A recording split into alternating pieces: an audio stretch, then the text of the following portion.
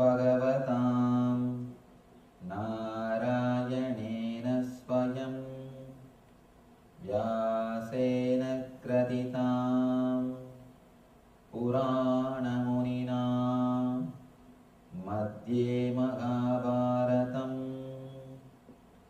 Advaitam Vritavarshinim Bhagavatim Ashtadashatyainim Ambatva Manusandadami Bhagavad Gita Bhavatveshinim.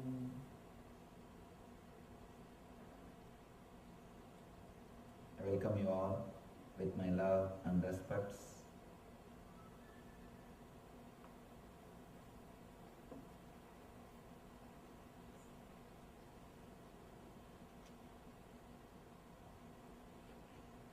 The fifth chapter, Karma Sannyasa Yogam.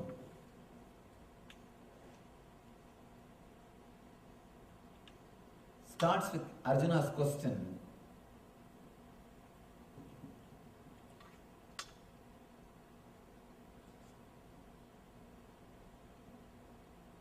Arjuna Uvacha Sannyasam Karmanam Krishna Punar Yoganja Samsasi Yasya Yayeta Yorekam Danme Bruhi Sunischitam.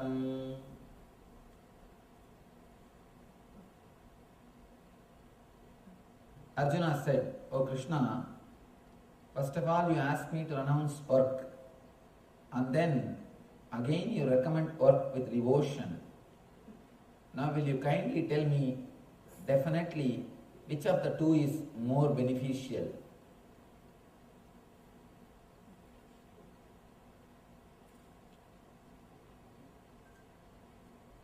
I really feel Arjuna must be playing a game. A person who was a king can never be so dumb. Again and again, Krishna is explaining so clearly in every sloka, but Arjuna is coming back to the same point. Either both of them are playing a game so that the Gita can be delivered to the world, or there is no way Arjuna can be saved.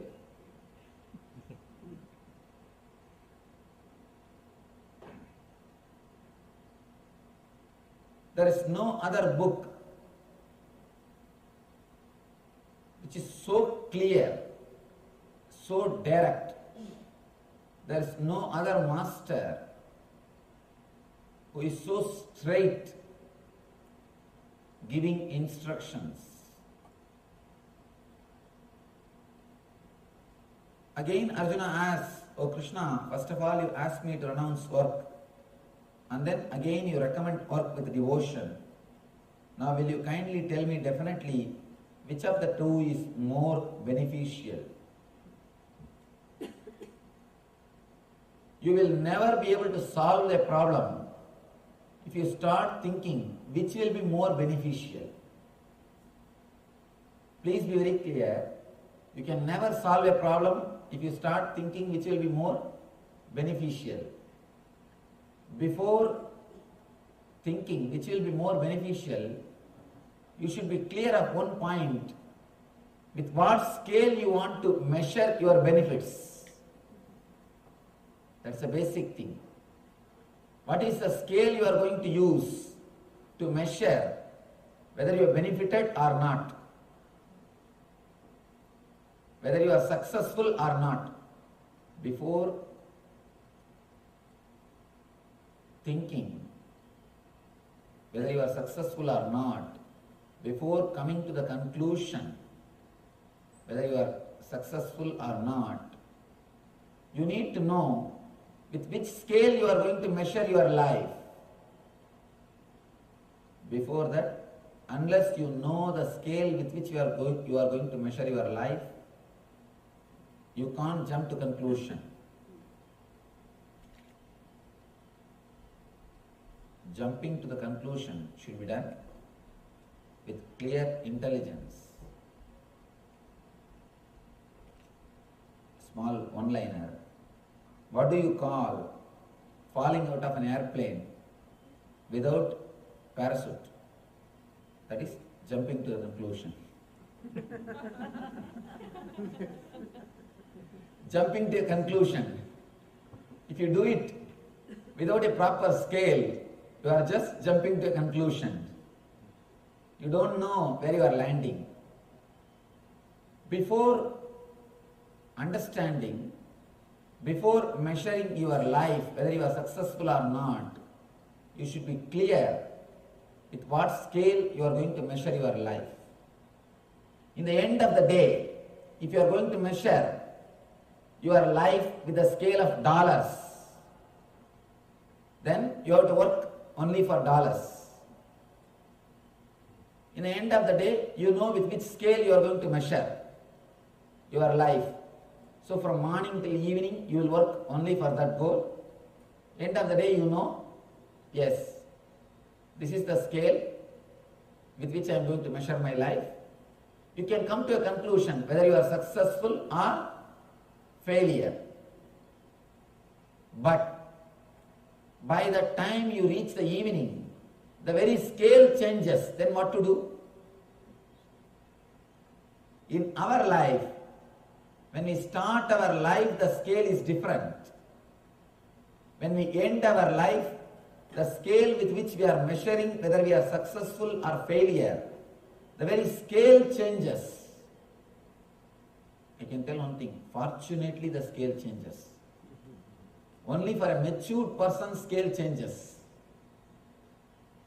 If you learn the lessons from existence, if you learn the lesson from life, the scale with which you will measure your life, whether you are successful or not, should change. If it does not change, please be very clear, you are going to take one more life from zero. Where you left, you are going to start your life from the same point. Unless you learn the lesson, you are not going to end the game. You are going to play the same game again and again and again. If the scale changes, the scale with which you measure whether you are successful or not, if it changes, it shows you are getting mature.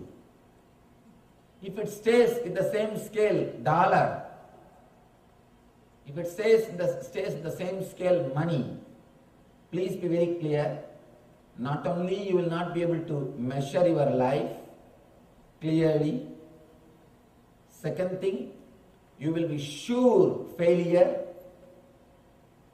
Third thing, you will again start your whole game from day one. From day one, how you came to the planet Earth, with the same maturity, you will start your next life also. In all three ways, you will be a failure. A man whose scale has not become mature. It's a very important thing. If only dollar is your scale, if only outer world comfort is your scale, be very clear, again and again you will feel you could have done little more. You could have done little more. I could have done little more. I think I missed. Let me tell you a small story.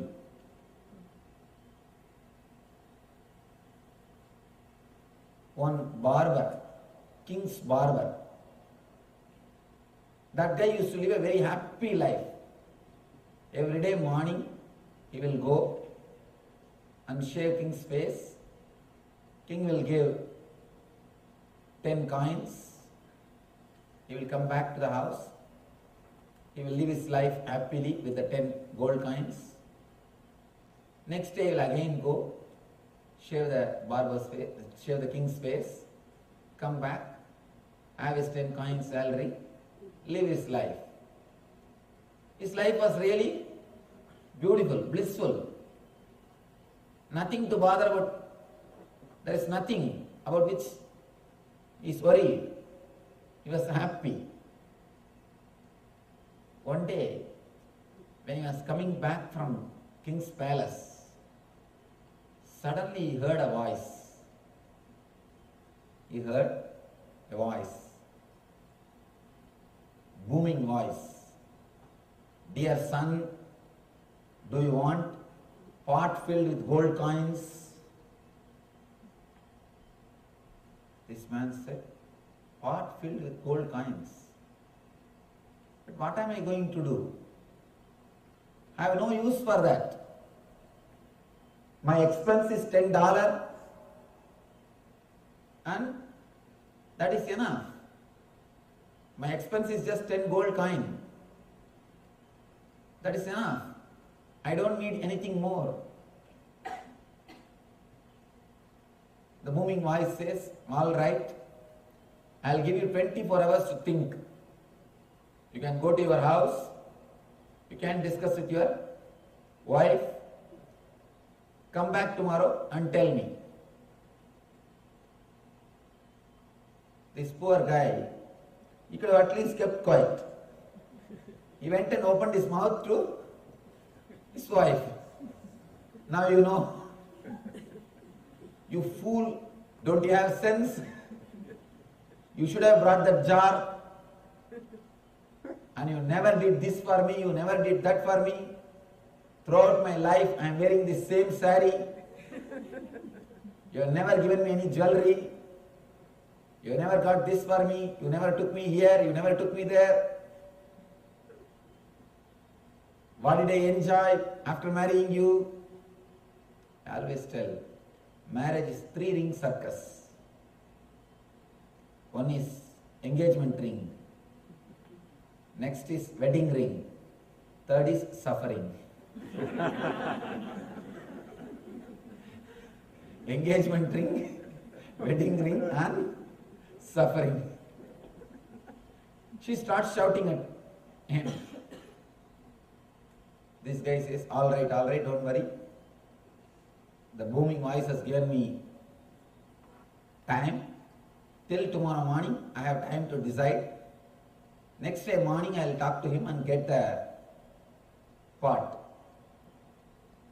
He goes there. Next day morning, he asks that voice, please give me that jar. Immediately, Yaksha is appearing there. Yaksha means a man who has got wealth but who never enjoyed. Who has got wealth but who never enjoyed. In India, there will be a lot of this agricultural fields. They will keep 2-3 dogs. The dogs neither they will eat nor they will allow other animals to come and eat. Same way, if you have wealth, neither you enjoy nor you share with others. You are called Yaksha. Yaksha is a person who has got wealth, neither he enjoys nor he shares with the world. I always tell people, either you do dana or you become Mahadani. If you do dana, little bit you will share and you will also enjoy. Others also will enjoy. If you don't do small danas, you will become Mahadani. Means you will leave everything and go away. Once for all. Yaksha is a person who has got enough wealth, but he never enjoys and never shares with others. Somehow he appears and he says, have this jar. This jar has got 990 gold coins. Just 10 gold coins less. Just 10 gold coins less. The guy brought the gold jar back to the house. He is very happy that he can spend it for at least 990 days. You can be happy. If he spends $10, at least 99 days he can spend. The moment wife got the jar, she said, "What is this? The jar is not over. The jar is not overflowing. There is something missing." He said, "I don't know. This is the way I got the jar. The Yaksha told me it is a little less." She started worrying. If it is full, overflowing, how nice it will be. It would have been so nice.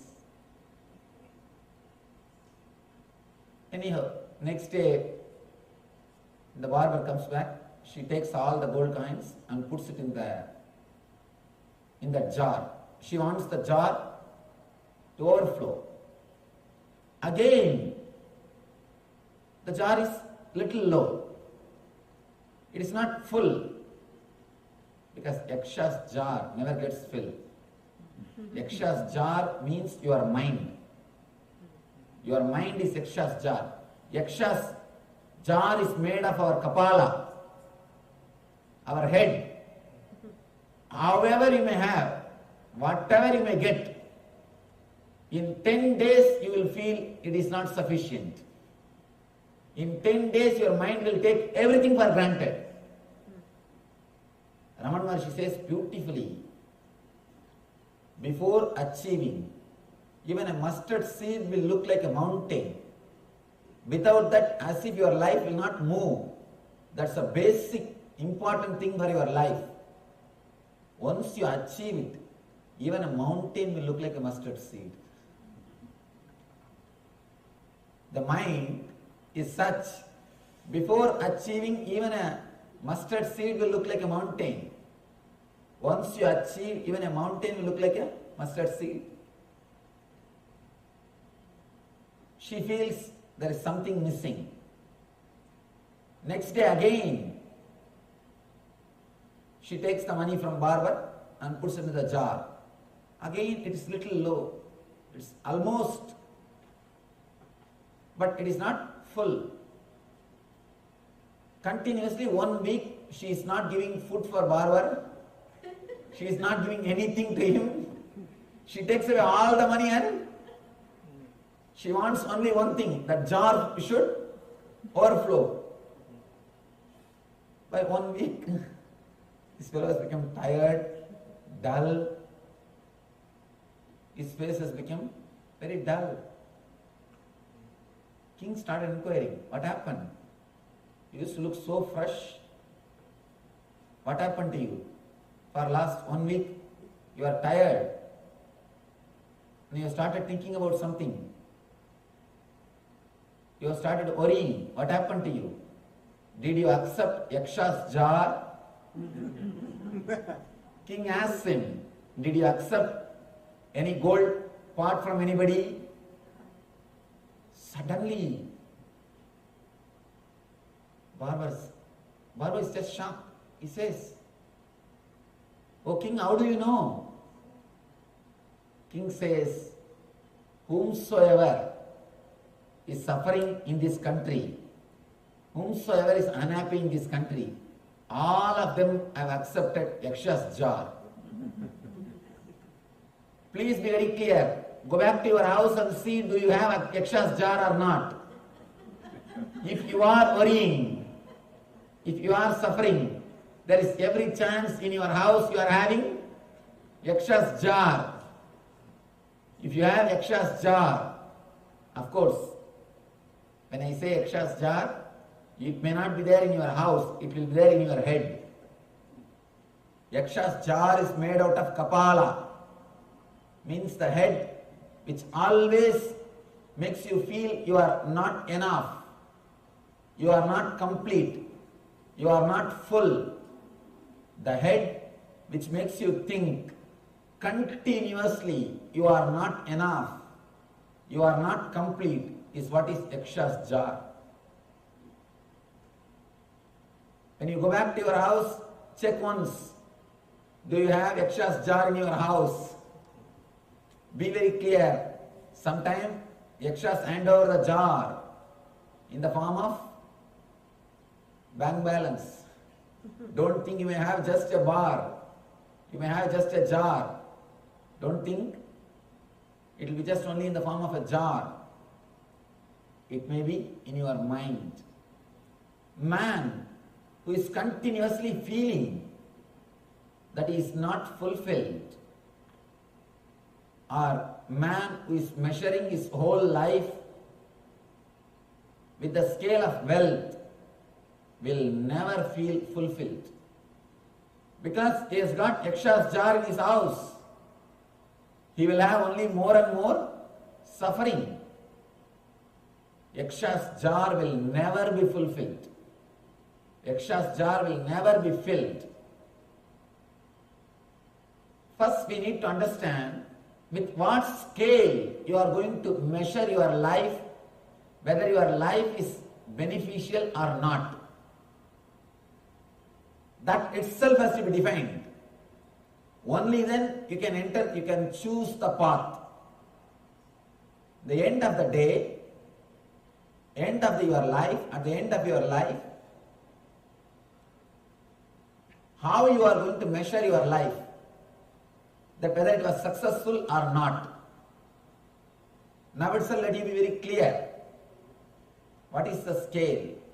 Here Arjuna asks, Sanyasam karmanam Krishna punar yoganja samsasi yasreya yedayo regam danme bruhi sunischitam.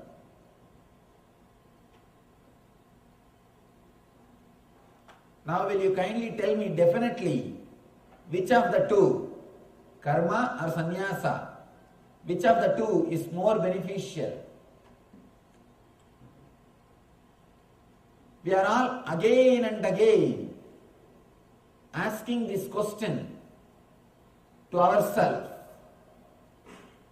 Man is dilemma. Please be very clear. Your mind is nothing but dilemma. Your mind will be alive as long as you are caught between the extremes.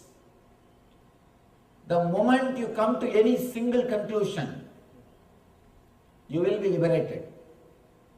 The moment you reach any conclusion, you will be liberated. You will be ignorant as long as you are moving from this extreme to that extreme. Don't say ignorance is bliss.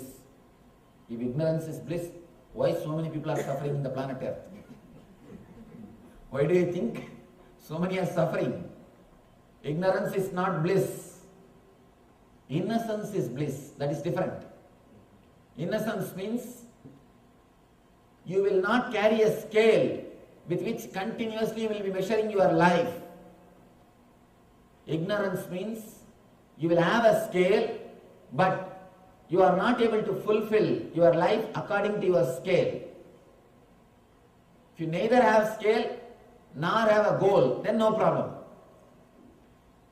But here, you have intelligence, you have intellect, you have enough of intellect to have a scale, but you are not able to fulfill it. That is what I call ignorance.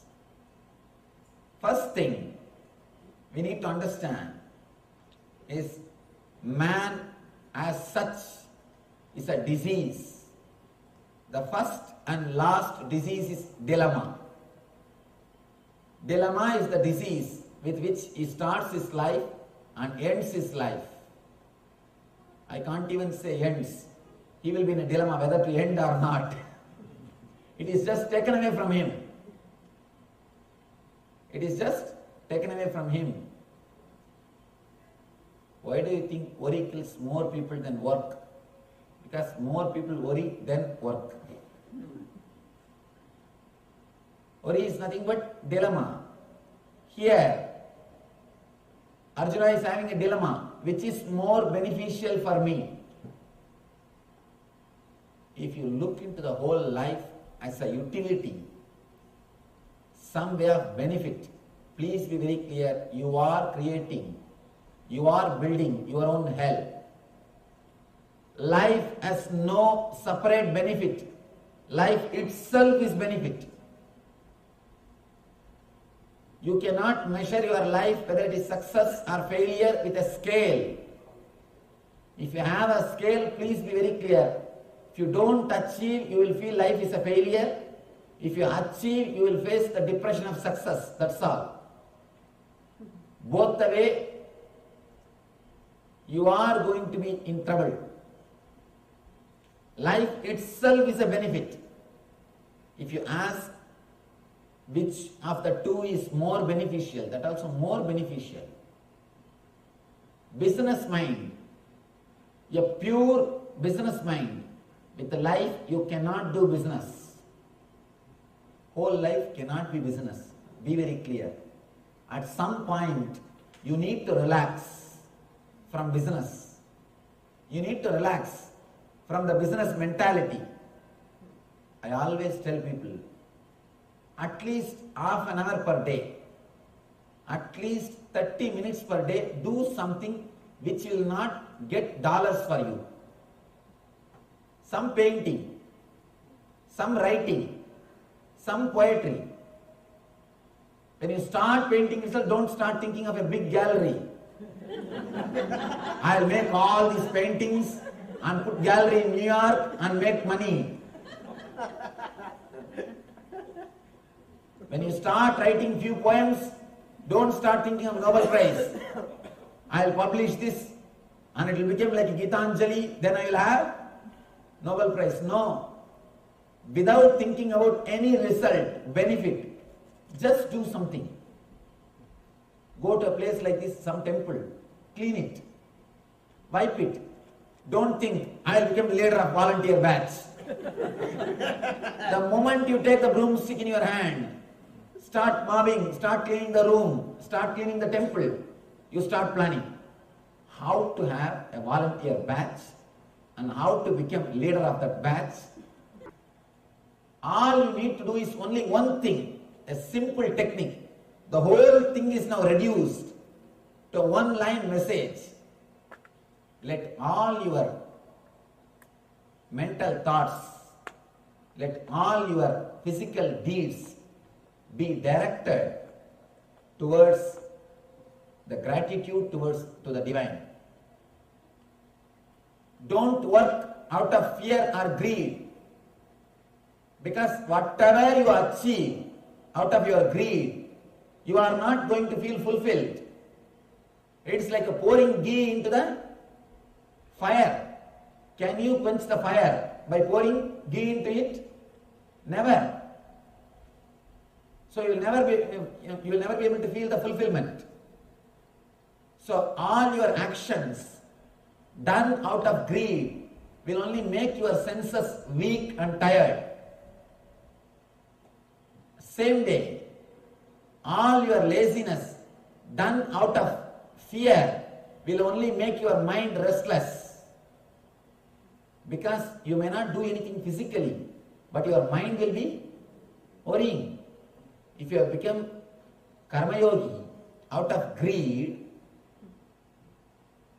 your senses will be only weakened, because how much you will run? All the running will make only your senses weak. If you become sannyasi out of fear, again, you may not do anything physically, but whole day you will be sitting and worrying. A small story, one-liner. When a man don't have money, the problem is money. When he has got money, the problem is sex. When he has got sex, the problem is comforts.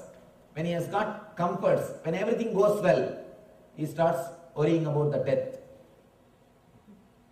He has started bothering about the death. He has started thinking about death. Something or other will be going on in your mind. Don't think people who have become sannyasis, who are sitting in the Himalayas, they are in the bliss. They are in ecstasy. No. Unless they change the attitude, they cannot experience joy. Unless the attitude changes, they cannot experience bliss. Bliss is directly related to your attitude. Being, doing and having. Your whole life will be directed to doing and having if you are caught in fear and greed. If you center yourself into the being, doing and having, both will happen through you with a tremendous ecstasy. Never work out of greed because that is waste. Never work out of fear. Again it is waste. Never become silent out of fear because there is nothing to lose. Never become silent out of fear because why should you be afraid? Whether you are afraid or not, everything is going to be taken away. Why not be blissful? Same way, never work out of greed because whatever you achieve is going to be taken away. Then why should you waste your life in working? Both the corners. Understand? There is a beautiful story. One man goes to Ramakrishna and asks for money as a blessing. Ramakrishna will never bless for money. He will never bless for money. He goes to Ramakrishna and asks, Master, please bless me. I should have wealth. Finally, Ramakrishna says, all right, let you have wealth. You will be surprised. He was working. He was not working. Actually, he used to collect paper from road. The roadside, he will collect the papers. And he will go to house and collect the old paper. And make money out of it. He used to make his living out of it. The day Ramakrishna blessed, something happened. Within 10 years, he became the owner of a very big magazine called Ananda Bazar Patrika. If you are from Calcutta, you know. The founder of Ananda Bazar Patrika is disciple of Ramakrishna. Ramakrishna blessed him, you will have wealth. Till today the magazine is running. And you will be surprised. You don't have kids. You don't have kids.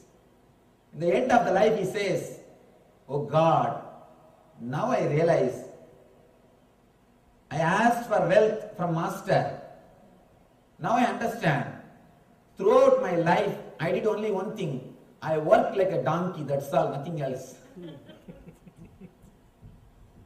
I created the whole thing and I am now leaving it and going away. I just worked for somebody who is going to enjoy this wealth. So if you work out of greed, please be very clear, one day you will repent. One day you will repent. Why do you think parents are so possessive of children? Because they have vengeance inside. I worked, created so much wealth, I am leaving it for you. Why don't you fellow obey for my words? Listen to my words.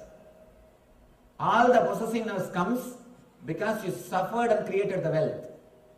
That is why you have so much of possessiveness. You try to control them so much. If the wealth is created without suffering, when you give also, it will be like a graceful. You will give gracefully as a gift. You will not bind him in so many ways. You will not torture him. You will not expect him to do so many things. You will not play with your wealth. You will clearly write will in an open way. Why do you think people write always their will secretly? Why do you think people write their will secretly? So that they will be dangling the carrot. It is nothing but dangling the carrot. The guy should be continuously behind them. The person who has created wealth out of suffering, when he gives the wealth, he will share, he will give the suffering also. People come and ask me, Swamiji, I hear that parents' karma will come to the son.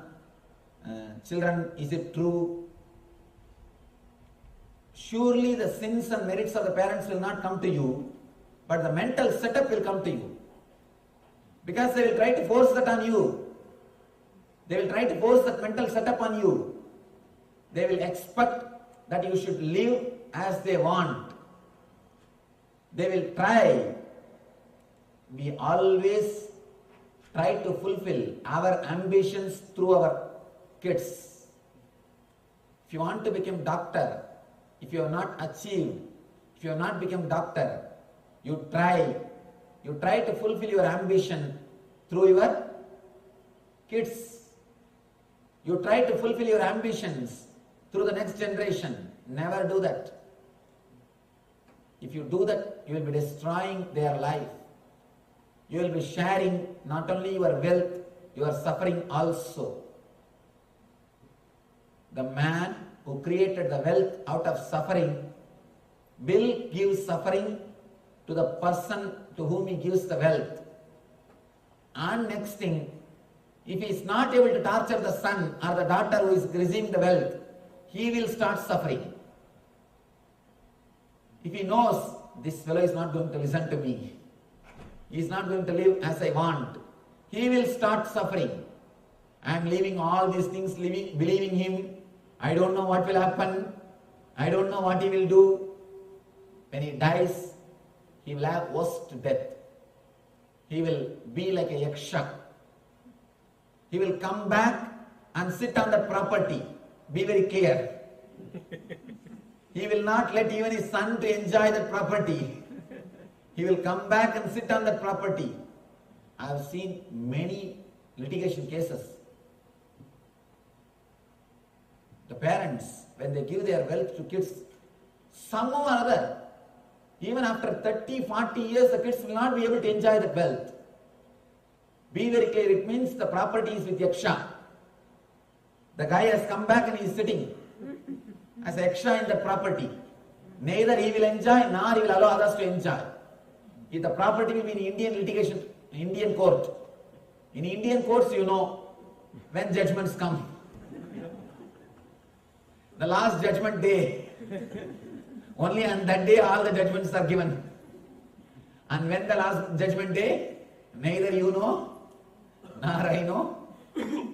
I don't know whether God knows or not. There is a small story.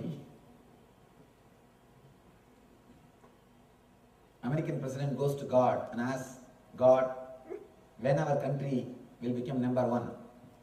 God says, 50 years. Then he thinks, array, 50 years, I don't know whether I will be alive or not. He starts weeping.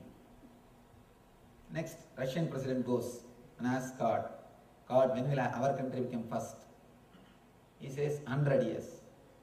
Oh, neither I will be alive nor my son will be alive. He starts weeping.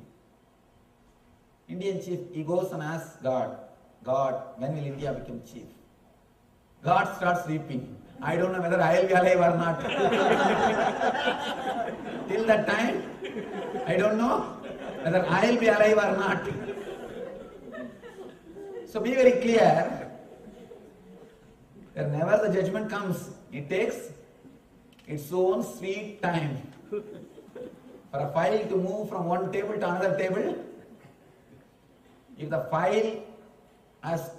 file grows the leg and moves by itself, only then it is possible. Otherwise, it takes its own sweet time. What to do? Truth has to be told, nothing else can be done. We have to share the truth. It means the Yaksha is sitting. Again and again, we share what we create. That's what I always tell people.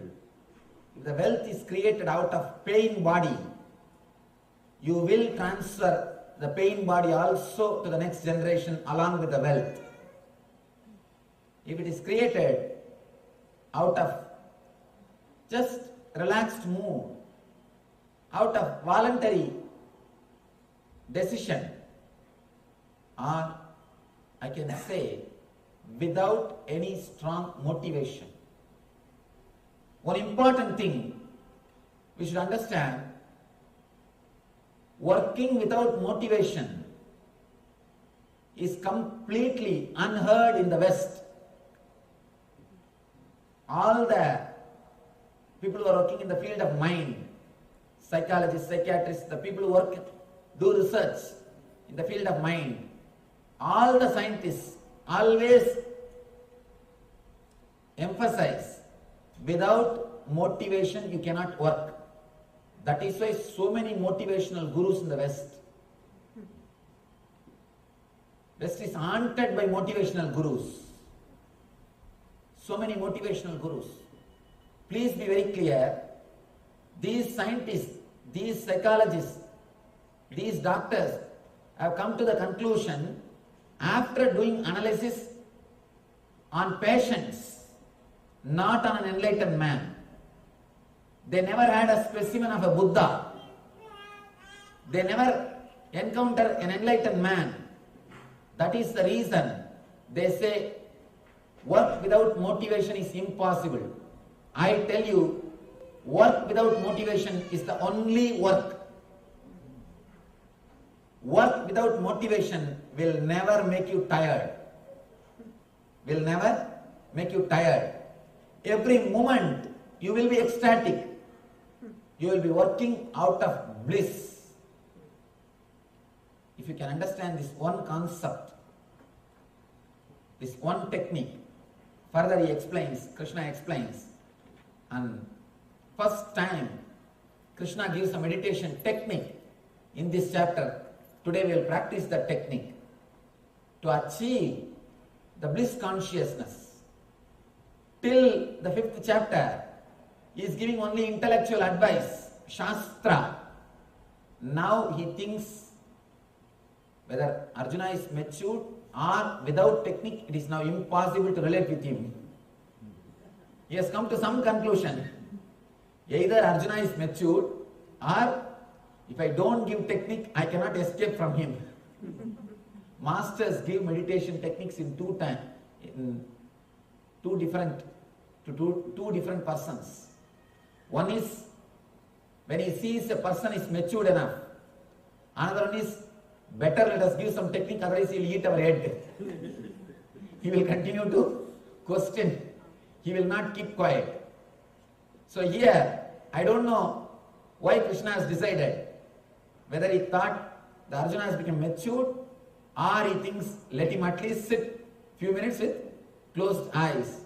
He is giving a technique. Now we will practice. We will enter into the technique in the next session. Before the technique, he gives a beautiful explanation about the technique and he gives the technique.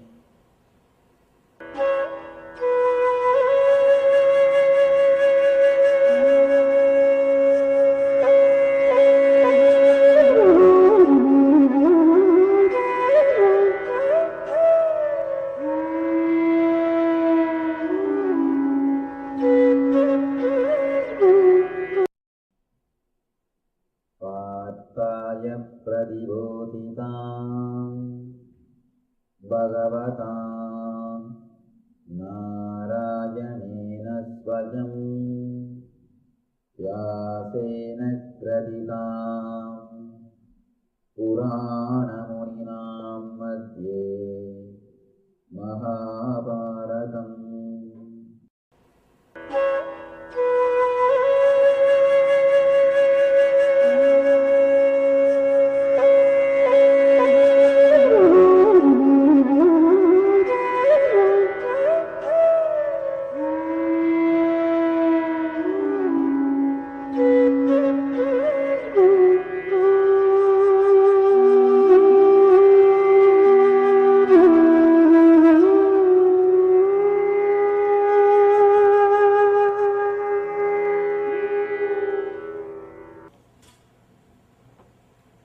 The next sloka, Krishna starts, Yat Sankhya Prapyate Snanam Tatyogairavigamyate Yegam Sankyancha Yogancha Yapashyati Sapashyati Yat Sankhya Prapyate Sthanam Tatyogairavigamyate Egam Sankyancha Yogancha Pashyati Sapashyati.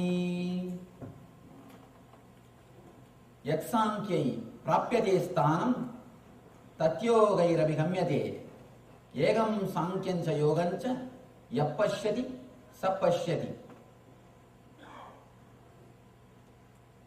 One who knows that the position reached by the means of Sankhya Yoga and Karma Yoga,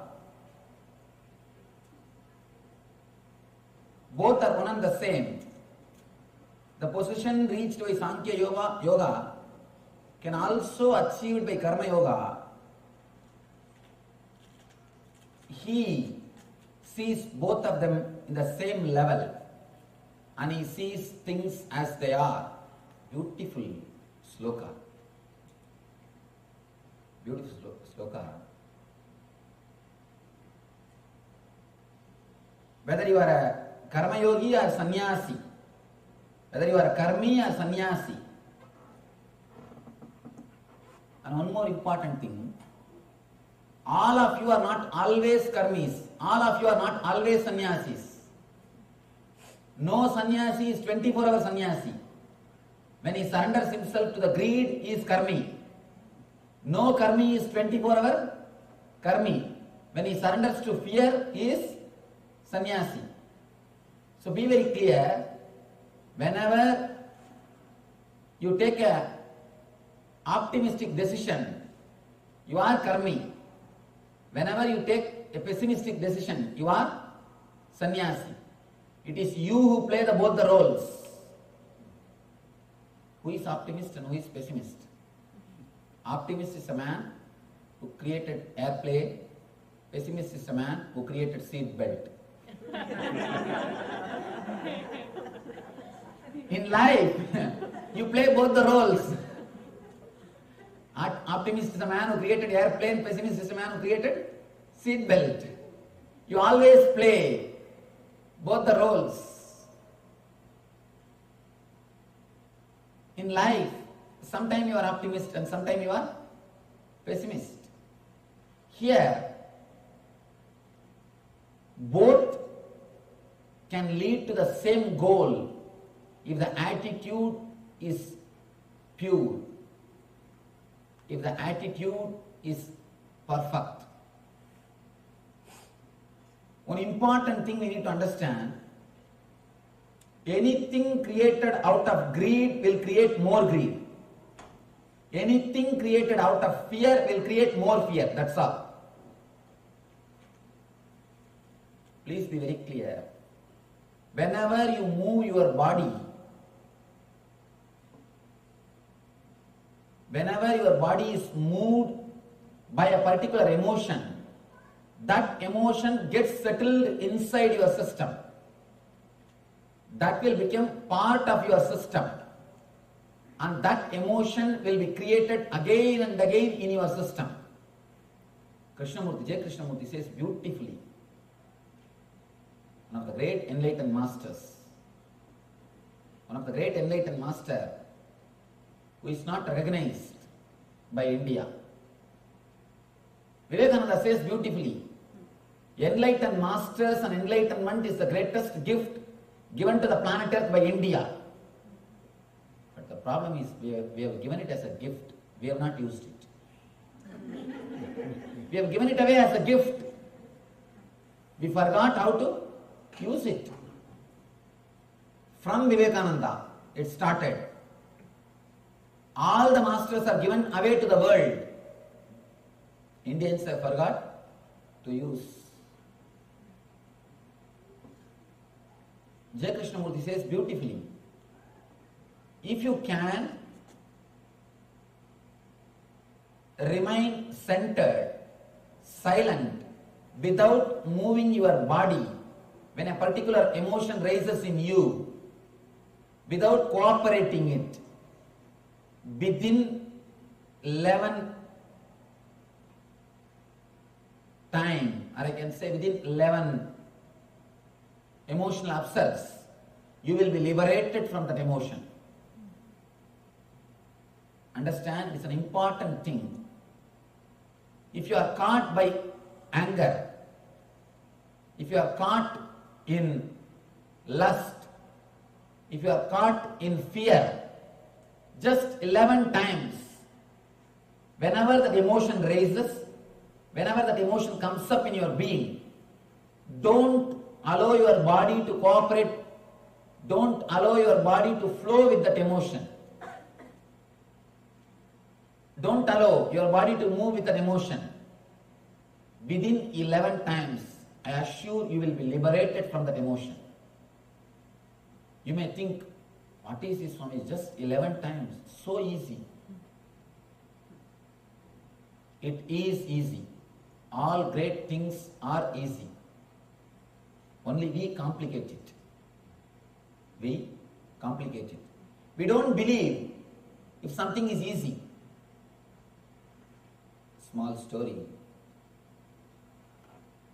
One guy goes to the doctor and asks, Doctor, how much you will charge to pull this tooth out?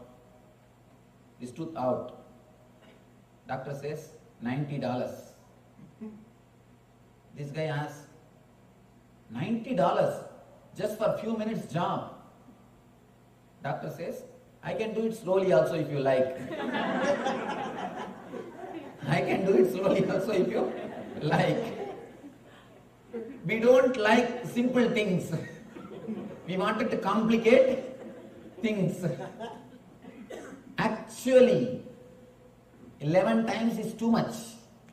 I think with all that factor of safety idea is saying 11 times. You might have given this discourse here. You must have been afraid of the lawsuits.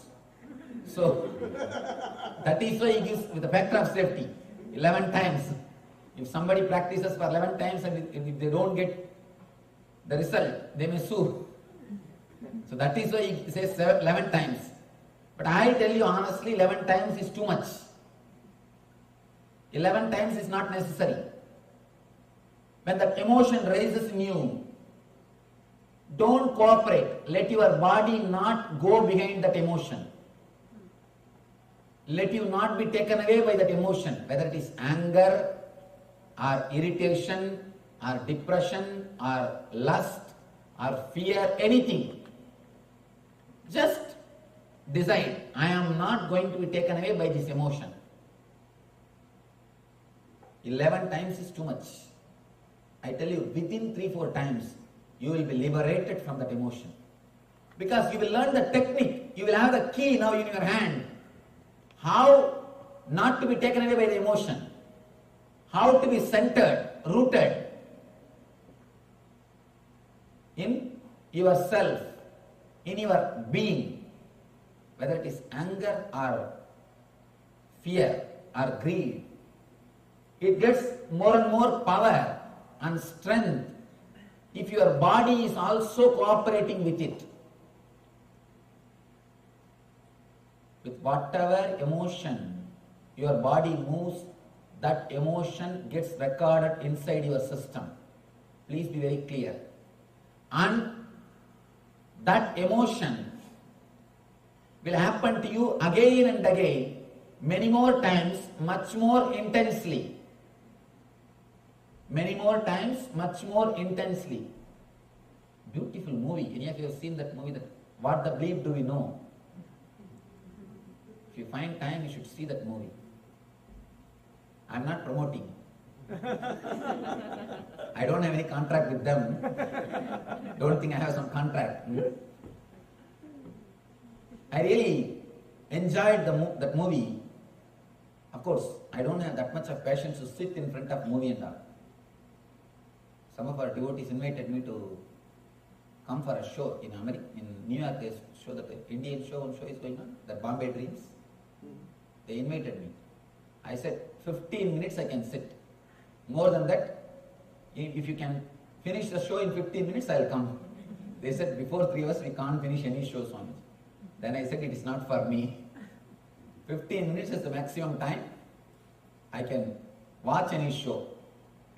More than that, sometimes I'm surprised how these people sit in front of the TV hours together. Couch potatoes. Hours together, how they sit. And I'm just surprised. Just go on, something is showing there, and they are sitting and watching. And they don't even keep quiet. Continuously something. And the whole table will be full before the program starts. And the program is over, the table also will be over. And this will be full. And it's dangerous, you don't know what you are eating. That's another one problem. An important thing we should know, Ramanuja says beautifully, Agara Sutti, when it comes to Agara Sutti, the purity of food, he says, when you eat something, you digest not only the food which you eat, you digest the thoughts which you think at the time of eating. So please be very clear, your eating should be done like a puja. The problem is now the puja is also corrupted.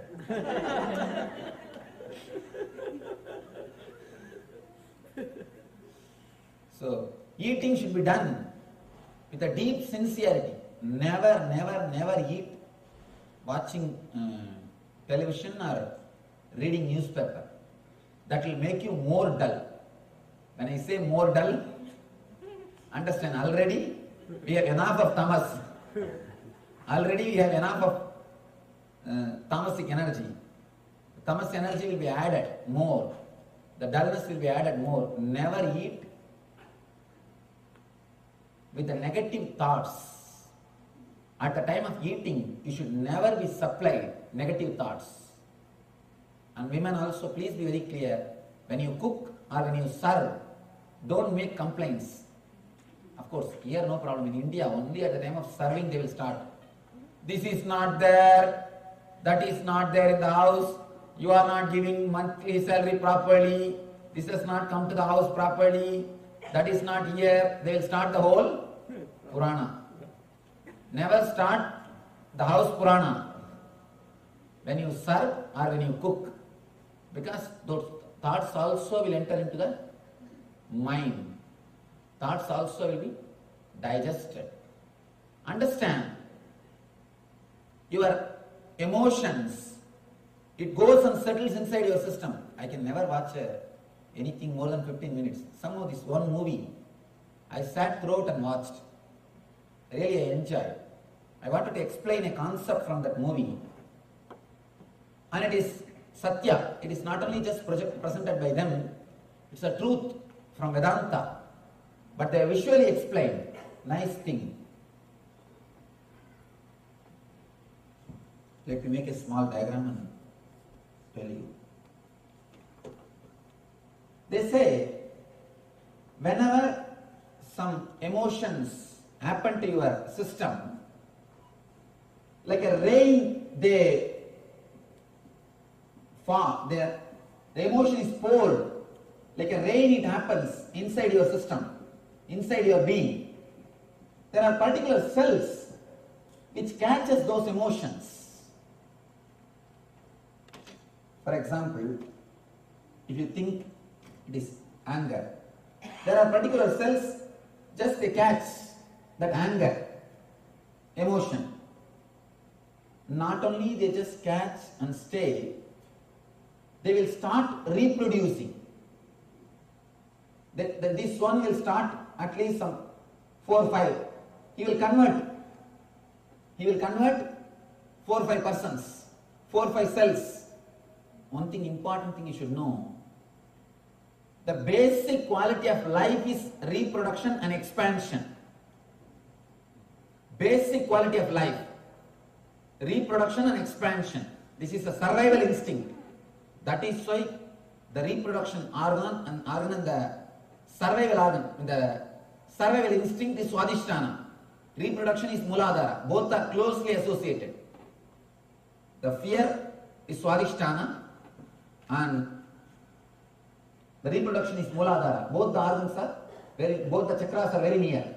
Both the centers are very near. This starts reproducing. Some 5, 6. And here also it starts reproducing. Next time, when the anger shower happens, the anger rain happens, all these guys also catch the same emotion. They become this original size. They come to the same original size. these guys also start reproducing. Now these guys start reproducing. When third time the shower happens, all these guys catch the emotion and start storing.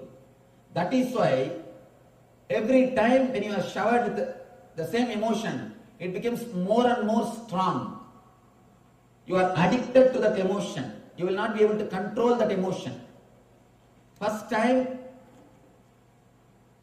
if the anger is showered on you, if you are affected for 10 minutes, next time it will be surely become 20 minutes. Third time it will become naturally half an hour. That is why the emotion becomes more and more strong in your being again and again. When you cooperate for these negative emotions, you create same type of mood, same type of that lifestyle in you. One more thing. Not only this emotion gets recorded into you, the big problem is you will express the same thing on others. What you have only you will vomit on others. If you are working to strengthen your greed, out of your greed, you will be caught by the emotion greed, and you will radiate that emotion greed, you will vomit that emotion greed on others. You will torture others also with that same emotion. Next, if you are working out of fear, again you will be caught by that emotion fear, and you will express that emotion fear, and you will torture others with the same emotion fear. Be very clear. The warriors are caught in fear. That is why they torture others.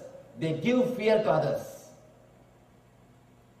Warriors are the most coward people.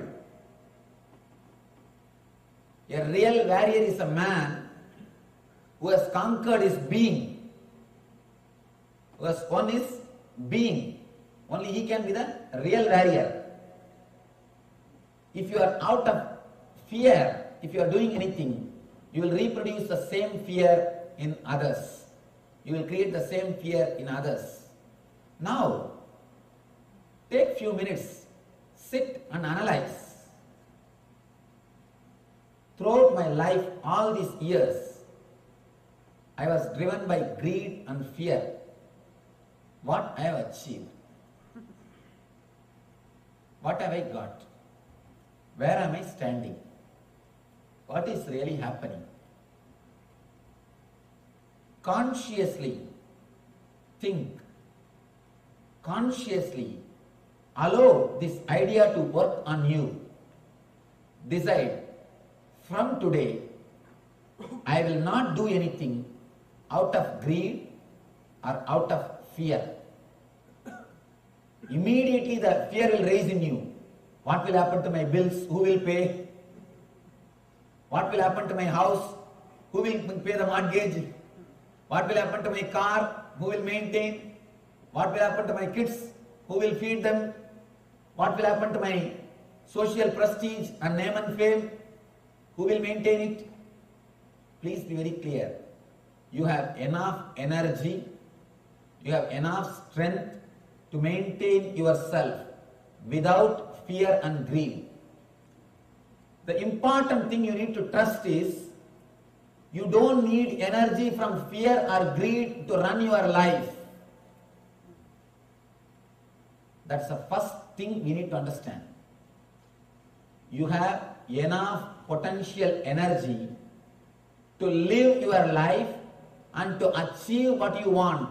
Mahavira, one more great enlightened master who is not used by India. He says, when you come down to this planet Earth, when you take the body, you bring enough of energy to live all your desires are to achieve whatever you want to achieve. You already brought enough fuel. You don't need fuel from fear or greed. You always think, if I stop fueling myself from fear or greed, I may stop working. No. There is reserve in all your vehicles. Enough fuel is available. But psychologists can never believe the unmotivated action is possible. Because they have never seen a Buddha. Again and again, these people who are working on the field of psychology, they come to a conclusion, only with motivation man can work. I tell you, no. No. What motivation birds have got to sing? But these Freudians are so perverted. Even for that they have started giving meaning. They say that the bird is calling for the spouse. Even the bird singing, they have started interpreting. The most perverted fellows. They can't see anything as it is. That is why here Krishna says, Ya pashyati sa pashyati. The man who is out of fear and greed only can see things as it is. If you are caught in fear or greed, you will see the things only as you want, never as it is. For example, if there is a beautiful tall building, man who is caught in the greed, the moment he sees, he will have one thought, if I have like this one building, how nice it will be. The man who is caught in the fear, he will think, I should not think of all these things, otherwise I'll be stressed, I should escape from all these places, I should go and stay in forest.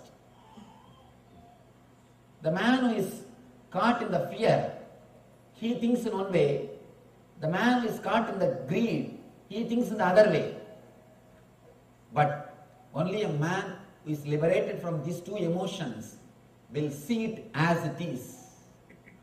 Yap pashyati, sap pashyati. What is, you will see that. Now, decide strongly. Throughout my life, I lived either pushed by fear or pulled by greed. Mahavir says beautifully, you don't need energy from greed or fear. And I tell you, for a person who is trained by the society, who is conditioned by society, for the person it will be very difficult to believe this truth, that you don't need energy from fear or greed to live. I know you are all sitting here out of politeness. He is speaking, let us listen what can be done. Just because you are sitting, it is not that you are able to believe it or you are able to trust my words. I know thousands of questions arising in your mind. But I tell you, your whole past, maybe 30 or 40 or 50 or 60, what is your age? That many years. You lived only fueled by fear and greed. Just give next 10 days for Mahavira. Decide, next 10 days I will trust the words of Mahavira. Mahavir says, you don't need fuel from fear or greed because you have brought enough energy. When divine sends you, when you take birth, God sends you with whatever you need. In India, the daughter is given, when the daughter is given the marriage, they will send the whole set from broomstick to everything will be sent. From cart, bureau, everything will be sent with the daughter. And dowry also, that nonsense. I don't know when India will understand and come out of that word dowry, come out of that idea Dowry. If any of you have taken dowry, and if you really want the spiritual life, first thing tomorrow itself give it back. Go back to the house, collect all the things, whatever you have taken from your in-laws' house, give it back. If your in-laws are not alive, give it to your wife and tell her do what you want. Don't keep. That is the, I think, curse given to you. I tell you honestly, if you keep dowry in your house, Lakshmi will never stay in your house. The house in which dowry is kept, Lakshmi will not stay. Because it is cursed money. It is not a Sri with a blessing. It's a Sri with curse. Never keep dowry money in your house. If you really want Lakshmi in your life, see two things. Lakshmi has got two use in your life. One is just outer comfort. Another one is inner bliss. Lakshmi has two meaning in your life. One is outer comfort, another one is inner bliss. The man in whose house the dowry is kept, I can assure he will never have the inner Lakshmi. He will never have the inner Lakshmi. He may think he is having the outer Lakshmi. He may think, what is the difference between poor man and the rich man? Poor man sits on the ground and worries, the rich man sits in the sofa and worries, that's all. Nothing else. The size of the sofa is little big. Nothing else. How a daughter is sent with everything to the in-laws' house, same way, divine sends you with everything. That is what we call in Vedanta Prarabdha karma. When you come down, you bring enough of energy for your senses and body to run and acquire whatever it wants, enjoy whatever it wants, and live the life blissfully. You brought everything. Only problem is, you don't trust you have brought everything. You don't trust you have brought everything. And one more thing, after coming down, you accumulate more and more desires from others. If you have come down with 10 desires, you have brought enough energy to fulfill the 10. But after coming down here, you collect some more desires from your parents, brothers, sister, and then you try to work out all those desires. Please be very clear, work out only your desires. Let you not waste your life working out others' desires. You are wasting your life if you start working out others' desires. When we go to the chapter about desires, we'll go deeply into the desires, how it is created and how we are running behind it. Now this much of understanding is enough. Decide clearly. Let me not be fueled by fear or greed. And I tell you, just give 10 days for this one idea. Decide, next 10 days I'll work only out of my joy and bliss. I'll do everything out of my pleasant mood, out of my joy. I can assure, and anyhow, of course, I'm going to be here even after 10 days. If it does not work out, come and catch me. It will transform your life. This single idea can liberate you straight away from all bondages. You have enough energy. You have brought enough of Shakti with you. You have enough of Kriya Shakti with you, which can run your life without being fueled by fear or greed. One more thing. First few days you will feel a little unsettled.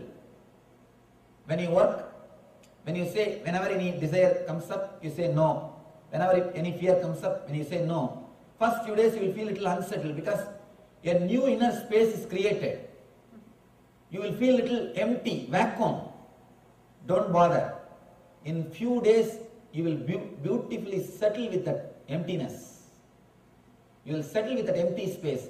That emptiness only Buddha calls Sunya or Nirvana.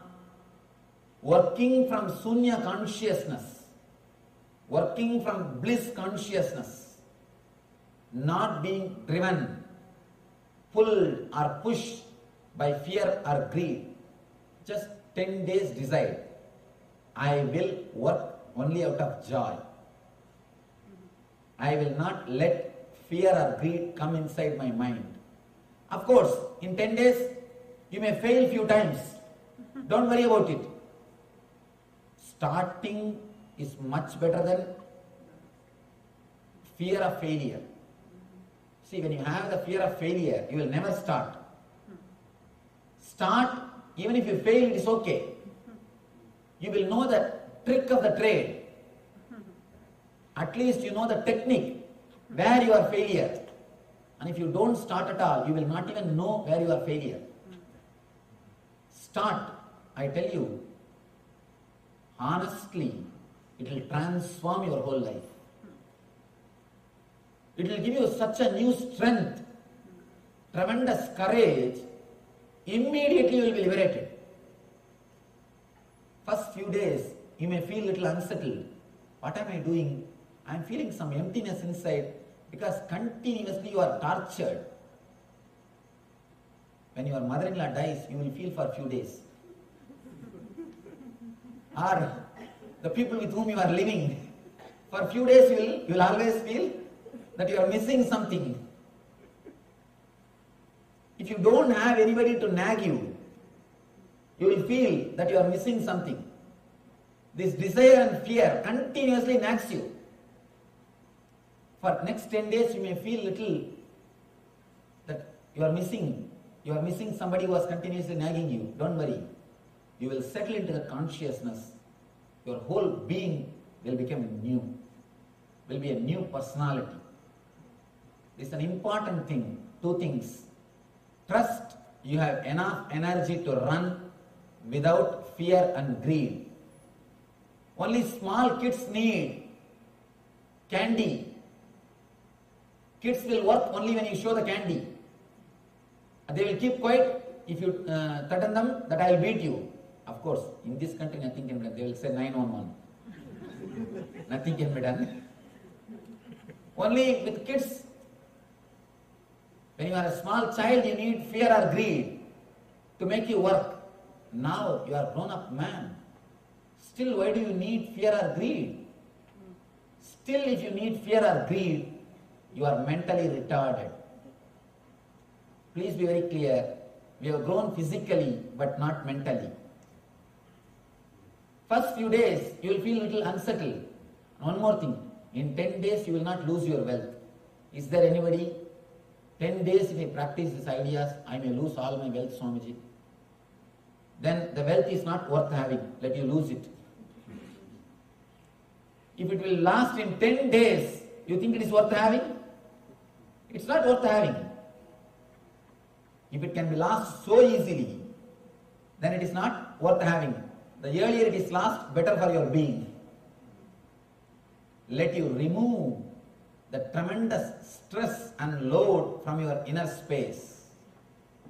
Decide for 10 days, I'll do all my action out of deep bliss, out of settled mood. And I tell you an important thing which continuously exists in you, that constant irritation will disappear. Knowingly and unknowingly, you carry the constant irritation in you. That is why all of us are just waiting to burst, explode. Any small thing, you just shout, vomit. You are waiting for reasons to shout. Any small thing, you are irritated. You shout, don't you know? Don't you have sense? Why are you doing this? Why are you doing that? Constantly we carry that irritation mood in us from morning till night, constantly, even for a small thing, we always shout, explode. Look into yourself. How many of you can honestly understand and agree that you carry the constant irritation in you? Raise your hand. Others are not honest, be very clear. Don't think you are not carrying. Constantly we are carrying that irritation. The irritation is being carried in your inner space constantly. It is because of fear and greed. Let you be liberated from today from that irritation which you are carrying constantly. Something or other, some reason or other you need to explode, that's all. You are waiting to jump on others because you are not settled within yourself. There is uneasiness between you and your being. That uneasiness always expresses continuously on others. That uneasiness, what I call dis-ease. That dis-easeness between you and your being is what I call disease. You carry that constant uneasiness, constant irritation because you are putting wrong fuel in your engine. If the wrong fuel is added into your engine, you know the sound, what type of sound you will have and what type of smoke you will have. If the fuel is not pure, the engine will create a different kind of sound. Small story. Husband and wife both were driving car. They stopped at a signal. Suddenly next to them they saw a Benz car standing. Husband said, yesterday night in dream I was driving like this beautiful Benz car. Wife said, yes, I heard the engine sound. Sound sleep. Sleep for them and sound for others. Be very clear. If the fuel is not pure, you will have different sound and different smoke. If you are carrying the constant irritation in you, the fuel is not pure. You are not working out of your consciousness. You are not working out of your bliss. Just 10 days, decide. Don't put the fuel of fear and greed in your vehicle. You will see suddenly the new energy coming up from your being. The enthusiasm, costless, auspicious energy. The costless, auspicious energy is what we call Shiva. Shiva means in Sanskrit, costless auspiciousness. Reasonless energy. If you live with that reasonless energy, means unmotivated energy, and I tell you, you can do that. First thing, trusting you have that energy. Next thing, start living it. Only these two things you needed to reach the divine consciousness. When you start working with that costless, auspicious energy, you become Shiva. Otherwise, you are Shava. Here, Krishna gives a beautiful technique to reach that ultimate Shiva consciousness, to reach the beautiful space of bliss. Saknodi haivayavasodum praksarira vimokshanat kama krododbhavam vegam sayuktas sasughinaraha.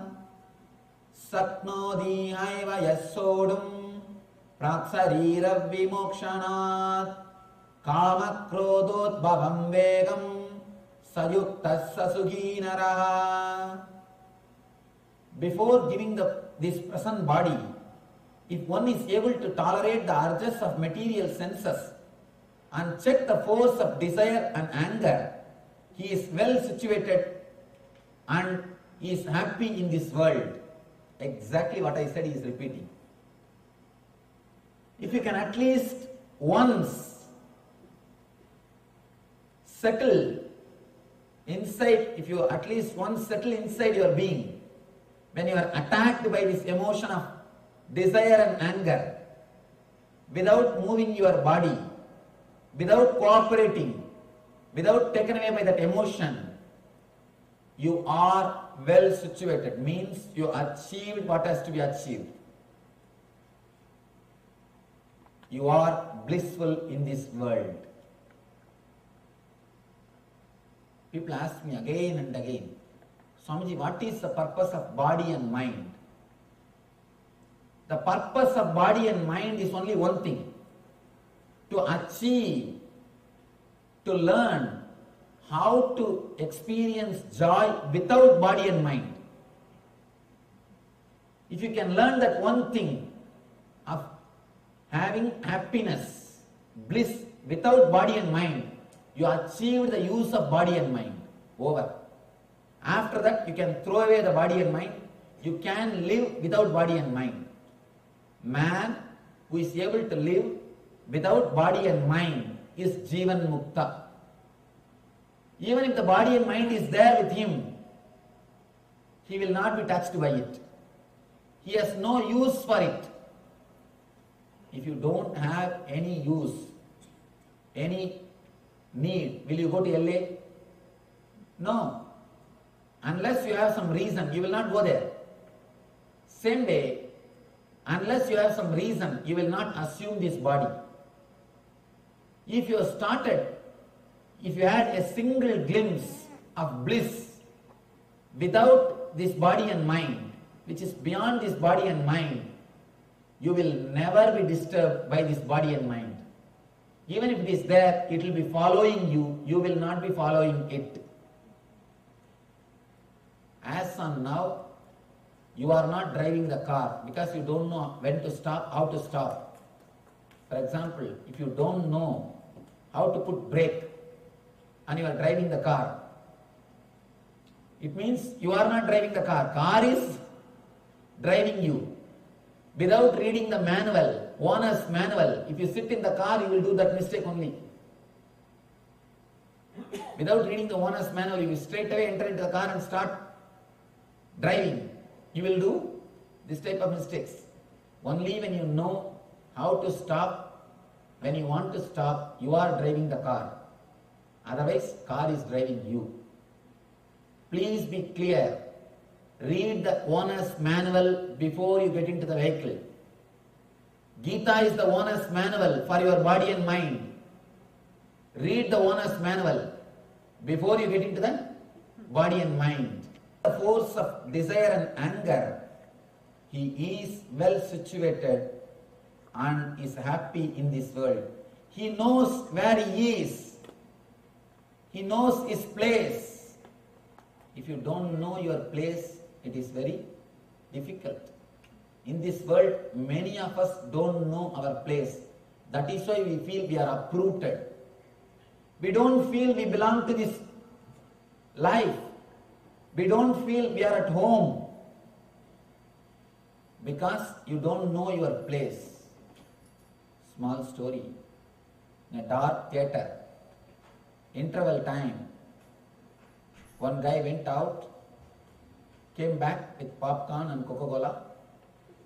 He came near a woman and asked, "Did I hit you or did I step on your foot few minutes ago?"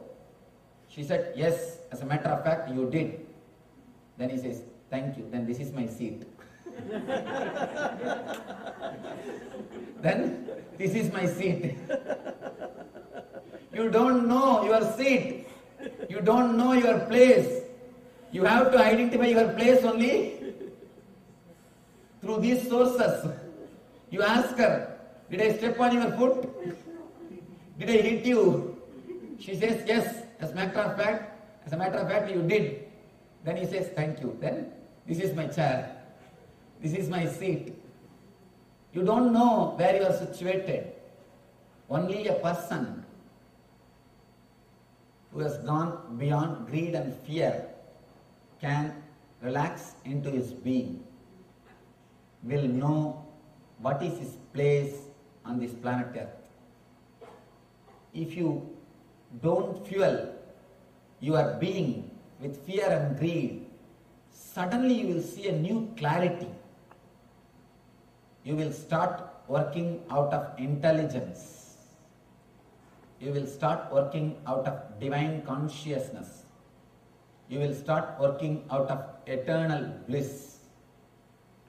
Just decide, whatever I do out of greed, it only adds more and more greed. I am running. Enough. Same way, if you are escaping from something out of fear, all right, how much I can escape? How long I can run? This fear will come and attack me in some other form. If I am afraid of this and run, I will be afraid of something else. Something else will come.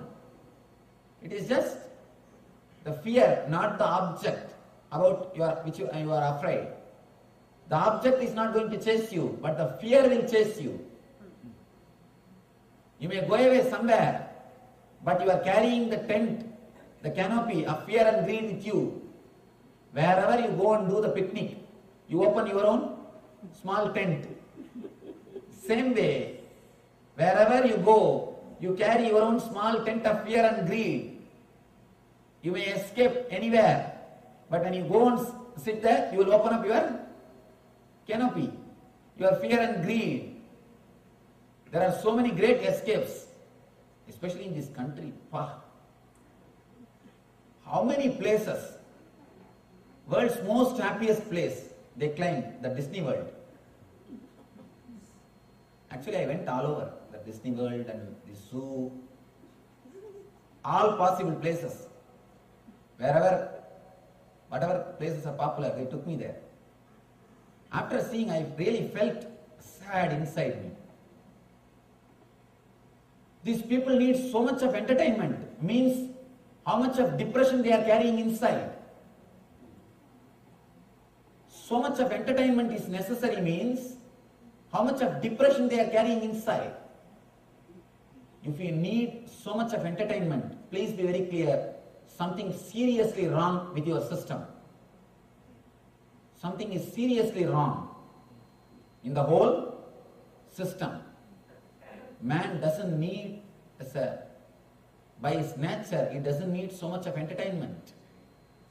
If he needs so many things to make him happy, there is something seriously wrong in the whole system.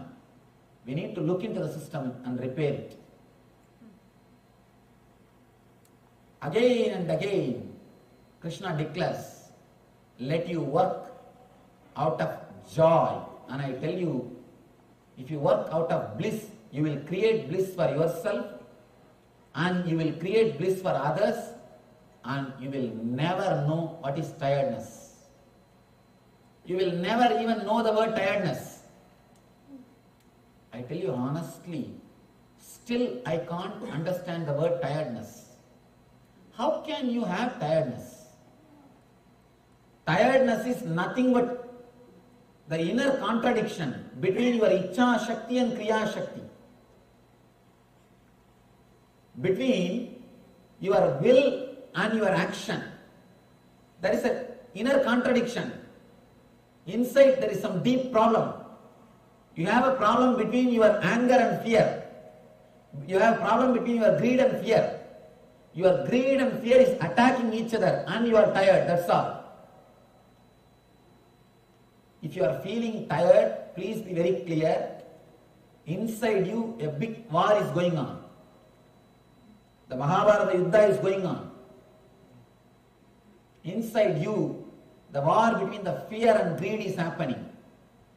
Man whose consciousness is clear can never experience tiredness. The very idea of tiredness is totally wrong. How can there be tiredness? Just what you want, you do, that's all. In my young age, when I was in the college, I used to sit and meditate. Morning I'll sit for 4 hours and evening I'll sit for 4 hours. I'll just casually sit and meditate. The roommates, they will ask me, how are you able to sit for so many hours? And I used to tell them, what is there? Your body, your mind. If you want, can't you sit? If you can't even sit with your body and mind, what are you going to achieve? Honestly, I am not even able to understand how a man cannot sit with himself. Your body, your mind, that's all. My body is my mind. Just sit, over. Why? Why we are not able to sit? Because continuously we have poured wrong fuel. Wrong fuel. That is why you are not able to sit with yourself. It's after all your body, your mind. Bring it completely under your control. If you can't bring this under your control, never ever expect you can bring anything under your control. Continuously, we are behind power. We want to control that, control this, control that, control this. The power hunger is so much in us. We are running behind always something to get the control over that. Understand, first let you bring your body and mind under your control. Let that be controlled by you. Then automatically you can bring anything under your control. If this is not under your control, whatever is under your control will not be under your control. So please be very clear. First thing which we need to do is bring your body and mind under your control. As and now it is under the control of fear or greed. One thought from greed is enough. Your body just runs. One thought from fear is enough. Your body just runs. Let it not happen. Let it be completely under you. Let it be completely under your consciousness. Let you fill your body and mind. Let your eternal bliss, eternal consciousness fill your body and mind. Here, beautiful sutra, beautiful technique from Krishna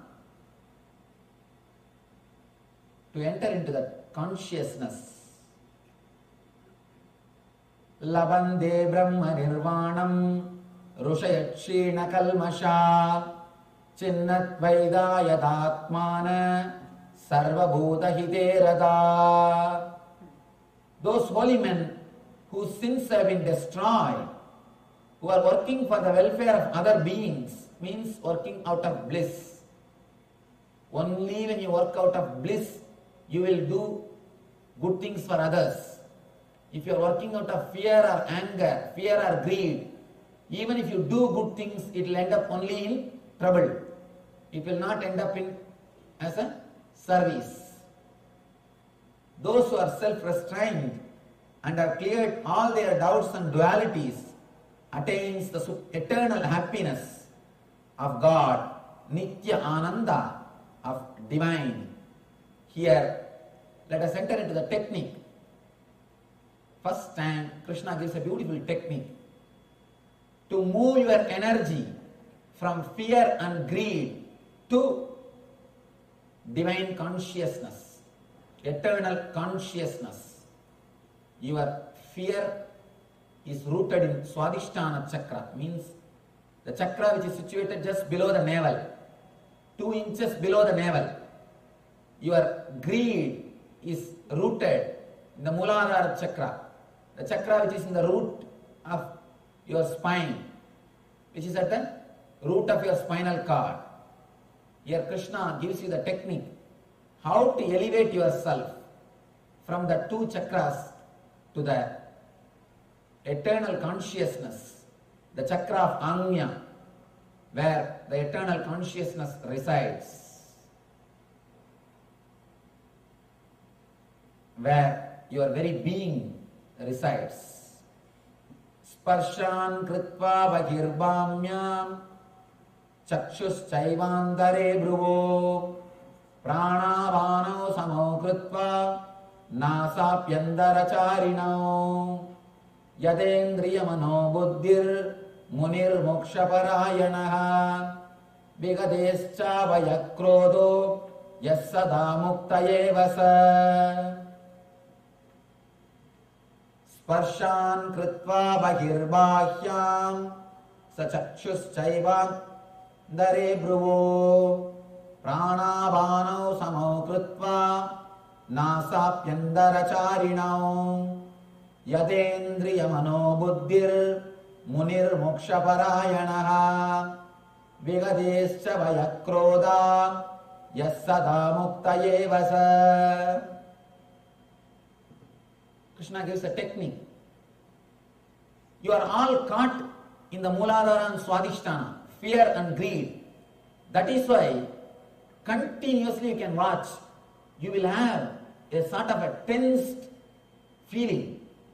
You will be continuously holding your Mooladhara and Swadhisthana. Even now, just look into your being. Look, see, relax. You can feel near the Mooladhara area, you will be tightly holding yourself. You always hold yourself. You are always in tension, tensed in Mooladhara and Swadhisthana.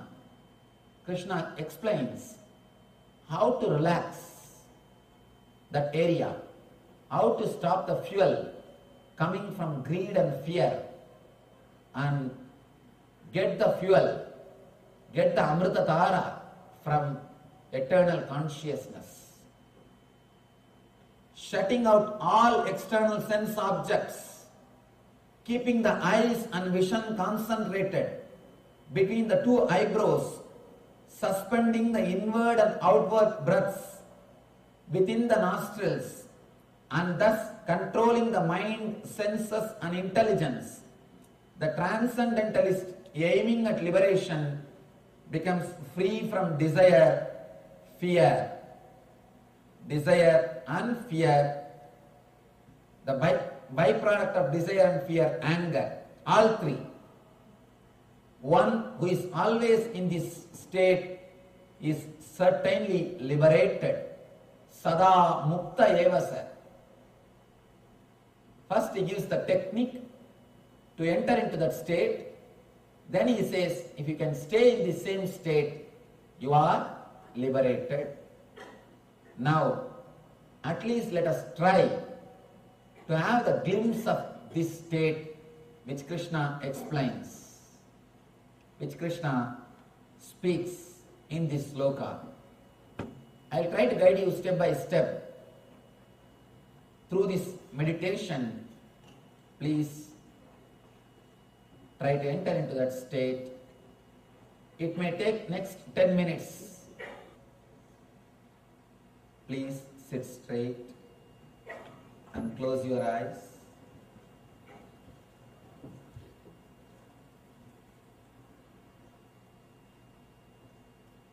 Let your head, neck and backbone be in a straight line. Intensely pray to the ultimate energy to give the experience of this meditation to us.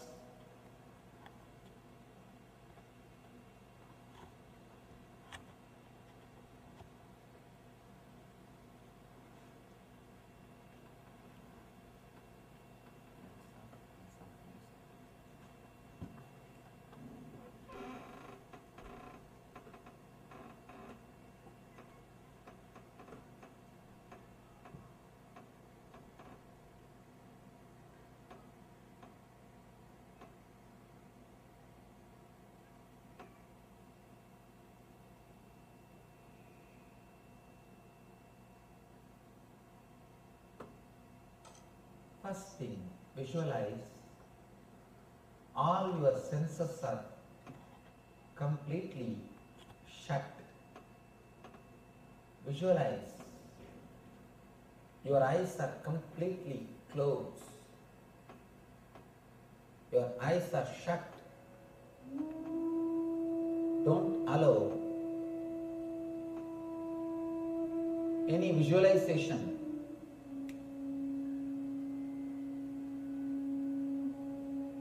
to happen inside your being. Not only closing the eyelids, close the eyes.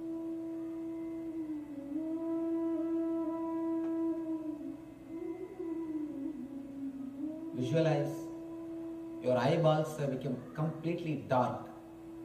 You are seeing only darkness in front of you. Visualize your ears are shut. Visualize your sense of touch is shut. Visualize your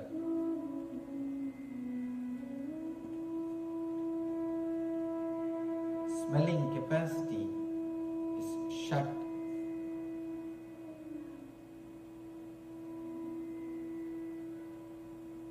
Visualize your taste is shut.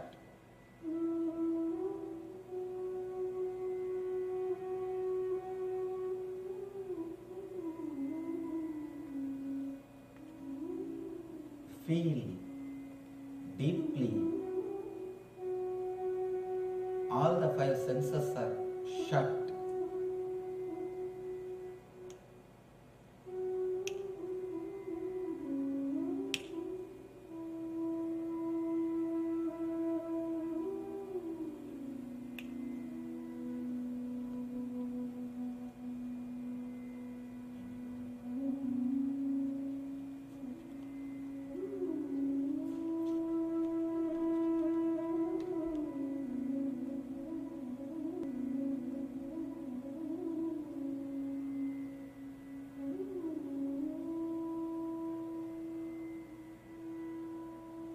Inhale and exhale as slowly as possible.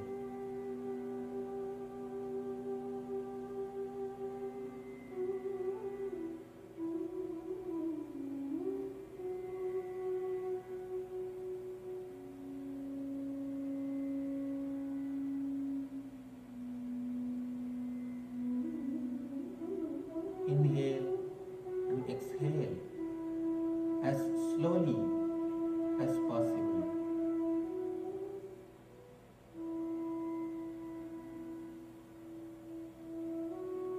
Let your consciousness reside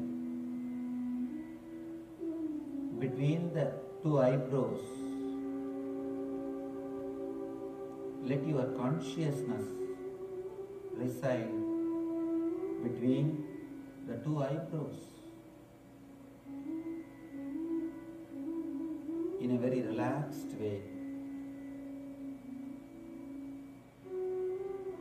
Let you be aware of the space between your two eyebrows. Don't concentrate. Don't tense yourself. Very relaxed, deeply relaxed awareness. Let your Mooladhara be relaxed.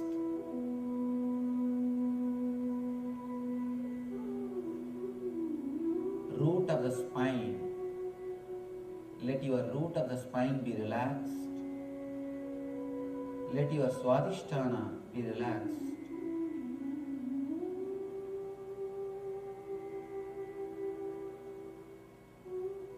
let your whole consciousness come up to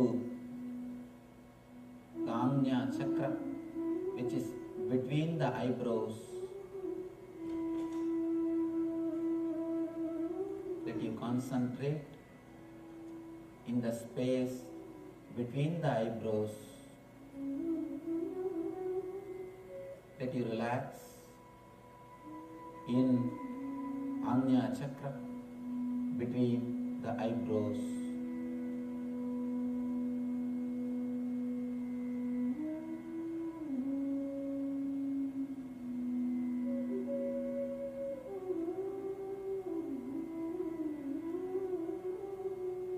Visualize cool, soothing light in the Ajna Chakra, in the space between the eyebrows.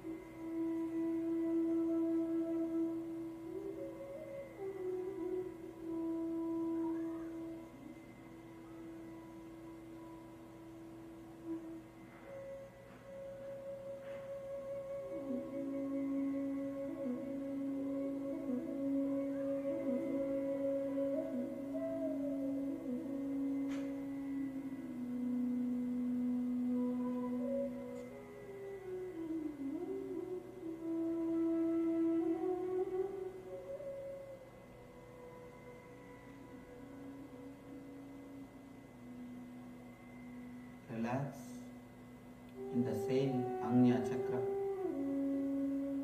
between your two eyebrows. Forget about the world. Forget all other parts of your body.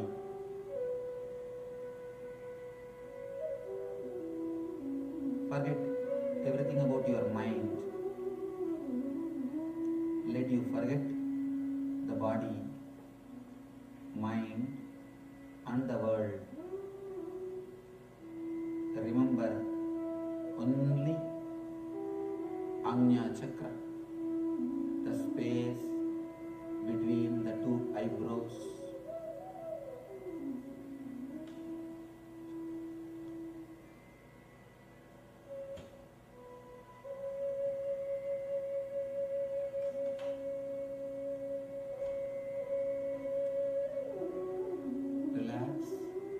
In the same space, your Ajna Chakra.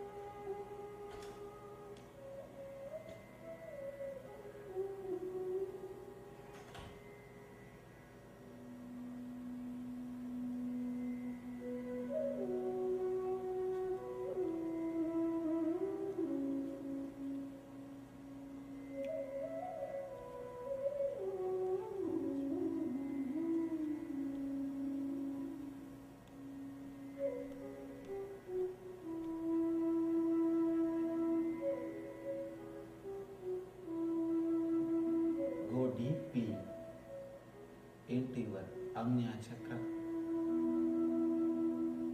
in the space between the two eyebrows.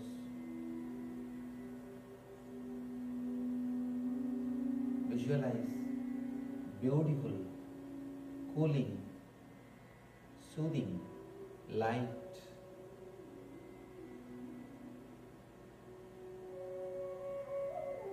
in that Anya Chakra.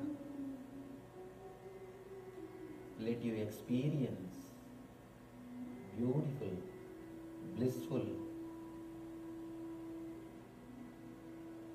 light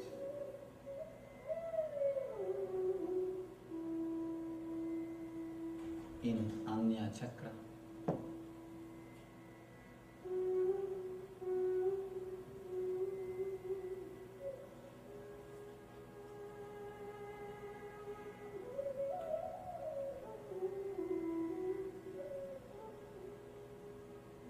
Don't tense yourself. Let your awareness be on the Anya Chakra in a very relaxed way. Let your consciousness rest in the space between the two eyebrows. Let you rest in the space between two eyebrows in a relaxed way. Let you relax.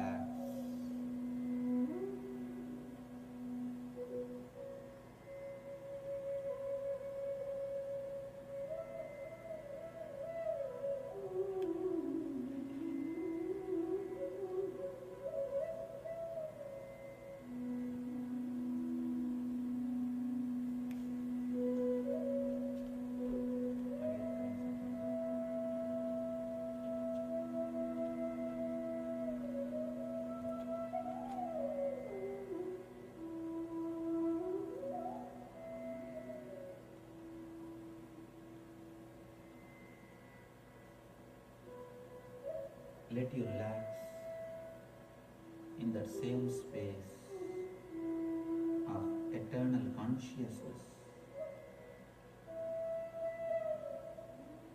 Let you be beyond the body, mind.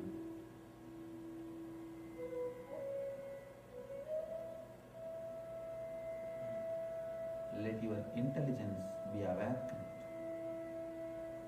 Let you work through the eternal consciousness.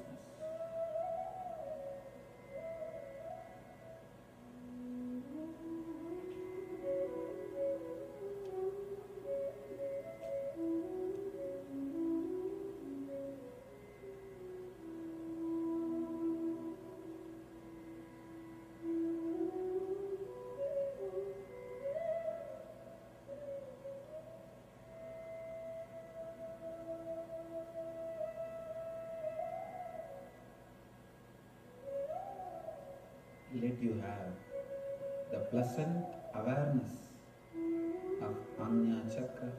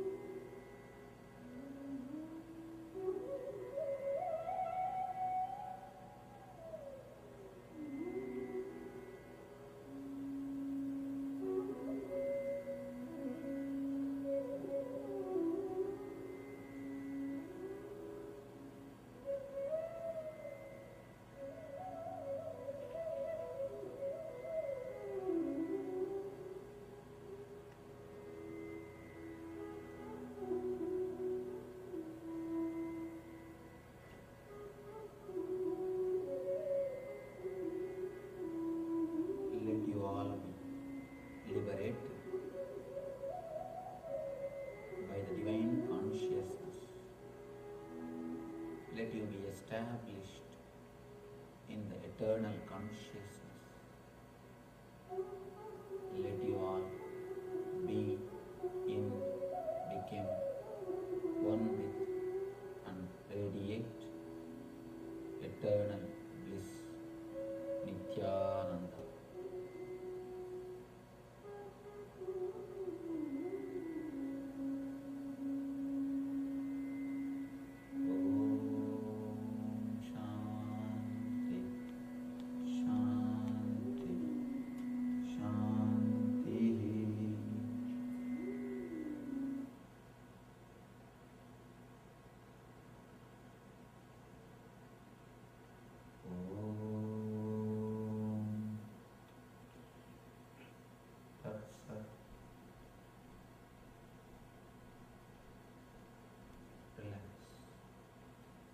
Slowly, very slowly, you can open your eyes.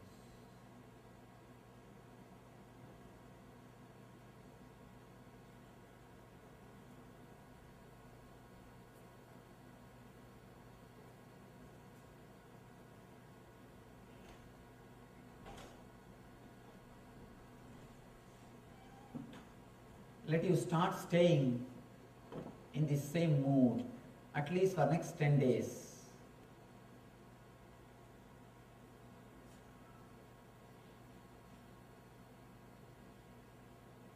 Understand, don't concentrate by force, but the pleasant awareness. When you keep that pleasant awareness around the Anya Chakra, your whole energy will be directed towards the eternal consciousness. You will receive energy from eternal consciousness, from immortality, Amritatva. You will not be driven by fear or greed from below.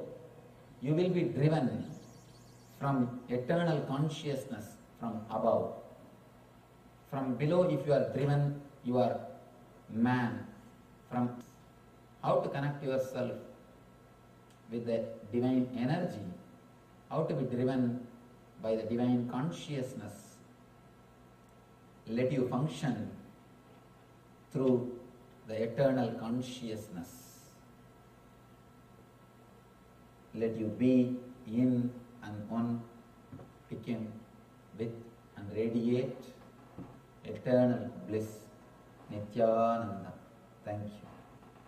Vasudeva Sudam Devam Gamsachanuramardanam Devagi Paramanandam Krishnam Vande Jagadgurum.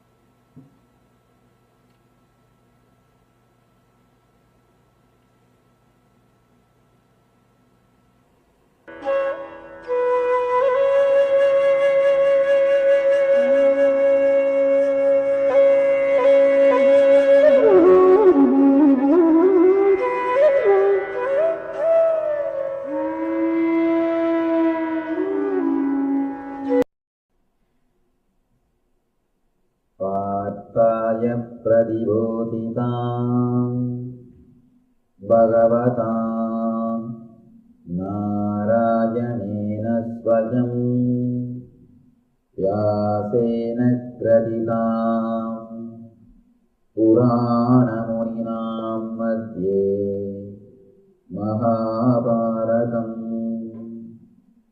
Advaitam Mrudavarshini Bhagavati Ashtadashadhyayini Ambatva Manusandadami Bhagavad Gita Bhavatveshini.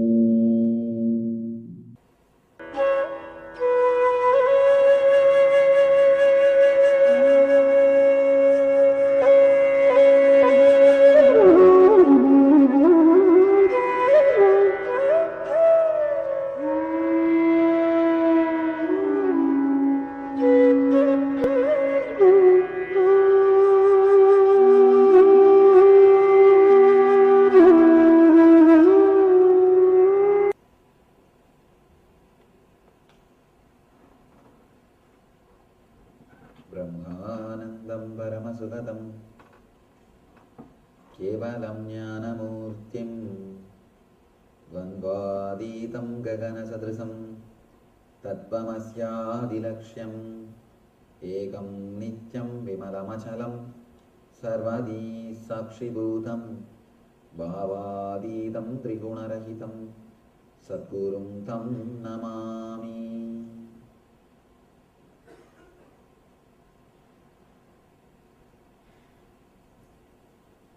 पार्थाय प्रतिबोधितां भगवता नारायणेन स्वयं व्यासेन ग्रथितां पुराणमुनिनां मध्ये महाभारतम्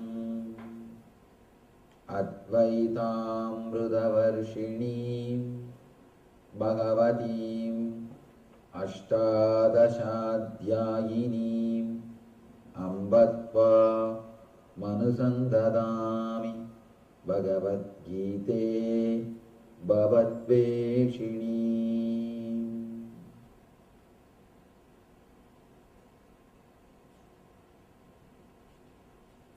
वसुदेवसुतं देवं कंसचाणूरमर्दनं देवकी परमानन्दं कृष्णं वन्दे जगद्गुरुम्।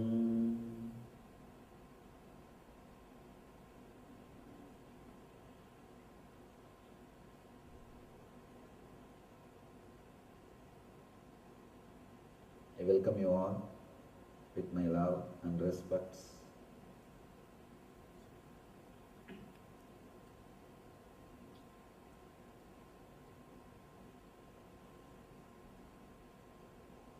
We'll start with a small story. A Hollywood director was shooting his big budget movie.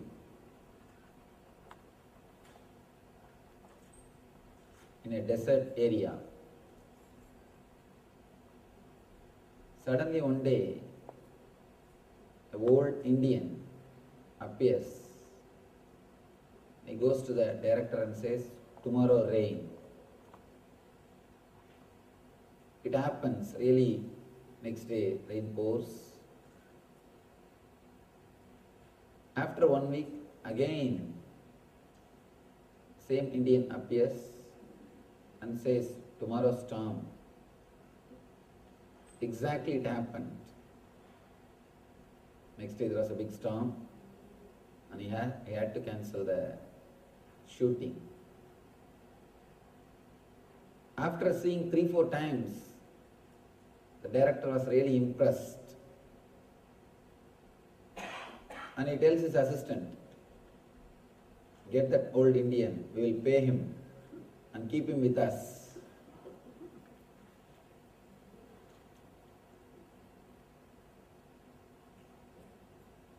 After 3 weeks, suddenly the Indian has disappeared. He has not come back for more than a month. Director somehow searches and gets him back and asks him, "Please tell me about tomorrow. Tomorrow I have an important scene. I have to shoot an important scene. Very costly set. I rely only on you. Tell me about tomorrow." Old man just shrugged his shoulder and said, "Don't know because radio is broken."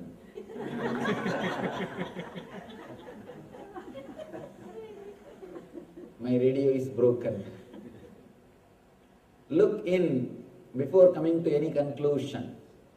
That is the message of today. Look in. Look in is the subject.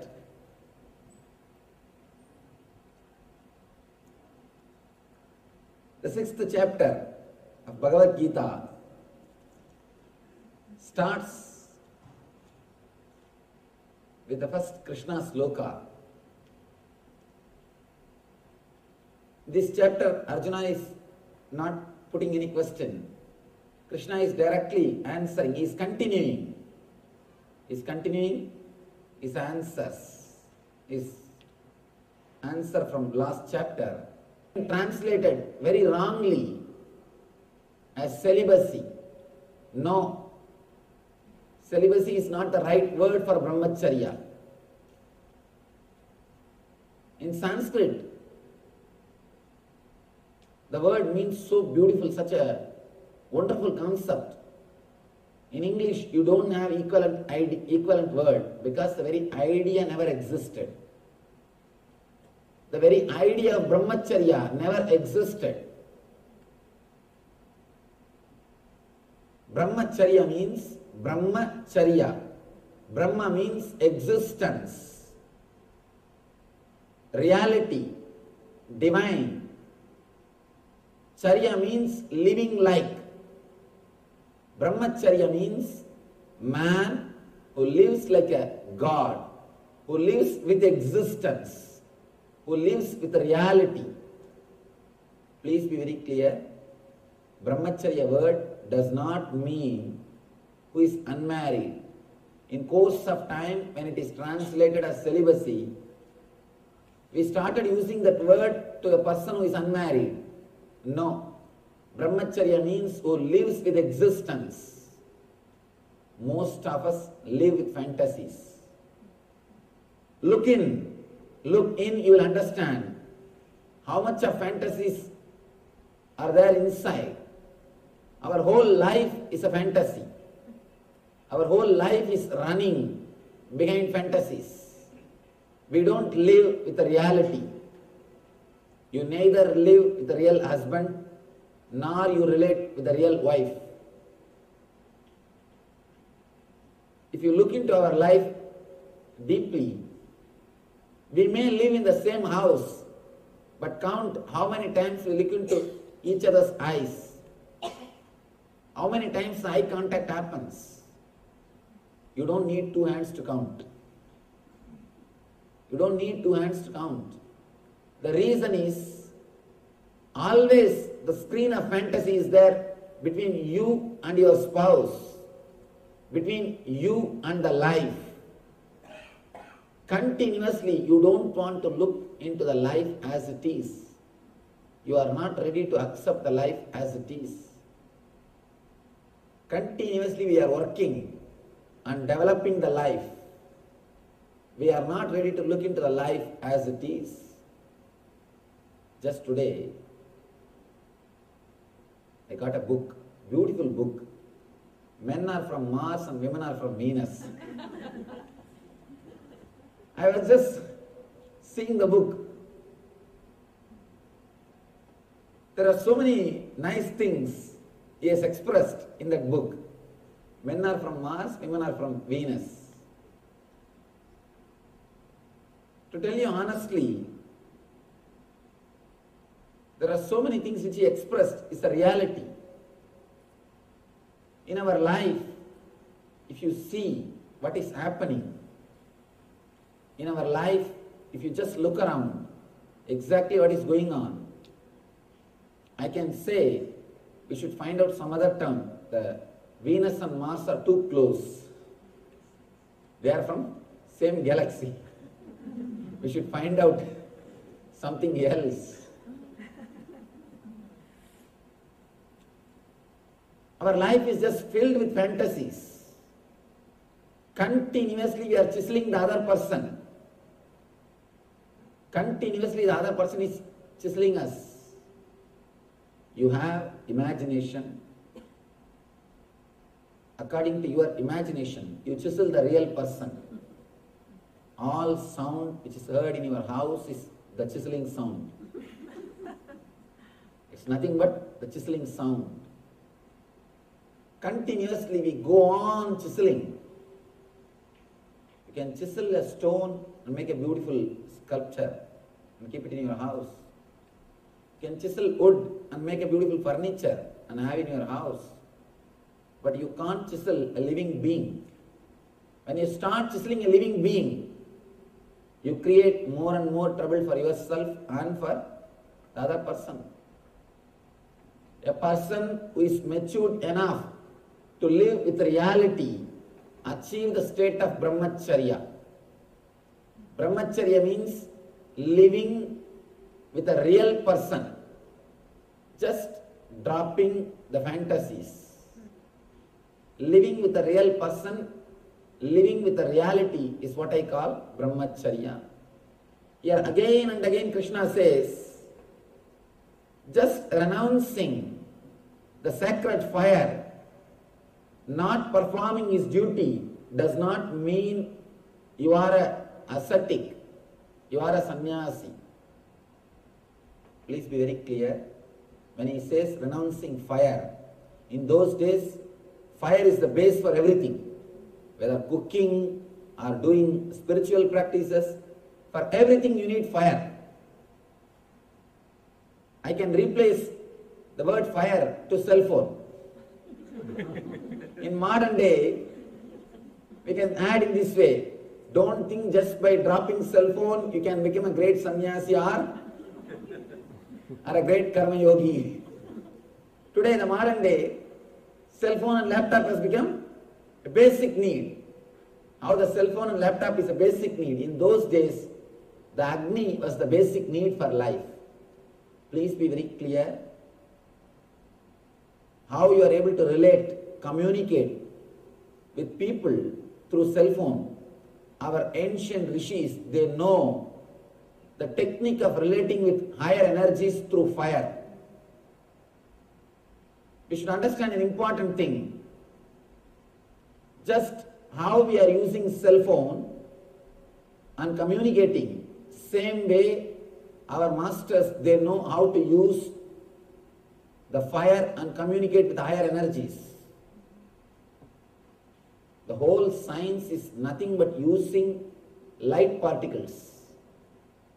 The whole science can be reduced of using light particles, whether it is electricity or atomic energy, everything.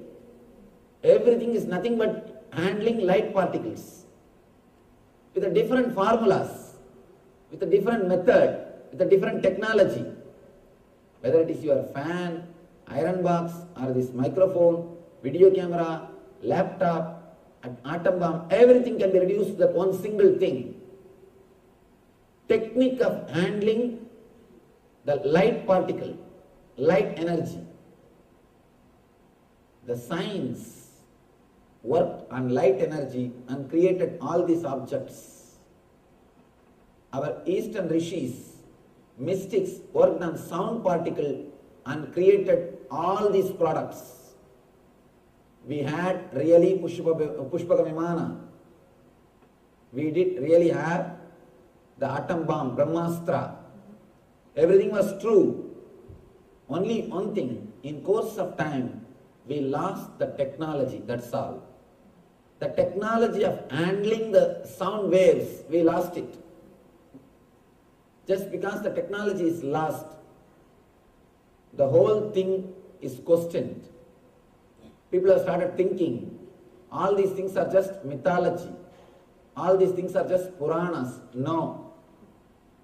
We lost the key. Because of that, we are not able to open the lock.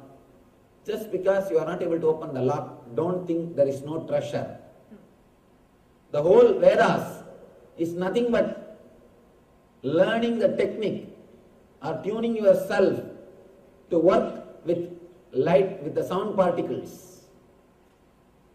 Just like how scientists work with light particles, the rishis have worked with sound particles. They were able to relate with higher energies. They were able to communicate through fire, just with the vibrations. The Sanjaya seeing through telepathy and Pushpa Vimana concept or Brahmastra, all these things are true. Not only true, they are fact. Only thing, they were using the light particle. They were not using the sound particle. When the cultural invasion happened, the techniques are lost. I myself have seen a sannyasi who will create fire just by few words. He will utter few words and he will create the fire. Just out of nothing, with few words, you will be able to create fire. And still now, if you go to Kumbh Mela, you can see hundreds of people burying their head inside the earth more than 24 hours. And there are so many people who can play with this sound energy.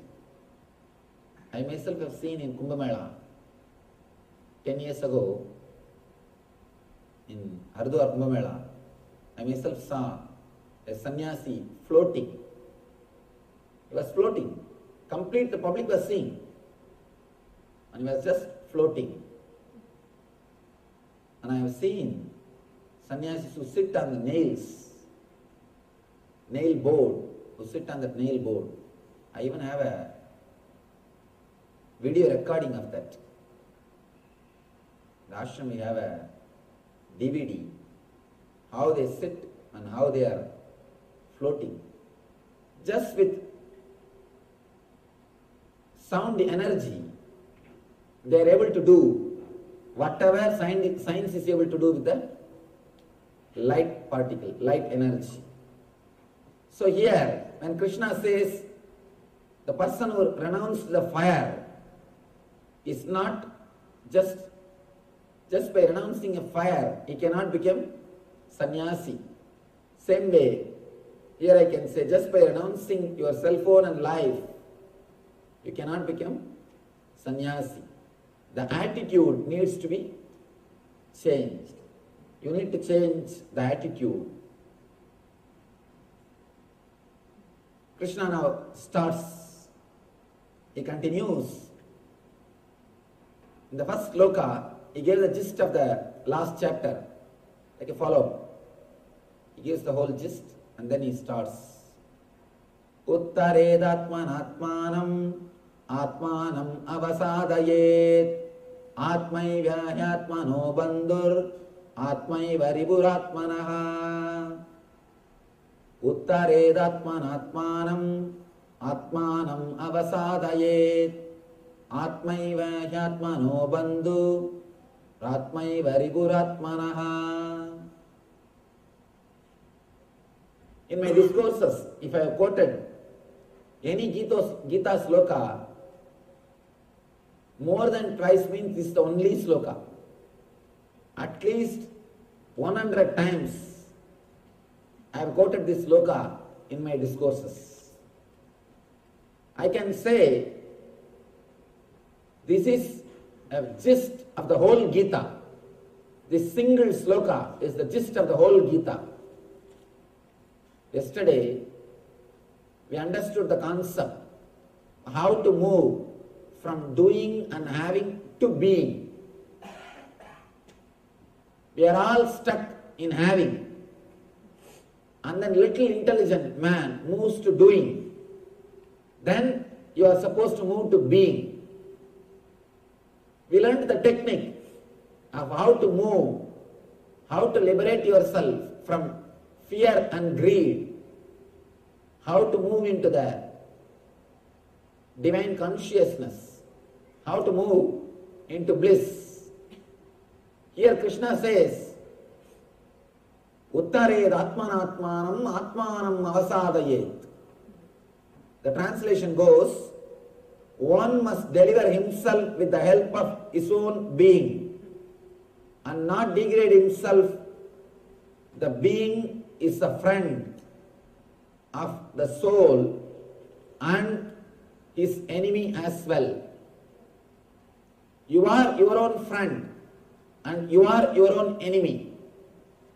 If you know the technique of how to lift yourself by yourself, you will become friend of yourself. If you let yourself down, you will become enemy of yourself. Yesterday we all learned the technique. How many of you yesterday requested you to follow the technique just for 10 days? Naturally, when you follow, again and again you will fall. You will fall. If you have not fallen, please be very clear, you have not done rightly. You have not practiced properly. When you practice anything, naturally you will fall again and again. Suddenly you will forget. Oh, I started working out of fear. I started working out of greed. You will come back. Again and again you will come back.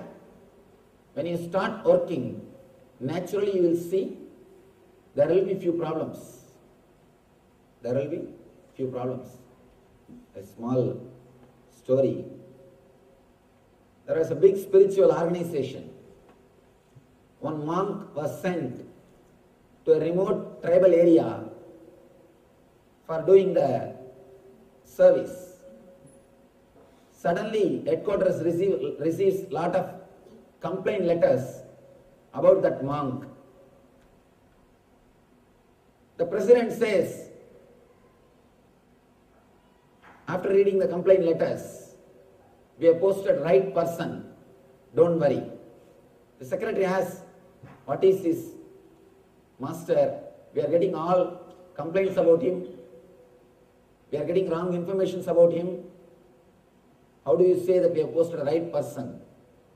He says, if you are getting wrong information, if you are getting complaints, means he has already started working. At least something is going on. Always, when you start anything new, you will have three phases. First, resistance. Next, just avoiding. They will neither care nor resist. Indifference. Third, acceptance. This is the way anything will start. Same way, when you start doing anything inside your system, the same way you will start growing. First, resistance. Again and again you will fall. You will forget. Your system will resist. It will try to create all complications, all complaints, all possible arguments. Sometime, if you can't follow the teachings of Krishna, you will start blaming Krishna. I have seen many people, when they are not able to follow teachings of Krishna, straight away they will start criticizing Krishna. What Krishna? He was always flirting. He was always running behind women. He was Radha Lola. He is a Stree Lola. What type of man he is? Easily you can avoid, escape from Krishna by criticizing Krishna. When we can't practice these teachings, you have to justify yourself. And naturally, inside your being, your conscience will hurt you. So you have to justify. Some way you have to make your conscience believe you are doing right thing. So you have to find out some argument. So instead, when you are not able to follow, start criticizing Krishna. Best way to escape.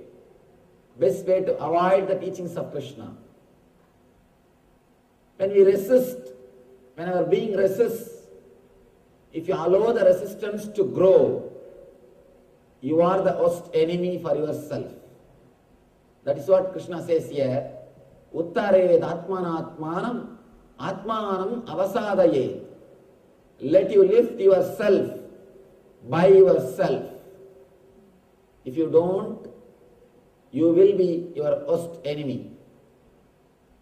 It is up to you to help yourself as a best friend or to hurt yourself as a worst enemy.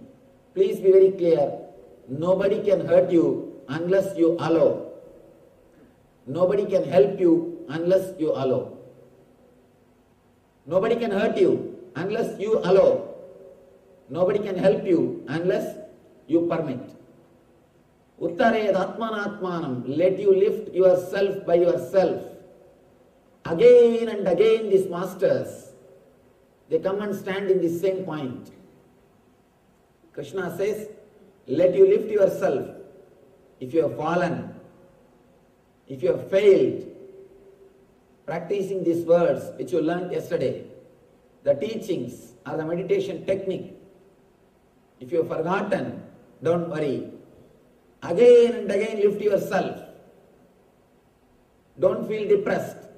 Don't have guilt. Don't think you will not be able to do.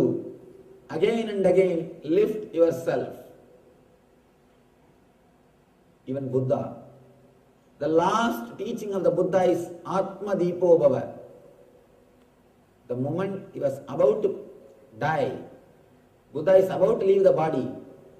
All his disciples are asking, Master, give us your message in one word. What's your ultimate message? Buddha says, Atma Deepo Bhava. Let you be light, guide unto yourself. Let you be guided by yourself. Atma Deepo Bhava. Let your being guide you. The same thing, Krishna says, Uttared Atmanatmanam. Let you lift yourself by yourself. Nobody can do anything unless you lift yourself. Just the other day, the internet I was reading, Super Deluxe Kundalini Yoga. There was an advertisement, $240 they charge, and you don't need to do anything. They themselves, they have a bypass circuit. Your Kundalini will be raised to Sahasrara automatically.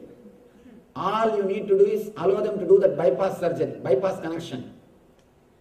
Then your Kundalini will stay in the Sahasrara forever. I was just shocked.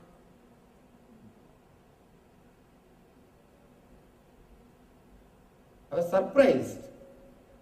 How can somebody else awaken your Kundalini? Of course, enlightened masters can awaken. But staying in that same state can be done only by you. They can give you the glimpse, satori. But staying in that consciousness and achieving samadhi can be done only by you. Uttared Atmanatmanam. Only you can help yourself. Somebody goes to Buddha and asks, Master, you know enlightenment is the ultimate thing. Why don't you give that to all of us? Why don't you make us all enlightened?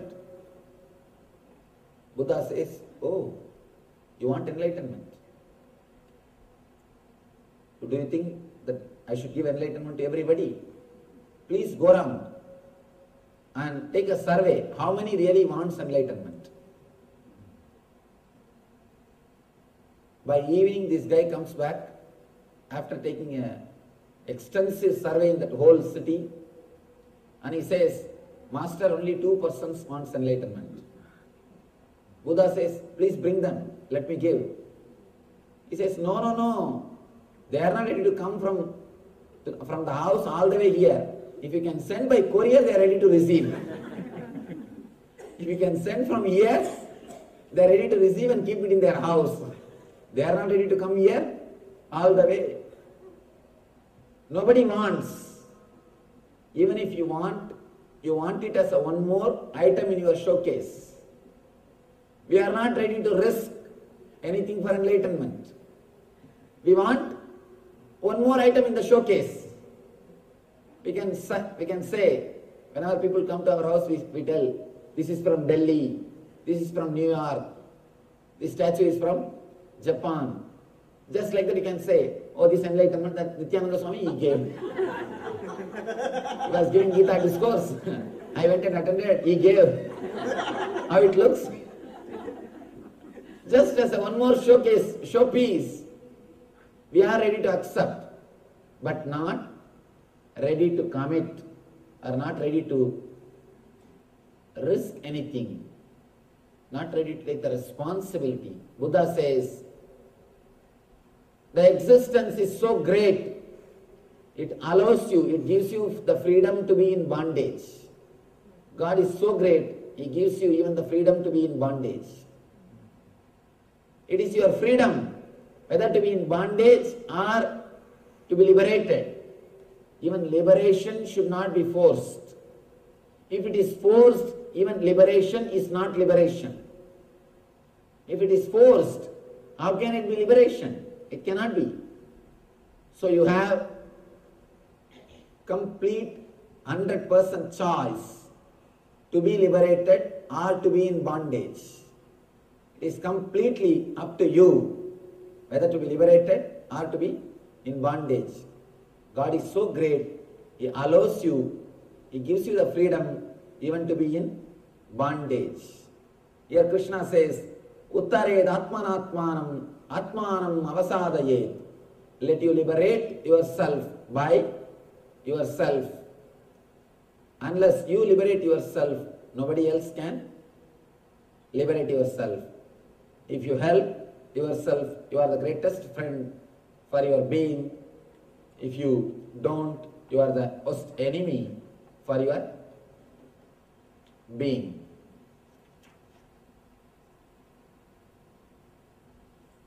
Next, Krishna explains the same concept.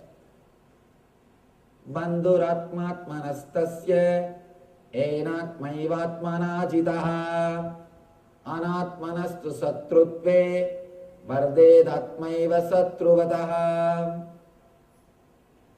For him who has conquered the mind is the best of friends. But for the one who has failed to do so, his mind will remain the greatest enemy. This is an important sloka. This has to be understood with the next two slokas. Let us enter into the next two and then we will understand. Jitatmana prasantasya paramatma samahitaha Sidoshna sukha dukkeshu tadamanaapamanayo.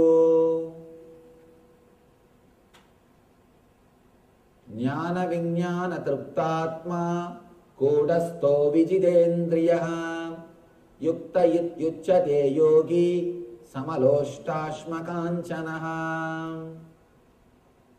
Let me give the translation, then we will enter into the understanding.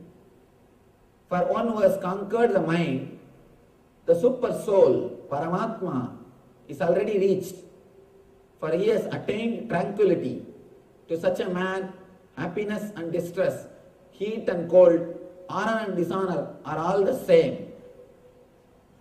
The next sloka says, the person whose mind is contented because of knowledge of spiritual science, who has subdued his senses, and to whom cloth, stone and gold are same, and who is satisfied with what he is earning, is said to be established in self-realization and is called a yogi.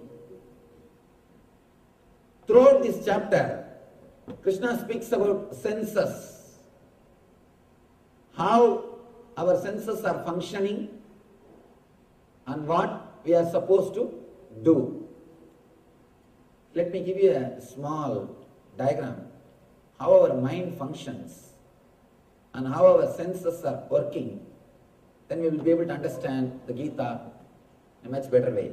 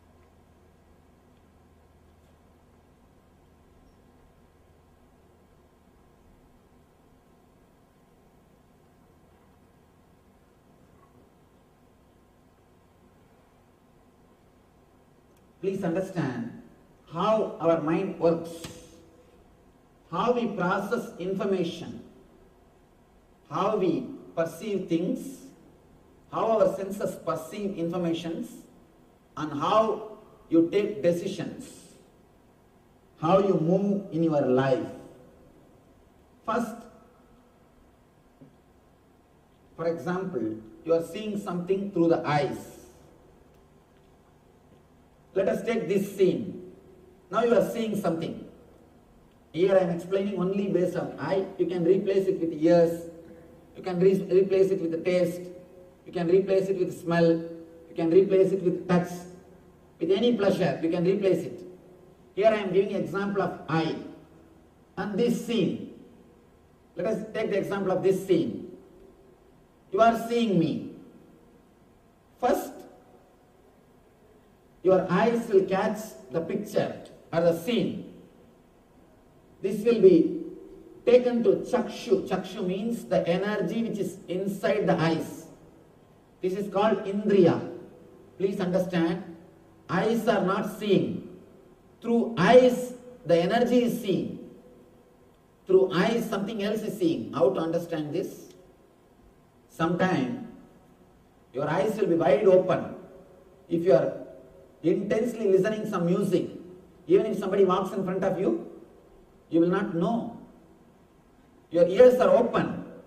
If you are intensely reading something, even if some sound happens, you will not hear the sound. It means you are not hearing just through eyes or just by ears. Something else is seeing through eyes. Which sees through eyes is called chakshu. The whole file goes to chakshu. The picture or the scene which you are seeing will go to chakshu. In chakshu, the important process happens. The whole file is converted into digital file. I am speaking in the computer language. Understand? The whole thing is converted into digital file. It's almost like a DSP, digital signal processor. The whole thing is converted into digital file. Inside the computer, if you have to process any information, it has to become digital file. Whether it is a picture or whether it is a sound, it has to be converted into digital file.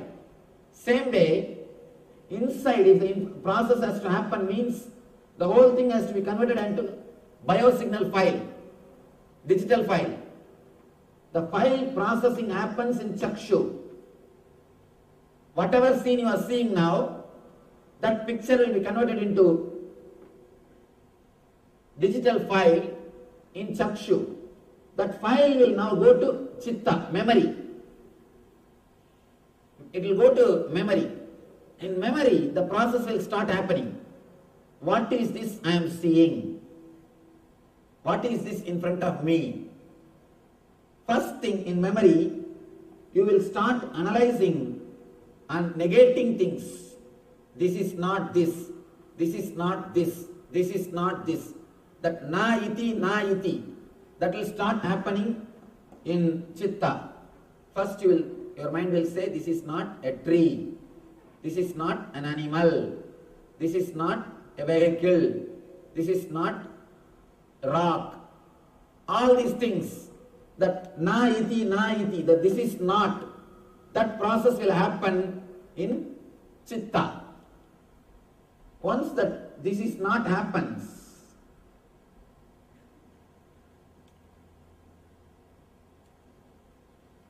the file goes to mind. The mind starts saying, this is it, this is it. In mind, you start saying, the mind starts the identification process.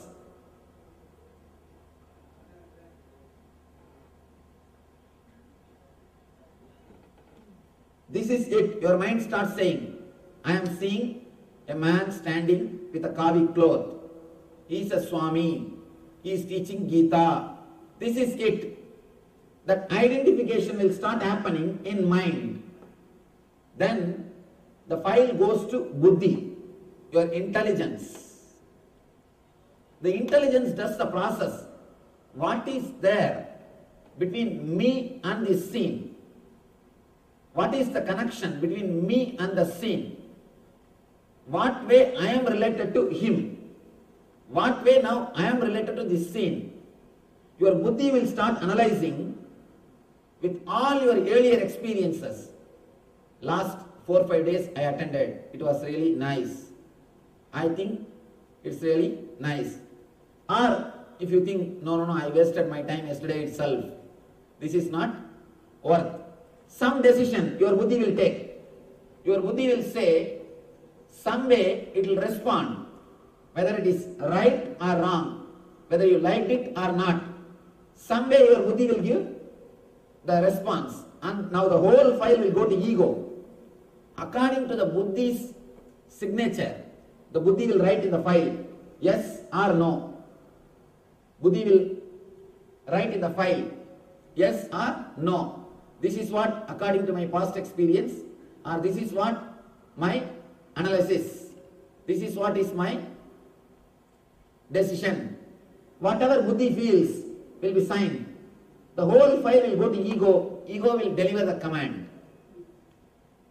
Ego will say, if buddhi says yes, if buddhi says, I enjoyed yesterday, it was such a wonderful experience. And ego says, sit here, continue to listen. Listen intensely. Ego will give a command. If buddhi says, no, yesterday itself I wasted my time. It was boring and this is not for me. If ego says, if buddhi says, this is not for me, immediately the ego gives the command, come, let's move. There is so much of work to be done in the house. The moment ego gives the command, automatically your whole being starts executing it.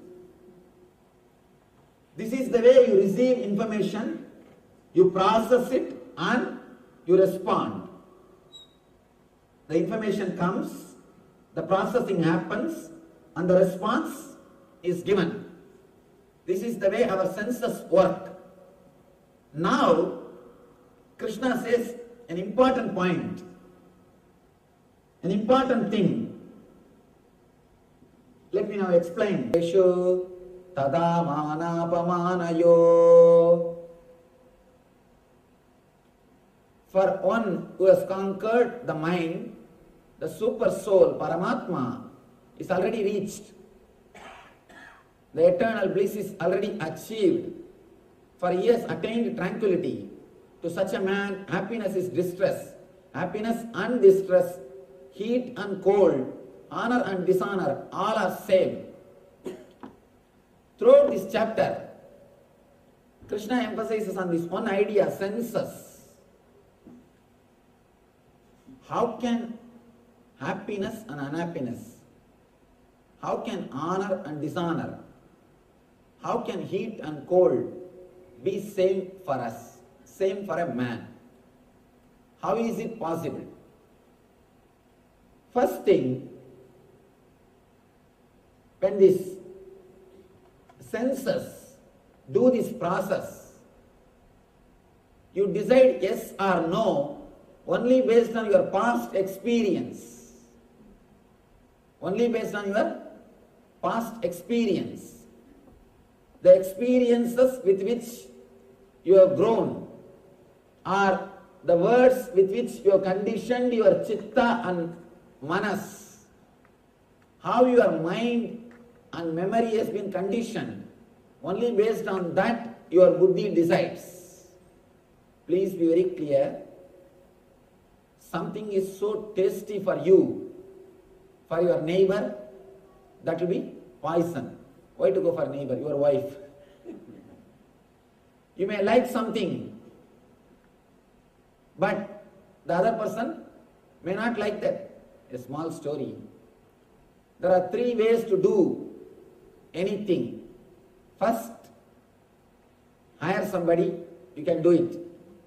Or do it by yourself. If you can't, just tell your wife not to do that. There are 3 ways you can do the work.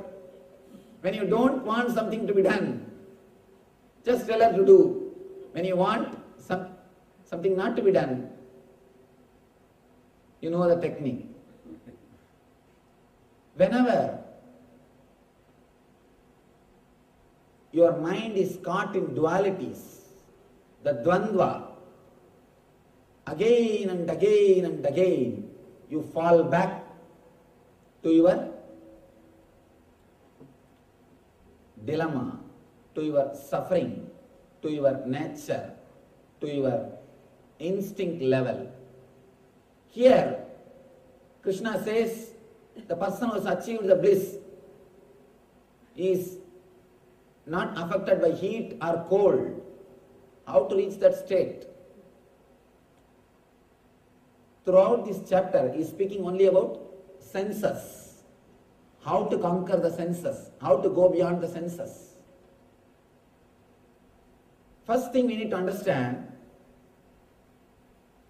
when I say the word conquering the senses, I don't mean controlling the senses or destroying the senses.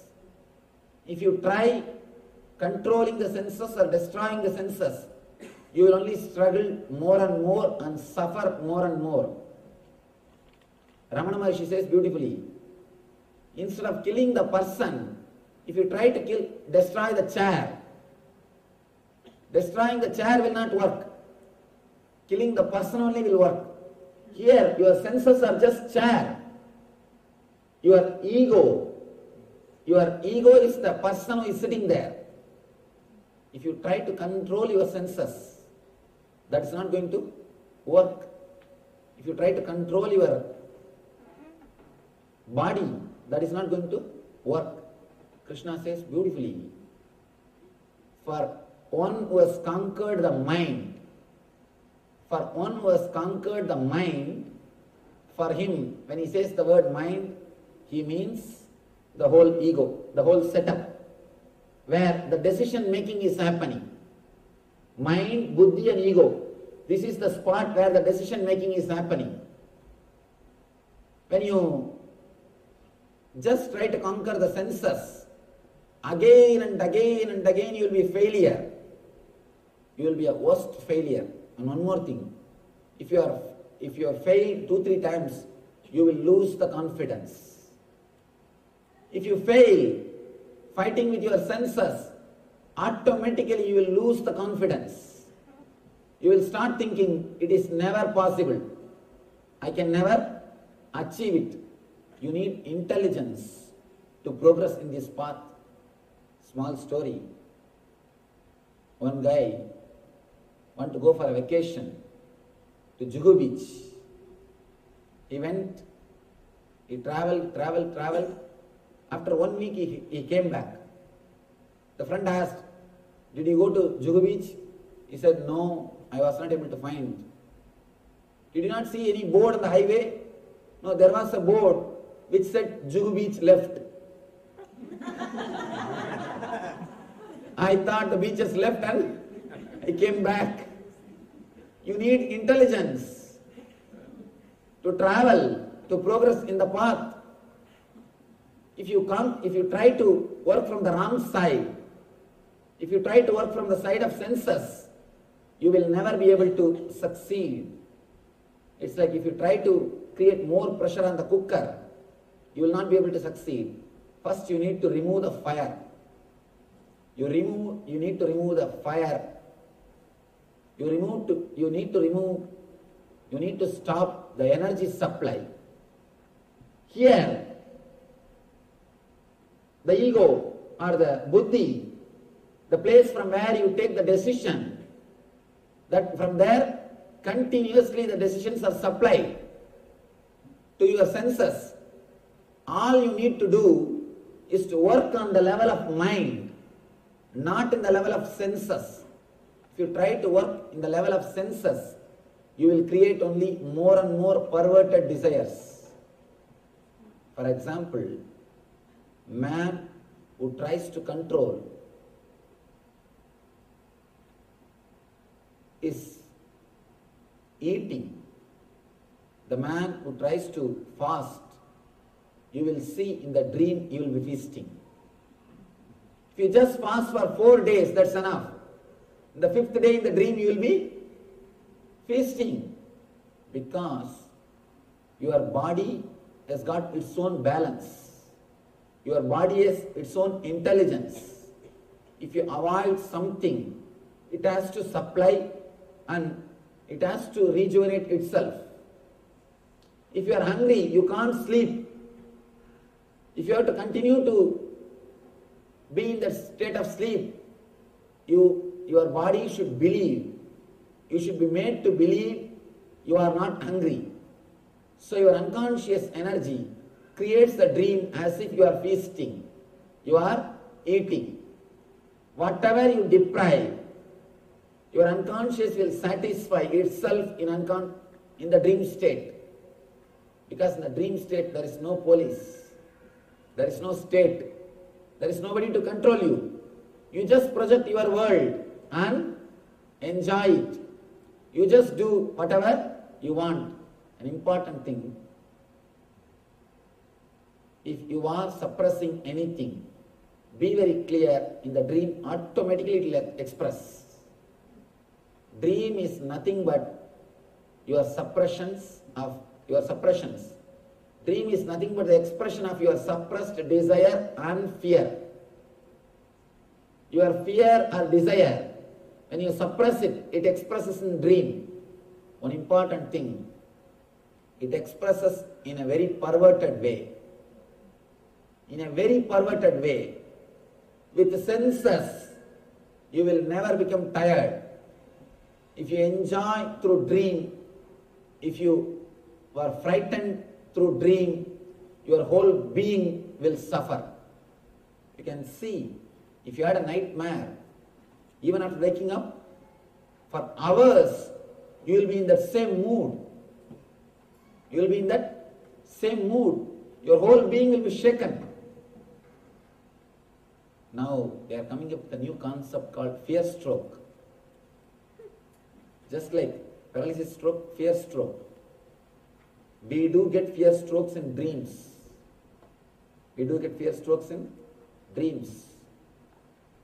If you are suffering in the dream level, be very clear, there is something seriously wrong in the mind and buddhi level. You are trying to control the senses instead of controlling the mind. Instead of removing the fire, you are trying to create pressure. All we need to do is to work on the mind, to remove the fire, to stop the supply of fuel, to stop the supply of energy. Krishna says, for the one who has conquered the mind, for the one whose mind has started doing the right processing,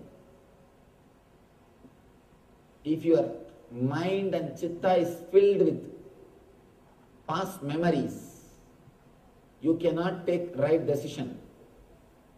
Please be very clear. Don't think mind takes the decision only in a very logical way. Sometimes your buddhi takes decisions in a very funny way. For example, I was explaining how you take the decision whether to sit here or not.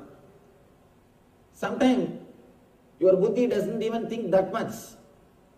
If you had any problem with any other Swami or with any other person who was wearing this cloth, suddenly that memory will be awakened and your buddhi is not even ready to sit and listen. Your buddhi is not even ready to give a chance. Your buddhi is not even ready to think. Immediately it gives the order. Your ego gives the order. That's what I call prejudice. Changing the servants, you cannot change the leader. But by changing the leader, you can change servants. Mind is the leader who is leading. Mind is the master who is taking decisions. Here all you need to do is work on the mind, not on senses. Krishna says, for the one who has conquered the mind, the Paramatman is achieved. You don't need to achieve the bliss. It is there always with you. If it has to be achieved, there is every possibility it can be lost again. What is the guarantee? It will be there forever. Be very clear. Anything if you have to achieve, it is not worth achieving.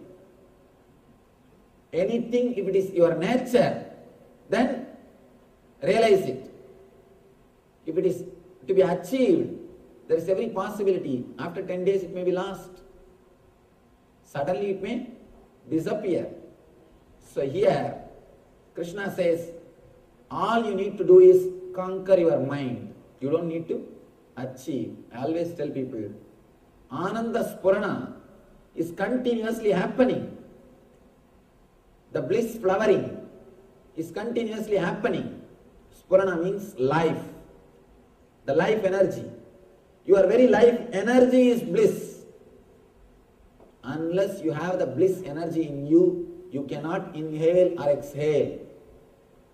The inhaling and exhaling itself happens because of bliss energy in you. The eternal consciousness in you. All you need to do is, you are stopping that bliss fountain again and again. All you need to do is just stop the stopping process, that's all. You don't need to create. Stop the stopping process. Here Krishna says, if you just conquer the mind, that is enough. The Paramatman is already achieved. Jitatmana prasantasya Paramatma samahitaha. It is already achieved. And you are with it. There is nothing to be achieved. When you conquer the mind, the happiness and distress, both are one and the same. You are not touched by it. A small story. How the happiness and sorrow is nowhere related to outer world. It's related to our inner world. Very beautiful story. One old man went to nearby city for some work. When he came back to his village, from distance, suddenly he saw his house is on fire. And he started shouting, screaming, he started rolling on the ground and started weeping. His son came to him and said, "Father, don't worry. Don't you remember just yesterday we sold that house? Just yesterday we sold that house." Immediately he sat up, wiped the tears, and in a single moment the suffering has disappeared. No misery, no sorrow. He says, "Oh, now I understand. Remember, yes, don't. Yes, I am relaxed." In 10 minutes, the next son comes and he says, "Father, yes, we sold, but we have not yet got the money." "You have not yet got the money." Again this fellow started rolling on the ground, started weeping. "Oh, what happened to my house? I don't know what will happen. I don't know who will care for me. I don't know how to save myself." He started weeping. In next 10 minutes, wife came and she said, "Don't worry, just today morning I got the money and deposited in the bank. We are safe." Again he got up and wiped his tears. He's all right. See the story, same situation, same person. When he thinks it is his, he is suffering. When he thinks it is not his, he is liberated. Same situation, same person. What gives you suffering? Just one single thing, thinking that it is yours. Thinking that it is yours. Same way, there are people who can't enjoy unless it is theirs. One day I was going for a walk in the beach road. I was going for a walk. One person was walking with me. He's known to us. Suddenly he started telling, "Swamiji, I think we should have a cottage here and it will be very nice. We can come out and sit in the evening and enjoy the breeze." I told, "Are we not enjoying now? Why do you need cottage here? Just look, just see this whole thing, enjoy." But the mind never enjoys unless you are sure that it is yours, unless you possess that, you don't enjoy. Be very clear, the man who possesses and enjoys will never enjoy. By the time you possess the cottage, by the time you own the cottage, you will start worrying. I think I should have this furniture. I should have that type of arrangement. I should do this. I should do that. Or already you have started thinking about the other cottage in some other place. Somebody goes to Ramana Maharshi and says, Master, what a beautiful place it is about Arunachala. Ramana Maharshi is a great devotee of Arunachala. To him he says, Master, such a beautiful hill, such a beautiful place, how nice to be here. Ramana Maharshi says, just be here for 3 days, everything will become all right. In 3 days you will take the things for granted. It will be beautiful only for 3 days, not more than that. The person who enjoys only by possessing will never enjoy. The person who enjoys will never bother about possessing. You are there always. Things are there always. It is just your mind. The mind, sometimes, unless you are sure it is yours, it will not allow you to enjoy. Sometimes, when you know it is yours, it creates suffering. Suffering or enjoyment is created only by that one place, only one link, that mind. If that link is disconnected, the whole process will happen beautifully. The only difference between you and an enlightened man is that one link missing. Don't think enlightened man means he will have two big arms. Nothing. There is no difference between you and an enlightened man. The only one difference, one link, that mind link is missing, which continuously decides what is there for me, what way I am connected, what way I am affected. And I, that link is missing. If you can cross that link, if you can cut that link, if you can cross the I, you will become Christ. If you can cross the I, you will become Christ. Nothing else. All you need to do is just remove that one link. Don't try from senses. You will destroy it. We always complain about senses. Again and again, we say senses are spoiling us. No, you are spoiling them. Be very clear. Don't put the responsibility on senses. You are spoiling them. You destroy them. You abuse them. We abuse our senses. Look into our life. Night till 2 o'clock sitting and watching the baseball, television. Your eyes will be begging, please give me a little rest. Please give me little rest. When some advertisement comes, and automatically your eyes will close. It wants to sleep. But because you want to enjoy, you abuse your eyes. Same way the gongura chutney. So hot. Tongue will be burning. Eyes will be pouring. The whole system will be burning. But not even with a fingertip, with a hand. And now just the word is enough. I can... how many mouths are feeling the taste? We abuse our senses. We disrespect our senses. Please be clear. Senses are not destroying us. Senses are not disturbing us. It is we who are disturbing the senses. It is we who are abusing the senses. It is this link, what is there for me, this link, the I, that is where the whole trouble starts. That is where you abuse your senses.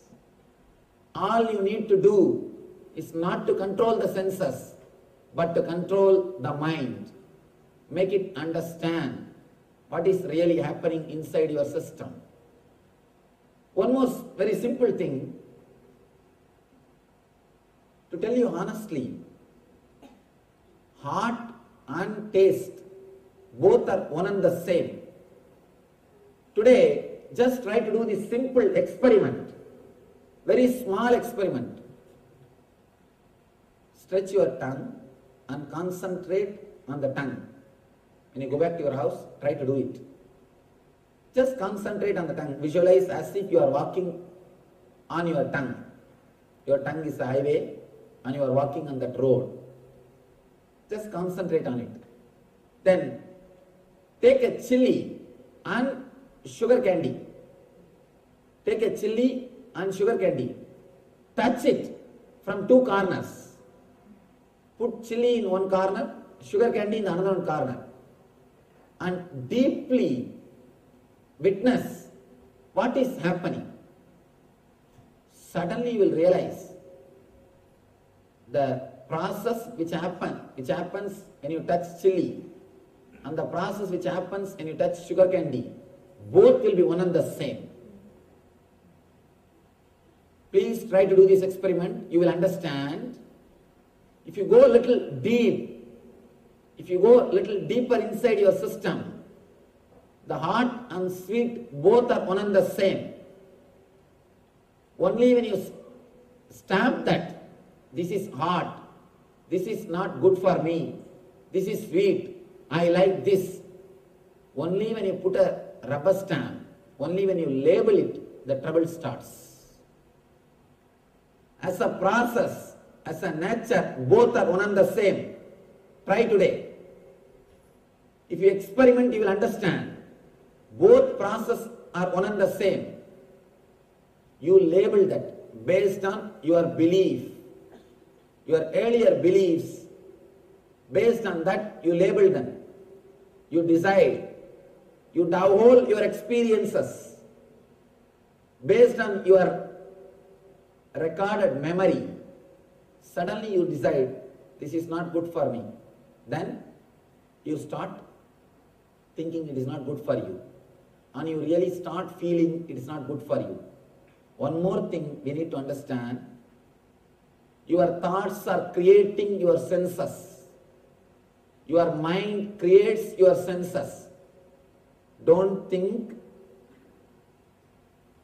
you are living with what you have. You create what you want to have. You are not living with what you have. You are creating what you want to have. Your thoughts are so powerful. Your mind is so powerful. It can change the whole body.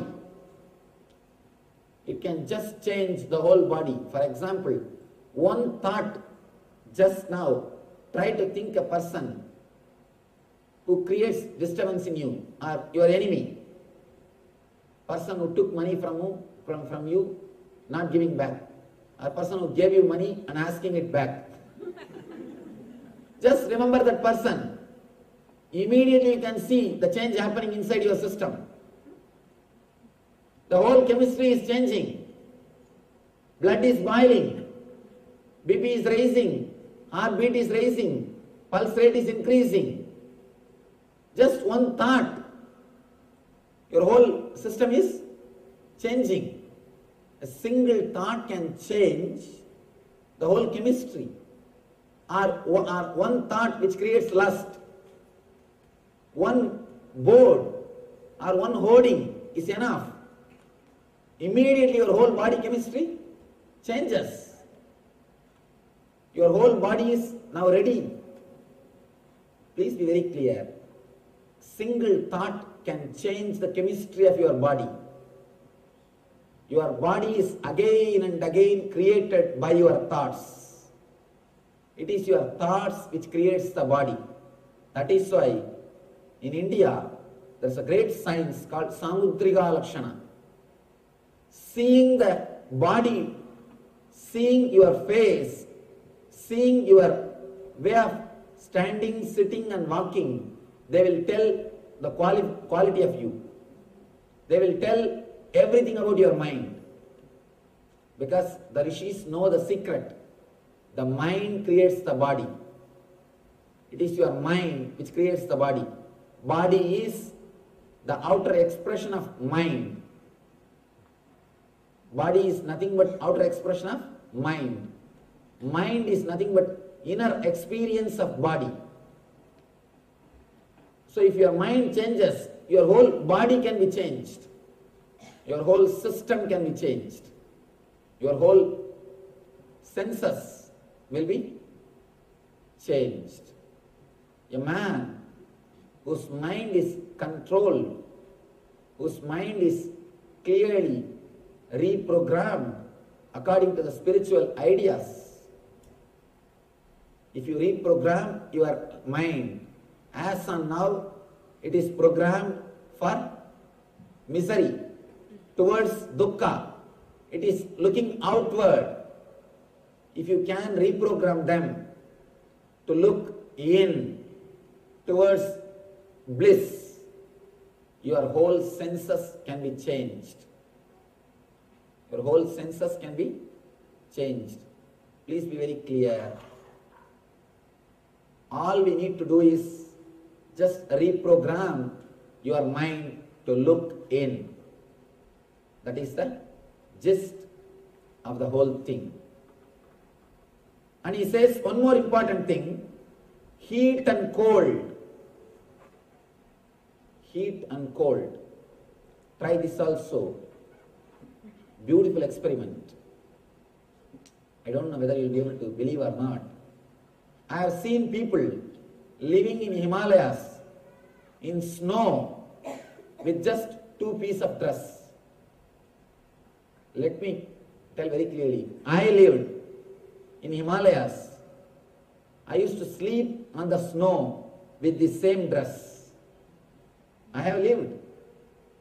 Very difficult to believe. But all you need to do is stop resisting, that's all. It is very difficult to believe, but you can do. Just don't create idea. The moment you feel the cool breeze, don't create an idea, cold, I may catch cold, I may have wheezing, I may have sinus, I may have asthma. Don't create big terms.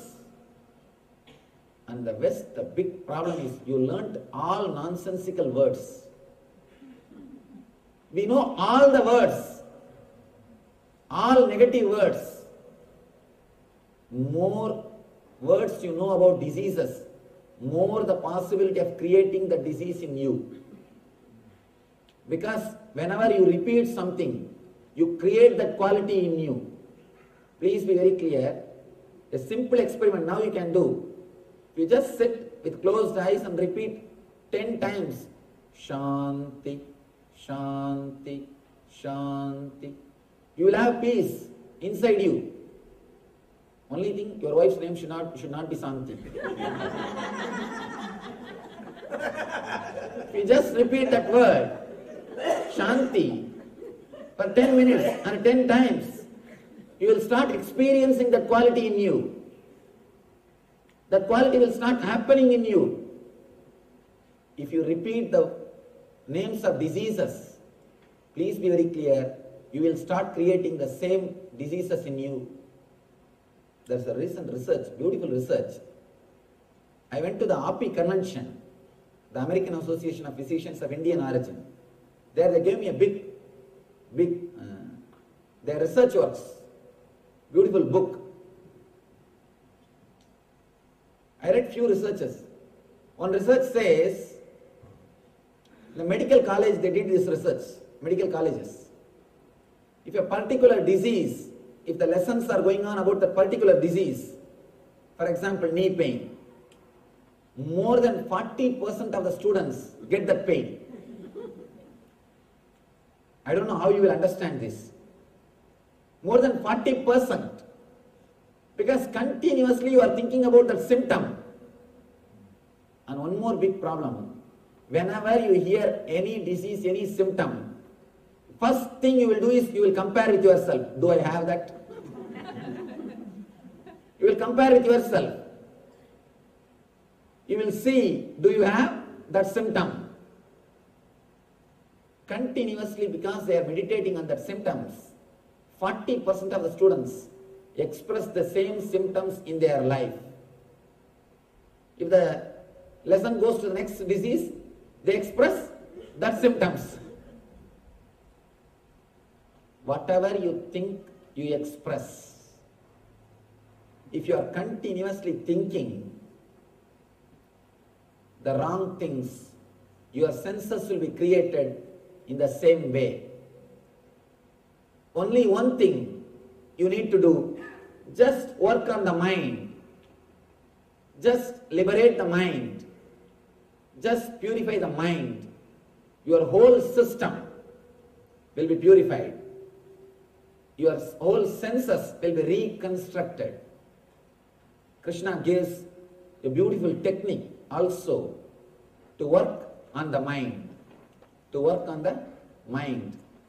Krishna says one more thing. Honor and dishonor will also be the same. This is very difficult. Cold and heat can be the same. You can even accept that. But honor and dishonor, very difficult. And it is simply impossible. One word is enough to make us mad. One word, single word thrown on us is enough to make us mad. Because somebody asked me actually, Swamiji, why do we bother so much about others' opinion? You bother about others' opinion so much because you don't know about yourself. You know about yourself only through others' words, others' opinions. You understand about yourself only from others. If everybody says you are beautiful, you get that record, you get that certificate. If everybody says you are intelligent, you get that certificate. If everybody says you are great, you get that certificate. If everybody says you are very smart, you get that certificate. Collecting all these certificates, with those certificates you build your personality. In our Life Bliss program, the first session is about this. The first session, why we get depressed. Why again and again we fall into a low energy. Because the energy source for you is other certificates. You don't have self-respect. You respect yourself only based on others' opinions. If others' opinions about you is good, you think you are great. If others' opinions about you is not good, immediately you fall. Have you seen the kids playing? They will build castles with playing cards. Same way, you build castles with other certificates. Your personality is nothing but a castle built with others' certificates. If one card is removed in that castle, what will happen to that castle? It just tumbles down. Same way, if a single person takes away his certificate, what happens to your personality? Just collapse. Again and again you fall into the depression. Please be very clear. Whenever you fall into the depression, either somebody would have taken their certificate or you are afraid that somebody may take away their certificate. That's all. Scan it. You will realize either somebody would have taken away their certificate or you are afraid that they may take away their certificate. we have no self-respect.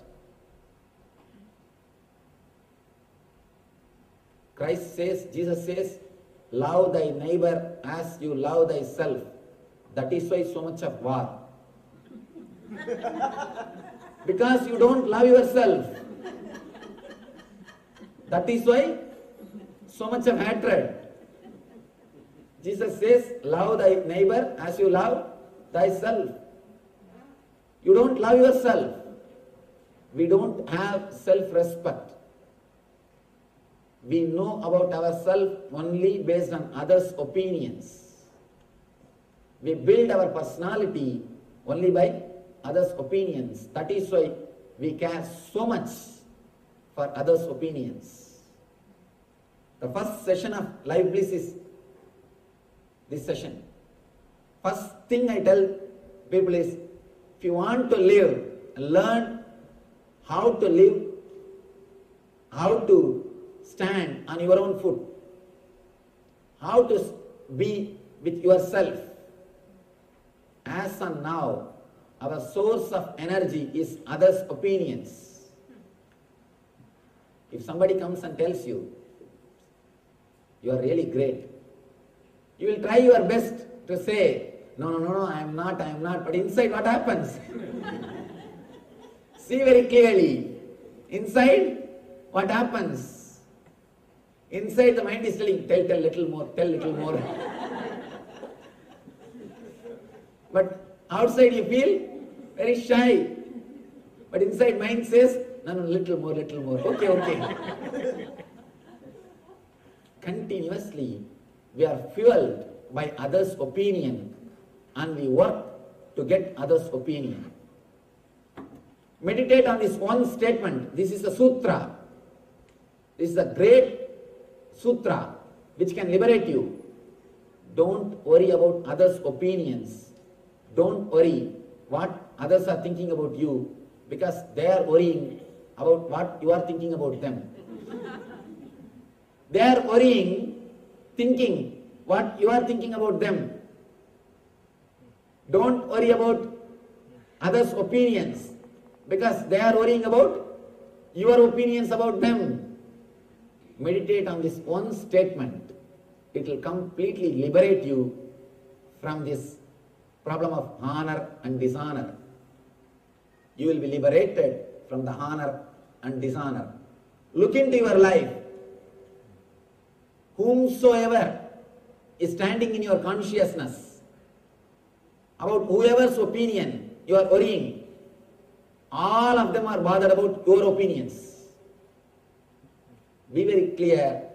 If you are bothered about somebody's opinion, directly or indirectly, he is also bothered about your opinion. It is just give and take game. It is just give and take game. Don't bother about anybody's opinion, because they are bothering about your opinions.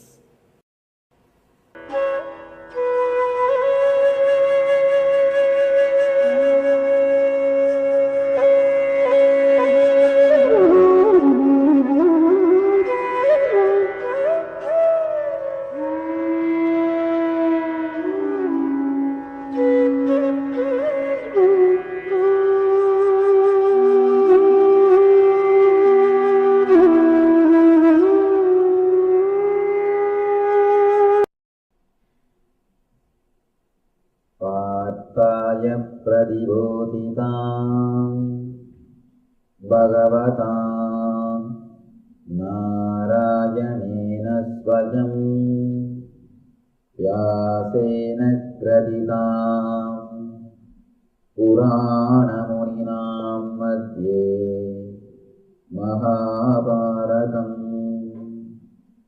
Advaitam Mrudavarshini Bhagavatim Ashtadashadhyayini Ambatva Manusandadami Bhagavad Gita Bhavatveshini.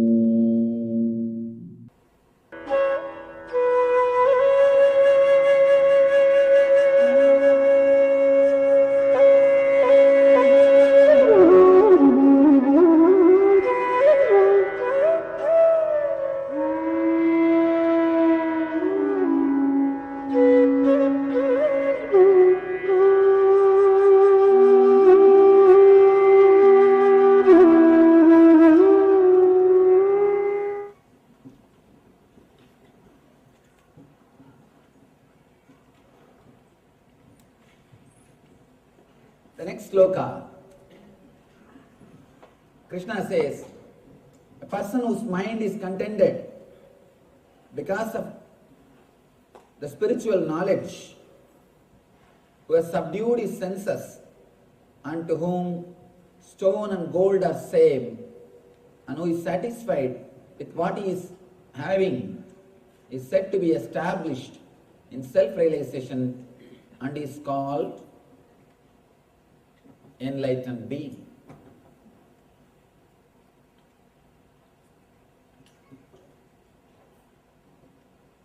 First we should understand why Krishna is speaking all these qualities of the Master. Why he is explaining all these qualities?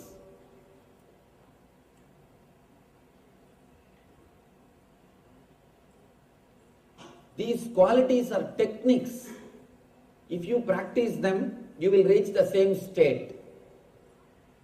The other day I was telling, enlightened man's words are mantras, and his life is tantra, technique, and his form is yantra, to be meditated upon. His actions, if it is replicated in your life, it will create the same quality of consciousness in your being.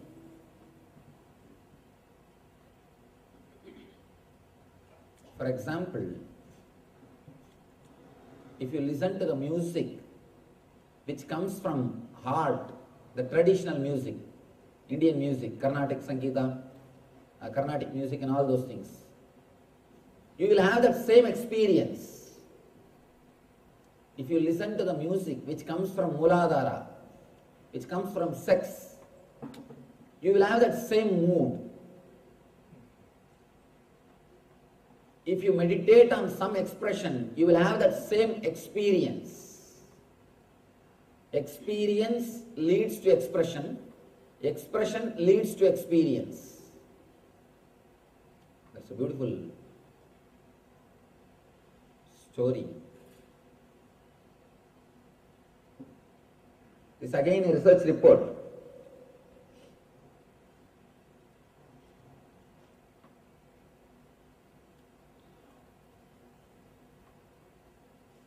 Now it has become very popular, art therapy.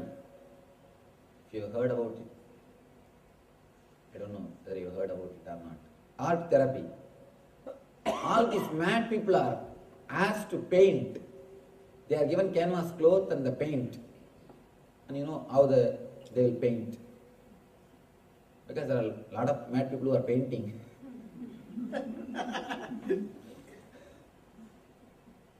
And they just roll on that cloth and do whatever they want.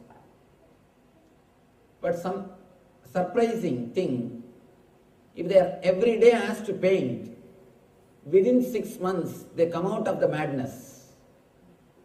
Because the catharsis happens. They throw everything out. When catharsis happens, naturally they get healed. And the next step is beautiful thing. There was a doctor who was doing research on this art therapy. He says, people who became mad because of money, they all paint and draw in the same way.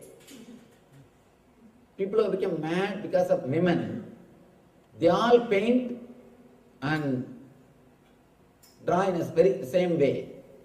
People who became mad because of name and fame, they all paint in the same way. There are so many reasons why you can become mad. One more small story. One guy went to the mental hospital just to see what is happening. The doctor took him to show around. The first room, he saw one person. All over his room he has written the name Lata, Lata, Lata, Lata, Lata in blood. And he is sitting and chanting the word Lata, Lata, Lata, Lata, Lata. The person asked what happened to him. Doctor said he wanted to marry Lata. He was not able to marry. He has become mad. That is why he is continuously repeating her name, and he is here. He goes around, he shows different kind of people. One person is just swimming on the floor, another one is hanging in the ceiling, another one is walking just with his hands. He sees all kinds of people.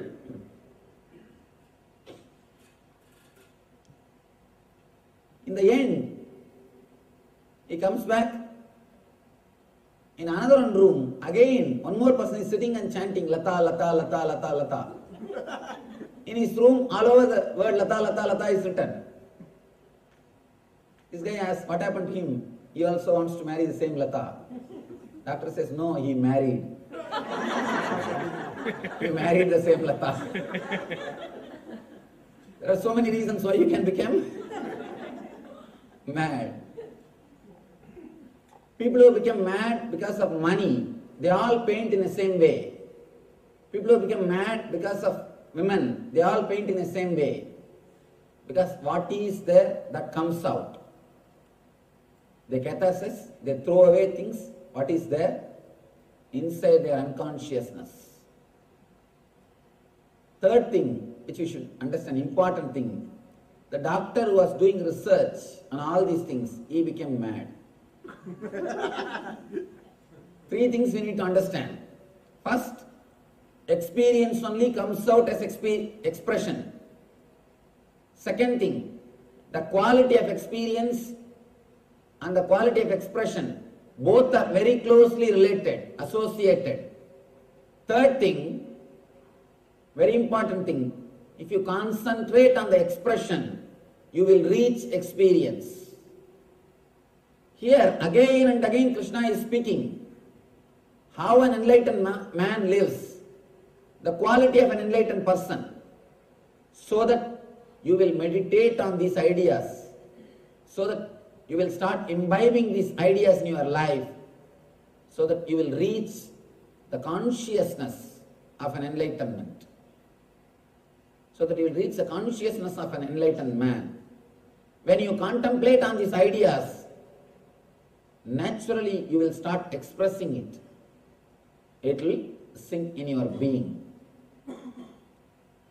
Again and again he says, Vijitendriya. This whole chapter is just about the senses. If you can understand this one drawing and understand where the problem is, how to heal the problem, Krishna gives a beautiful technique. He gives a beautiful method how to go beyond and how to solve the problem. Now all we need to know is understand the problem. Where you are caught and where our problems are. Our whole trouble is in the mind, buddhi and ego. Let me.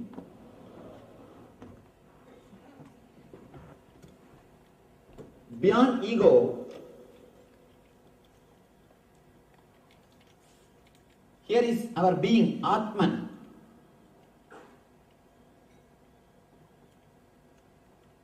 Just the presence of the Atman or the light of the Atman only radiates and makes your ego work.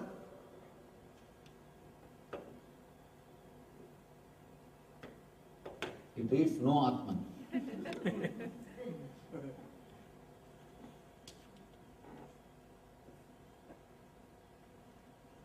Just by the presence of the Atman, the ego works. The whole trouble is here, where you identify yourself, where you start thinking, what is there for me? How I am related? How I am going to gain from this? Or how I am going to lose? Here is where the whole trouble starts. If somehow this is erased, this is removed from this system, the Atman directly starts radiating its energy, its tejas through your senses. That is why the enlightened people will have sharp senses. Their senses are not contaminated. whether their vision or their hearing will be sharp and deep, because it is not corrupted by buddhi and ego. They have not lost their sensitivity. Please be very clear, only a man whose being is clear, he will have pure senses. His senses will be sharp and alive. A man who continuously uses his senses, who uses his senses too much, he abuses it. He will not have the energy or tejas in his senses. Man who has used and abused his senses, first thing which will happen to him is he will lose the smell. The smell will be lost. If you have lost smell, please be very clear. Immediately you need emergency treatment. You need to get admitted in ICU of spirituality. You immediately need meditation. Meditation is basic need for you.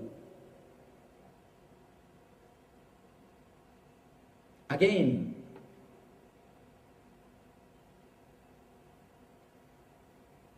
Krishna comes out in the next sloka. Suhrun mitra yudasinam adayastat veshtya bandhushu sadhushva vichapaveshu samabuddhir visishyate. Suhrun mitra udasina madhyas tatvesh yubapandhushu sadhushva vichapaveshu samabuddhir visishyate.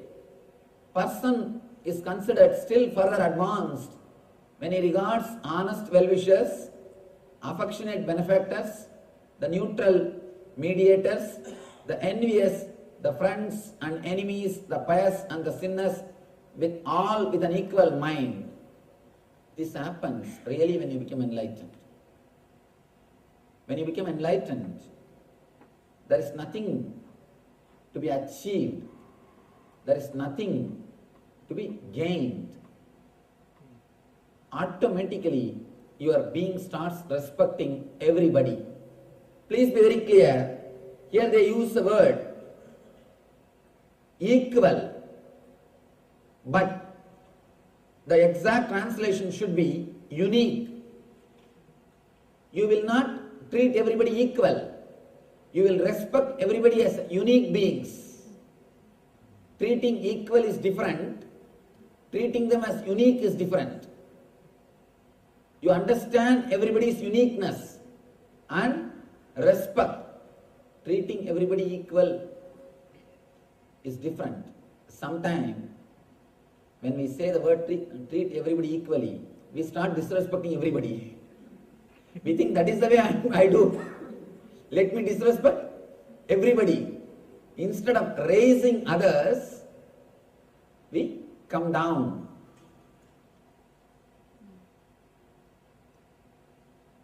Somebody asked Ramakrishna. Ramakrishna is such a humble soul. Anybody comes to see him, he will first do the namaskar. He will only first do the namaskar. Before they start, he will do the namaskar.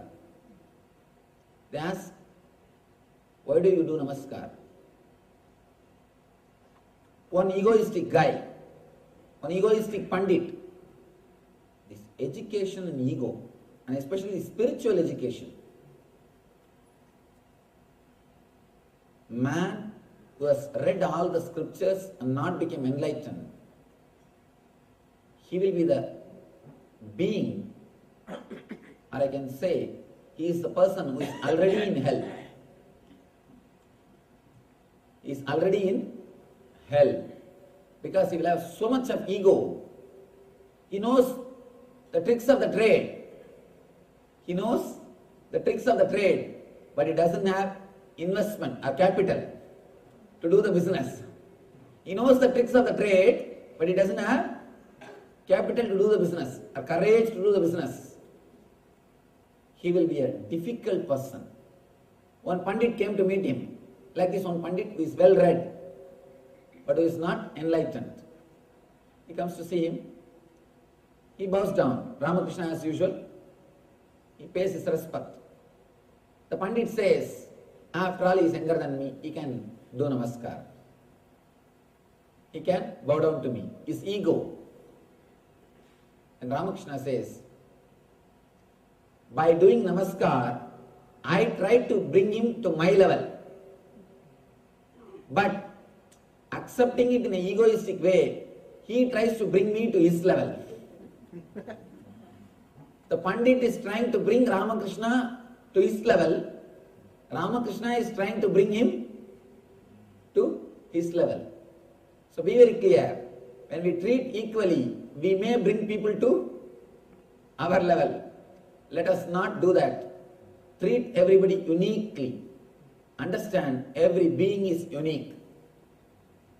There is no equality. Here we need to understand, every being is unique. When you understand every being is unique, you will start respecting every being. You will understand every being has its own unique place. We are all not same.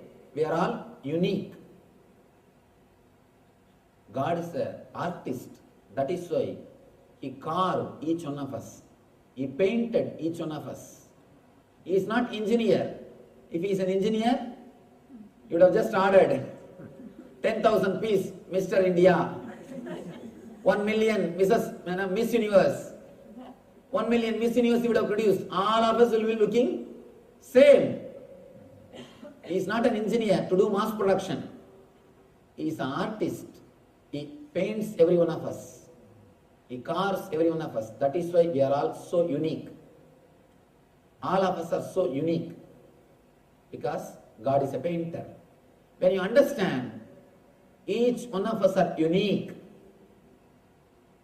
everybody is unique, you will start respecting every being. One more important thing you need to understand. Even your enemy is needed for your life. You would have learned thousands of things from your enemy. Without enemy, you wouldn't have achieved what you have achieved. Even enemy contributes to your life. Please be very clear. When you are in depression, if you remember the enemy, you will come out. And you will start the fight again. Even your enemy contributes to your life. You don't know what all the ways people to contribute to your life. There was a great sannyasi, very famous sannyasi, and highly respected all over the world. Suddenly one day, his close disciple somehow finds an important secret about him. In his room, he has got his ex-wife's photograph. Ex-wife's photograph. This guy somehow sees that and he asks, Master, I thought you were such a great person. I never expected this from you. Why? Why still you are having her photograph in your room? He says, whenever I wanted to leave the sannyas, I just see her photograph. Whenever I wanted to drop sannyas life, I just see her photograph. Immediately, I get my vairagya. So you don't know who are all serving, what all purposes. So be very clear, even your enemy may be playing a role in your being, in your personality, in your growth. You can't say somebody is needed in your life and somebody is not necessary. So just like your friends, your enemy also will be maybe playing a role. When you understand each and every being is unique, you will see everybody with the same mind or in the same way. One more word here, Krishna says, the pious and the sinners. Please be very clear, there is no such thing as sin except calling human beings as sinner. There is no other sin on the planet Earth. There is no such thing as sin. Let me tell you a small story. One monk, sannyasi, he was sitting in a forest and meditating. He had a small ashram, hut. One night, one man came to the hut and begged, Swami, can you give me little food and can you allow me to stay here till tomorrow morning? He said, why not? Please come. He gave food and shelter. Next day morning, the man is about to leave. Swami asked, who are you? This guy said, I am a thief. Just yesterday night I robbed the palace. I tried to escape from the police. I came here and you gave me food and shelter. I thank you. He went away. Immediately this monk started weeping. Oh God, how big sin I committed. I gave food and shelter for a thief. He started weeping. Please, oh God, save me from this sin. In few minutes he heard booming voice from the heaven. That voice is also weeping, crying. Monk asks, oh God, why are you weeping? God says, you gave food and shelter for him, one day you are weeping, you committed a sin. I give food and shelter for him 365 days. Where will I go and wash? Where will I go? What? Go and wash my sins. Be very clear. God accepts everybody as we are. The idea of sin and merit is created by the people who created the society. People who created the society. Immediately next question will rise. Then can we do whatever we want, Swamiji? Man who understands will never disturb others. Man who understands the spiritual science will never disturb others. Again and again I tell people, your sin or merit should not be based on fear or greed. If it is just based on heaven or hell, I don't think we have become matured people, matured beings. Our sin or merit should be out of our understanding, not out of heaven or hell. Be very clear. Don't live a disciplined life thinking of heaven or hell. Let the discipline happen to you as an understanding. As an understanding. If you are afraid of cop and following the speed rules, whenever you don't see any light, what do? A small temptation. Why not raise little bit?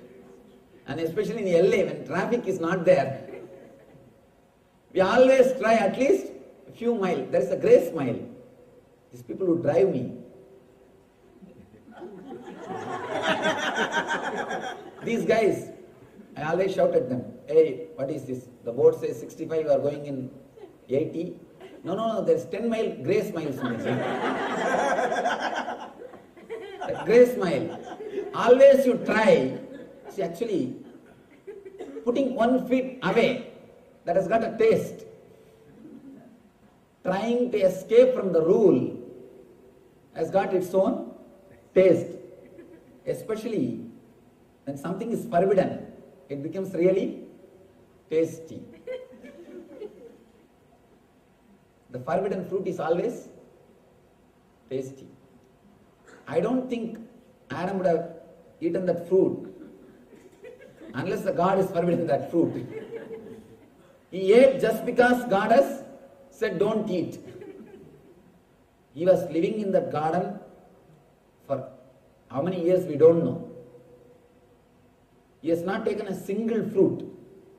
He has not tasted a single fruit. He was living happily. It is actually God who tempted, not the snake. The story is wrong. The story says God said don't eat and snake tempted. But God tempted by making the rule don't eat. Whenever you listen a rule, automatically you try to go beyond, you try to escape. Let your morality be not based on fear and greed. That is why in Patanjali there is a beautiful word, yama. Yama means discipline. If you understand your life is going to end in death, if you understand that death is the result of your life, if your consciousness imbibes, starts thinking, meditating about death, automatically you will be disciplined. If you start meditating on death, you will completely restructure your whole thinking system on life. Your whole life will be restructured. If you start thinking about yama will happen in your life. For both discipline and death, for both we use the same word in Sanskrit.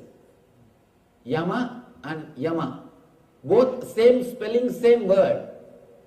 If you imbibe, if you understand the death is going to happen to you, automatically you will imbibe discipline in your life. Discipline happens to you when you realize the death, when you realize the life is going to end. Let your discipline happen, let your morality happen only out of understanding of death, not out of fear or greed. Now given by our devotees, last few days I have not answered. After seeing these few questions, we will enter into a technique given by Sri Krishna to go beyond the mind, to awaken our senses, to look in. Dear Swamiji, how can one go about getting closer to the present moment? How can we reduce the number of thoughts per second? This is from the second day. Second day I was explaining about the TPS, thoughts per second. Who put this question? Is the person is here? Here it says, day 2 you are God.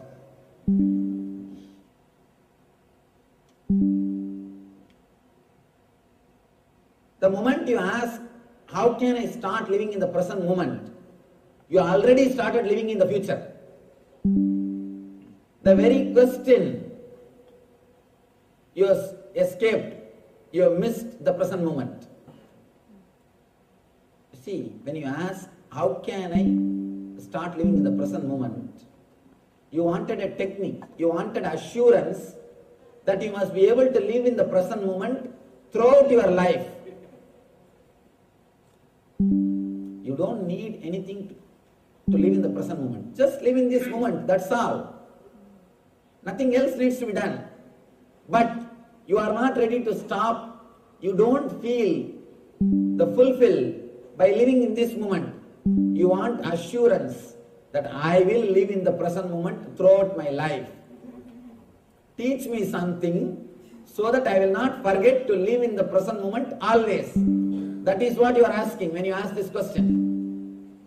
The moment you want assurance about the future, you missed the present. Be very clear, future can never be assured. Whenever you remember, come back to present. That's enough. Nothing else is necessary.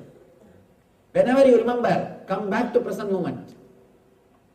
And if you live in this moment, if you are at present, naturally next moment also you will be in the present.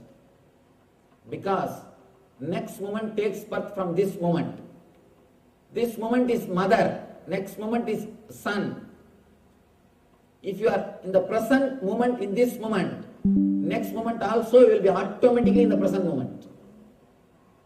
If you are postponing, escaping from this moment, from next moment also you will escape.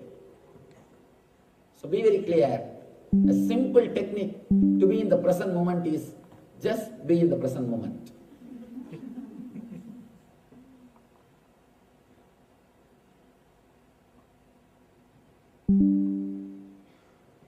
0 TPS, at 0 thoughts per second, does the past, present and future all exist within that moment? Nitya Kripanidhi. Yes, Person Nitya Kripanidhi has put this question. When your thoughts per second is 0, when you don't have thoughts, past and the future both disappears. When the past and future has disappeared, what is, you can't even call that as a present. Present is present as long as you have past and future.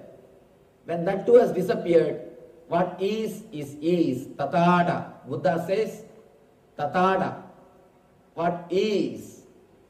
You can't even call that as a present. Nitya. And Shankara says as Brahman.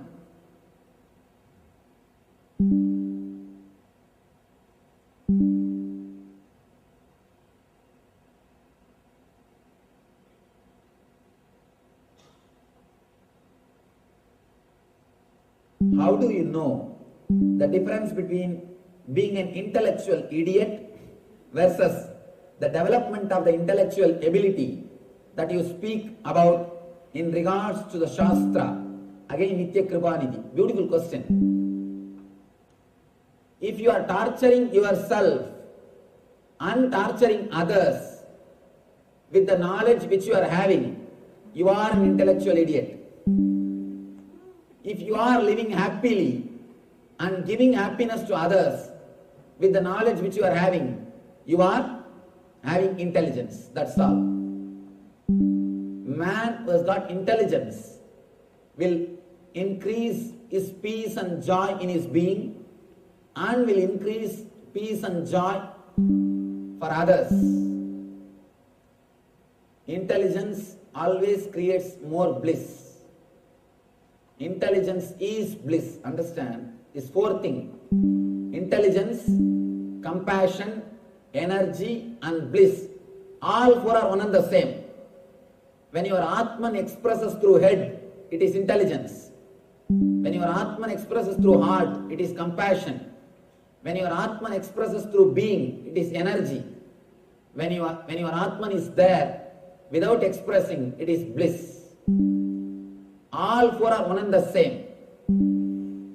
If you are intelligent, you will be blissful and you will radiate bliss.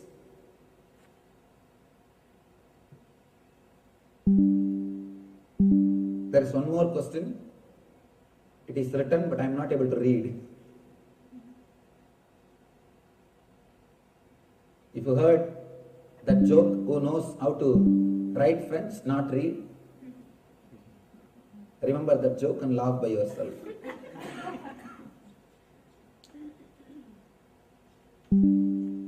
If the person who wrote this question, if you are here and come out and ask the question, I will be happy to answer. It's written in black pen.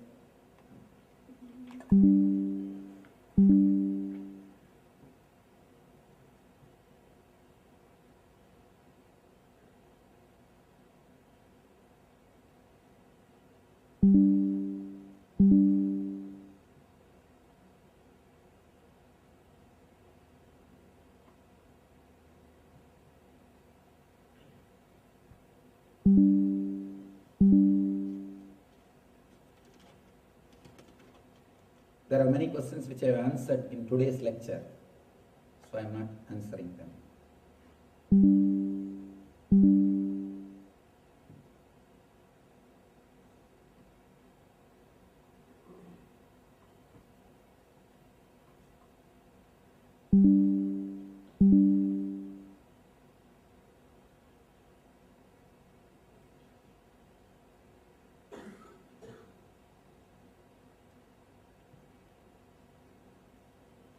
Respected Swamiji, committed one asks, how or which key is greatest importance to be rid of habit attachment? This is a nice question.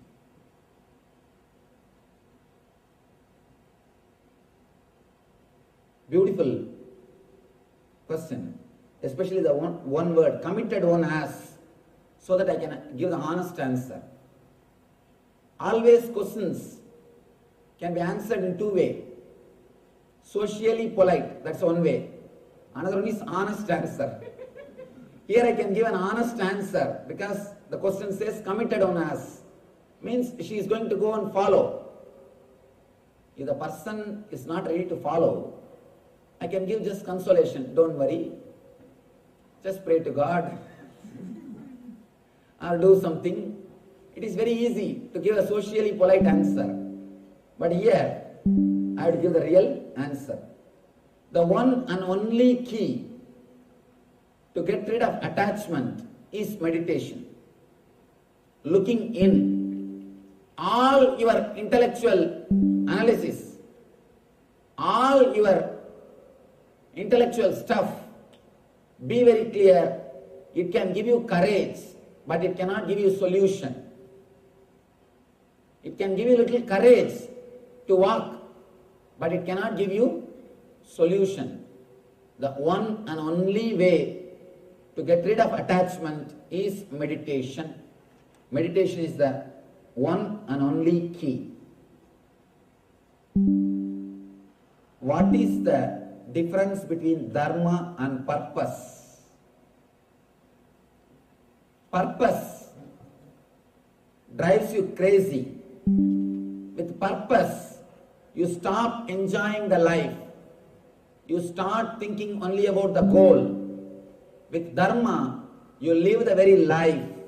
You start enjoying the path. Dharma means enjoying the path. Purpose means enjoying the goal. If you are enjoying the path, you are in dharma. If you are enjoying the goal, you are towards the purpose. Respected Swamiji, of the koshas, Ananda is greatest. How to maintain Ananda in daily life? Beautiful story. One Sufi master, his name is Abdullah. He's a great enlightened master.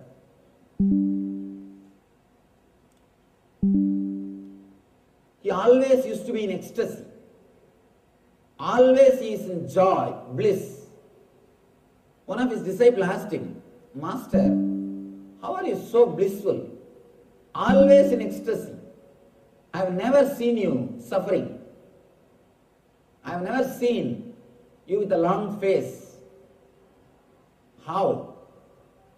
He says, early morning when I get up, I just ask myself, Abdullah, what do you want today? Today you want to be blissful or you want suffering? I ask myself. Naturally, what mind will choose? It chooses I want to be blissful. Then immediately I tell the mind, then be blissful, that's all. We may think, how can it be so simple, Swamiji? Be very clear. You know your 24-hour routine. Try, just tomorrow morning, once you try. You know next 24 hours what is going to happen. Very rare accidents happen. Accidents are very rare. In average, normal routine, you know what next 24 hours is going to happen. Accidents are lottery winning. These two are rare. They are not happening every day. So, till tomorrow morning, what is your next routine? What is your routine? You know. Decide whether to face that routine with the bliss or with the suffering. Whether to face that routine with joy or with the usual face. With our regular face. Decide by yourself. When extraordinary things like accident or lottery winning happens, that is different. In an ordinary way, your regular life, you know the routine. You have the choice. And whether you go with a long face or a smiling face, the routine is going to be same. The routine is going to be same. That's why I always tell people, pain is inevitable, suffering is choice. Pain may be inevitable, but suffering is choice. You have one thing in choice. You can choose your attitude. You can choose your inner space. Your inner space can be chosen by you. That is up to you. That's only your decision. He says, when my mind says, I'll be happy, I just tell the mind, then be blissful, that's all. It is purely your choice. Purely your choice. Hell or heaven is your conscious choice. It is nobody else's choice. We will ask another one question. Always, if my mind says I want to suffer, what to do? Then let you suffer, that's all. What is the wrong? If your mind wants to enjoy suffering, even a suffering becomes enjoyment for you. That is why you want to enjoy suffering. In a way, suffering becomes enjoyment for you. So be very clear. Ask your mind, when you get up early morning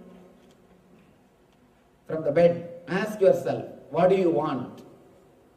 If your mind says bliss, just tell your mind, be blissful, over.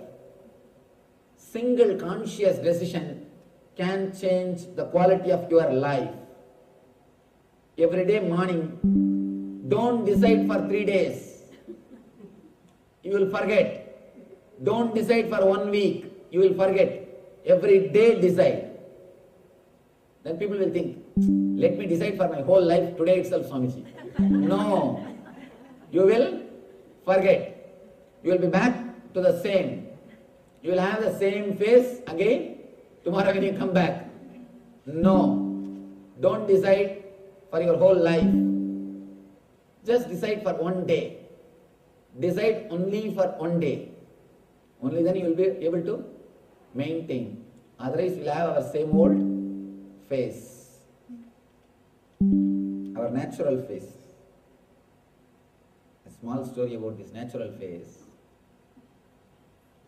Father, president of a monastery, is teaching the young novices to preach, how to speak in the public. He is taking class, how to preach. He is training them. When you speak, your whole body should express.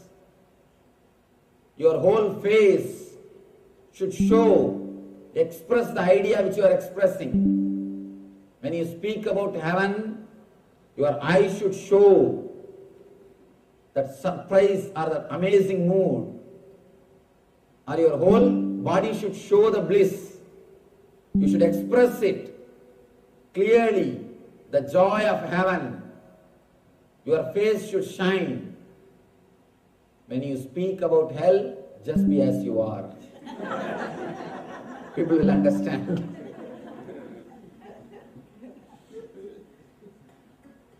At least in our life, let us not maintain the face of the hell.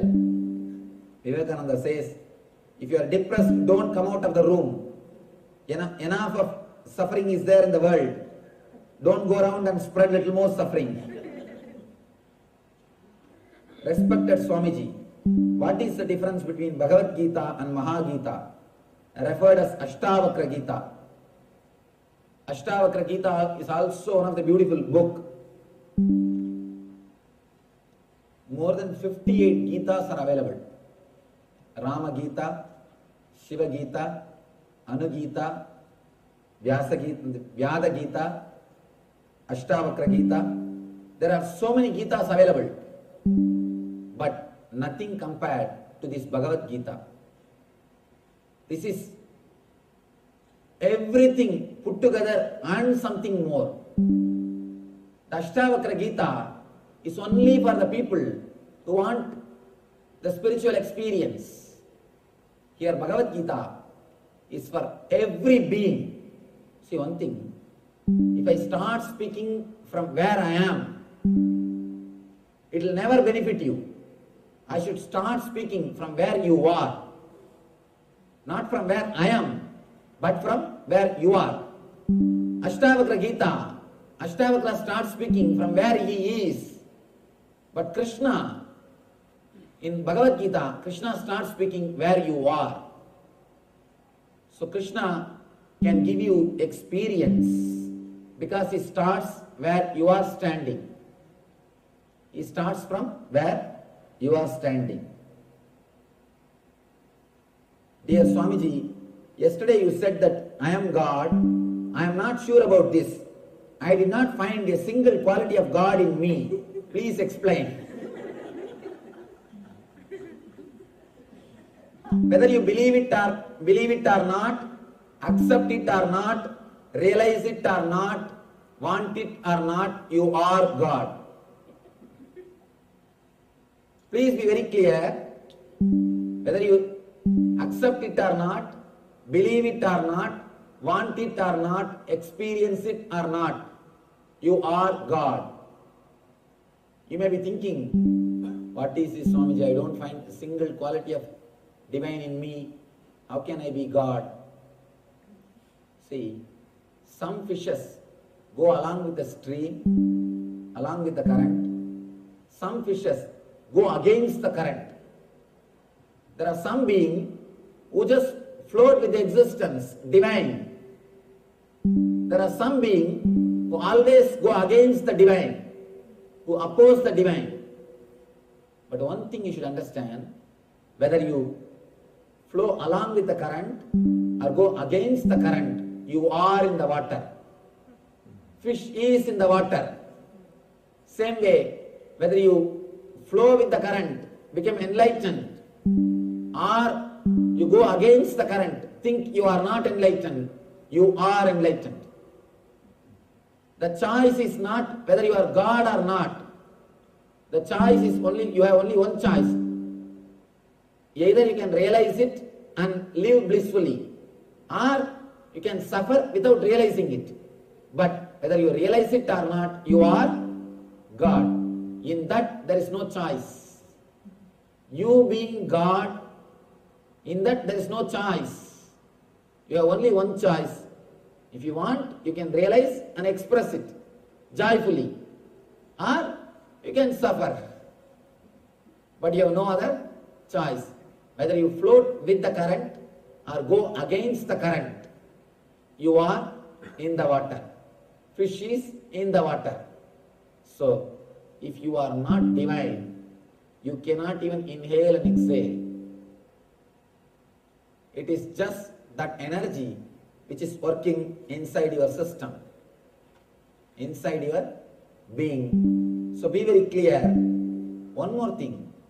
Again and again and again, society creates guilt in you that you are not enough unto yourself. Please be very clear. Society sets a standard and it never lets you feel the divinity in you. First thing which you need to understand, you are beyond body and mind. All your guilt is related to body and mind. So don't have a standard which is given to you by society to measure whether you are God or not. That standard can never be fulfilled. The social standard can never be fulfilled. And one more thing, the moment you allow the guilt in you, you are ready to be exploited. Anybody wants to exploit you, first puts the guilt in you. The person who wants to exploit you in the physical level, he makes you believe that you are not strong enough. The person who wants to exploit you in the level of beauty, they first make you feel you are not beautiful enough. Only then all the cosmetic products will be sold. Why do you think continuously these cosmetic companies conduct the beauty contests? So that they will make you feel guilty that you are not beautiful. Be very clear, you are enough unto yourself. Never run behind anybody's measurement. You are beautiful by yourself. Why should you bother about somebody's measurement? Each one of you are unique flowers. If God is an engineer, He would have created 10 billion Miss Universe and 10 billion Mr. Universe. but he is not engineer. You need little bit of foolishness to be an engineer. God is not an engineer. He is a painter. He is an artist. He paints every one of you. That is why every one of your dimensions are different. Every one of you are unique. The moment you start having the guilt, I am not beautiful, you start buying all cosmetic products and you try all color paintings. You try all possible makeup. Same way, in the spiritual field also, the so-called religious people put guilt in you. They just start putting guilt in you. You are not that, you are not this. First thing, they start giving you the ideas which is impractical. Vivekananda says beautifully, never teach a man to be truthful. It is very difficult. Teach him how to be. Never give dead moral things. Never give dead teachings. Give them the technology. Give them the science. The so-called religious people who don't know the science by themselves, who don't know the technology to transform the energy by themselves, who has not transformed their energy, like a parrot, they repeat the advice or morality, impossible goals from scriptures to you and create guilt in you. That is why again and again I used to tell people, never listen to a person who is not enlightened. Never listen to a person who has not experienced by himself. He will give you all impractical ideas. The other day as I was telling, Dale Carnegie writes a big book, How to Stop Worrying and Start Living. He committed suicide. Impractical. His teachings are impractical. He himself has not experienced. So be very clear. Never listen anything. Never take anything from an unenlightened man. When a person is not enlightened, he creates only more complications. Even your so-called moral ideas, never a person should be taught be more good. You should be taught how to be good. The technology should be given. The science should be given. When you don't give the technology, only the advice, you create more trouble for others. The person who receives only advice, not the technology, he starts creating deep guilt in himself and he becomes schizophrenia. Please be very clear. In 3 level guilt is created in you. One is physical level. You are not strong enough. Only when you start believing you are not strong enough, you will become slave. You will be controlled. You will come under control. You are not beautiful enough.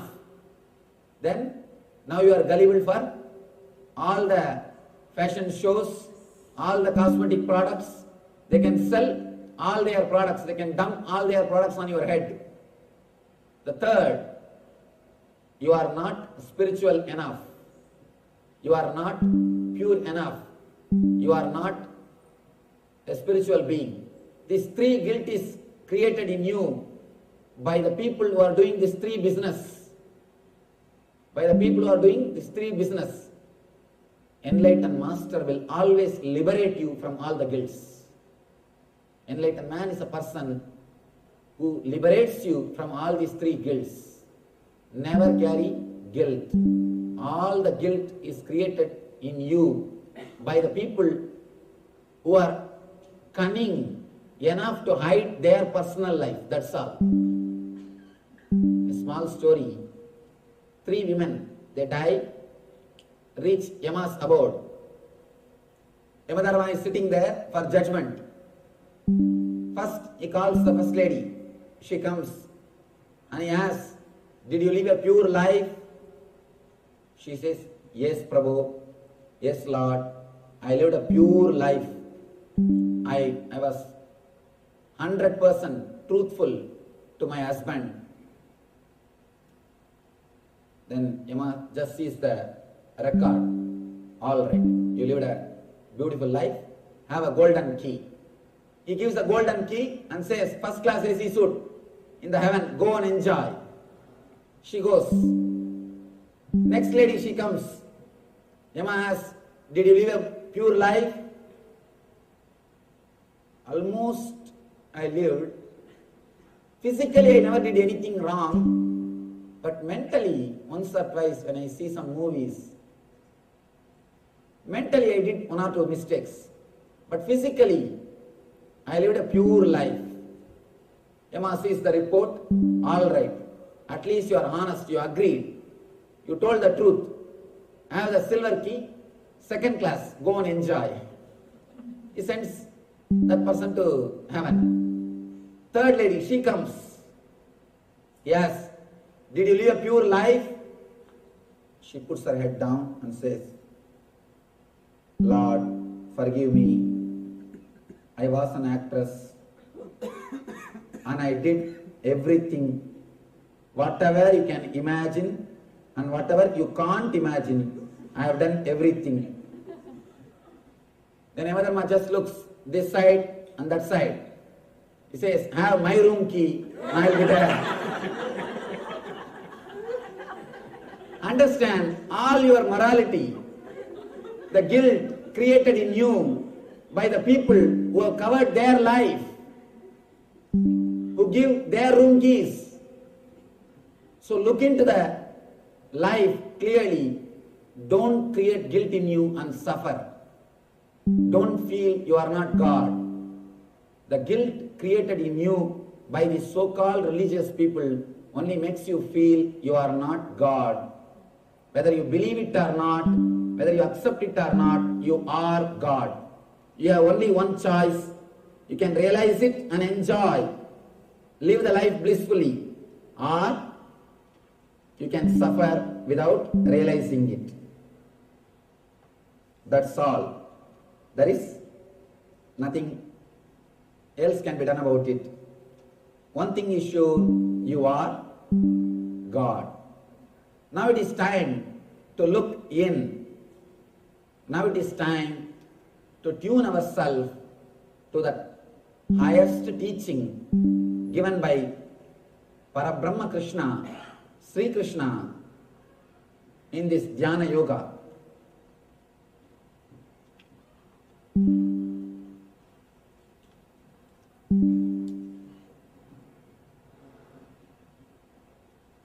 Let me repeat this sloka, let me recite the sloka, then we will enter into the meditation technique given by Sri Krishna to go beyond the mind, to make your senses alive.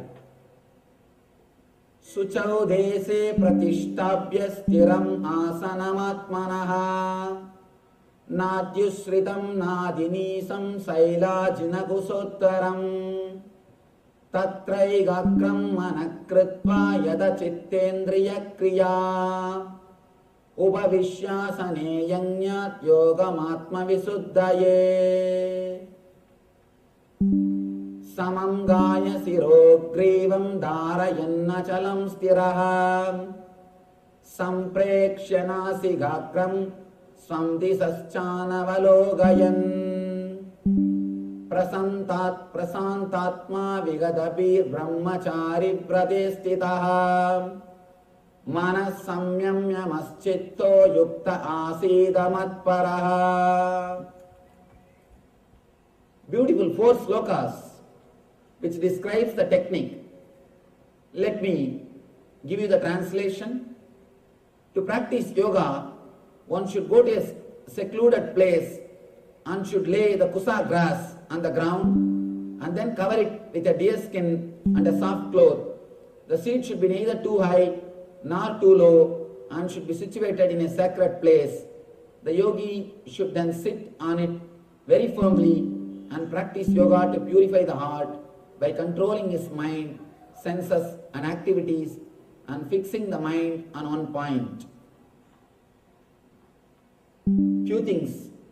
You should go to the secluded place. Why? Whatever you say in the house, phone will ring, cell phone will ring, somebody will knock, some advertising agencies will call to move away from these disturbances. That is why secluded place. This kusha and disc and all those things are like insulation, so that the energy created by you will not be taken away by the earth. But now you don't have to bother about that, because you are already sitting in a chair, little above the ground. That is enough. And the seat should neither be too high nor too low. It should be comfortable. That's all.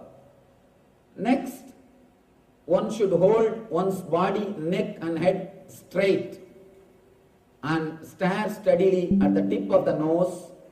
Thus, with an unagitated, subdued mind, devoid of fear, completely free from completely living with existence, one should meditate upon me within the heart and make me the ultimate goal of life. Yesterday, what meditation technique we did? The same, little updated. Here Krishna is updating. Yesterday what we did is an initial level technique. Now he gives little updated technique. Here he says 3 instructions. 1, head, neck and backbone should be in a straight line. Next, you should fix your eyes on the tip of the nose. Means if you look at the tip of the nose, naturally your awareness will settle down on the third eye.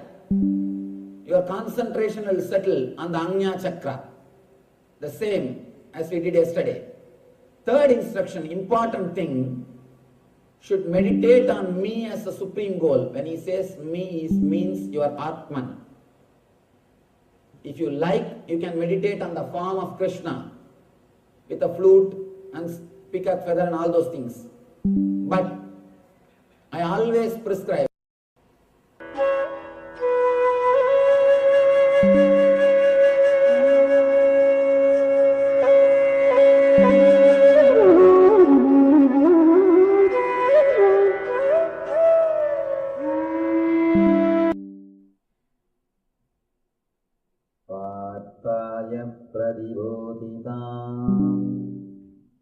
Bhagavatam Narayanena Swayam Vyasena Graditam Purana Muninam Madhye Mahabharatam.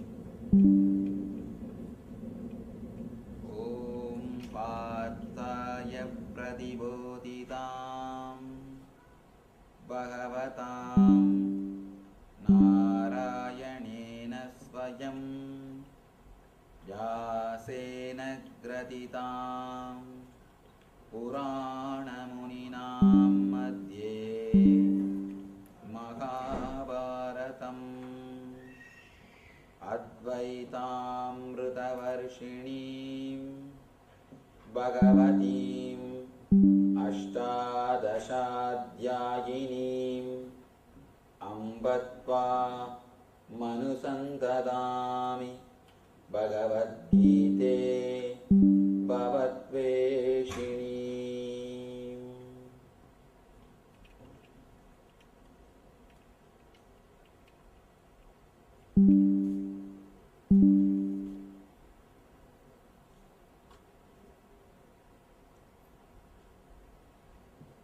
वसुदेवसुतं देवं कंसचाणूरमर्दनं देवकी परमानन्दं कृष्णं वन्दे जगद्गुरुम्.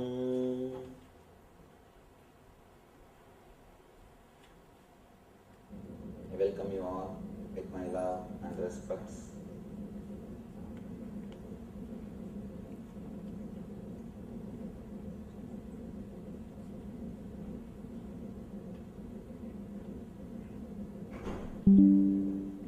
The 7th chapter of the Gita is Jnana Vijnana Yoga.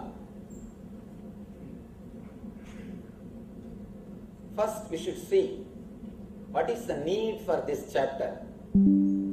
Again and again and again, Krishna is speaking the same truth. Nothing else is spoken. The same truth. But why so many chapters? People ask me, Swamiji, how many days it will take for us to learn meditation? I tell them to learn meditation, 2 minutes is enough. To learn what is not meditation, you need 10 days. In the life, you are doing so many things which is not meditation. To unlearn really takes time. Logically, when we express the truth, mind always goes to the other end of the logic and sits there. Now, not only from this end, from that end also you need to understand what is truth. There's a beautiful philosophy in India, Nyaya Shastra, logic. They explain 2 kinds of logic which is used. First kind of logic is a regular logic, a regular Nyaya. For example, all men have one head. Socrates is a man. Now the third statement you know, Socrates has one head. This is a simple logic. This is one kind. There is another one kind, second variety. The higher level logic.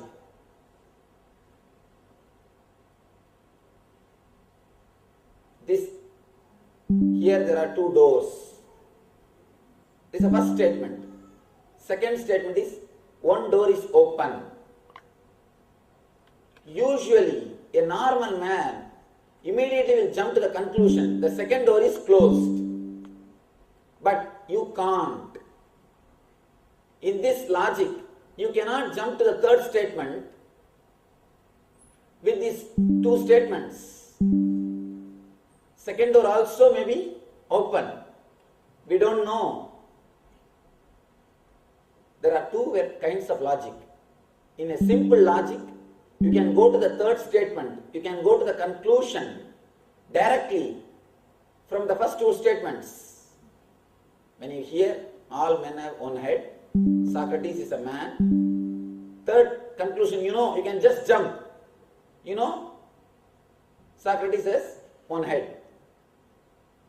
No problem. But in the second kind of logic, here there are 2 doors. One door is open. You can't go to the third statement. You can't jump to the conclusion. The next door, the other door is closed. No. It may be open, who knows? The third statement also should be understood or should be heard.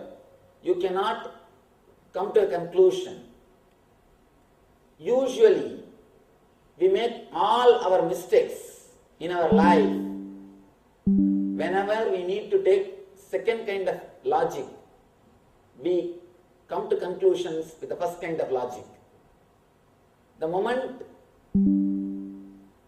somebody makes a statement, you don't have compassion.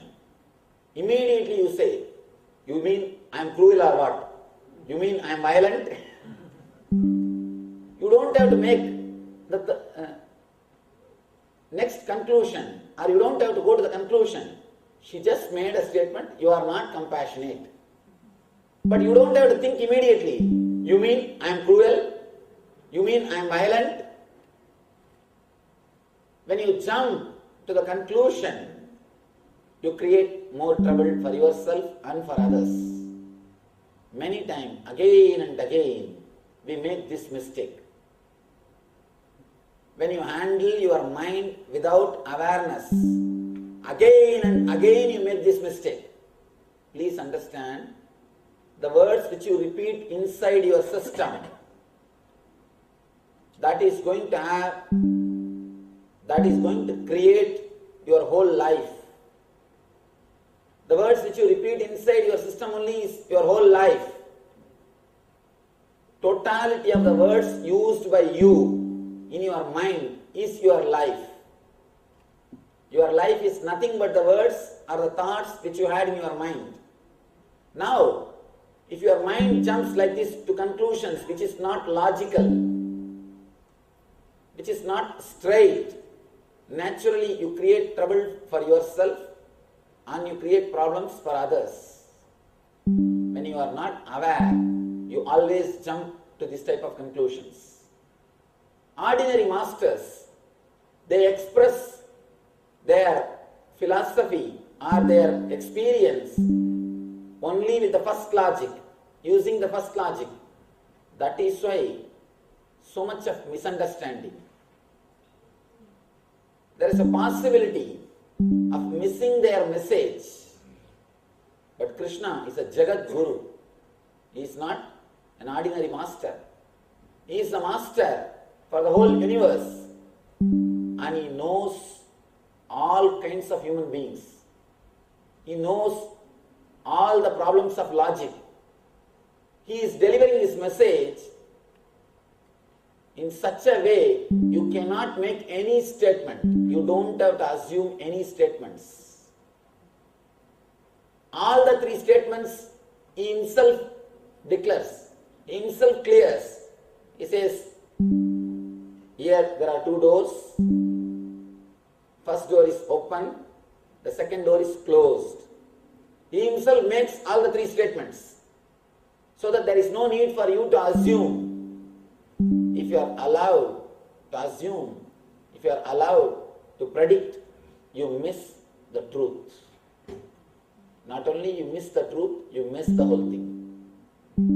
So here, Krishna is not ready to allow us, he is not ready to allow us to predict. He is not allowing us to predict. He is very clear in all three statements what is supposed to be done and what is supposed to be avoided, why it should be done, why it should not be done. He is clear with the whole thing. That is the reason again and again he is repeating the same ideas but from different logic level. Same statements he makes but from a different logic level, so that people who are hearing will not miss the message, will not miss. The Jnana Vijnana Yoga, the whole chapter speaks about the same message, of course from a different view. Sri Bhagavan Uvacha Maya Sakta Manapartha Yogam Yunjanta Madashraye Asamsayam Samagramam Yada Nyasyasita Srunu Maya Sakta Manapartha Yogam Yunyan Madashraya Asamsayam Samagramam Yada Nyasyasita Srunu. Bhagavan says, now here, O Partha, how by practicing yoga in full consciousness of me, with mind attached to me, you can know me in full, free from doubt. Again and again, people ask me, Swamiji, why did you choose to speak on Gita? you didn't choose? There are so many other books. Ashtavakra Gita is there, Patanjali Yoga Sutra, Brahma Sutra, Upanishads. Why do you choose Gita? Gita expresses the truth in a complete totality. I can say he has created keys for all possible human beings. For every human being, he has given a key. Yes. Krishna fulfills every need of every human being. He says, "Oh Partha, let you listen now how by practicing the yoga in full consciousness of me, means eternal consciousness, with mind attached to me, you can know me in full, free from doubt." In this chapter, more than 3 times he says me, me, me. If any psychologists read this line, they will think he is egoistic. According to psychology, if you use the word I or me more than 3 times in a statement, you are called egoistic. You need treatment. Otherwise, how will they have money? They need money. Before you, more than you need treatment, they need money. Anyhow, for a normal man, it looks egoistic. Person who hates Krishna, he thinks Krishna is egoistic. Again and again he declares, "Surrender to me, I am everything." In this chapter he starts expressing his glory. Of course, in the Vibhuti Yoga, the other chapters, he explains completely. But here, in the 7th chapter, he starts, "I am this, I am that." For a normal man, it looks egoistic.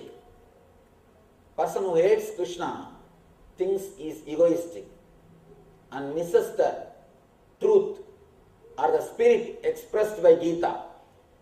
Same way, person who loves Krishna, he is caught in his form and misses the juice of the Gita. Person who hates Krishna thinks Krishna is egoistic and misses the whole juice. Person who loves Krishna, he is caught in that form of Krishna, and misses the whole juice of Gita, whole spirit of Gita. Please be very clear. Whenever people are caught in the form, when they start worshipping the form, they slowly start telling, "Swamiji, Gita is great, Krishna is God, he can express all these things, but that is not for us, it is not practical." Slowly you create a distance between you and Krishna. You start worshipping Gita instead of practicing it. It's like you have a pot full of milk and you start worshipping it. You never drink it. Can you have the benefit of the milk? No. Unless you drink, you cannot have the benefit. Unless you imbibe Krishna, you cannot have the benefit. That's why I always tell people, Jews have avoided Christ by crucifying him, putting him on the cross. Hindus have avoided Krishna by worshipping him, putting him on the wall. Please be very clear, hanging in the cross and hanging in the wall is one and the same. When you don't imbibe Krishna's teachings in your life, when you don't work towards experiencing Krishna, worshipping Krishna is nothing but crucifixion. It is a cunning method of escaping. People who crucified Christ, they carry the guilt, they did a mistake. But these guys don't even carry the guilt. Hindus don't even carry the guilt. In a very nice, cunning way, they escape from Krishna. worshipping without following, worshipping without imbibing is worst form of crucifixion. People who hate Krishna, they think he is egoistic. People who love Krishna, they are caught in that form and they think they should surrender to the man Krishna who came down in the human form. Only people who experience Krishna realize Gita. Only people who experience Krishna understand Gita. People who hate Krishna, people who love Krishna, both of them miss Gita. Only person who experiences Krishna realizes Gita, realizes the value of the Gita, experiences the Gita. Otherwise, if you are caught in the form of Krishna, you will become fanatic. You will become fanatic.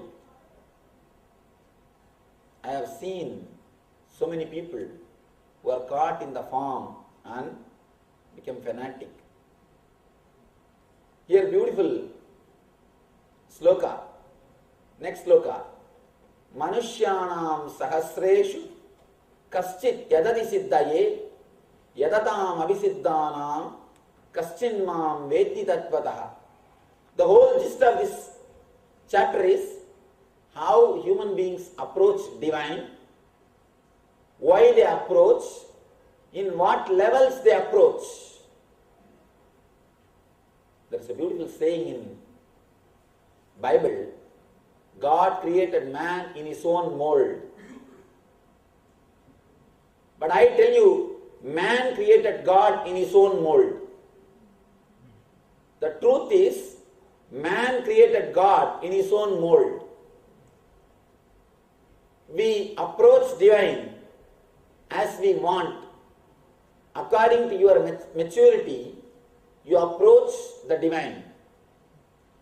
In what level you approach divine, and how you worship, and what you receive, and how to grow in maturity. The whole thing Krishna explains in this one chapter. Here he says, out of many thousands among men, one may endeavor for perfection, and of those who have achieved perfection, hardly one knows me in truth. Beautiful. Here he says, out of thousands, we should say out of billions. We should change. In those days, population is less. So he makes the statement out of thousands. Now we should say out of billions.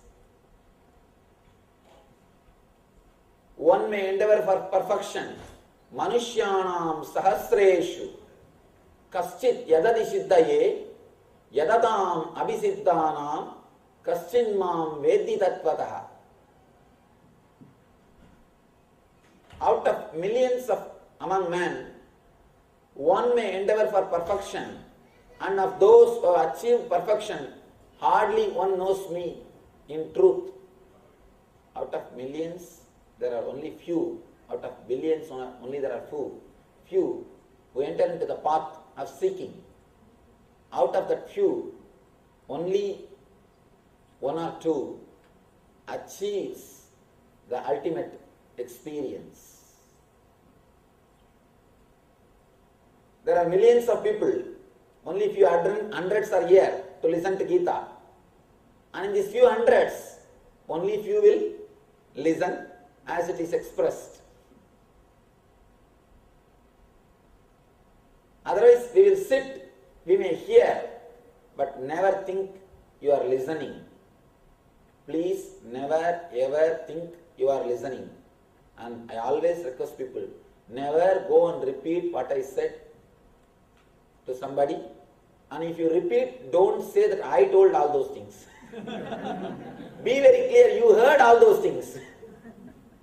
Tell them, I heard all these things. But never say, Swamiji told. Many times we miss, it's like a modern day psychologists, they say, hardly 2% of things which happens around you, you observe. If 100 things are happening around you, you observe only 2%. You imbibe only 2%. It's like you got 100-page novel. You read. Suddenly you lose the whole book. Only 2 pages random you got in your hand. All the 98 pages, other 98 pages are lost. With the 2 page, if you try to reconstruct the whole novel, how much it will be true to the original? Same way, whatever you remember, hardly 2% you will remember. With that, if you try to reconstruct the whole thing of what I said, naturally, it will be your lecture, not mine. Please be very clear. We may be sitting here. It is not that we are listening. And even if you go out and say all these things, if you share some ideas, always tell, I heard. Never tell, Swami spoke. Krishna goes deeply. Now he starts the Indian community system. Chaturvida bhajante mam jana sukrudinorjunaha arto jignasurattarti jnani cha paradarshava. Before entering, I bow down to the system which is created by the rishis, which has made the whole spiritual science into reality, the community system which kept our scriptures alive, the spiritual science alive. In the modern days, it has become fashion abusing our community system or abusing the social system created by rishis. It has become fashion bashing our Vedic system or abusing our Vedic system has become a fashion, especially in South India. Abusing the Vedic system and abusing the Swamis is a fashion. If you want to show you are an educated man or you are a big person, just abuse our Vedic system. You can immediately gain popularity. There will be at least 10 fools around you to listen what you speak. It's a very easy, cheap way of becoming popular. We have started condemning. Not only we have not understood, and we have started disrespecting the great system created by our ancient masters. Before entering into the system, I just wanted to say a few words. Just because of our rishis, just because of that system, still our spiritual culture is alive. Our country is alive. The other day I was reading Paramashivan's autobiography. That's a beautiful reference. Abraham prays to God, Genesis. He requests God not to destroy a particular piece of land. God says, if I find 10 good people in that land, I will not destroy that land. He tells them, if I find 10 good people, I will not destroy, just for the 10's sake. Really, after reading that statement, I understood why still India is alive. Why still India is alive? The greatest miracle of God is still India alive. Still India is alive is the greatest miracle of God because of these 10 people. No other culture survived, lived for such a long time. See, all the cultures which was created after Indian culture, Babylonian culture, Rome, Greece. See, all these cultures, they all know how to fight, how to build big cities, and professional way they know how to protect themselves. Great warriors, but they were not able to survive. Today only we see their relics. The culture itself is not alive. It is not there. Indian culture, Indian system, at least 10,000 years of recorded history we have. At least 10,000 years of recorded history. There is a beautiful book written by Swami Prakashananda Saraswati. That's a book title. Comprehensive History of Religion and Indian Culture. India's history, he gives in a beautiful way. According to him, it's at least trillions of years. We can be sure of one thing, at least 10,000 years of recorded history we have. No other country is invaded. No other country is invaded so much like India. India is invaded practically by every culture, every country. There is nobody who has not invaded Indian soil. No country invaded by India. India has never invaded any country. It has never went out to destroy, to fight, to catch, and no other country which stayed within their boundary. India is again and again invaded, but it never went out to invade anybody. But end of the day, look, this is the only culture which is still alive.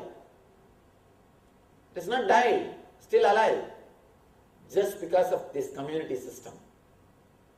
And the next thing which we need to understand, and a very important thing when we read about all these things, man cannot live without creating community. Man as such is social animal. He will create some form of community. It is not that West don't have community system. In other countries also community system is there, but based on money. Based on money. When I went to Brazil, I was giving a discourse in Petrobras, that company. One guy got up and asked, how do you justify the community system of India? The high caste people, they look the low class people very in a disrespect way. How do you justify this? Of course, there are one or two mistakes. Or we also did something, we missed the spirit and started following the letter. Some mistakes happened, that is true. But just because of that, you can't say the whole thing is wrong. For example, if you have tumor in your body, the tumor has to be operated and removed. You can't straight away kill the whole person. You can't disrespect the whole person. The operation should be done and tumor has to be removed. You can't abandon the whole person. And it is we who did one or two mistakes and then started abusing the whole system. I told him, yes, there was one or two mistakes happened. Then I asked him one question. Yes, I agree, there was one or two problems. Now look at the developed countries or so-called cultured countries.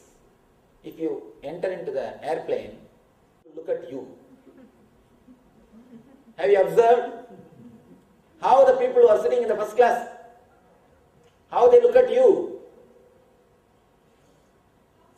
Just seeing them you can understand how they look at you. Don't think here there is no community or no class system. In every place there is community and class system. But at least with Vedic rishis, they created based on intelligence and wisdom. With rishis, community system is created based on intelligence, based on knowledge, based on wisdom. In other cultures, the community system is created based on money, based on power. In some countries, the people who are ruling, Kshatriyas, they created community system. So the person more powerful, more respected you are. In some countries, the people who are doing business people control the whole system. There, more you have money, more you are respected. India is the only country. The whole system is created by the people who respected intelligence and wisdom. Who respected intelligence. The whole thing is done based on intelligence, based on wisdom. So, that is why in India, the more person carries the wisdom, more is respected, more is spiritual, more is respected. The whole social system is created based on sharing. Man has to contribute something to the community. He has to contribute something to the community. Let me now describe the whole spirit, how the system is created and how we abused it. Of course, we abused it. We have not imbibed the spirit completely. If we would have imbibed the spirit completely, we wouldn't have fallen to this state. Let us first understand the spirit with which the whole system is created. Then we will understand where we made the mistake. Then we should understand how we can revive it and again practice in our life. First thing, the whole system is not based on birth. It is based on your character. Krishna again and again says in the Gita, it is not based on birth. It is based on your guna, based on your attitude towards the life. Person who works based on grief, based on fear. Person who works out of fear is a working class. Person who works out of greed, he is merchant, business people. Person who works just to have attention or to prove he is some way superior, he is Kshatriya. Person who works just out of gratitude, expressing his bliss, is Brahmana. Everybody has to contribute something to the society. Person who shares his time, he has nothing else. He has got only one thing, his time. Person who shares his time is called worker, working class. Person who shares products, he has got time and a little bit of intelligence to create some products. He creates some products and he shares the products in the society. He is called Vaishya, merchant, business people. Person who shares confidence. Person who shares, who gives courage to the whole community.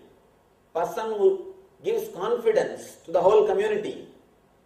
Person who unites the whole group as a community in a solid way by giving confidence. Person who shares confidence is Kshatriya, warrior. Person who shares the knowledge, bliss, spiritual wisdom is Brahmana. It is completely based on your role. The role which you are supposed to play in the community, in the society. It is no way related to your birth. Please be very clear. This is the spirit with which the whole system is created. This is the spirit with which the Vedic rishis have designed the system. Here, nobody is higher and nobody is lower. Nobody is higher and nobody is lower. In course of time, because one or two mistakes happen, you can't say the whole system is Chaturvida bhajante mam jana sukridinorjuna arto jignasur artarthi jnani cha paradarshava. O best among Bharatas, 4 kinds of pious men begin to render devotional service unto me. The distressed, the desirer of wealth, the inquisitive, and he who is searching for knowledge of the Absolute.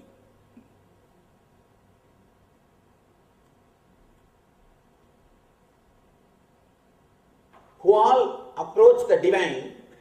In what ways they approach the divine? Who all approach the divine, and in what ways they approach the divine?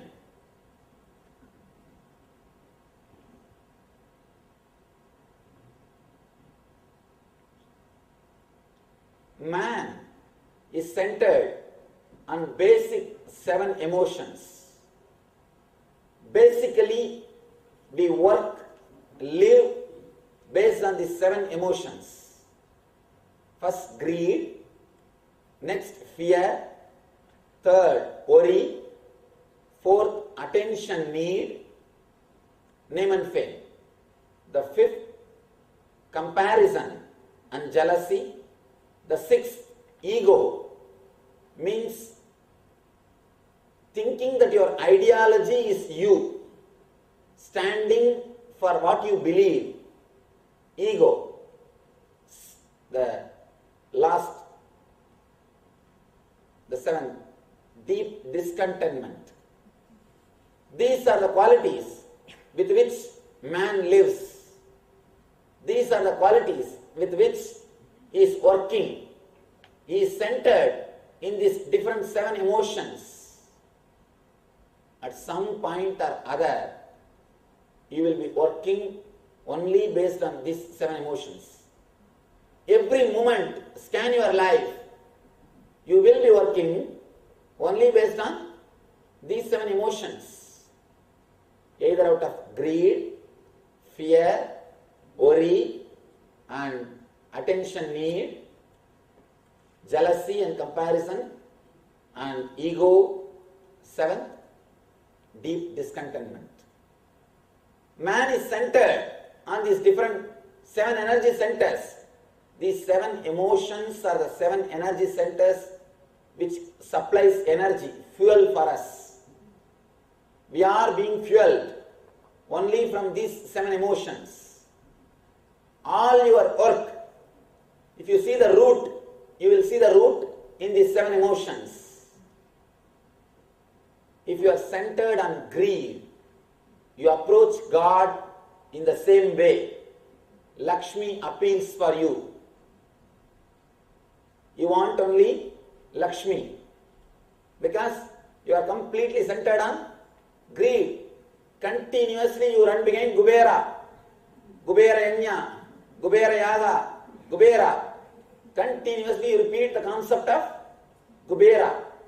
First we should understand, whatever you feel you are missing, by creating your own God, by approaching the divine in that same mold, you try to feel the fulfillment. You try to feel the fulfillment, approaching the divine in the same mold, the same emotion, or in the same feeling which you are missing in your being. If you think you are poor, if you think wealth is the first thing in your life, you run behind Lakshmi. You run behind Lakshmi. Please be very clear. One more thing. When you become mature, when maturity happens to you, you approach the same Lakshmi as Jnana Lakshmi. You ask the same Devi, same goddess to give wisdom, to give knowledge. You approach the same God in a different way if you are grown. You approach, you create God in your own mold. How much you have been matured. According to your maturity, you project and see the divine. You approach the gods. That God appeals to you more. If you are centered on greed, if your whole thoughts are going around the greed, you go to the God who gives you all boons, who makes you feel fulfilled, or who gives you what do you want. Person who is centered on greed feels happy, feels comfortable, always goes only to Lakshmi. He doesn't want any other God. He wants only Lakshmi, only Venkateshwara. Of course, you can approach Venkateshwara from various levels. But when you approach with greed, you start the first step. You start the first step. It is not that you should not approach the Lord through the form of greed. Approaching divine from greed is nothing wrong. Starting your life with prayer is not wrong, but ending your life with prayer is something seriously wrong. It's a good start, but very bad end. Starting is nothing wrong. Vivekananda says beautifully, it is good to be born in church, but not to die there. Before you die, you should grow out of it. You must become matured. You must realize the other dimensions of divine, the other dimensions of your being. Divine is nothing but a mirror. You reflect, you see your own reflection. You see your own reflection. And whatever you do to the divine comes back to you.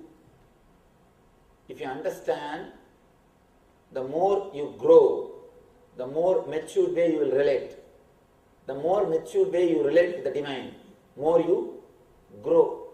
Otherwise, you are completely confused and caught like a drunkard.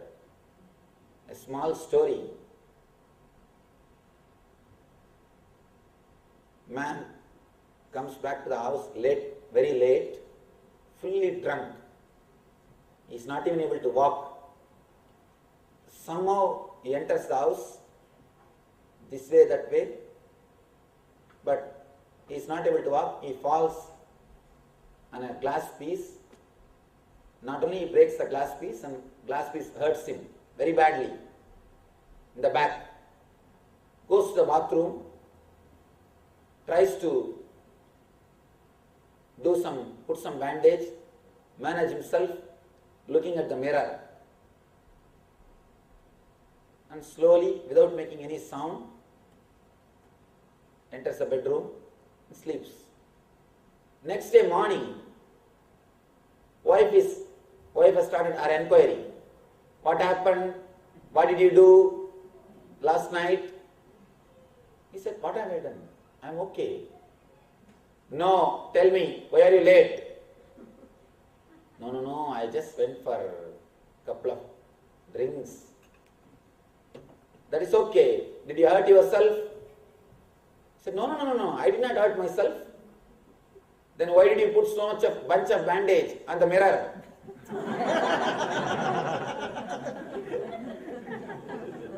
Why did you put bunch of bandages on the mirror? This guy, instead of putting the bandage on himself, he has put the whole bandage on mirror. If you are drunk, if you are not aware, you will be doing the same thing. You will be just doing everything to the mirror. You will miss where you are supposed to work. you will catch the mirror. Catching the mirror and catching the form is one and the same. Catching the same attitude, catching the same form is nothing but catching the mirror. If you put the bandage on the mirror, you can never be healed. The mirror should be used so that you can understand where the bandages we put. But you cannot heal yourself by putting the bandage on the mirror. Same way, the God or the divine should be used to find out where you have problem, like a mirror. But the healing work should be done on you, not on the mirror. Don't start doing the healing work on mirror. When you miss the whole thing completely. A man who is centered on the greed is stuck with Lakshmi, is stuck with prayers. One guy used to come to the ashram, a small astrologer. Suddenly one day I saw he came in car. In India, car is a luxury, you know. I asked him, what happened? Suddenly you got a new car. Did you win any lottery? He said, no, Swamiji, it is all the grace of Lakshmi Yantra. It's all because of Lakshmi Yantra. I told him, who gave you the Yantra? I never heard of something like Lakshmi Yantra. Who gave you? He said, no, nobody gave me, Swamiji. I started giving to people. Whether the person who received Lakshmi Yantra becomes rich or not, the person who gives becomes rich. So be very clear, starting your life with prayer is okay, good start, but not the right place to end. Next level, the person who is centered on fear, he always worships gods who will protect them. He is continuously fear-centered. He is behind. Continuously he will be doing Sudarshana Homa. Continuously Mrityunjaya Homa. Some gods will be protecting. You can see always he will be rounding Navagrahas. He will be circumambulating Navagrahas. This graha, that graha, this puja, that puja, this dosha, that dosha. Continuously will be around Navagrahas. It is okay, nothing wrong, but not the place to stop. Based on fear, worshipping the divine. Approaching the divine because of fear. Approaching the divine because of greed is one step. Approaching the divine because of fear, next step. Third, approaching the divine because of worry. Again, the worry is nothing but fear and greed. The mixture of fear and greed is worry. The mixture of fear and greed is worry. You approach the same way. You try to pray to the divine. Please help me to stop worrying. Please help me to come out of these worries. At this point, you may go to some yoga or meditation for the sake of peace, not for spiritual enlightenment, just to calm your mind, just to give a little peace, rest to your mind. Next level, based on attention need, based on name and fame. For the sake of name and fame, we approach the divine. Not only we will be praying to the divine, we will start representing the divine. I have seen many people, by and by, they slowly start representing. In India, if you go, the people who run the temple, they almost behave like gods. Very big problem. The person who runs the temple starts thinking he is God. Because he starts thinking, I am taking care of the whole thing. Why not He knows the tricks of the trade. He thinks, I am everything. When I know the whole thing, why not use the situation? Why not use the thing? That is a big problem. I always tell people, unless you are mature, never take up this running temple. One person asked me, Swamiji, I don't believe in spirituality. I am not a spiritual person, but I want to run the temple as a social service. I just want to do it as a social service. Shall I do it? I told, never do that mistake. Never do it. If you are not matured spiritually, if you enter into this work, surely you will trouble yourself and trouble others. By and by, it will become a pure name and fame game. Pure name and fame game. And naturally, you will hurt yourself and you will hurt others. Never take up unless you are spiritually mature. That is why they say, there is a beautiful sloka. At the time of the pratishtha, the karta, instruction or qualification for the karta, the installation or the pratishthavana should be done only by an enlightened person. Otherwise, the person who is karta, he will receive all the collective negativity as sins of the people who come and pray in the temple. It's a very frightening idea. Frightening idea. Don't think it is a lie. It has actually meaning. It has its own meaning. The person who takes up this type of job without having spiritual maturity will naturally end up in name and fame problem. He will create trouble for himself and for others. He will start representing. He will start putting himself. He will start acting for the sake of divine. And when people come and stand in front of the God, deity and pray, they are gullible because they are caught in the fear and greed. You can easily exploit them. You can easily make them what you want them to do because they are already in trouble. They are waiting, what is the solution? Where is the solution? They are in search. So naturally, easily you can take them for ride. That is the reason. Again and again and again, the Agamas emphasize only enlightened masters should run the spiritual organizations. All the major temples of India are run by enlightened persons, or the tradition of sannyasis, or the tradition they run. And again they say, if you give a business to a sannyasi, he will destroy. He will not know how to do. If you give a spiritual project to a grihastha, to a businessman, he will make the whole thing into business. He will make the whole thing into accounts. Divine cannot be brought under the accounts. You cannot bring the divine under the calculation. The whole thing will lose the spirit. The spirit will be lost. The original cause or the original spirit with which the whole thing is created, the inspiration with which the whole thing is created will not be realized.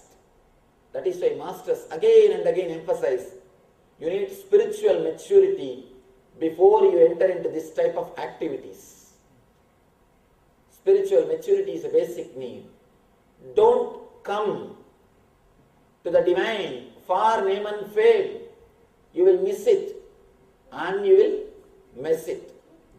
Next, comparison and jealousy. This is an extreme step. This is an extreme step. People always start comparing. People always feel jealous of their position, their standard, their point.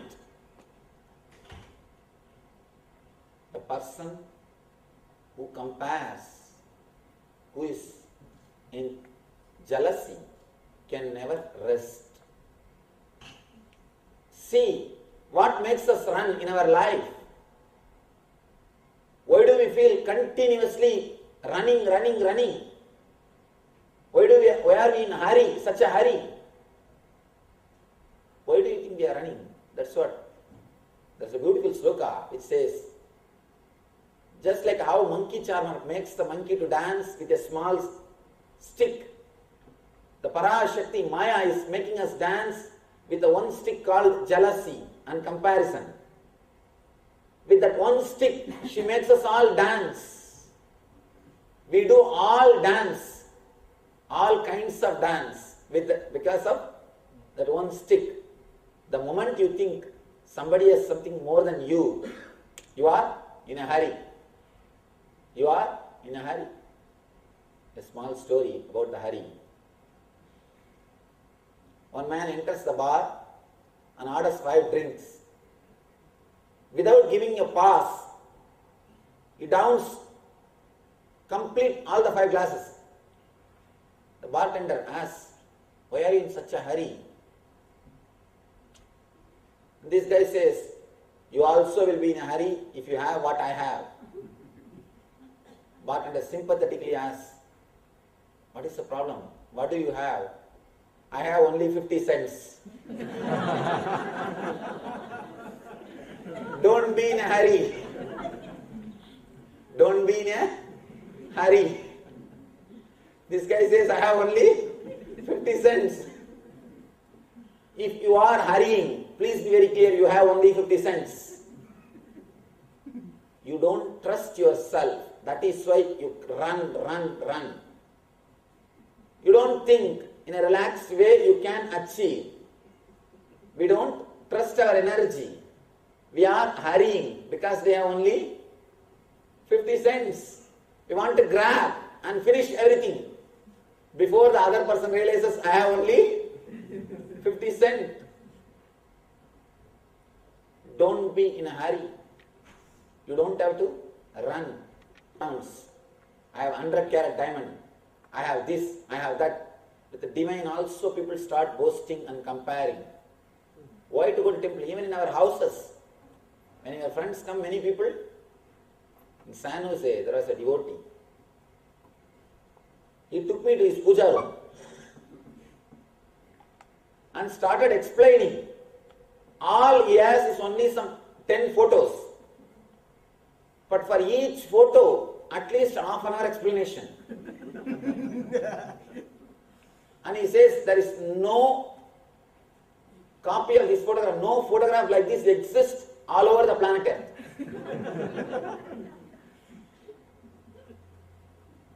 And I told him, how?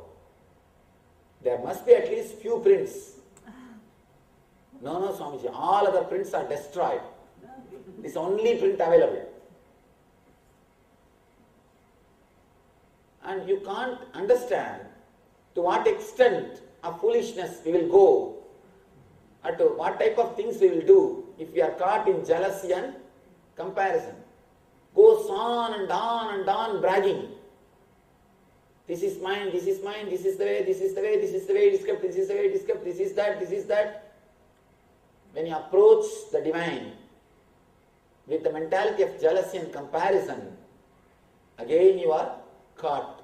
You see the same thing in them. People come and ask me, Swamiji, in Puranas we see so many gods and goddesses are fighting out of jealousy, out of greed, out of anger. What have you got to say about that?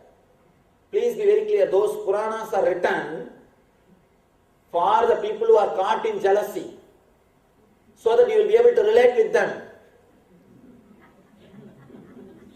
Don't think divine did all those things.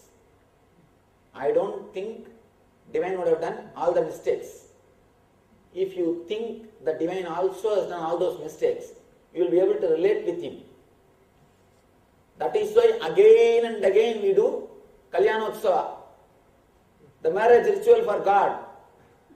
When you feel he is also married, you feel comfortable. and safe.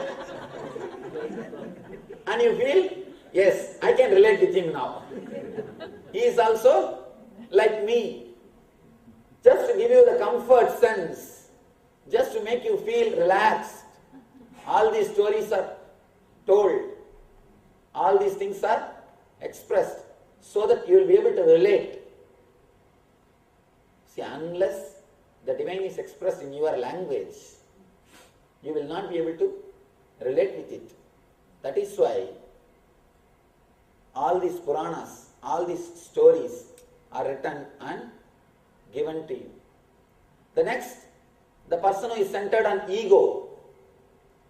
This is very difficult. The person who is centered on ego, person who is centered on name and fame, tries to accumulate name and fame, showing the divine in front. The person who is centered on the ego starts claiming he is divine without expressing the qualities of the divine. That is why there is a beautiful Upanishad which says, if you are divine, express it by your qualities. Let people recognize by your qualities, not by your words. Be very clear. What you do will speak for you. What you speak will not do anything for you. What you work, the way in which you work will speak for you. But your words will not work for you. Here, there's a beautiful Upanishad, Paramashivam Upanishad, which says, Paramahamsas should not wear this kavi cloth. Actually, technically, to tell you honestly, I am not supposed to wear this cloth. They say, you should not be respected for this cloth. By your very quality, you should be respected. Because of your quality, because of your divinity, you should be respected. When you express the divine qualities in your life, that should be respected, not this cloth. Again and again, the divine emphasizes. Yesterday there was a question, how to find out a person who is egoistic or a person who is spiritual, real spiritual master. Person who is egoistic can only play with words. Only a person who has achieved can reproduce the experience in you. Person who has achieved will be able to create the experience in you. If you receive the experience, then be very clear, your master is enlightened, divine. He is the embodiment of spiritual experience, knowledge. If you get only words, not experience, be very clear, something is seriously wrong in the path or the person whom you are following. Words are like menu card, experience is like a food. You go to some hotel, they give only menu card and they say, food is not available here. Can you call that as a hotel? No. Just menu card is not enough. Your hunger cannot be removed. Words are like menu card. Food is experience. Experience is the food. Be very clear. In the spiritual life, don't stop with menu card. The person who has approached the divine with ego will always start representing the divine without having the solid experience in himself. That is why, again and again, Upanishads, they emphasize on the experience. If you don't experience, be very clear, there is something seriously wrong with the person whom you are following. I always tell people, if you are not experienced with me, forgive me, there is something seriously wrong in me. Forget about everything. You are not wrong. And it is very easy to put the responsibility on the disciples and continuously blame them. You are not qualified, you are not practicing it perfectly, you are not practicing it regularly, you are not right, that is why you are not having experience. It's a cunning way of cheating a disciple, postponing it. He comes to you because he is not perfect. And again if you start telling, you are not perfect, that is why you are not having experience.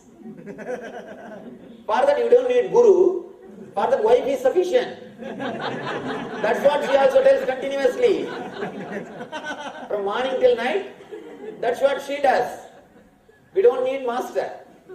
Master is a person, whatever may be your condition, he will be able to reproduce the experience which happened in him in you. Scientist is a person who creates formula to reproduce the outwardly things. Spiritual master is a person who creates formula to reproduce the inner world experience.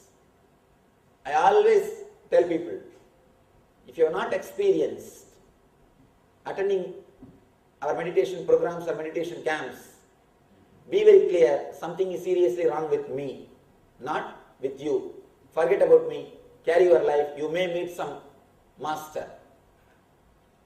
I am enlightened only if you can experience that, not before it. Before it, it is only a word, menu card. Menu card will not help you. It cannot remove your hunger and it can create only more hunger. It can only create more trouble. So don't stop with menu card. What you are hearing, this is only menu card. Don't stop with the menu card. Aim directly towards the divine. Let you aim the divine. The person who goes to the divine, who approaches divine with ego, he gets everything and boasts his ego. He never surrenders to the divine. He becomes more egoistic.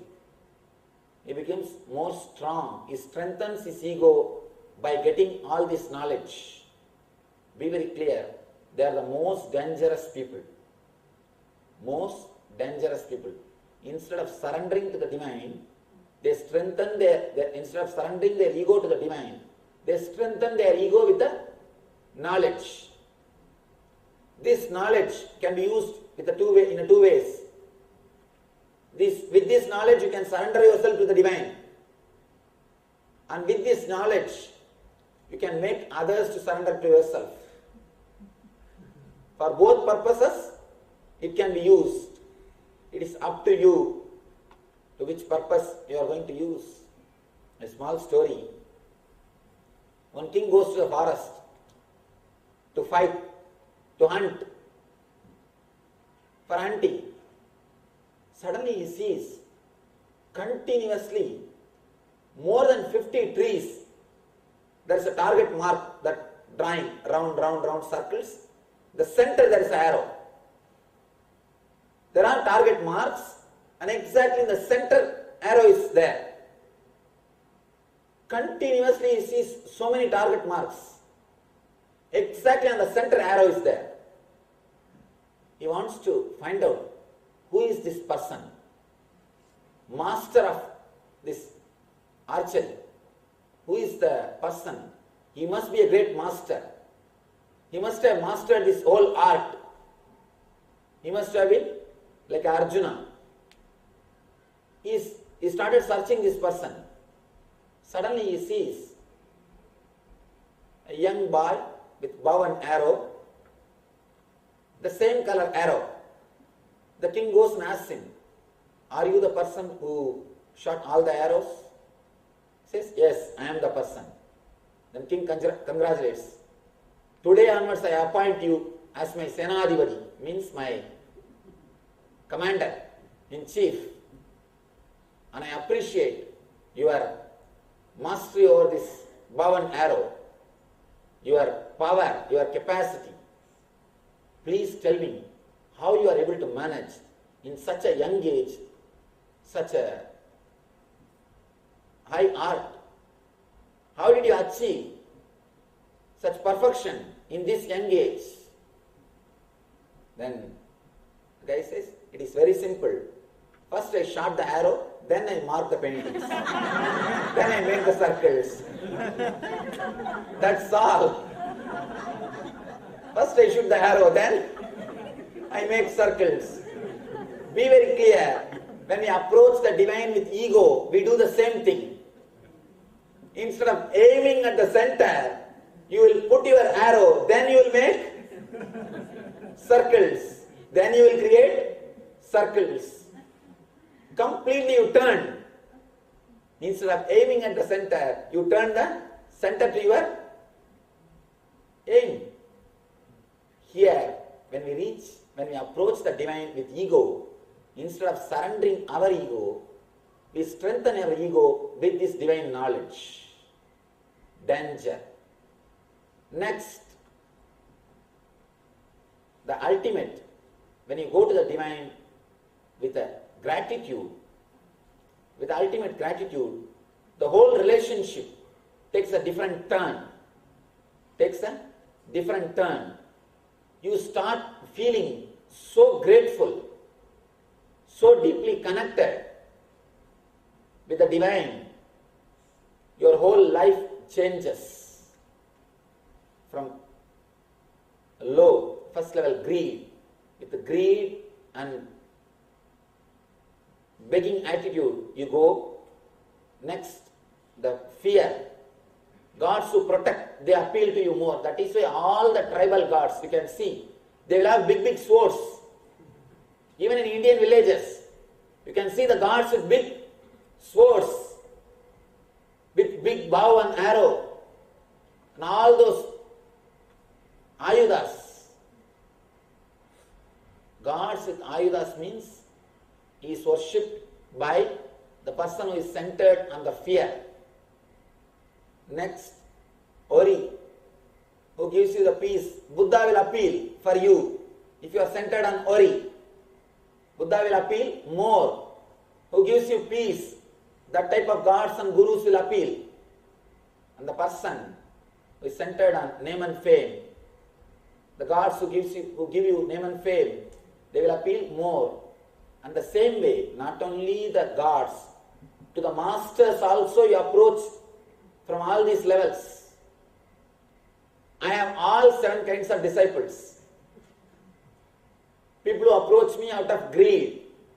People who approach me out of fear. People who approach me because of worries. People who approach me for name and fame. People who approach me out of the jealous and comparison. Comparison means, I think that guru has got only 1 or 2 ashrams. This guru has got more number of ashrams in Engage itself. He must be a big guru. And people approach me out of ego, just to prove their ego, or to feel satisfied, to strengthen their ego. You know, I am a disciple of Nithyananda Swami. I am very close to him. He knows my name. He can call me by name. Just to have ego satisfaction. There are few who approach and experience the divine, the gratitude. People who approach with the greed. One more problem. The people who approach with greed, not only they have greed, they have their own idea, they have their own fantasies about a master, how a master should be. They have their own fantasies, they have their own frame. They come with that frame and see whether this person fits with that frame or not. Fits with that frame or not. I always face a big problem because of my age. The age is a very big problem. This really happened in India ashram. One day I was sitting outside the ashram. I was alone, sitting alone without my turban. Secretary, nobody was around me. I was sitting alone on a small stone, enjoying the cool breeze. Our ashram is actually in the forest. It's a forest area. Still, cheetah, elephants, everything comes. And it's a forest area. I was sitting there on a stone and enjoying the cool breeze. One elderly Pandit, very elderly man, well read. By seeing you can say he's a elderly Pandit, a knowledgeable person, intellectual. He came and asked me, I wanted to meet Swamiji, where is he? I told, please go and sit in the Ananda Sabha, he will come in half an hour. In darshan time he will come. He went and sat in the meditation hall. Unfortunately, in those days,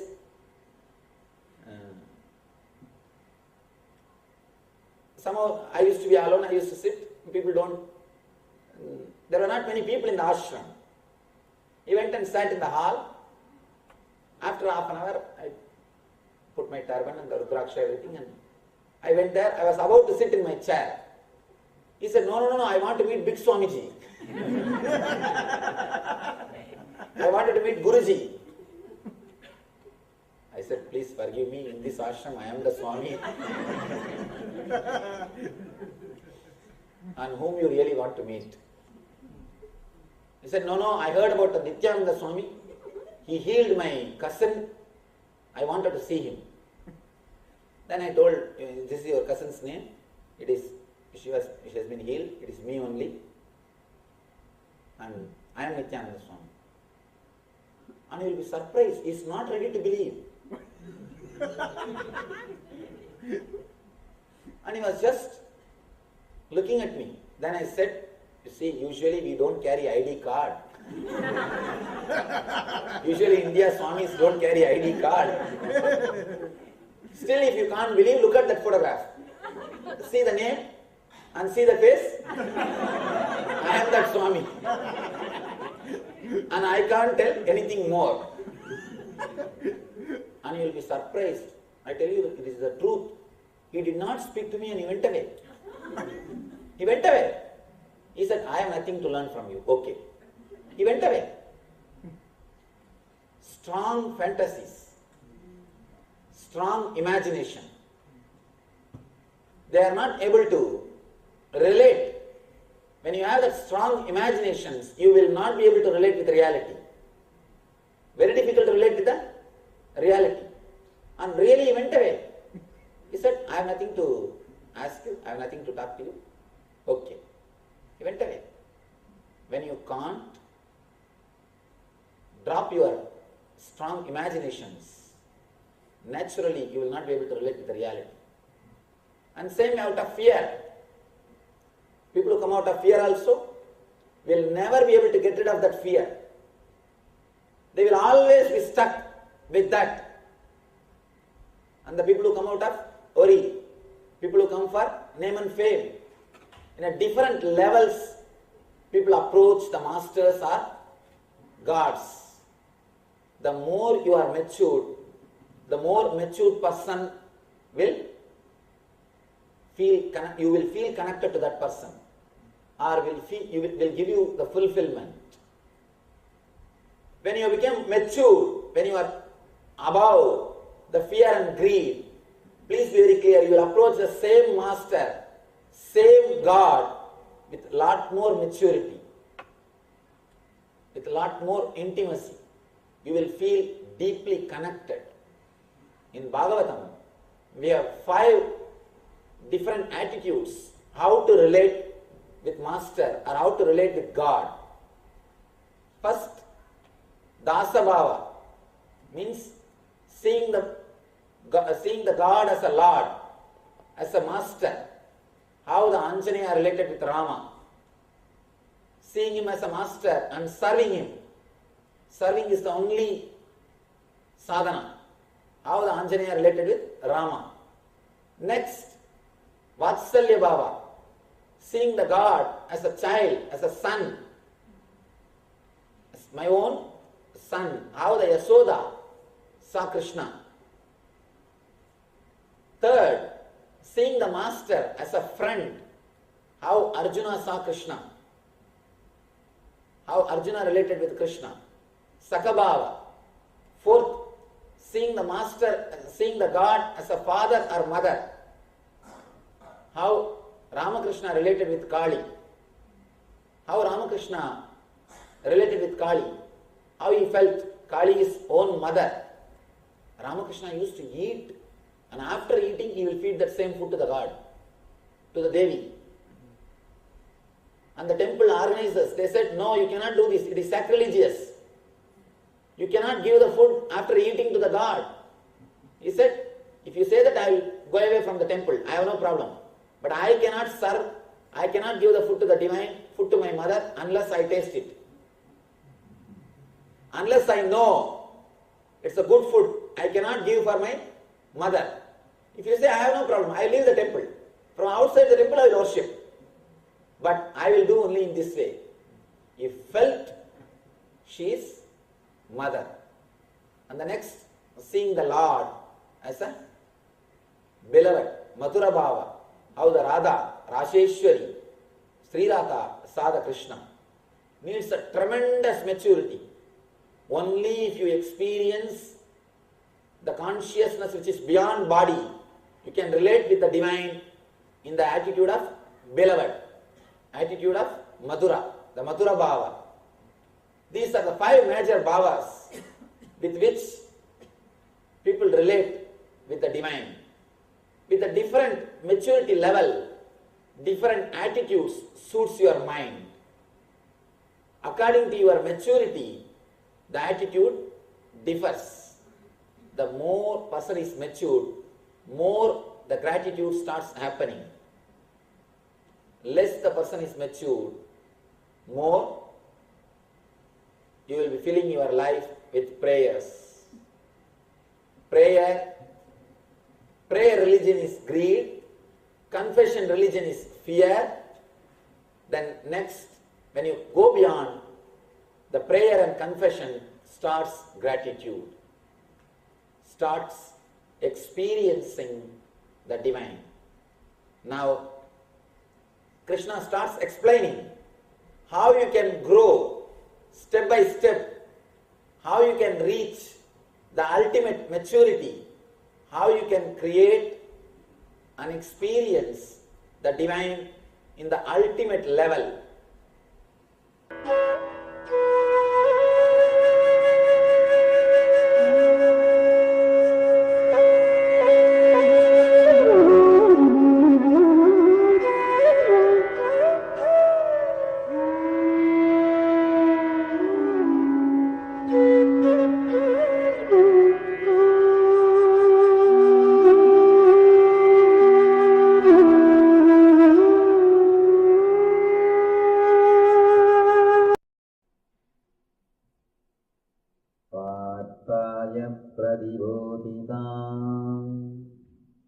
Bhagavatam Narayanena Swayam Vyasena Kraditam Purana Muninam Madhye Mahabharatam.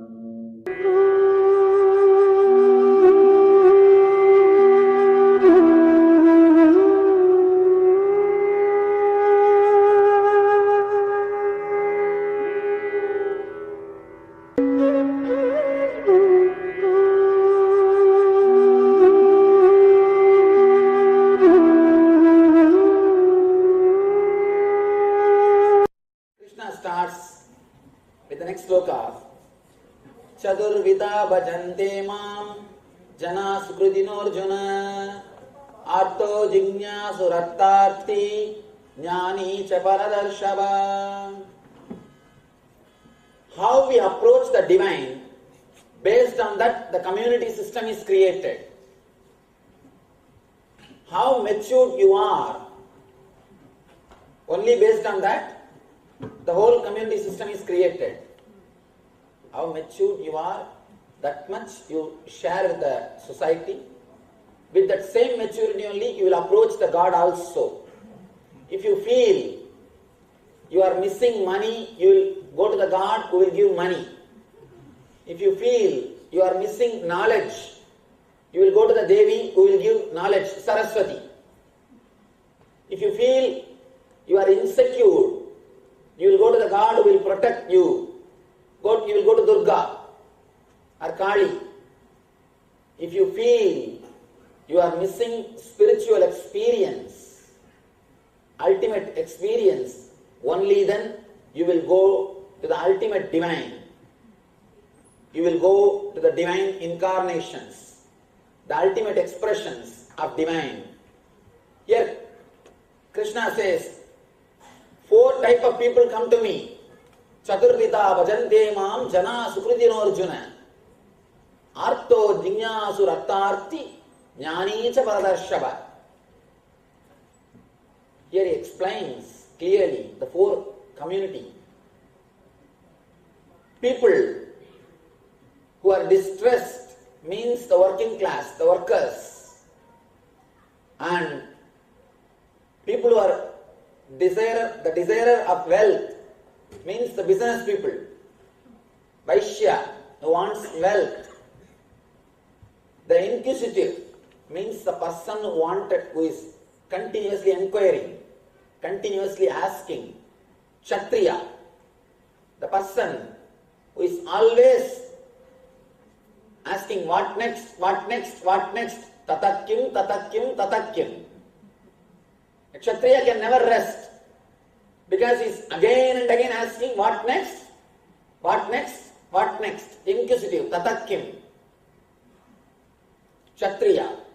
Then the person who is searching for knowledge of the absolute, Brahmana. All the 4 come to me, all the 4 reach me, but from a different level. Please be very clear, from a different level. All the 4 may go to the same God, but they will not experience Him in the same way. They will experience Him in a different way. You may go to the same God or different God, but according to your maturity only you will experience the divine. As long as you are caught in the fear or greed, you will be going only to that type of gods. You will feel attracted only to that type of gods. That is why again and again I tell people, it is very easy to go to a temple and pray, but very difficult to go to a master and start meditating. It is only for mature people. It is not for everyone. In temples you will see thousands, but in the spiritual places you will see only few hundreds. It is not for all, it is a luxury. Spirituality is a luxury. Only few intelligent people can afford. The price for the spirituality is your sufferings. Who had enough sufferings, only they can afford to enter into spirituality. If you have not had enough sufferings, if you have not understood that you had enough sufferings, you cannot enter into spirituality. It is only for the people who suffered, who understood they have suffered. 2 things. Not only suffering, understanding that you are suffering. That intelligence, both are needed to enter into the spiritual life. Spirituality is a luxury. It is not for all. Religion is for everybody. Only for a few mature people can enter into spirituality.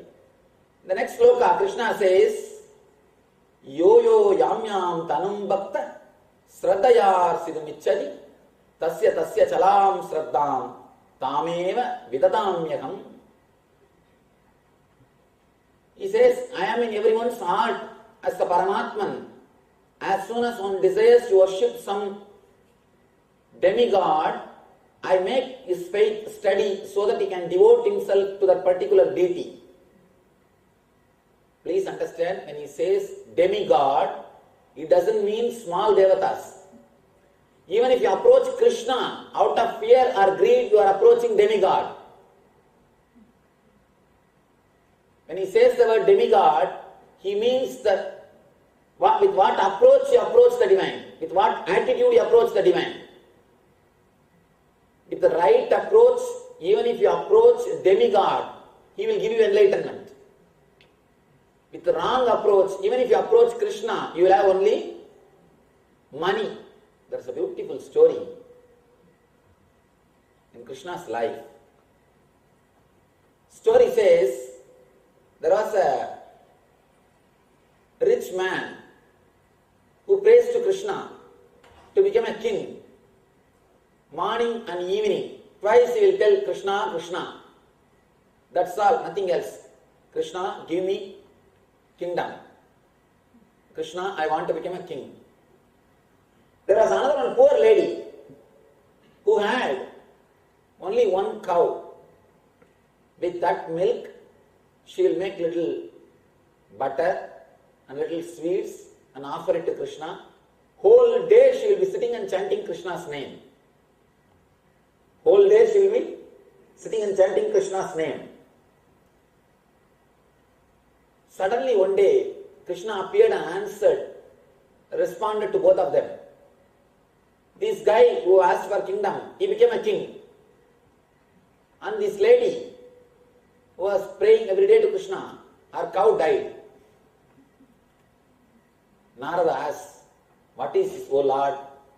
That fellow who repeats only twice your name, you made him as king. And this lady, 24 hours, she remembers you. You killed her cow. What is this? Krishna says, that fellow wants only kingdom. He came to me only for that. I am just utility. I am just utility. So I blessed him for what he wants. But for her, I am the whole life. There was only one small hindrance. Only one thing was standing between her and me, that is that cow. I took away that also. I removed that hindrance also. Now she is completely into me, within me. And she is completely now become me. With what approach you are, with what attitude you go to the divine, plays an important role in your spiritual progress. If you approach the same Krishna out of fear or greed, you are worshipping demigod. But Krishna says it is not wrong. He is not here to discourage you. Nothing wrong. But not enough. Not enough. That is not the place to stop. That's a place. It is a good place to have visa, but not to have green card. Or citizenship. Here, the planets of demigods, or the places of demigods, are good place to visit, but not the right place to stay. And Krishna says, because I am in everyone's heart as a Paramatman, the moment you desire to worship some demigod, I make his faith steady so that he can devote himself to that particular deity. Let me describe usually how a seeker travels through all these paths and ends up. A normal seeker, when he starts, he hears about all kinds of pujas, homas. This homa will give you that benefit, that puja will give this benefit. And he starts all these things. For Friday fasting for Devi, Saturday fasting for Balaji, Sunday fasting for some other god, and Monday fasting for Shiva, Tuesday fasting for Skanda, and Thursday fasting for Guru, and all pujas, all possible homas, wherever things go on, that person will be there. This is the way it will start. Then slowly, not only going to all these pujas and homas, going to so many different kinds of devatas temples. This is the way it will start. Then slowly, after some time, you will come to the understanding. These rituals and this going to the temples are too much. Why to let somebody else do for my sake? Let me directly do and relate with the divine. He himself will start his own shrine in the puja room, in his house. From morning till night, he himself will start doing. A little mature person, he himself starts. I should feel related. And I should feel connected. Let me do it by myself. He himself starts. Then after some time, the first standard is going around to all the temple, all the puja, all the homa. Second standard is starting by yourself, doing it by yourself. Third standard, all gods are one and the same God. I think I feel attracted more towards this one God, particular God. Having one form and taking away all the other things. But doing puja and homa only for that one form. This is the third standard. Fourth, more than puja, the mantra is powerful. Let me start repeating the mantra. Surrendering through body is puja. Surrendering through words is mantra. Mantra and stotra. Surrendering through mind is dhyana. So here he thinks, why not do some stotra and japa? He starts repeating the mantra of that same God. In every level, different gurus appeal for you. In every level, different gurus appeal for you. When you are in the level of puja and homa, people who do that, they appeal for you. When you are in the level of going around all the pilgrimage places, people who guide you to the pilgrimage places, they appeal for you. And when you go to Sabarimala, you call somebody as Guru Swami. The person who leads the whole trip is called Guru Swami. He appeals for you. When you come to the level of you yourself doing upasana, you yourself start worshipping, then the person who teaches you puja how to do, he appeals for you. He is your guru. Then when you start repeating some mantra, the person who gives you the mantra appeals for you. He becomes your guru, who guides you, who can tell you how to meditate, how to repeat the mantra, how to do japa. He appeals. Next, after some time you think, why only repeat this japa? Why not start the meditation? You will start visualizing his form. Now the person who teaches you meditation will appeal.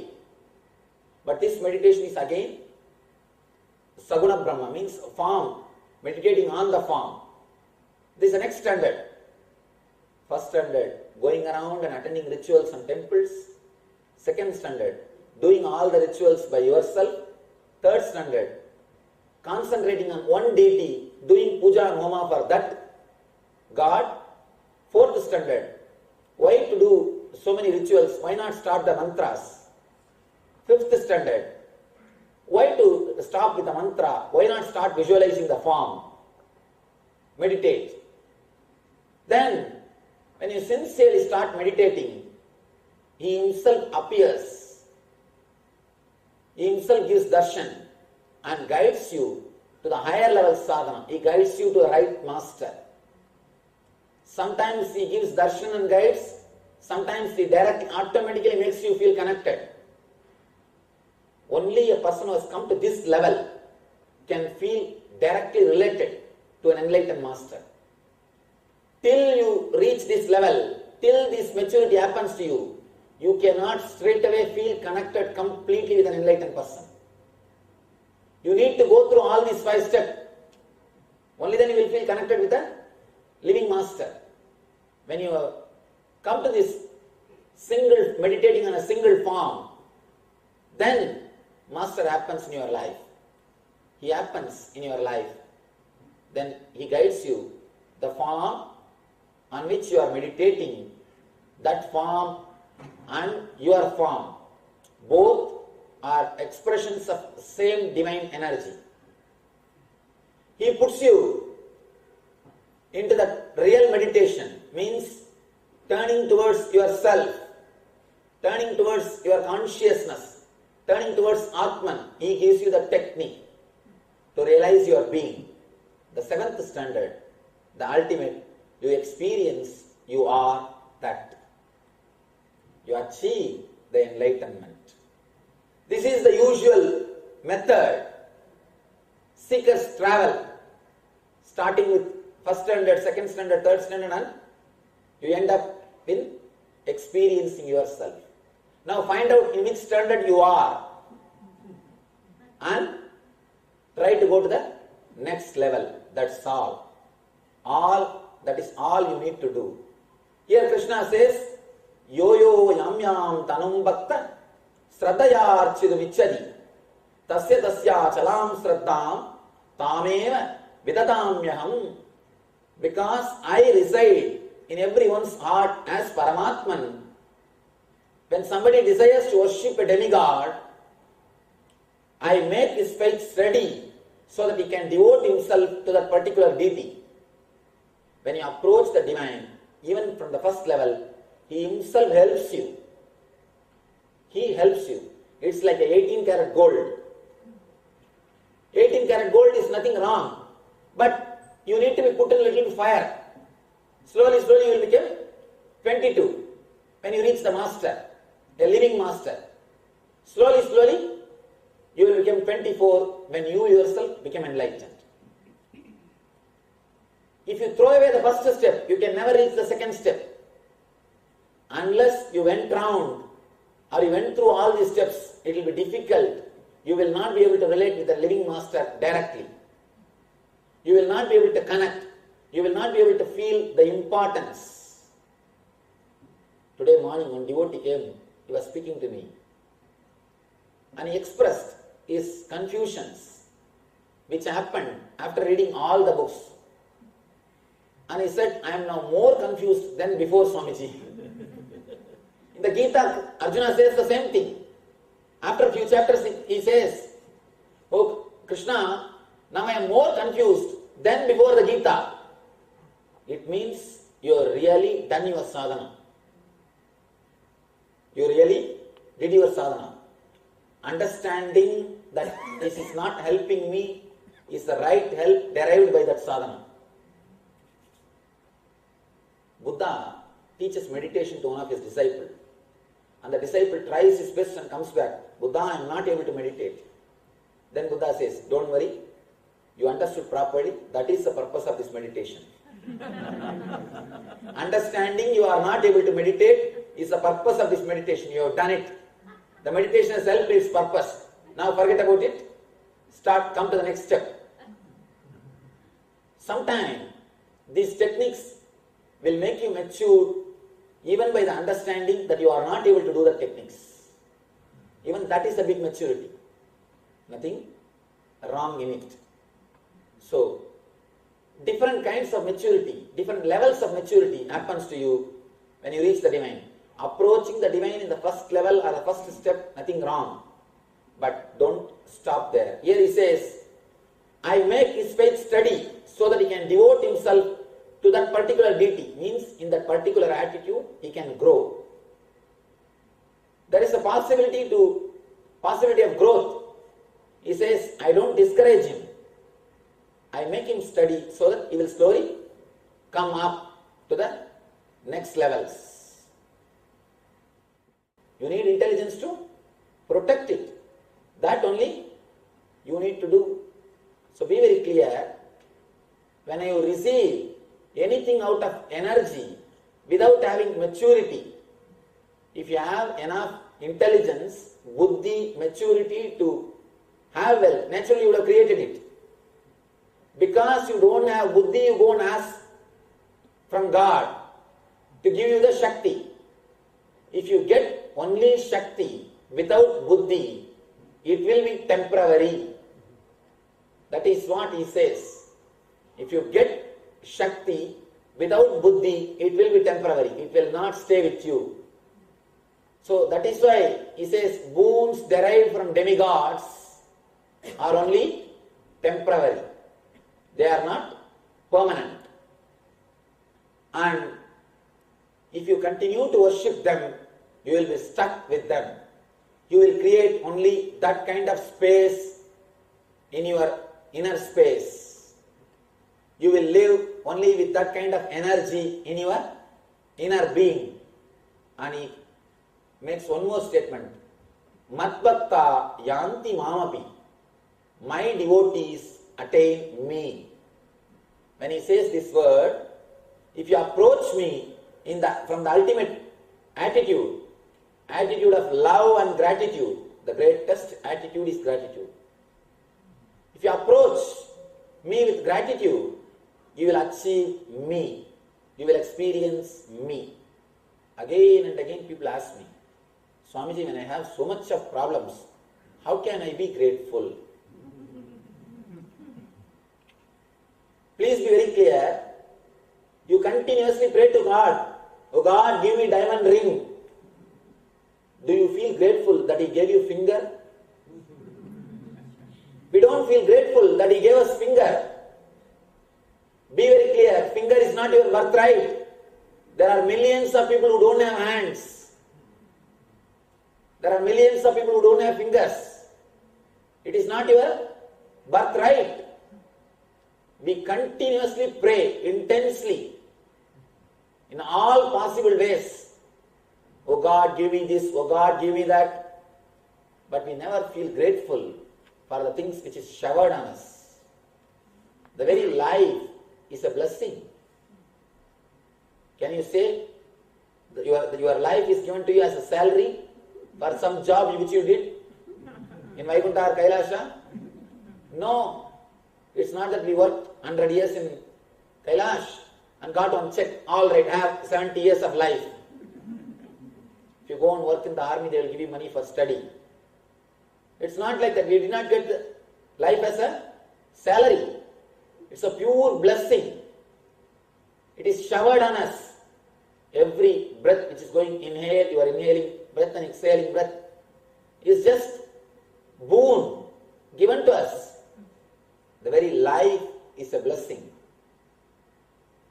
Continuously, we feel the things which are not there around us, but we never experience the things which are showered on us by the Divine.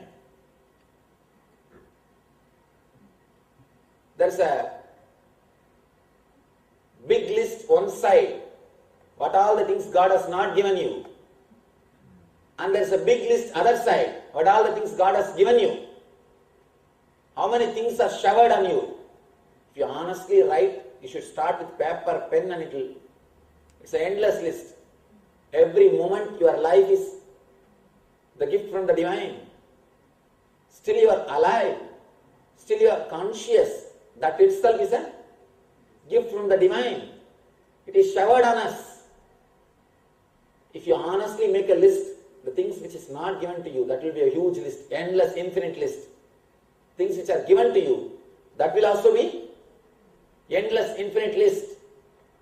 Now it is up to us whether to look at the list which is not given to us and feel continuously miserable and beg, oh, I did not have this, I did not have that, and live in hell, or to look at the list which is showered on us and feel deeply grateful and feel, oh God, you have showered so much on me.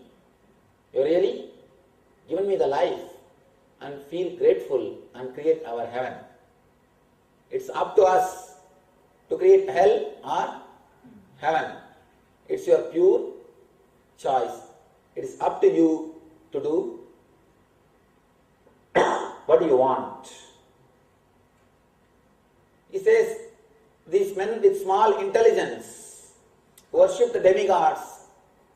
Their results are temporary. And we continue to live in that way. When you feel the life itself is a blessing, when you approach the Divine with a deep love and gratitude, not only you experience the Divine consciousness, he says, Madbhakta yanti mamapi, they achieve me, they attain me. There's another one place, in another one place, Krishna says beautifully, if you ask something, I'll give you that. If you don't ask anything, I'll give you me.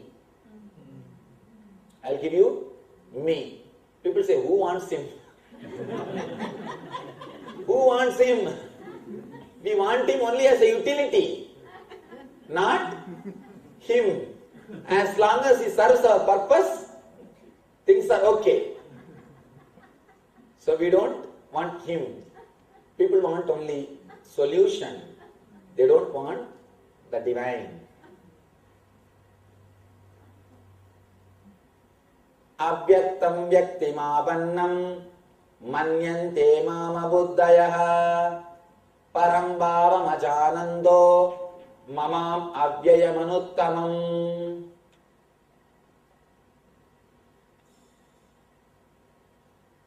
avyaktam vyaktimavannam manyante mama buddhayaha param bhavam ajananto mama vyayam.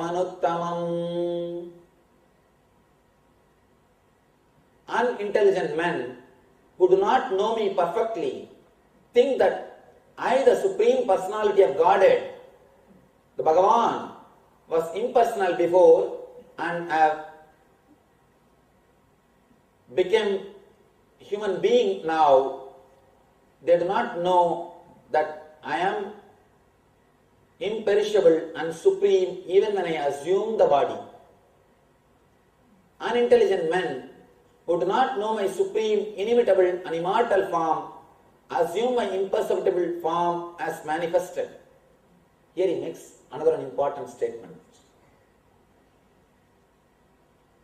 When he says all these signs, when he says all these things, and finally he makes a statement in last sloka,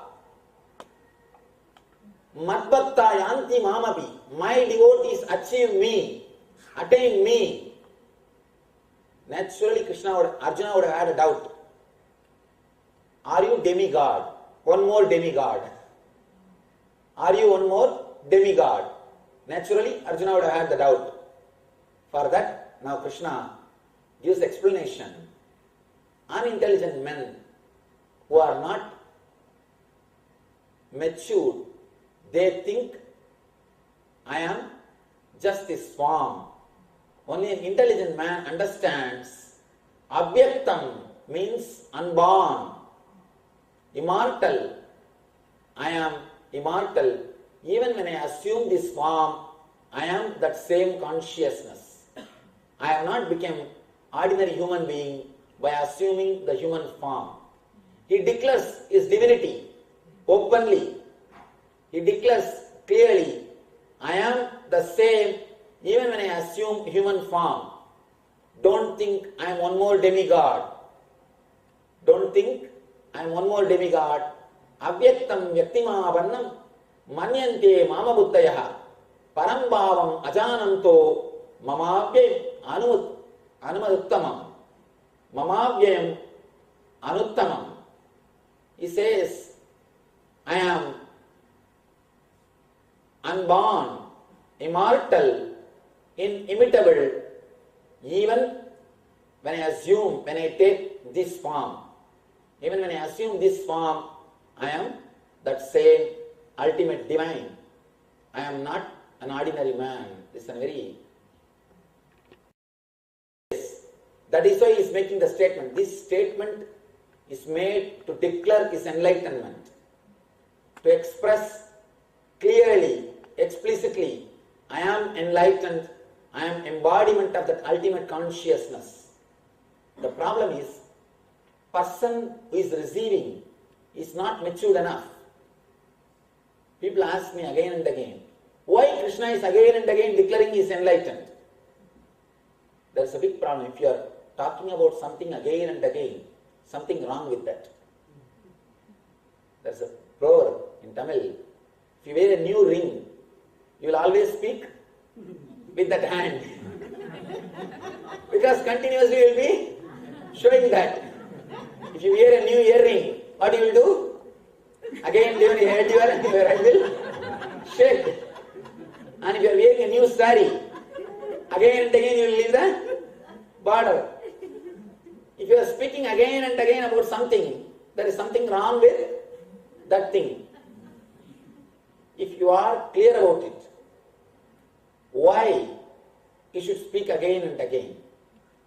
Because the person who is receiving is not matured enough. Is not matured enough.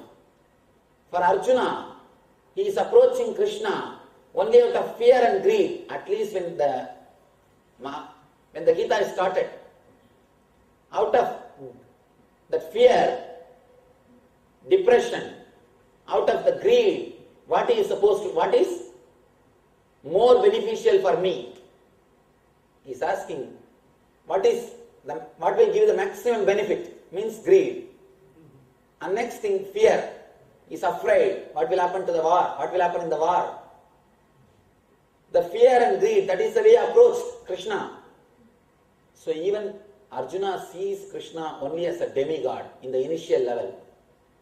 The initial level, Arjuna's approach is only as a demigod. That is the reason now Krishna declares his glory or his true form. He says, all these type of people come to me, I fulfill them in a different level, just to encourage their faith, just to help them to grow. But only intelligent people will understand, even if I assume this body, I am the ultimate. I am enlightened. Unintelligent people, they think, seeing my body, seeing my form, that I am not the divine. So please be very clear, I am that. He again and again makes a clear statement to Arjuna so that Arjuna can understand. Next statement he makes. Bahunam janmanam ante jnanavanmam prapatyade vasudeva sarvamiti samahatma sudurlabha.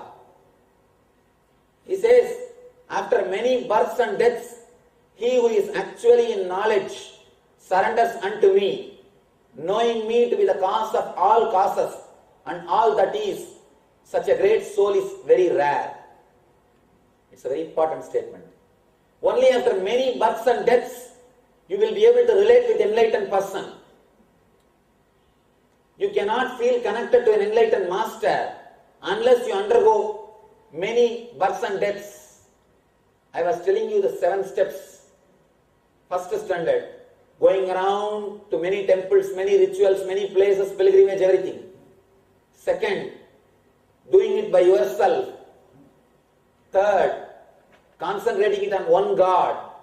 Fourth, instead of rituals, doing japa, repeating the stotras.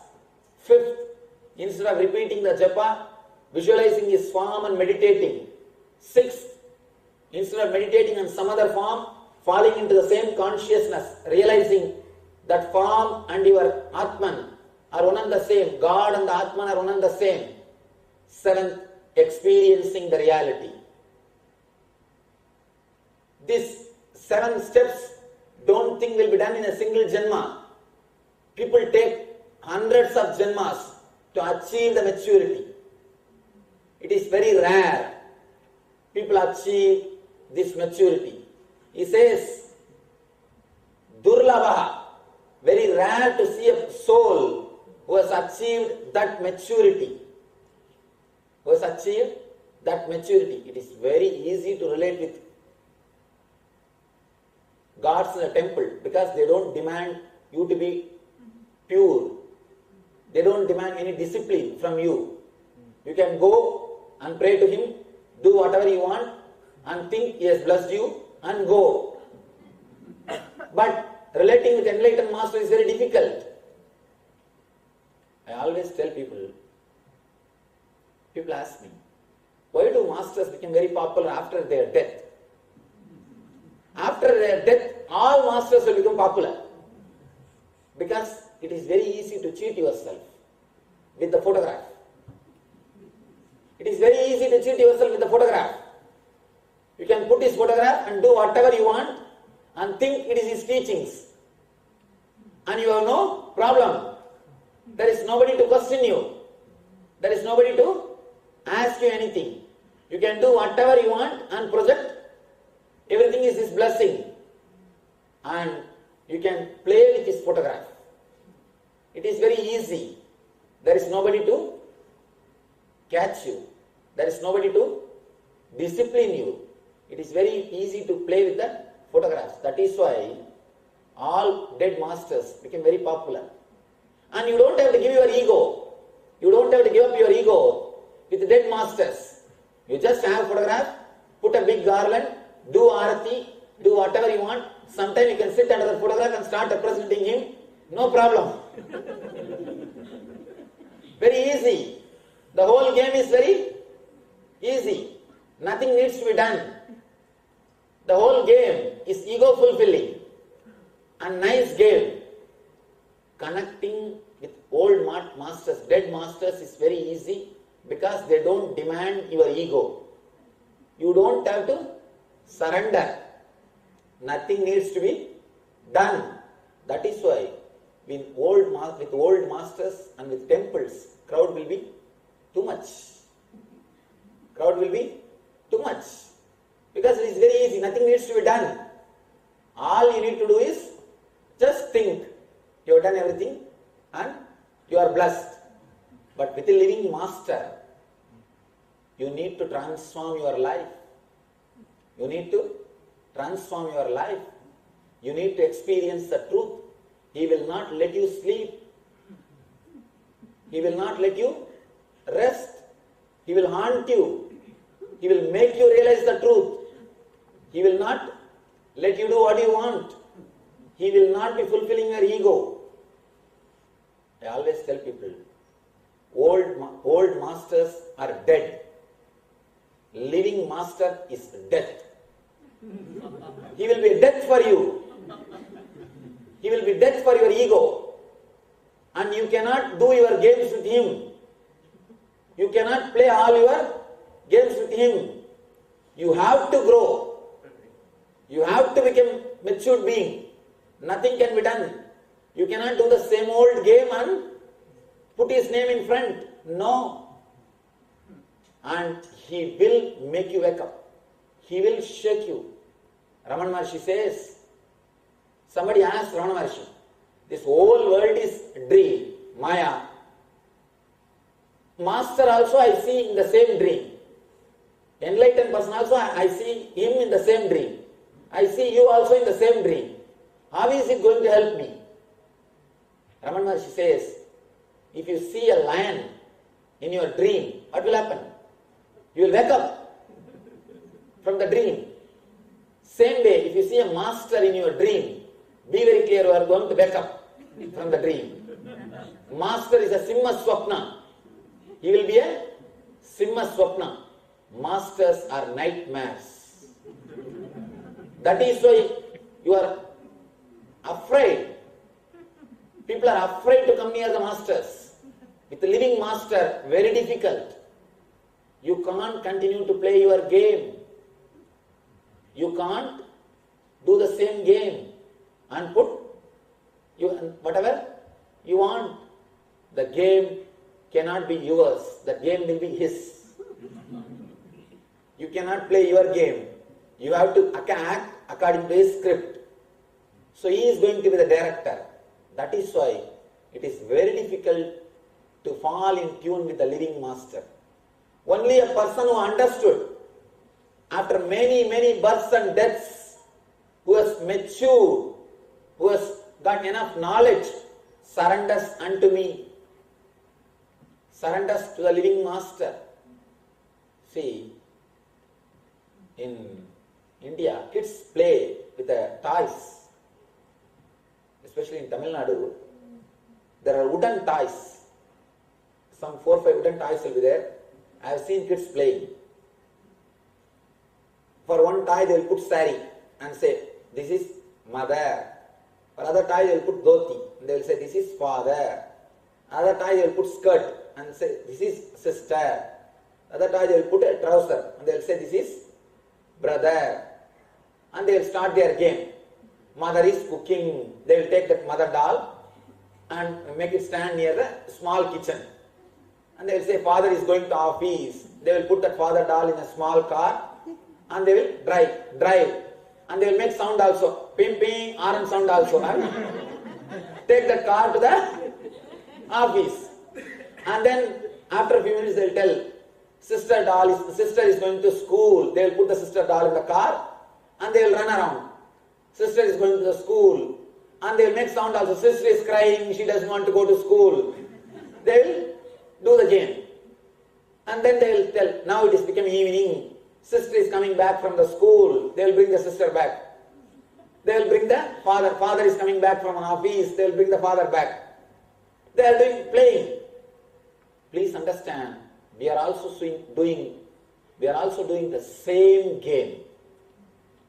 You catch somebody and you tell, you are my mother, you are father, you are husband, you are wife, you are my son, you are my sister, you are my brother. And if that doll doesn't behave according to your image, you say this is not a good doll, this is not a good toy. You just throw it away. Sometimes these dolls, they hurt themselves with the dolls. Then they say, this doll has hurt me. They don't realize they took the doll and put it on their eyes. They complain, this doll has hurt me. They start crying. Same way, when somebody doesn't behave according to your frame, sister means you have an idea. Sister should be like this. Mother means you have an idea. She should be like that. Wife means you have an idea. She should be like that. You want all the dolls to behave their role, play their role. When somebody doesn't play their role, you throw them out of the game. You don't want to play with the doll. Suddenly you die. Leave the body. When you go to the other place, the next birth, again you catch one more set of dolls. Start the same game. My father, my husband, my wife, my daughter, my son, my brother, and the game starts. Same game. Continues, you play. Sometimes you take the doll inside, sometimes you throw the dolls outside, sometimes you fire them, sometimes you enjoy them, and if you don't have enough of dolls, you get 2-3 cats and 2-3 dogs also to play with you, and you have everything. And when you have everything, play continuously, you play. Suddenly again you die. When you die, again you assume the another one body. With another one body, you catch one more set of people and start playing the same game. Again and again, you are playing the same game. Only a person who is little mature, who understood how many times I will play the same game. What am I doing? How many times I will do the same psychodrama? Please understand, the whole thing is psychodrama. Whole thing is just psychodrama. Whether it is relationship or whether it is life, everything is nothing but psychodrama. You have an agenda. Society has taught you. As a father, you should behave like this. As a husband, you should behave like this. As a son, you should behave like this. As long as you follow the agenda, you are called good citizen. When you don't follow the agenda, you are not respected. All the other dolls, they kick you out of the game. They tell you are not accepted in the game. You are not allowed anymore for this game. Means you are not invited for the parties. That is what is boycotting. They boycott you. And then suddenly one day you realize, how many times again and again I am doing the same drama, same game. The person who understood, again and again I am doing the same drama, same game, is only called who achieved knowledge, understood, who got the knowledge of this truth, surrenders unto me, surrenders to the Master, an enlightened being, knowing me to be the cause of all causes and all that is. Such a great soul is very rare. Only a person who achieved this knowledge relates with the Master in a real sense. Only he sees the master in a real way. Please be very clear. There's a beautiful sloka which says, even if you have seen once an enlightened master, you will become enlightened. The sloka says. And people come and ask me, why still I am not becoming enlightened, Swamiji? Be very clear. Never think that you are seeing me. Or never think just by seeing through your eyes you can see the divine, you can see the masters, not me. Even if you have seen any other enlightened masters, never think you have seen them. Just by seeing your eyes, never think you have seen them. If you have seen them, with which attitude you have seen them, that plays a major role. If you went to them with a greed, you went to demigod, not enlightened master. If you went to them with fear, if you have gone to them, if you have gone out of fear, again you have gone to demigod, not to an enlightened master. Only if you go with an attitude of love and gratitude, understanding, maturity, you are seeing a living master. You are seeing an enlightened person. The moment you see an enlightened being as he is, you will become enlightened. There is no doubt about it. Krishna says, Desham jnani nitya yukta yega bhaktir visishyate priyo hi jnanino yadharmaham sasa mama priya. Desham jnani nitya yukta yega bhaktir visishyate priyo hi jnanino yadharmaham sacha mama priya. Of these, the one who is in full knowledge, who is always engaged in the pure devotion, is the best, for I am very dear to him and he is dear to me. The person who approaches me out of love and gratitude, he is the best person.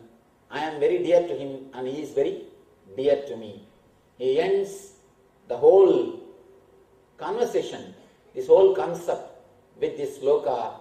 He says, starting with the different levels is okay, but don't stop there. Don't stop there. It takes janmas for a person to understand and achieve this maturity. Understand? But there is no need. You should also think, let me take some more janmas and become mature. What is there, Swamiji? When I say it takes janmas, some people think, let me take some more janmas and become mature. It's a very trouble.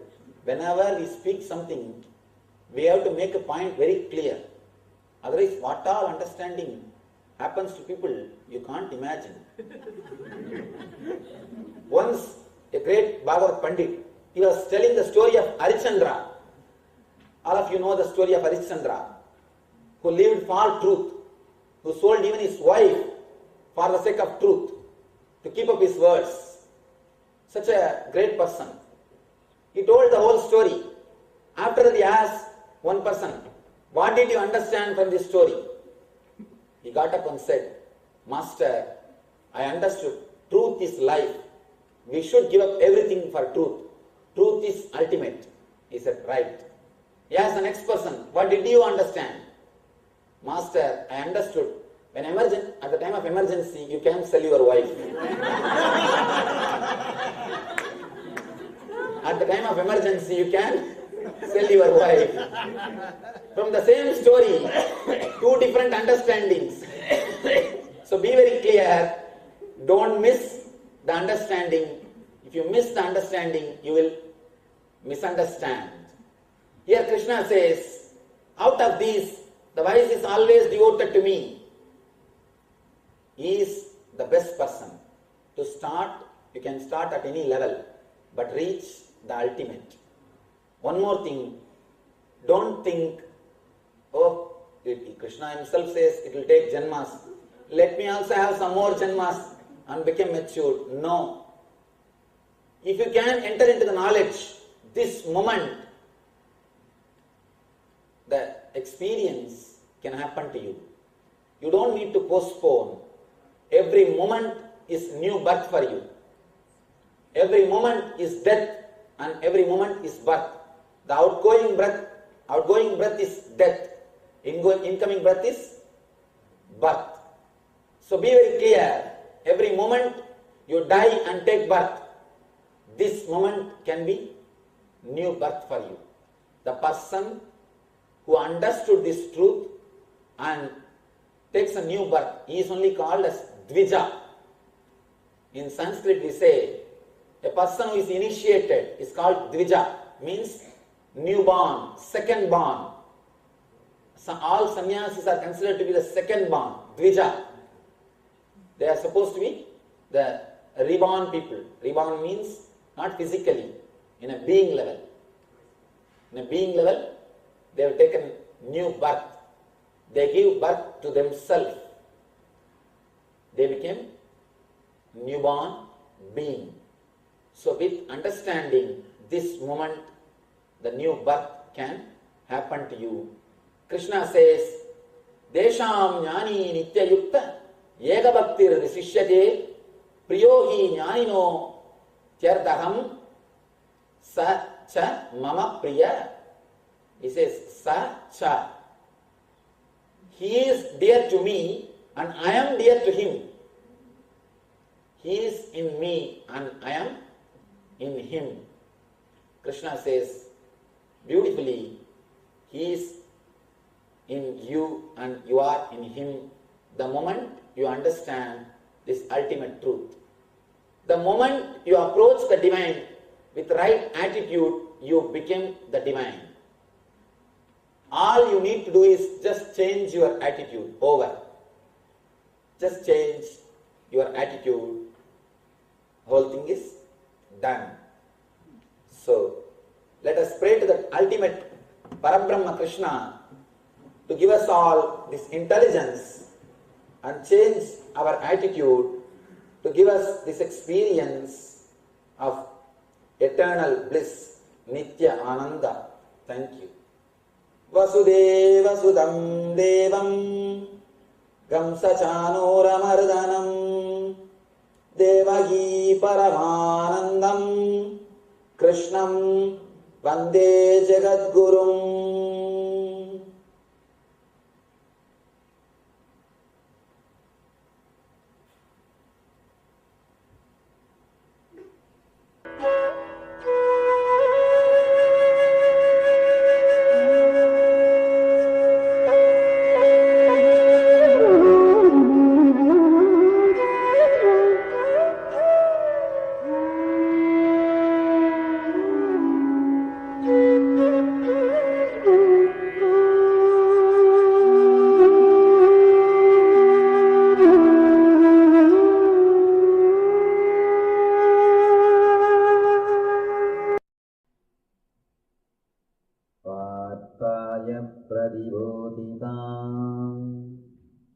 Bhagavatam Narayanena Swayam Vyasena Kraditam Purana Muninam Madhye Mahabharatam.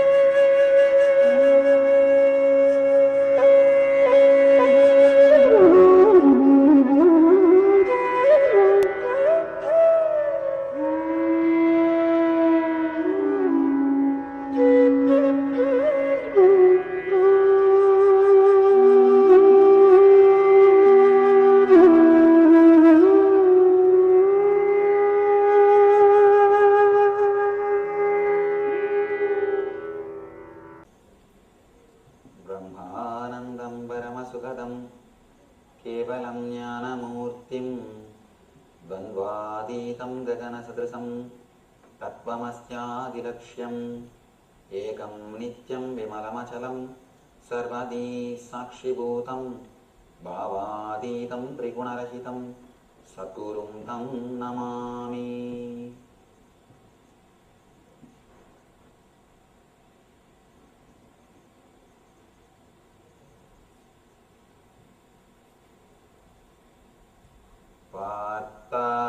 प्रतिबोधितां भगवतां नारायणेन स्वयं व्यासेन ग्रथितां पुराणमुनिना मध्ये महाभारतम् अद्वैतामृतवर्षिणीं भगवतीम् अष्टादशाध्यायिनीम् अम्ब त्वा मनुसन्दधामि भगवद्गीते भवद्वेषिणीम्।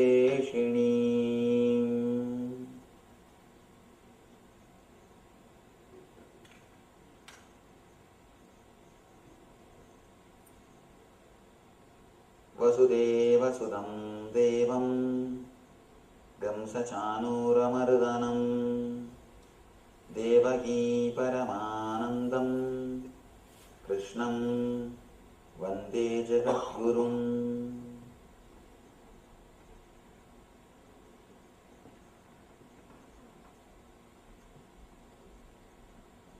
I welcome you all with my love and respect.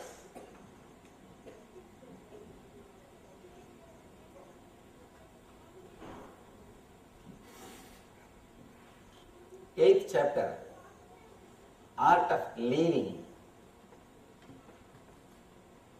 Here, Krishna speaks about the death. Krishna speaks how death can become a liberation and celebration. Death is death as long as you don't understand it. The moment we understand it, it becomes liberation and celebration. Death is not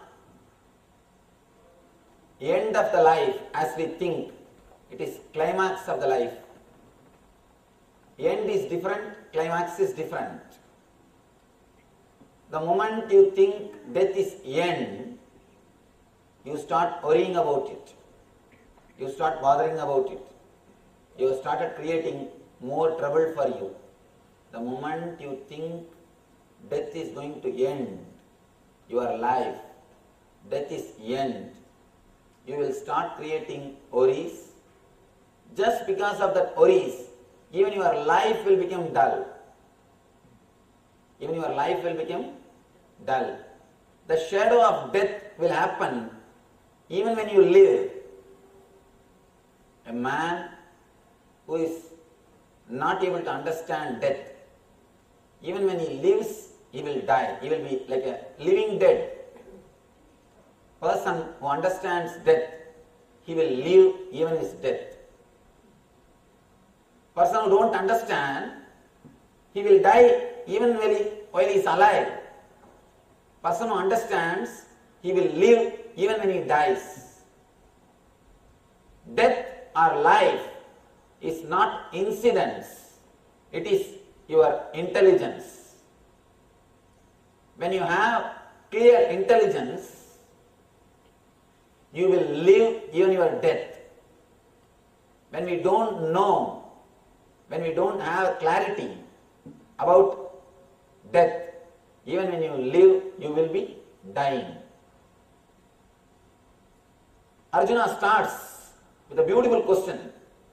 Kim tat brahma kim atyatmam kim karma purushottama adibhudanja kim proktam adidaivam kim uchyate. He is not ready to stop even for Krishna's answer. He goes on. Adiyanya kadam gotra dehesmin madhusudana prayana kale chakadam neyo siniyadatmapi.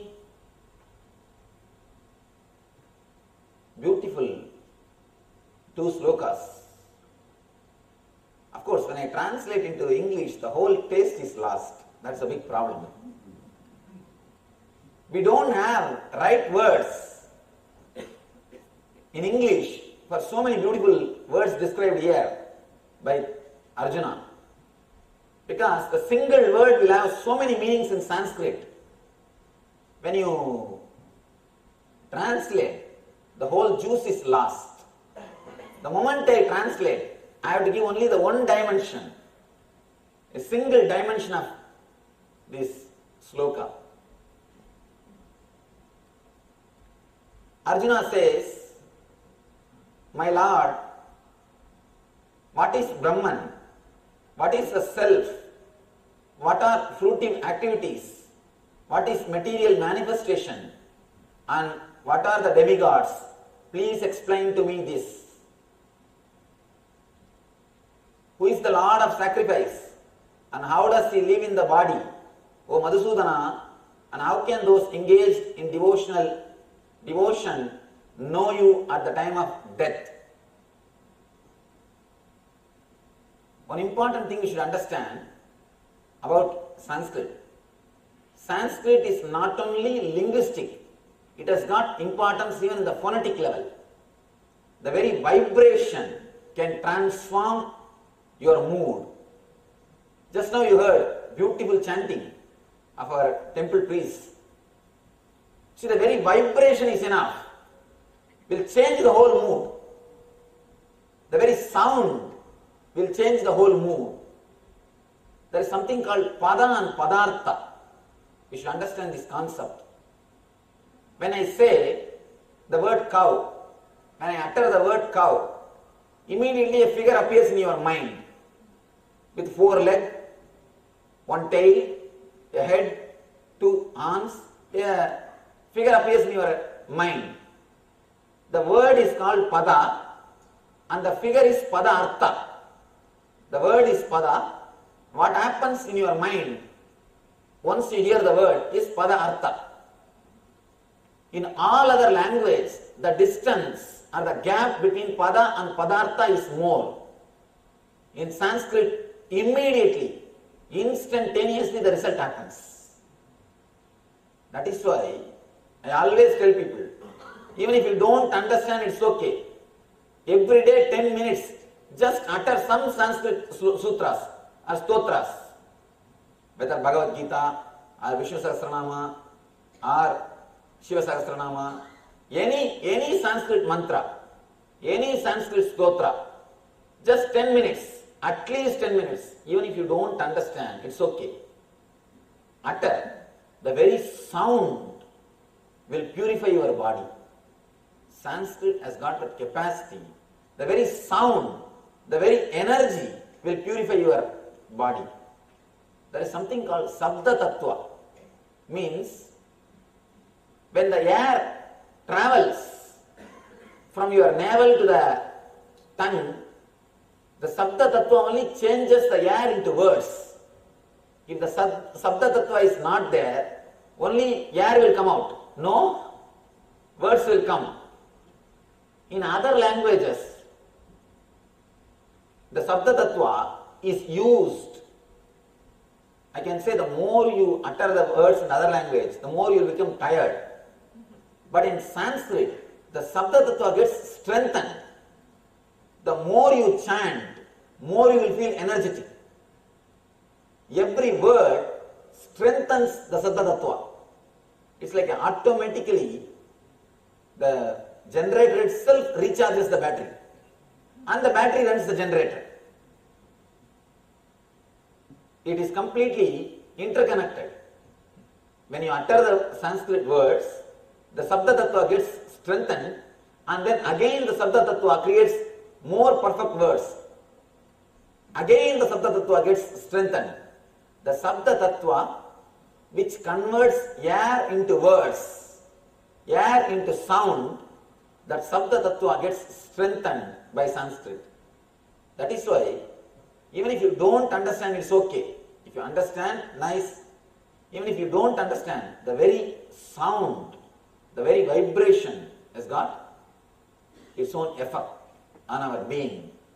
Now the modern day researchers prove the sounds, the Vedic mantras, the vibrations straight away enters into your body and removes the impurities. That is why our masters say again and again, chant these mantras. Doing the puja or the homa, doing all these offerings with the Sanskrit mantra. The Sanskrit is so powerful, it can purify your whole being. Your whole being. The very energy will be transformed. Beautifully, Arjuna asks, O Lord, what is Brahman? What is self? What are fruitive activities? And what is the material manifestation? And what are the demigods? And Madhusudana, how does he live in the body? How can those engaged in devotion or those who are practicing the eternal consciousness know you at the time of death? He puts continuously questions. Now we have to understand one thing. Just yesterday I was reading one version of Mahabharata. I seriously thought, Arjuna is a Kshatriya, means a person who is a king, who is ruling the country. He cannot be so dumb, putting the same questions again and again and again in different ways. Why is he putting the same questions again and again? In different ways. When I was reading that Mahabharata's another one version, it says Arjuna is also embodiment of Krishna. They say the incarnation of Nara and Narayana. Two divine energies of Vishnu, one came as Arjuna, the another one came as Krishna. So the whole drama is happening so that the Gita will come out for all of us. Otherwise, even a third-rate disciples will not have so many questions, and again. Now the subject which he is bringing up is asking so many questions. One important thing you should understand. If you are putting so many questions, be very clear, you are not ready to wait for answers. You are not even interested in answer. Just you are expressing. It's almost like catharsis. Here, Arjuna goes on putting so many questions, and in the end he puts an important question. How the person who is engaged in practicing your teachings know you at the time of death? Here starts the whole teaching. He reveals the secrets of death. And one thing I want to tell you, West has spent all its energy to know life. East has spent all its energy to know death. Like our rishis, nobody has achieved such a deep experiences of death. Our masters have really done something great by bringing the knowledge of death to the people who are living. People always ask me, Swamiji, why should I know about death? Knowing about life is enough. After all, I am a young person. Knowing about life is enough. Why should I know about death? The very word death creates fear in people. There are so many who don't want to hear the word death. They are ready to talk about anything else. They are ready to listen to any other subject. When it comes to death, they are not ready to listen. And they always think, why should we know about death? If you know about life, that is enough. Please be very clear. Your understanding about death is going to impact your understanding about life. Life and death are two different sides of a same coin. Just understand this one thing. In all the Eastern religions, Hinduism, Buddhism, Jainism, all Eastern religions talk about many births, reincarnation. All Western religion, Judaism and Christianity, Islam, all these religions talk about only single birth, one birth. This concept of reincarnation has influenced our society so deeply, nobody bothers about time. We don't bother at all about time. In India, we don't bother. People are so relaxed. Till morning 10 o'clock you can see people will be sitting in tea shop. If you ask anything, if not today, tomorrow, if not tomorrow, next Janma. We have eternity in front of us. We have eternity in front of us. We are not in a hurry. We are not running behind anything. People are utterly relaxed. People are completely relaxed. In the West, whatever you have to achieve, you have to finish it in the 75, 80 years. You don't have time. Either you live now or never. That is the reason people run. Understand? Understanding about death influences the whole social structure. Your whole thinking system, your whole mentality can be transformed. Your whole way of thinking can be transformed when you understand the secret of death. I just gave you one example. Why the idea of reincarnation, how the idea of reincarnation has influenced the Eastern society and how the idea of one birth has influenced the Western society. There are so many thousands of examples you can give. I just gave you this single example so that you will understand our idea, our understanding about death is much more important than understanding about life itself. Whether you understand or not, life is going to be same. But with the death, the moment you understand, the whole quality of death will change. Whole quality of your consciousness will change. The moment you realize the truth of death, the moment you experience, I can say one thing, you don't even have to experience, even if you intellectually understand, it is enough. When it comes to death, even your intellectual understanding is enough, it will transform your whole way of thinking. That is why the moment you think of Yama, your whole life will have Yama. In Sanskrit we have same word, Yama and Yama, both are same word, same spelling. Death and discipline, for both we use the same word. Death we use the word Yama. For discipline we use the same word Yama. Of course, just for your sake I pronounce it in a little different way, but spelling is same. Same spelling. Patanjali, the first sutra of Patanjali, the first step of Patanjali is Yama. Yama, Niyama, Asana, Pranayama, Pratyagara, Dharana, Dhyana, Samadhi. This Ashtanga Yoga, the first part is Yama. And our death is also Yama. If you understand death, your whole life will be automatically disciplined. A strange but honest discipline will happen in your life. Why I say strange but honest? Because always our discipline is hypocrisy. Always our discipline is hypocrisy.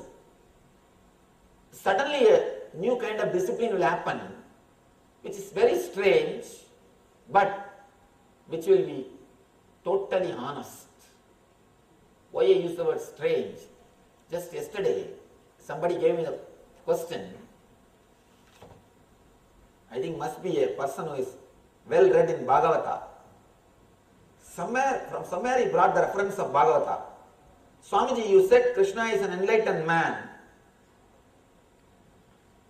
and he was a brahmachari, but he made love to Gubja. How can that be possible?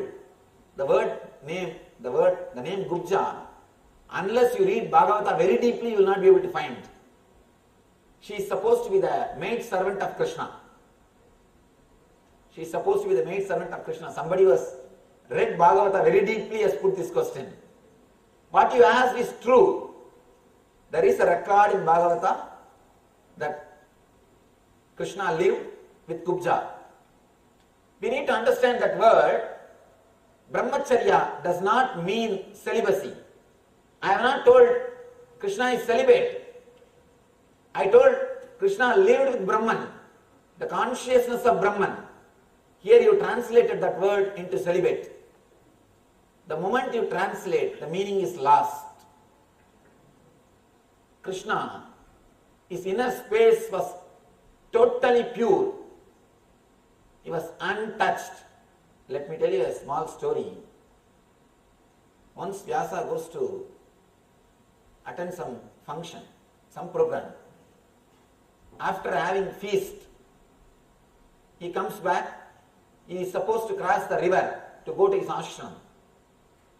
He stands near the river and says, if I am doing fasting, if I am observing my Ekadasi fasting, let this river give way so that I can walk and reach my ashram.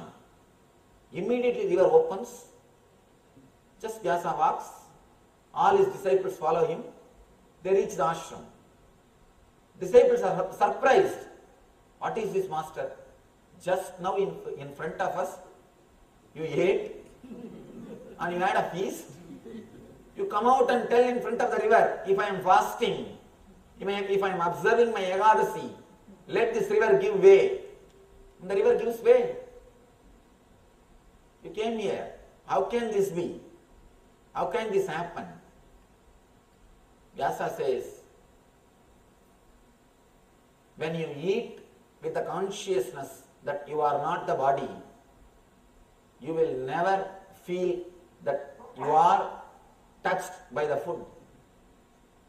You will never feel that you had the food, you are eating or you are digesting, you are living.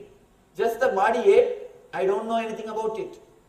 Of course, very difficult to understand this concept which I am explaining. Very difficult to understand. Easily you can cheat yourself with this idea. Please be very clear. Easily, very easily you can cheat yourself with this idea. You can also start telling, I am. Very easily we can cheat ourselves with this idea. The big problem is, with all great truths, there is a danger that you can misuse it and abuse it. Even with atomic energy, you can use it for good purposes. You can serve with atomic energy the whole humanity, or you can destroy, you can abuse the humanity with that energy. Atomic energy is like a satya. You can use it or abuse it. This truth is also like atomic energy. If you really want, you can use it. Otherwise, you can abuse it. People ask me, how can I find out whether I am really feeling the out-of-body consciousness or not? How can I also start living like Vyasa? Please be very clear. When you reach the state of the Vyasa, you will not even have this question. People come and ask me, Swamiji, please tell me, did I reach that Vyasa state already? Can I also start living like Vyasa? If you reach that state, you will not have even this doubt. Vyasa says, after eating, he says, I am fasting. Because he never feels connected to his body. He never feels his body is related to him, untouched. His inner space is so pure. His inner space is filled with bliss. He is not touched by anything. Nothing touches him. Ramakrishna, if you read the Ramakrishna's life, he did so many different kinds of spiritual practices. As far as I know, Ramakrishna is the only master who has performed so much of tapasya, so much of spiritual practices, so many different kinds of sadhanas. He did tantra sadhana. There are so many different kinds of practices. Ordinary person cannot even imagine of doing that. Because if an ordinary person starts the tantra sadhana, naturally straight away he will fall. He will straight away fall. The greatness or purity of Ramakrishna, his inner space was never touched by any of these outer things. His inner space was so pure, filled with bliss, he was able to complete all the tantra sadhana successfully.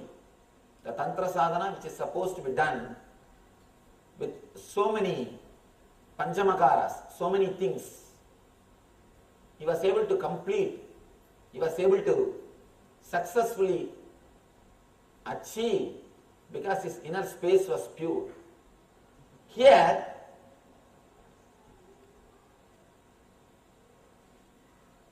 you put the question, how can you say Krishna is brahmachari? Please understand, his inner space was so pure, he was never touched by body consciousness. He never experienced he has got body, and never he came down to ordinary body consciousness. Let me tell you one more thing. It is not so easy to live with so many women and to survive. Please be very clear. If you start living, then you will understand. Then you will understand, and when I say women, I mean men also. If you understand, if you live with a single man or woman, then you will understand how difficult it is to live with a person. The other person naturally has to create hell. No other way. By their very quality, when the other person enters into your life, the hell will be created. Here you see somebody who is living with so many persons, but who is able to manage, who is able to be blissful. That itself shows his inner space was never touched. His inner space was so pure. His inner space was radiating bliss. The person whose inner space is filled with bliss and energy will never be touched by any impurity. By any impurity. Of course, little difficult concept to understand. But I tell you, the moment you understand the depth, you will understand the single concept, the single idea. Somebody goes to Janagaraja. Janaka is supposed to be an enlightened king who was enjoying the world on enlightenment. This guy goes to Janagaraja, a sannyasi, and starts questioning him. How can you say you are an enlightened when you are enjoying all these things? The sannyasis are always jealous of the people who are enjoying the life. That's the truth actually. Because these guys are missing what to do. You see, if you really experience bliss, joy inside, and consciously if you have left the world, you will never feel jealous. But for some reason you left, you don't know whether you will have the outer world or not. And you escaped thinking that you will have inner world. And there also nothing is solid. You don't know what is going on. And you don't know whether you will get it or not. So naturally now what to do? How to console themselves? Start abusing householders. Start disrespecting householders. Start telling them, you people, you don't know, you are not living properly, you are not doing this, you are not doing that. That is why continuously, from time immemorial, the people who took that life will always condemn this life. Have you seen a single householder being jealous of Swamis? You will not find. But I have seen hundreds of people who took sannyas life jealous of householders. Because they feel something is missing. Something is not there. This guy went and started asking Janaka, how can you say you are enlightened and have both? Janaka said, please stay in the palace next 1 or 2 days. Then I will talk to you, because now I am too busy. There is a party is going on. In his palace the party is going on. The lot of singing and dancing is going on. I am too busy. Now I have no time to talk all these philosophical things. I will talk to you tomorrow or day after tomorrow. Please just stay in the palace. They gave him food. They gave food for sannyasi, and they made all the arrangements. Just on his bed, they made a knife to hang, in a very thin thread. Sannyasi asked, why are you hanging this knife just exactly on my head? Janaka said, the palace workers said, we don't know, but this is the order of our king. You have to sleep here only. No other way. Whole day he was sitting. Whole night he was sitting, thinking of this knife. When it will fall, how to escape. Next day morning, he comes to Janaka. Janaka asks, oh Swami, did you enjoy your stay? How did you sleep? Swami says, what are you asking? You know what you have done. Now why are you asking this question? You know what you have done. How can I sleep when a knife is hanging just on my head? I don't know when the knife will fall on me, when I will be killed. How can I sleep? How can I think of anything? How can I even dream of sleeping?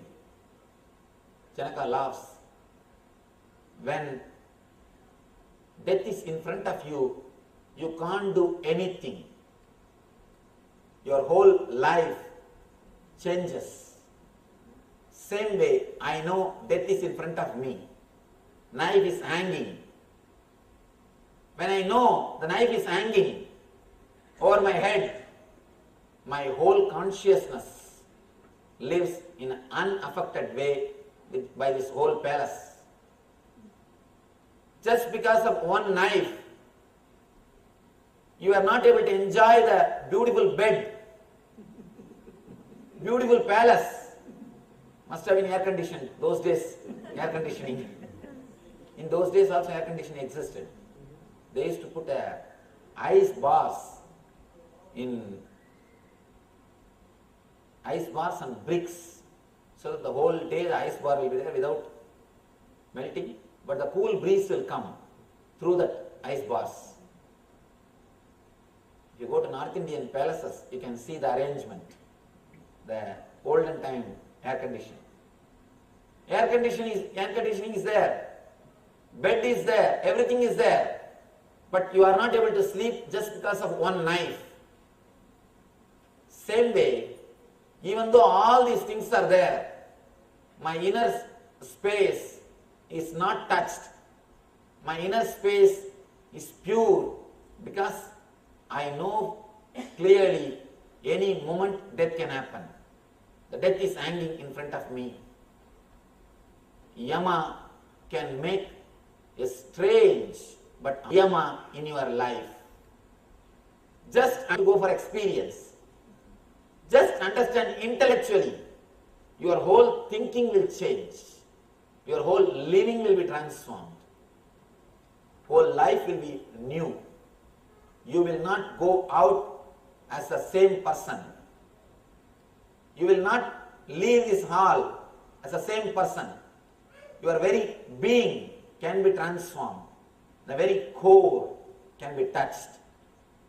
Krishna starts with the secrets. He starts explaining the secrets of death. Adibhudam sharobhava purushaschadidaivatam adiyannyohamevatra dehe degaprutamvaraha. The best of the embodied beings, the physical nature, which is constantly changing, is called Adibhuta. The universal form of the Lord, which includes all the demigods, like those of the sun and moon, is called Adidaiva. And I, the Supreme Lord, represented as the super soul in the heart of every embodied being, am called Adiyanya. He just answers all the questions in single sutra. Comes to the main subject. Now he starts the main subject, revealing the secrets of death. Andakale cha mameva smaran muktva kalevaram yaprayadi samadbhavam yadi nastyatra samsayaha. Whoever at the end of his life quits his body, remembering me alone, at once attains my nature. Of this there is no doubt. Why should he say the word nasti atra samsaya? Why should he say the word there is no doubt? He is emphasizing this is truth. He is taking the oath. Usually in my meditation camps, before starting my discourse on the death, actually, we have one full 2 days, one camp, full 2 days program just on this one sutra. I have designed a meditation program called Nithyananda Spurana. In India, we conduct 4 days. Here I do it as a 2 days program. Because in this country, even if God comes, he has to come in the weekend. Otherwise, you will tell, just give the card, please get back to me. You can mail me. I'll get back to you. If God comes on other days than weekend, he will get only email ID. We do a 2 days program. This single sutra, the whole program is based on this single sloka. Before starting the camp, I always used to take the oath. Hereby I take whatever I am going to speak is truth. Because there are some truths which cannot be logically expressed, which cannot be explained in the logic which you understand. You need to have little patience to listen. The big problem with our mind is anything which is not presented in logical form, either you start putting questions, arguing, you start refuting, or you refuse it, you straight away don't want to listen. Otherwise, you will hear just like one more novel story. One more story. It will not go into your being. You will just think, all right, anyhow I have come all the way, let me sit and see what he says. You will allow the speaker to speak, but you will not listen. That's the reason I always tell people, before I start talking about death, I tell them, hereby I promise what I am going to speak is pure Satya. If you are interested, take this, digest it and transform your life. If you don't, it's okay, up to you. It is your choice. Krishna says, Nastyatra samsaya, because he is going to speak something which is beyond logic. If you want to know about the outer world, logic is the basic thing. You need. Only with logic you can understand the whole thing, outer world. When you want to know the inner world, you need a master who will take you beyond the logic. Logic cannot give you the inner world. Logic can give you the outer world. It cannot give you the inner world. Let you understand this one example. This one example will help you. For example, here is a formula. X into 2 is 4. Now we will have to find what is the value of x. To find out the value of x, what you are supposed to do? You should say, first let us assume x is 2. Then replace 2 in the place of x. Then 2 into 2 is 4. When you know 2 into 2 is 4, it matches. Now you can conclude x is equal to 2. Once the calculation is done, now you know x is equal to 2. But when I say first line, let us assume x is equal to 2. Immediately you start questioning, why not 3? Why not 4? Why should it be 2? I have no answer. Till the end, till I solve the problem, you need to have little patience. All I need is only this few minutes of patience. Till I solve the problem. Here Krishna says, Nastyatra samsaya, no doubt. What I am speaking is truth. Please just wait. Let me finish the calculation, then you yourself will understand. The end of the calculation, you know x is equal to 2. But in the starting, you need to believe the master's word and work out.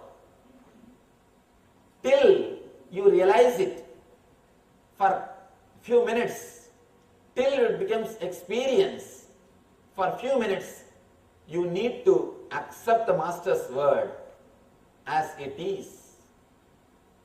When you calculate, when you finish the calculation, naturally it will become your understanding. It will start as my understanding. In the end, it will become your understanding. When it becomes your understanding, naturally, you yourself will see the truth behind these words. Now Krishna starts, Andakale cha mameva smaran muktva kalevaram yaprayadi samatbhavam yadi nastyatra samsayaha.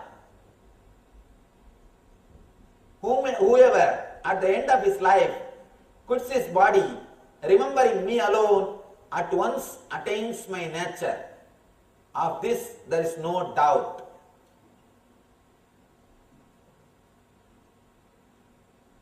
Why? Why he says about remembering me alone, that also. At the end of his life, quits his body, remembering me alone, at once attains my nature. Now we should understand the whole secret of how we take the body and how we live through and how we live. Please understand, your whole body is created by you out of your fear, greed, guilt, your engraved memories, samskaras. Whatever samskaras you have, to work them out, to experience them, to enjoy them, you create the body. The body is created according to your samskaras. Once you create the body, when you live your life, you don't live only the samskaras which created this body. You accumulate some more samskaras. For example, from here you take $10,000 and go to downtown to buy some things. On the way you meet one of your friends. He says, let's go to Universal Studio. Let's go to Disneyland. You go here and there and blow the whole thing, whole money. And then when you go to the downtown to buy what you want to buy, you are already broke. Now, next immediate thing is credit card. Credit card. You you buy whatever you want to buy through credit card, come back and live your whole life just to pay the credit card. Actually, it is a cunning technique. It's a cunning technique to keep man under the slavery conditions. Of course, let us not talk about that now. When it comes to there's a separate subject. That time we will touch when I will speak about the desires, the Ichcha, Shakti, the energy of desires, will touch that. Now let us enter into the main subject. Anyhow, you come back and suddenly you feel that you are not having sufficient things. If you go and buy what you want to buy for the $10,000 and come back, you won't have any problem. Because you saw your friend and started accumulating his desires also. Please understand. You accumulated his desires also. You have fulfilled his desires also. Maybe through your body, but the desire is from him. His desire also you worked out, fulfilled. Now you feel you don't have sufficient money. You don't have enough of things. Same way, when you came down to this planet Earth, you came with enough of energy to work out your samskaras. That is what Mahavira means when he says, God never sends you empty-handed. He sends you with everything. Whatever desires you bring, whatever samskaras you bring, when you come to this planet Earth, you bring enough energy to live that samskaras. The prarabdha karma means the samskaras which you are going to work out in this life. We have 3 level karmas. Sanchita, Agamya, Prarabdha. Sanchita karma is all the files which are in the bank locker. Your own bank locker, all the files which are in the bank locker. Next, Agamya is files which are in your archives, in your office archives. Prarabdha is files which are in your table. You have to finish all 3 files to complete your life. The files which are in the bank locker is Sanjita. The files which are in your archives, office archives, is Agamya. The files which are on the table is Prarabdha. Prarabdha karma is the karma which you have brought to work out on this life. You have to work out this Prarabdha in this life. You have brought enough energy to live these karmas. Then why do we feel life is not sufficient? Why do we feel that we are not fulfilled? The problem is, after coming down, you forget what for you came down, what all the samskaras you brought, what all the desires you brought, and what you brought you forgot, and started accumulating more and more desires from family, friends and society. All their desires in your life. For example, if your neighbor gets a new saree, this all only in India. Here you don't know who is neighbor. Even the neighbor's name you don't know.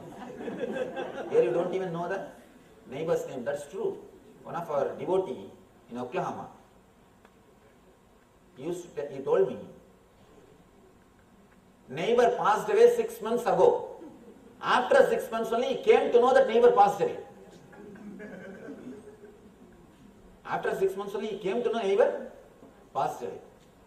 Of course, when in India the lifestyle is totally different. When a neighbor gets a saree, new saree, immediately you think, I should also get on. Her desire, you are trying to work out. Naturally, you will run short of energy, you will run short of money, you will run short of time, you will run short of everything. when you start living others' desires in your life, you will feel deeply discontented. Because what you brought will not be sufficient. It's like going to the downtown with a plan and a particular amount of money, and suddenly your plan has changed. Naturally you will run short of things. Here also on the planet Earth, after coming down, you forget that what samskaras you brought, and you start collecting more and more desires from society, the social conditioning. Because of that social conditioning, all advertisements, please be very clear, all advertisements are going to make you poor. They will become rich, no doubt, but you will become poor. Continuously the ideas are put in your head, especially ideas, advertisement which touches your Muladhara. These advertising agencies, they know anything touches your Muladhara will be recorded in your system. When I say Muladhara, anything related to sex appeal will be recorded in your system. That is why, whether it is soap or shampoo or cloth or car, anything will always be promoted with that one line, sex appeal. Because straight away it will get recorded in your system. It will get recorded in your system. Automatically, when you go to the shop, you will ask for that product. But you forget one thing. When you pay a few dollars, you will get only the soap, not that model. You will not get that model also along with the soap. You forget that important fact. When it gets recorded, soap and the model who is using the soap, both the visions, both the pictures are recorded in your system. But you forget you are going to get only soap. Whatever is recorded in your Muladhara goes so deep, you act exactly with that idea. That idea automatically expresses in you. Whatever is put inside your being, through advertisement or through inspiration, through some way, naturally that is going to create more and more trouble for your being. When you accumulate things, desires from outside, automatically you will feel your energy, your life is not sufficient. There is a beautiful story in Mahabharata. Mahabharata is, and Yamadharma came. Yama says, now your life is over, O king, please come, let's go. This guy says, what is this? You have given me such a beautiful kingdom and such beautiful life, such wonderful wives, kids. You have given me everything, but 100 years is too short. Please bless me. I must be here 100 more years. Yama says, no extension is possible. No extended stay. No extension is possible. Please come. No, extension is not allowed.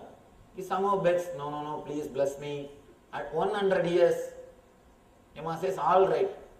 If any one of your sons, if they give their life, then I will extend. As exchange offer. Somehow one son agrees, all right, for the sake of father, I will give my life. So the exchange offer worked out. He had 100 more years.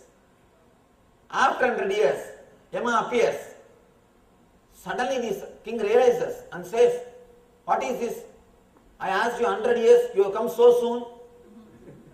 Yamadharma says, 100 years is already over. What are you talking? And he somehow, please understand me. I don't even know 100 years is over. Please somehow help me. Give me one more extension. Yamadharma says, no, this is too much. We can't go for second extension. Somehow begs. Finally, he gets one more extension. Next time, when Yamadharma comes, again, the king is in the same mood. He says, What is this, you come so soon? Now, Yama starts. Yama gives a beautiful teaching. He says, by pouring the ghee, you can never put the fire off. Same way, by offering or by fulfilling your desires, you can never feel fulfilled. You can never feel the fulfillment. Now it is time, you have to come. Of course, he leaves.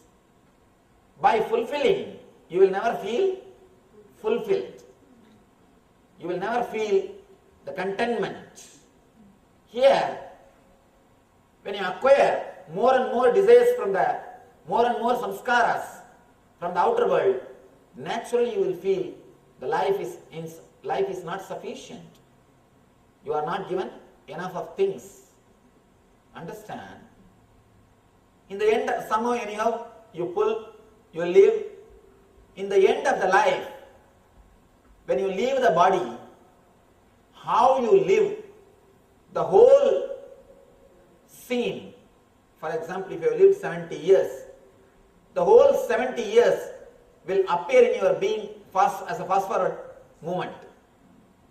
The whole thing will again happen in your consciousness, so that the decision about the next birth will be taken. Now you have the karmas which you have not enjoyed or experienced, which you brought, and which you accumulated from the society, which you have not finished it. Both are there. And I wanted to give you one more understanding. Karma means the desire which is not completely experienced by you. As a nature, you are a fulfilled being. You are Atman. Whenever you don't fulfill any action completely with your totality, you create an hangover. You create a recorded memory of that action. That recorded memory, samskara, is not only a dead memory, it has got power to make you again and again do the same action. Samskara is a living energy. Please be very clear, samskara is a living energy. It has got power to make you do the same action again and again. It will make you travel in the same path again and again. That is why it is called engraved memories. Engraved memories are not dead thoughts. They are living energy in your being. The more you travel in that path, the more it will be strengthened. If you have lived a single samskara totally, completely, that samskara will leave you. It will drop your being. You will be liberated from it. Whatever you have not lived completely only remains as a samskara in you, as a karma in you. Here, you brought something and you have not experienced those remaining karmas, and which you accumulated newly. The whole thing will appear in front of you at the time of leaving the body, so that you will be able to decide the next janma. It's like if you are supposed to make an important decision, you call for all the files, all the old files also. You call for the whole archives files before taking the important decision. Now you are going to decide important things, where to take birth, what type of parents to choose, what will be the right place, what type of family to choose, whether to choose the male body or female body. All these decisions you are supposed to take. Please be very clear, all these decisions are taken by your consciousness, not by anybody else. But your consciousness is influenced by this data which you have collected when you live in this planet Earth. Your consciousness is influenced, your will is influenced by the data which you have collected when you live in the planet Earth. Otherwise, the decision is purely made by you. One important thing you should understand, even the sense enjoyments looks like enjoyment because from the young age you are taught this is enjoyment. One important research I read in a book called Hidden Mysteries of African Tribal People. About the African tribal people, this is their lifestyle. This is the lifestyle of African tribal people.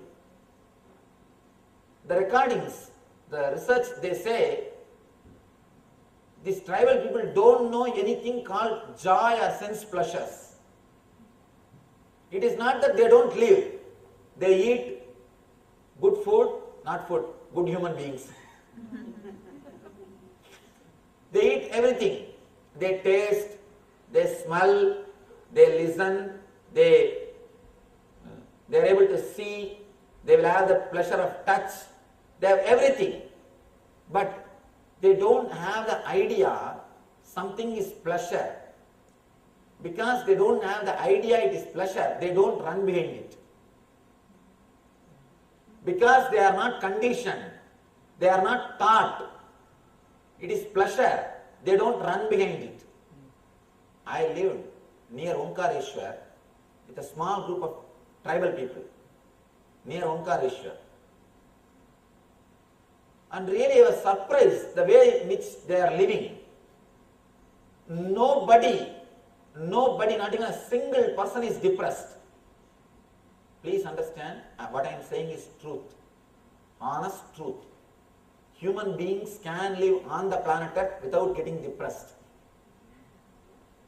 I was surprised, the whole village, I lived with them for months. Not even a single person is depressed. And nobody is running behind sense pleasures. Really, I was surprised. How can these people run, these people live without running behind sense pleasures? Because they are not even taught that there is something called sense pleasures. The very corruption, the basic corruption has not happened. And one more interesting thing I want to tell you. When I was living with the tribal people, I was living in a small temple. The center of the village, there is a small temple. I was living there. Suddenly one day they erected a small hut. One pregnant lady came and entered the hut. After the half an hour, she came out with a small baby. No pain, no doctor, no attendant, no medicine, no screaming. In half an hour she came out walking with baby. I was shocked. Of course, I was not able to ask because first of all I don't know their language, and the another one thing, immediately we can't ask. After a month, again they put same hut once more. Another lady came, pregnant lady, came alone, entered the hut. After half an hour she came out with baby. Now it is too much. That local priest who comes to do their kind of worship to the temple, I slowly asked him, how is it happening? Don't they have the pain? He told me, pain? Why pain? I was surprised. They don't have pain at the time of delivery. The very idea women should have pain at the time of delivery doesn't exist in their society. And not only that, nobody suffers with the menopause problems. Nobody suffers with any diseases related to women. Then I started inquiring about their lifestyle. Then I understood they respect women. Women are never disrespected. They are never said, you became impure in the monthly time. The women are never taught. They are somewhere low. Women are never conditioned. They are impure. Again and again they are respected the moment a girl becomes mature, she is respected. Now you are qualified to become mother. She is respected. People go and fall at her feet and she touches and heals the people. They have belief in the period time when a woman touches a person's head and blesses, he will be healed. Women are respected because the conditioning is totally different. Nobody suffers the pain. In the regular so-called civilized society, women are disrespected. Again and again they are taught, this is impurity. You are not pure enough. This is not right. Stand here, stand there. Especially in India, it is torture. It's just torture. And the wrong conditioning. Just because of the wrong conditioning, these people suffer the pain. They suffer and struggle with the pain. If they are not taught, they will never suffer. This research scholar who did the research on these African tribals, he says they don't know anything called pleasure. Because of that, they don't run behind the pleasure. It is actually your social conditioning which makes you run behind anything. It is your social conditioning which is taught to you which makes anything as pleasure or pain. Even this idea that what kind of life I will choose, the next life, what kind of body I will take, this decision you take according to your social conditioning.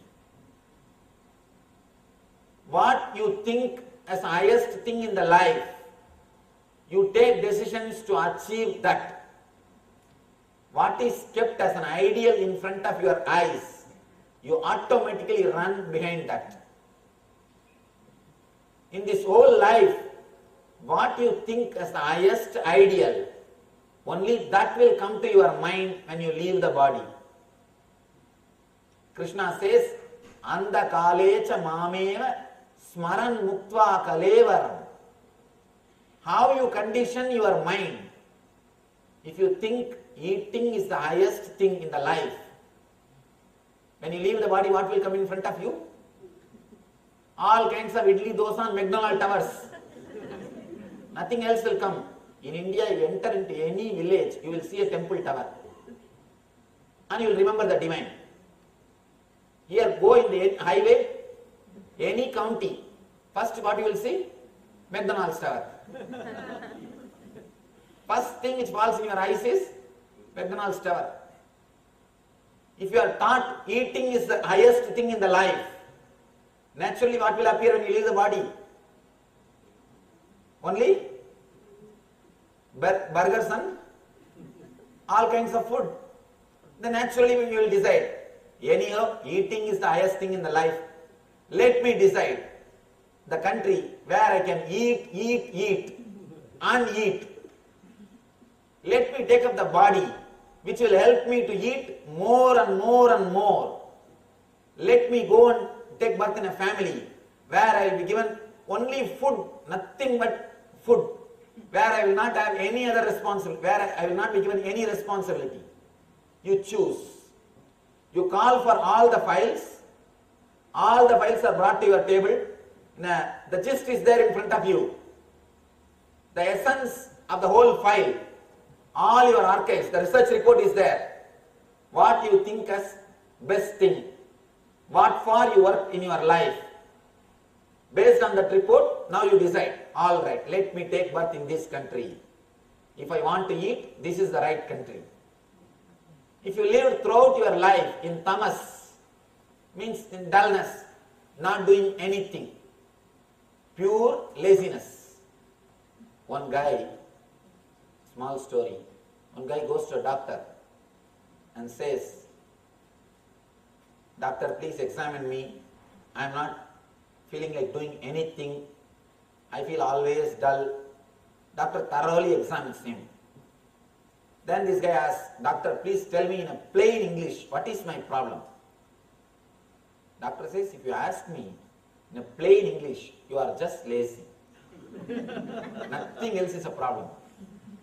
Then he says, all right, now tell me the medical term. I have to go and tell my wife. Now give me the medical term for this problem. I have to go and tell my wife. If you have lived that kind of life, a pure, dull, dead, lazy life, and I have seen sometimes this amazing kind of laziness. If you want to see the ultimate laziness, come to Himalayas. Really, you can see some strange kind of laziness. That is why Vivekananda says, the people who eat and sleep in the name of sannyas, make them stand and beat them. He says straight away in his lectures. He says very clearly, you should beat them. Pure laziness. Pure laziness. One guy says to his friend, if somebody invents a machine, if we switch off, switch on, if that does all our work, laundry, cleaning, cooking, ironing, and putting the clothes, giving bath to us, if everything, if that machine does just by switching it on, how nice it will be. The other friend says, if that machine also automatically switches on by itself, if automatically gets on, how nice that will be. Peak of laziness. If you lived throughout your life spending your whole energy in laziness, please be very clear, you spend energy when you are lazy. Don't think you are not spending energy. Have you heard of this thing? Tired of sleeping? Tired of taking rest. There are so many people who are tired of taking rest. If you sleep more than few hours, you will be tired actually. If you sleep more than 10 hours, try to get up, you will be tired of taking rest. Tired of taking rest is what tamas. If you have lived the life completely in tamas, naturally you desire. Anyhow, the ultimate thing in the life is sleep, that's all.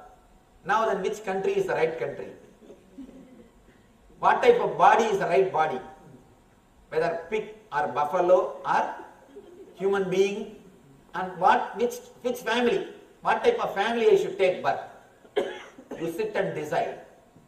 Please be very clear, the whole calculation happens based on your data.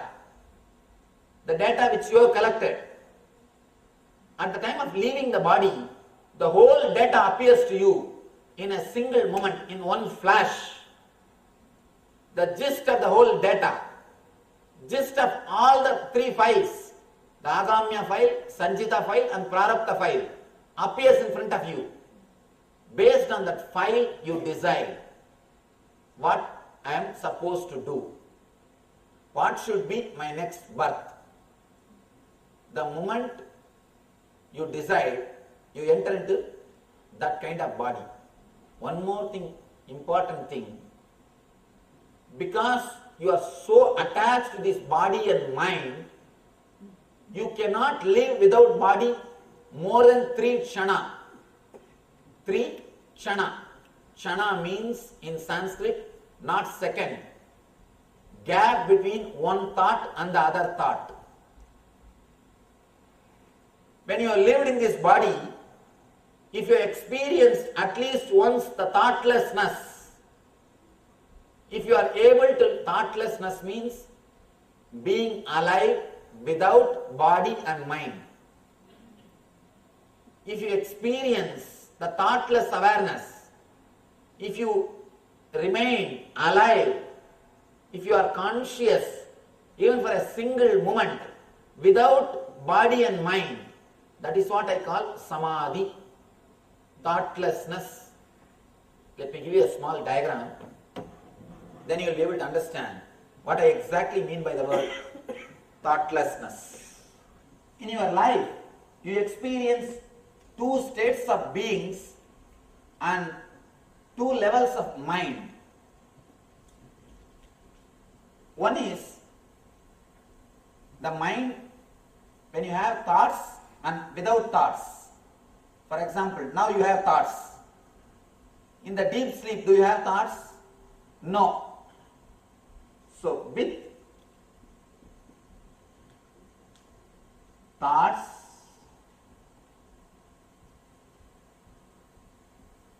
without thoughts.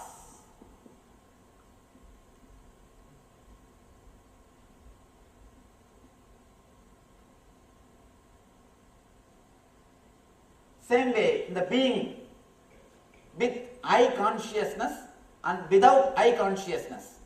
As on now, you all have that idea, I consciousness.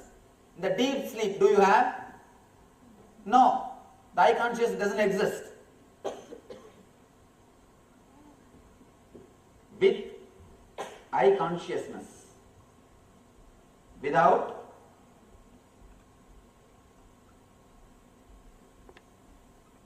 I consciousness. These two levels of consciousness and two levels of mind crisscross each other and create four states of being. With thoughts, with I consciousness, it is called waking state. Jakratavastha, in which most of us are now. Not all, there are few who are in dream state. Almost, most of you are in this state now. Waking state. With thoughts, with the I consciousness. Now you have the consciousness of I and thoughts both. And the next thing, you will have thoughts, but the I will not be there. That is dream. You may ask, how? The frequency of thoughts will be more than the frequency of the consciousness in your dream. That is why you will not be able to control your dreams. Now, please understand, then you can take the notes. First you can understand, then you can take the notes. See, now frequency of I is more. That is why you can control your thoughts, suppress them, divert them, create them, do anything you want. Because the frequency of I is more than the frequency of thoughts. The dream state, the frequency of thoughts is more than frequency of I. That is why you cannot control your dreams. If we can have the dreams of our choice, you know what kind of dreams? You will always be having. Dreams are not under your control. You can't have choice because the frequency of thoughts is more than frequency of consciousness. So you have thoughts but no consciousness. Just thoughts flowing in your being is what is dreaming. Next state, neither I exist nor the thoughts exist. This is called deep sleep.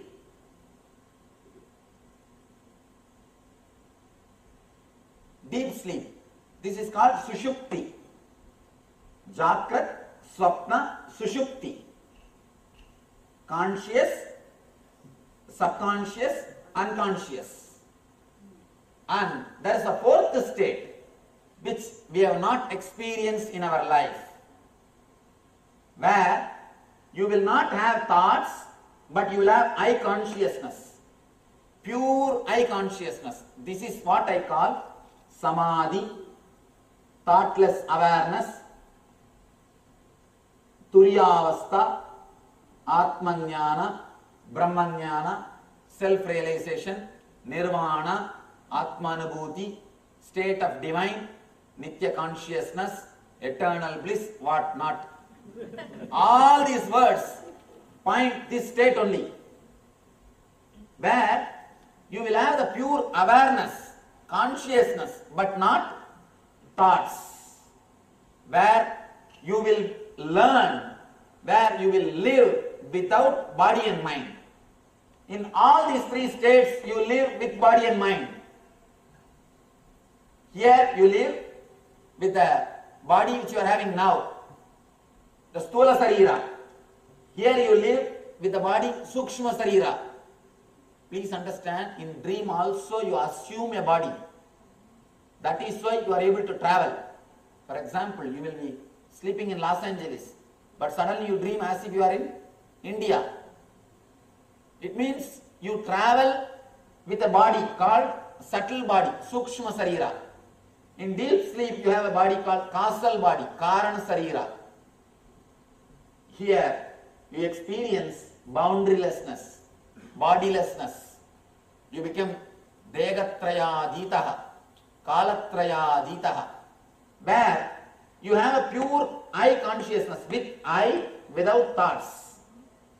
Vivekananda says, if you experience even a single glimpse of this consciousness when you are alive, when you leave the body, the same thing will automatically repeat and you will leave the body in samadhi. You will leave the body in samadhi. All spiritual practices, directly or indirectly, aim only to achieve this state. They aim only to achieve this state, where you will be able to be conscious without body and mind. That is what here Krishna says. If you experienced at least single one moment of consciousness without body and mind, only then you can choose your next life in a relaxed way. For example, if you have not lived even a single moment without body and mind, you cannot be without body and mind. You will immediately try to run and catch the next body. The moment you die, because you never lived even a single moment without body and mind, you will rush as early as possible. You will not bother in which train you are getting into. You will just get into any train comes. You will say, after that let us manage, first let us get into the train. You will run and get into some train and come down to the planet Earth. And after coming down again you forget. That's another big problem. The whole thing is confusion leading to confusion and confusion leading to confusion.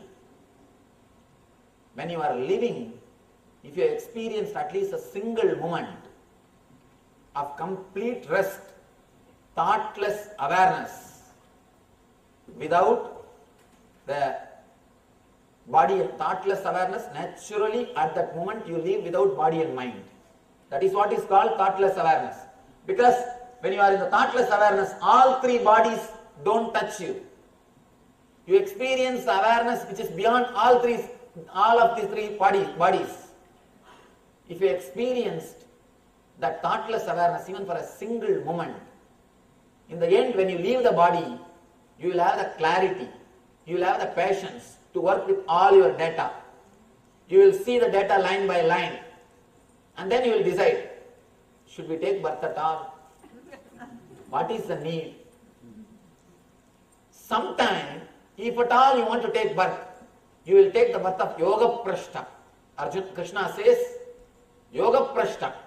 You will take birth in a family which will be very conducive for your spiritual practices, who will not say anything, who will not put obstacles when you want to do spiritual practices.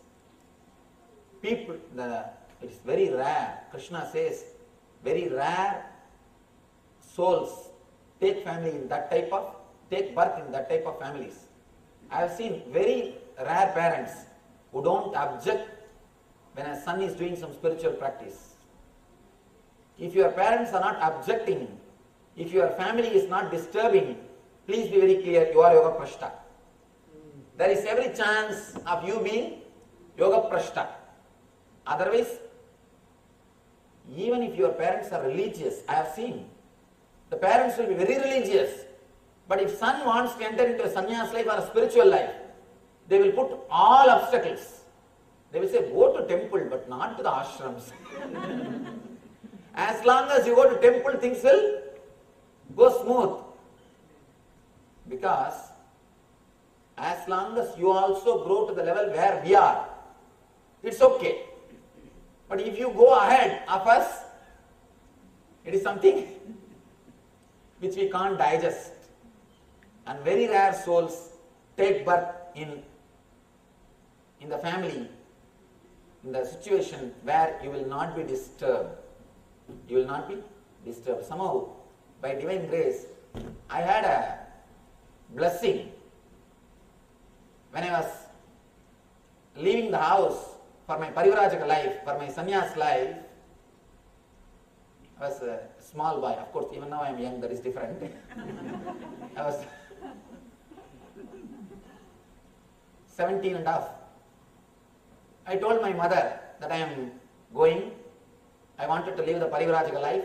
I wanted to taste the sannyas life. She started weeping, as usual. Then I asked, do you mean then I should not go? She said a beautiful word. No, I can't say you can't go. I am not able to digest, so I am weeping. She never stopped me. Still now I feel grateful because they did not stop me. Still now I always feel in the mind the gratitude, the grateful. They never stopped me. And not only that, even from the young age, I used to do all sorts of things. And you can't imagine.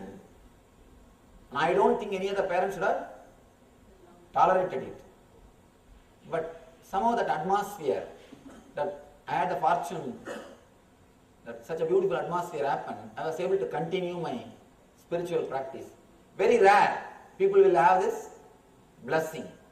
If your whole family, if your surroundings are not disturbing you, helping you, please be very clear, you have taken conscious birth, means yoga prashta, the janma of yoga prashta. If you have not experienced even a single glimpse, one moment of that thoughtless awareness, you cannot live without body and mind. So within 3 kshana you take birth. You take birth. Now I should explain the concept of kshana. Kshana means gap between one thought and the other thought. When I say 3 kshana, if you have lived restless life, running, your 3 kshana will be micromillion seconds. Microseconds. It will not be even a second. 1 kshana will be microseconds.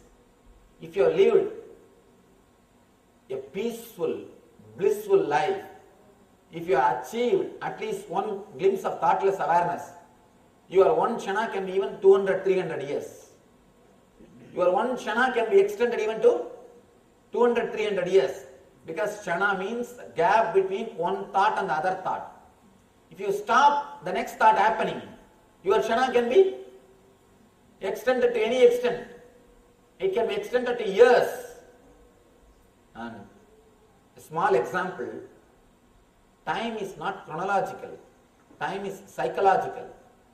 If you sit with a friend with whom you really feel comfortable, joyful, blissful, even after 3-4 hours, suddenly you will see the time and you will realize, oh, 3-4 hours passed. I don't know how the time flies, how the time has passed. The other example, if you are sitting with somebody who is continuously nagging you, with whom you don't feel comfortable, after every 5 minutes what you will do? Look at the watch. Look at the watch and you will think, why the watch is not moving? Is there any problem? Sometimes you will even think, why the watch is not moving? Because time is psychological, it is not chronological. Number of thoughts which happens in your mind decides the time consciousness. If the number of thoughts are less, even if you spend 10 hours, you will not feel the 10 hours passed. If the number of thoughts is more, even 2-3 minutes will look like years. Small story. One lady goes to the doctor for checkup. After a thorough checkup, doctor says, I have a bad news for you. You may live only 6 more months. At the most, you will live only 6 months more. 6 months is the time. She said, what is this? Suddenly you are telling what to do now? Doctor says, I have one suggestion. Better marry an accountant. She asks, why? Will that cure me? Will it heal me? Doctor says, no, 6 months will look very long. If you marry an accountant, it will seem very long. At the most, you can extend the time by increasing the number of thoughts. If the number of thoughts are more, you will feel the time is not moving. You will feel time is not moving. That is why we say, the number of thoughts are less, more time will pass. You will not even know how the time is passing, how the time is disappearing. The number of thoughts are more. If you are restless, time will not move. That is why hell is always called eternal hell. Eternal, the word is not chronological. How can it be a justice? Even if you do all possible mistakes in 100 years, how can you be given eternal hell? 100 years mistake, 100 years hell, that's all. But that 100 years will look like eternal. Because the thoughts, number of thoughts, it will not move. In Vedic calculation, we say 1 year for human beings is 1 day for devatas. Because their number of thoughts per second is less. Their TPS is less. Because their TPS is less, the time, 1 year for us is 1 day for them. That is why Nataraja will have only 6 puja throughout the year. In 1 full year, they will worship Nataraja only 6 times. In Chidambaram temple, in India, Chidambaram temple, only 6 times they will do the Abhishekam for Nataraja. Because the Devatas are doing the 6 puja. For them, our 1 year is 1 day for them. So for their 6 puja is conducted in our 1 year. For Devatas, Devatas means whose TPS has come down, who is living, who has had the glimpse of Samadhi. If your TPS is low, you are in heaven. If your TPS is high, you are in hell. Heaven always looks short. Hell always looks eternal because of number of thoughts. Here, when you are living in the body, if you have at least single glimpse of thoughtless awareness, experience of meditation, at the time of leaving the body, automatically this consciousness will come up. You will have 2 benefits. You can choose to become enlightened, not to take next birth at all.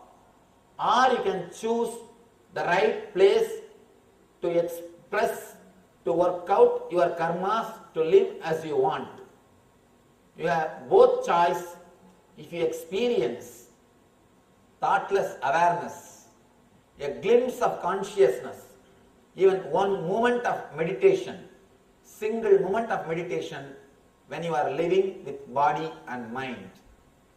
The NSP program which I do is straight away concentrated on this one concept. All I try to do is to give you a single glimpse of the consciousness, thoughtless awareness. Actually, if you achieve 1 glimpse of thoughtless awareness, you achieve whatever has to be achieved in the life. If you have not achieved 1 glimpse of samadhi, thoughtless awareness, whatever you achieve is not useful. Whatever you achieve is not useful. Please be very clear. The next step, Krishna explains how to experience thoughtless awareness and little more deeper understanding about death and art of living.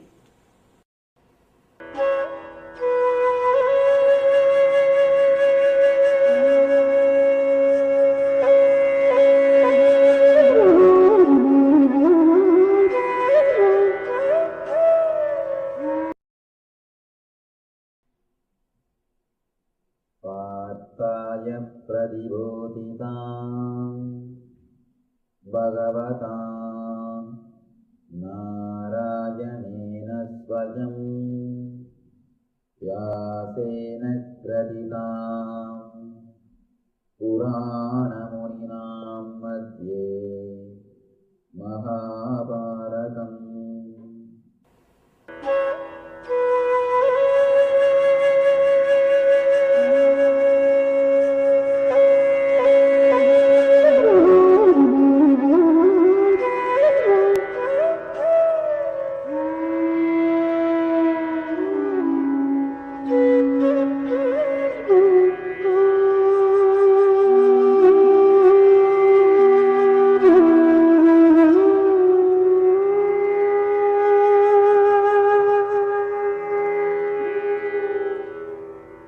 Bhagavan says,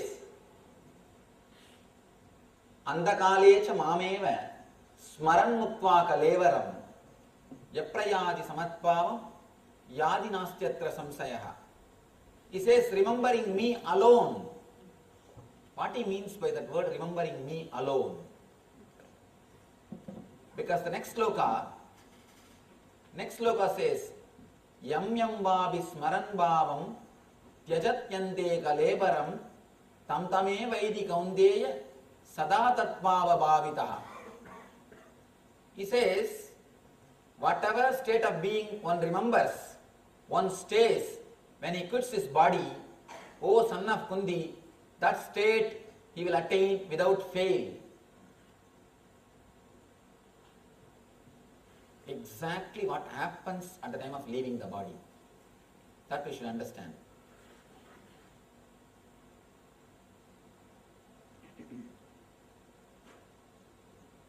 When a person leaves the body, he goes through all the 7 layers of his being.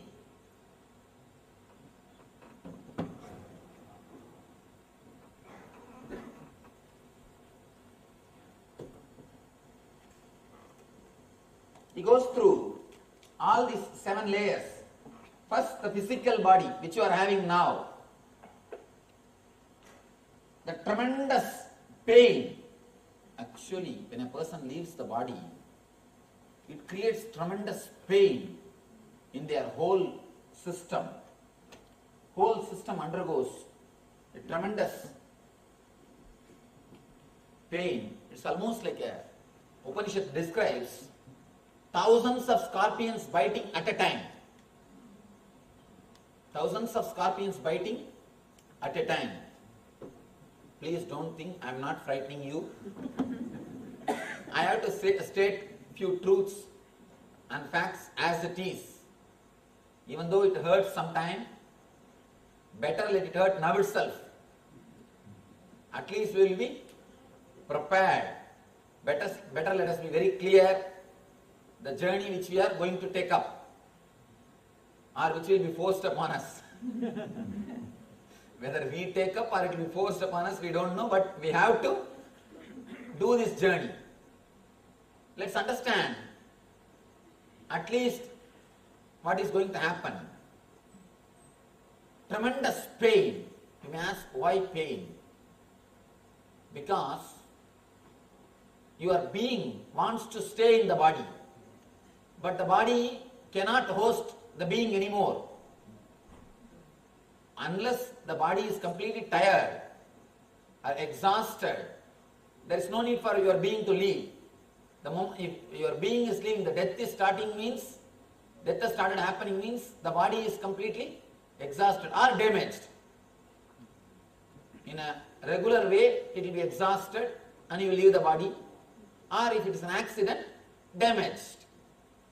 Some way, the being is not able to live in the body. That is the reason the being has to leave. Just understand, if half an inch, if you cut your finger, when you cut vegetables, what pain you experience. The same thing, 6 feet your body will be torn. Naturally there will be pain. But one thing, there is an automatic mechanism in your being, automatic painkiller mechanism. The moment pain is unbearable, you will fall in coma. You will fall in coma. If you fall in coma, you will not experience pain, But the big problem is you will die in unconsciousness. That's the worst thing. That's the worst thing. You don't know what for you lived, and the next decision about the next birth, you will not be able to do it consciously. That is the reason Krishna says, Yam yam vabis paran bhavam. In what state you are, you remain at the time of leaving the body. You will achieve that state without fail. If you are in unconscious state at the time of leaving the body, naturally you will take up lower level bodies which are unconscious, which doesn't have consciousness. The moment you move the physical body, the next level pranic body, the prana sarira means the inhaling, exhaling, the prana flow in your body. That is called prana sarira. The prana sarira is filled with all the desires. Please understand, your prana and desires are very closely related. If your desires change, immediately the prana, the circulation of prana will change. If you can change your prana, the whole mentality, mind will change. Your mind and prana are very closely connected. So the second layer is filled with desires. That is why at the time of leaving, the people inhale and exhale. They just suffer because the body says, I can't host you anymore, relax, get out. But the being says, no, I have so many desires. I have to live in this body. I have to enjoy this body. When you move to the next level, mental body, mental layer, manasarira, all the guilt stays in that layer. Desire is expectation about future. Guilt is, I have not lived in this way. This is a thought about past. I should live like this is desire. I should have lived like this is guilt. I should live like this is desire. I should have lived like that is guilt. Guilt is nothing but, guilt is created, guilt is an emotion created when you review your past decisions with updated intelligence. Understand? Guilt is nothing but emotion created in your being when you try to review your past decisions with updated intelligence. Let me give you a small example. At the age of 7, you are playing with toys and dolls. Your mom comes and calls you for food. Come and eat. You say, no, I don't want to eat. I want to play. By force, your mother takes away all the toys and she pulls you to come and eat. Then immediately you say, you go and die, give me my toys. I want to play. At that moment, toys look more important. You feel toys are much more important in your life than your mother. Now you understand. Now if you start feeling guilty, oh, what mistake I have done. I shouldn't have told all these words to my mother. It's a very big mistake. How important mother is. But I never thought that time. Now if you start creating guilt, how bad it is. At that moment you had only that much of intelligence. Now your intelligence is updated. If you try to review your past decisions with updated intelligence, you will create only one thing, guilt. Somebody asks a person, if God gives you one more janma, will you do all these same mistakes?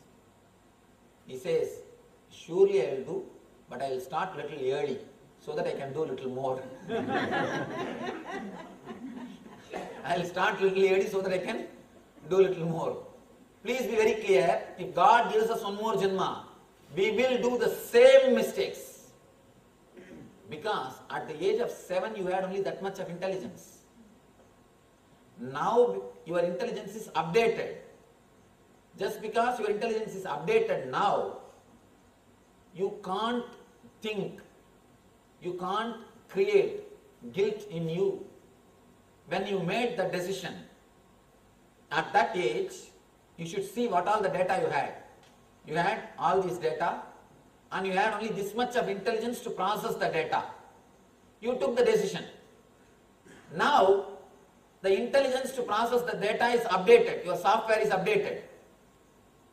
Because your software is updated, can you say now, oh, I took wrong decision at that time, I am suffering with guilt, Swamiji? You can't. That time you had only this software. The software to process the data and take decision was not available to you at that time. You had only that much of intelligence. Now what to do about it? One more thing. Guilt is wedge inserted in your being. It will create the uneasiness between you and your being. Be very clear, the worst sin is guilt. If at all there is something called sin, that is only guilt. Guilt is the only sin. Nothing else is sin in the planet Earth. One more important thing you should understand. Through guilt, you can never become pure. You can never achieve morality through guilt. People ask me, obviously Swamiji, unless I have guilt, how can I become a better person? Please be very clear. You can never become a better person. You can never become a moral person. You can never become a pure person by guilt. Because guilt will become such a load on you. Again and again and again you will do the same mistake. If you have a deep guilt about smoking, you can never quit smoking. Because the moment the guilt repeats in your system, the thoughts related to guilt is repeated in your system, the habit will be more strengthened. Whatever is repeated in your consciousness will become strong in your consciousness. You can never grow out of it. In Ramayanam, the Vali character, Vali is strange character. He had a boon from Shiva. Whomsoever comes in front of him to fight with him, half of that person's power will come to him. If you go and stand in front of Vali, half of your power will go away to Vali. Already he has got some power. Half of your power. Naturally, who will win? Vali will win. Same way, guilt is Vali. The moment you fight with the smoking habit, half of your power you have given to that habit. You fight with that habit. How can you come out of it? You can never come out. Beautiful one-liner from Bernard Shaw. He says, dropping smoking is very easy. I have done many times. I have done many times. You can continue to do many times, that's all. But you can never get out of that habit. You can never get out of that cycle. You will be caught in a rut. Guilt will create a rut. You will never be able to jump out of it. Please be very clear. If you remove the guilt, at least your personality will be integrated. You will be centered. When your personality is integrated, naturally you will become pure and energetic.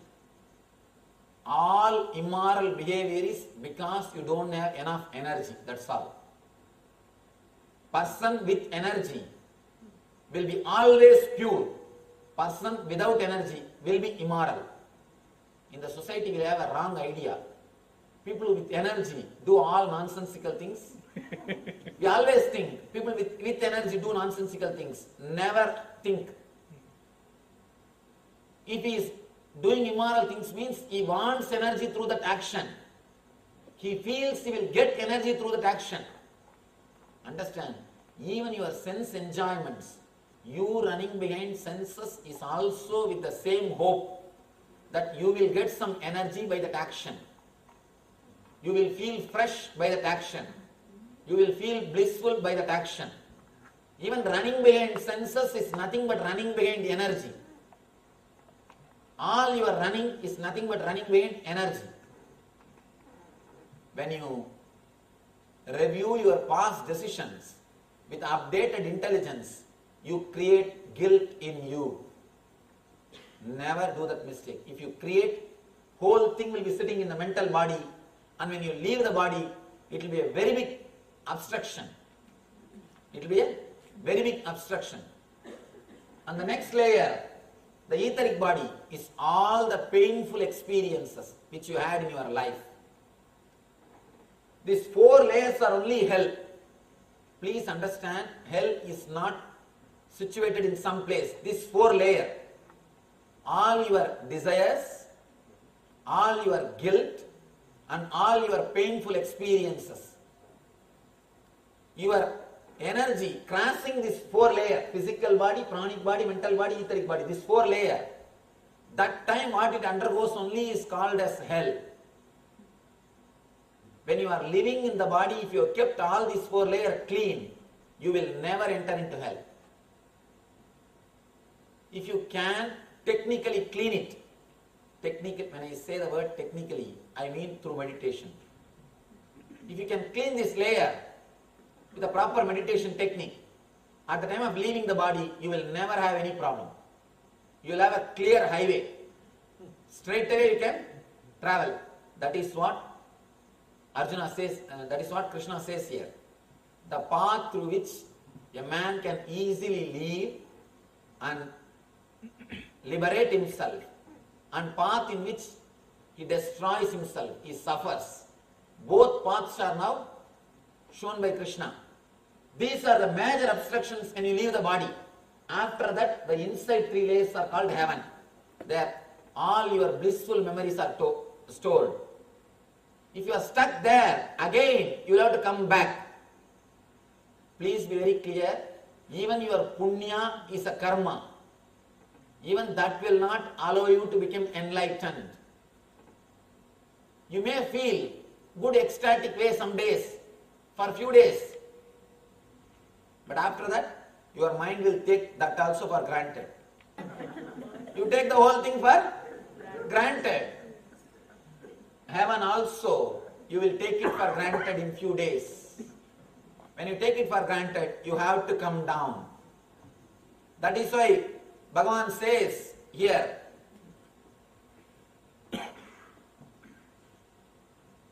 he says, Abrahma bhuvana loka punaravartino arjuna mamubet yadukaunteya punarjanmana vidyate. From the highest planet of Brahmaloka and the material world down to the lowest, all are places of misery, wherein repeated birth and death takes place. But one who attains me, one who attains my being, one who attains to my consciousness, only he never takes birth again. Please be very clear. If you are caught in punya also, till Brahmaloka you come down. Even if you are caught in punya, you will come down. Even your punya cannot give you enlightenment. I always tell people, be very clear, even if you give money for my ashram, I cannot give you speed pass. I cannot give you speed pass. Be very clear.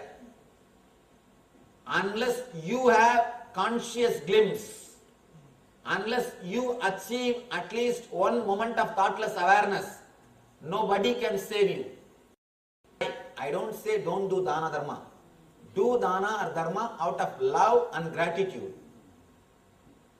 Do it just out of gratitude, just for doing it, not expecting that tomorrow I will be given a special place in the heaven or somewhere. In the Disney World, they have a speed pass. If you give a little more money, they have VIP pass. No VIP pass. Please be very clear. In that world, no VIP pass is available. Whatever money you give, in India, if you give 45 rupees, you will have $1 here. Exchange counter. For that world and this world, no exchange counter is available. It's pure lie. I always tell people, even if you give money to my ashram, I cannot give you any speed pass. Nothing can be done. This is the honest truth. People ask me, then why do you build ashram, temple? I just build it so that all the science can be practiced there as a laboratory. Ashrams and temples are the places where all this science is analyzed, people study all these truths, people imbibe all these truths and practice it in their life. It is an inner science laboratory. Again, all over the world I build ashrams, temples, just as an inner science laboratory where all these things can be practiced, where all these things can be studied, where all this science can be analyzed, where people will be able to understand this science. Do it only in the conscious of laboratory. Don't do for some special ticket, special punya. Don't expect, if you do all these things for Vishnu, he will send a special flight with a world of emblem and it will land when you leave the body and all the air hostesses of Ramba, Menaka, Urvasi will come and take you there. Nothing. If you expect all these things, you will be sitting and waiting. Nobody will be there. Be very clear. Whether you do sin or merit, you will suffer when you leave the body. Whether it is sin or merit, both are going to be karmas. Then what is supposed to be done? When you live in the body, at least once, somehow or other, by meditating or by surrender, some way, experience one glimpse of thoughtless awareness. Intensely work for it. At least one glimpse of thoughtless awareness, witnessing consciousness. If you achieve one glimpse over, that one glimpse will act like a torch, conscious torch, and that will guide you through all these 7 layers when you leave the body. Through all these 7 layers, you will be beautifully, you will be able to walk, and you will just slide. You will just slide. That will act as a torch of consciousness, which will guide you through this path, through this light. If you achieve that one glimpse of consciousness, you have achieved what has to be achieved. If you have not had that, whatever you achieve is just pure waste. All your punya, all your papa, nothing will come with you. You will not be judged by anything except this one glimpse of samadhi.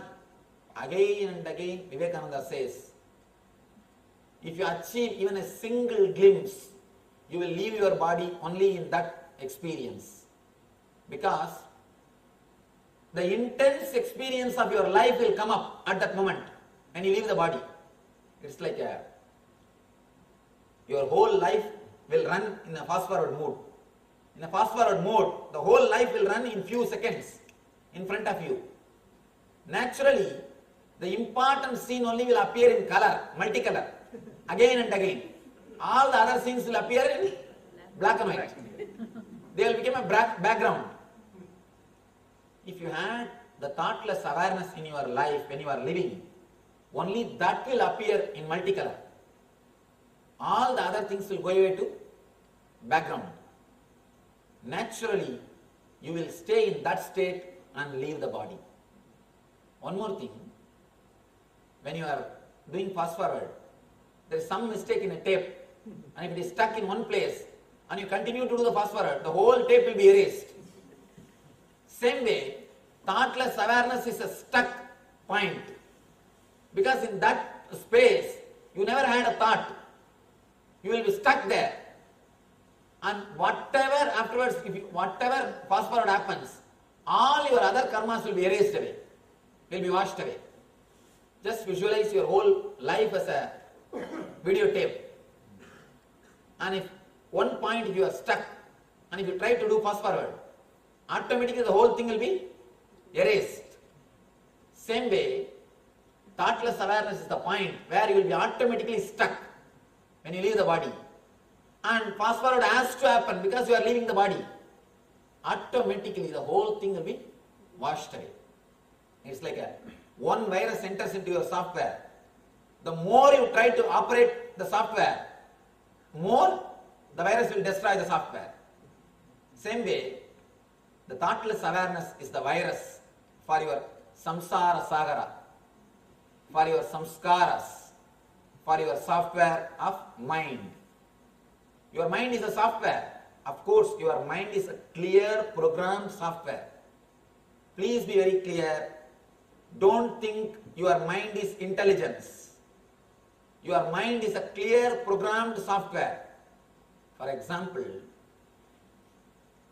if you experience depression or worrying mood every day morning 10 o'clock because of office, morning 10 o'clock means low mood, that office, all troubles, torture, everything. Even in the weekend, Saturday and Sunday, around the time of 10 o'clock, you will have the same depression. If you are little aware, if you are little sensitive, at that time, if you observe yourself, you will have the same mood. How many of you experienced this? Raise your hand. If you really observed yourself, you would have experienced this at least few times. And you will tell your mind, no, today is weekend, I don't have to go to office, don't think about all those things. But even then your mind will again and again go to the same mood, because your mind is programmed software. Thoughtless awareness is witnessing consciousness is virus. The more you work with the software, when the virus is entered into your software, more software will be destroyed. All the programs will be destroyed. Same way, if you have one glimpse of consciousness at the time of living in your lifetime, at the time of leaving the body, this one glimpse will enter into your being and the whole software will be completely erased. You will not have need to take next birth. There will be no need for you to take next birth, because you only if you believe there is something to be enjoyed, achieved through the body and mind, you will assume body and mind. Unless you believe there is some enjoyment in the downtown, will you go to downtown? You will not. Unless there is some work in the downtown, you will not go there. Same way, unless you believe there is something to be achieved or enjoyed through this body and mind, you will not come down. You will not come down. Only when you believe there is something to be achieved or enjoyed with this body and mind, you will take again and again births. You will assume the bodies again and again. When you are living in the body itself, if you work on these engraved memories, samskaras, and come out of them, liberate yourself from their influence. Actually, the 2 chapters Krishna speaks in a detailed way. We are going to see that both the chapters. Of course, not only we are going to see, we are going to do the techniques. You will be given a notebook and you yourself will be able to sit and analyze in the layers. Desire means what are the desires root and what are the desires superficial. What are your own desires, what are imposed on you. And when it comes to guilt, how the guilt is imposed on you by the society in the initial level. After that, you yourself master the art of creating guilt and you continue to create for yourself. First the society teaches you, then you master the art. And then third, pain and suffering. How the society gives you the scale, what is pain and what is suffering, and then how you make your whole life into suffering by measuring your life with that scale. All these things we will deeply work on every emotion, on the next Saturday and I think Friday and Saturday about the engraved memories, samskaras, the Gunatraya Vibhaga Yoga. Krishna speaks about all these things deeply. Gunatraya Vibhaga Yoga means the gunas, sattva, rajas, tamas. He speaks deeply. That time we will be able to work on those engrams. Then we will be able to see every inch how they are stopping us from our progress, and when we work on them, when we clear them, how our whole life will be transformed. One more thing, you need to understand this science not only for dying, even for living. If you are stuck with guilt, you can never enjoy your desires. When you don't enjoy your desires, you create more guilt. That's all. When you are stuck with guilt, you will not live your desires. When you don't live your desires, you will create more guilt. And it becomes a vicious circle. Not only for dying, even for living, you need to learn this whole science. You need to learn the whole science. As on now, understand this one thing. Through this whole chapter, Krishna conveys a single message. If you experience His consciousness, thoughtless awareness, or the witnessing consciousness in which Krishna stays and plays the whole life, lives the whole life, that is why the Krishna's life is called Leela. Krishna Leela. It is never called history, it is Leela. Our life, after we die, it will be written. It is history. For incarnations, it is a script. They write, come down and enact. For them it is a script. For us it is a history. For us, after we die, somebody will write. And if you really achieve something, if you really achieve something, for masters, great masters, it is a script. They come with a script and enact the whole thing, play the whole game. That is why their life is called Leela. If you achieve witnessing consciousness, your whole life will become Leela. You know the script. You know the script and you will be ready. When you know the script, whole life is Leela. When you don't know the script, it is history. When you know the script, it is Leela. Krishna is conveying only one thing. All you need to do is work to achieve the glimpse of thoughtless awareness. In the next chapters, he speaks deeply, intensely, how to work on every layer, how to progress, how to clean every layer, how to achieve the conscious glimpse or thoughtless awareness.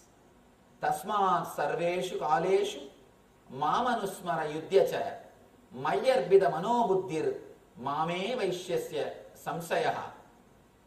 Krishna says, Arjuna, you should always think of me. You should always be in my consciousness. Even when you are doing your regular duty, with your activities, let your mind and intelligence be fixed in my consciousness. You will attain me without doubt. Again he uses the word without doubt. Na samsayaha. Without doubt you will achieve me. Asamsayaha. Earlier he said na samsayaha. Here he says asamsayaha. You will achieve me without doubt. One important question will come. Anyhow, we have to think of him only at the time of leaving the body. Why to bother now, Swamiji? Let us forget. Let us live our life. At the time of death, we will think about him. Please be very clear. This sloka answers that question. You cannot think about him unless you think about him now. Don't think when you are living Your whole life you will remember, you will repeat only the words Coca-Cola, Coca-Cola, and suddenly in the end you will repeat Rama Krishna. No. The whole life what you repeated, the same only will come in the end also. When you leave, you think, now I can say Coca-Cola, Coca-Cola. In the end I can have Rama Krishna. No. You will repeat the same thing only. What you remember now, the same thing only you will repeat in the end. Because in the end of the moment, you will not be able to remember what you want. The consciousness will not be under your control. Automatically the totality will come up. The whole file will come up. What is the maximum percentage you did in that file? That will automatically come up. That's all.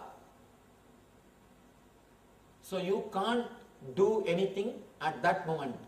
Don't think at that time I can think. Now let us forget about all these things. No.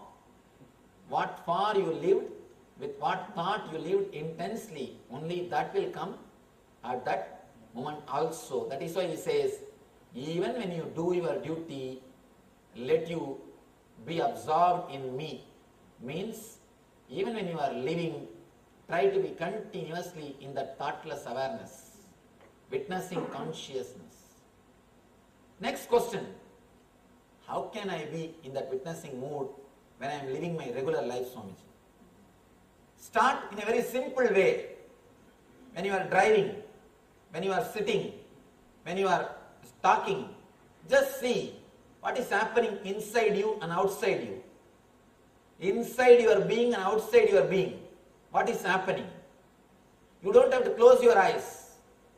At least at the time of driving, don't. Don't close your eyes. You don't have to close your eyes. Just move away from your body.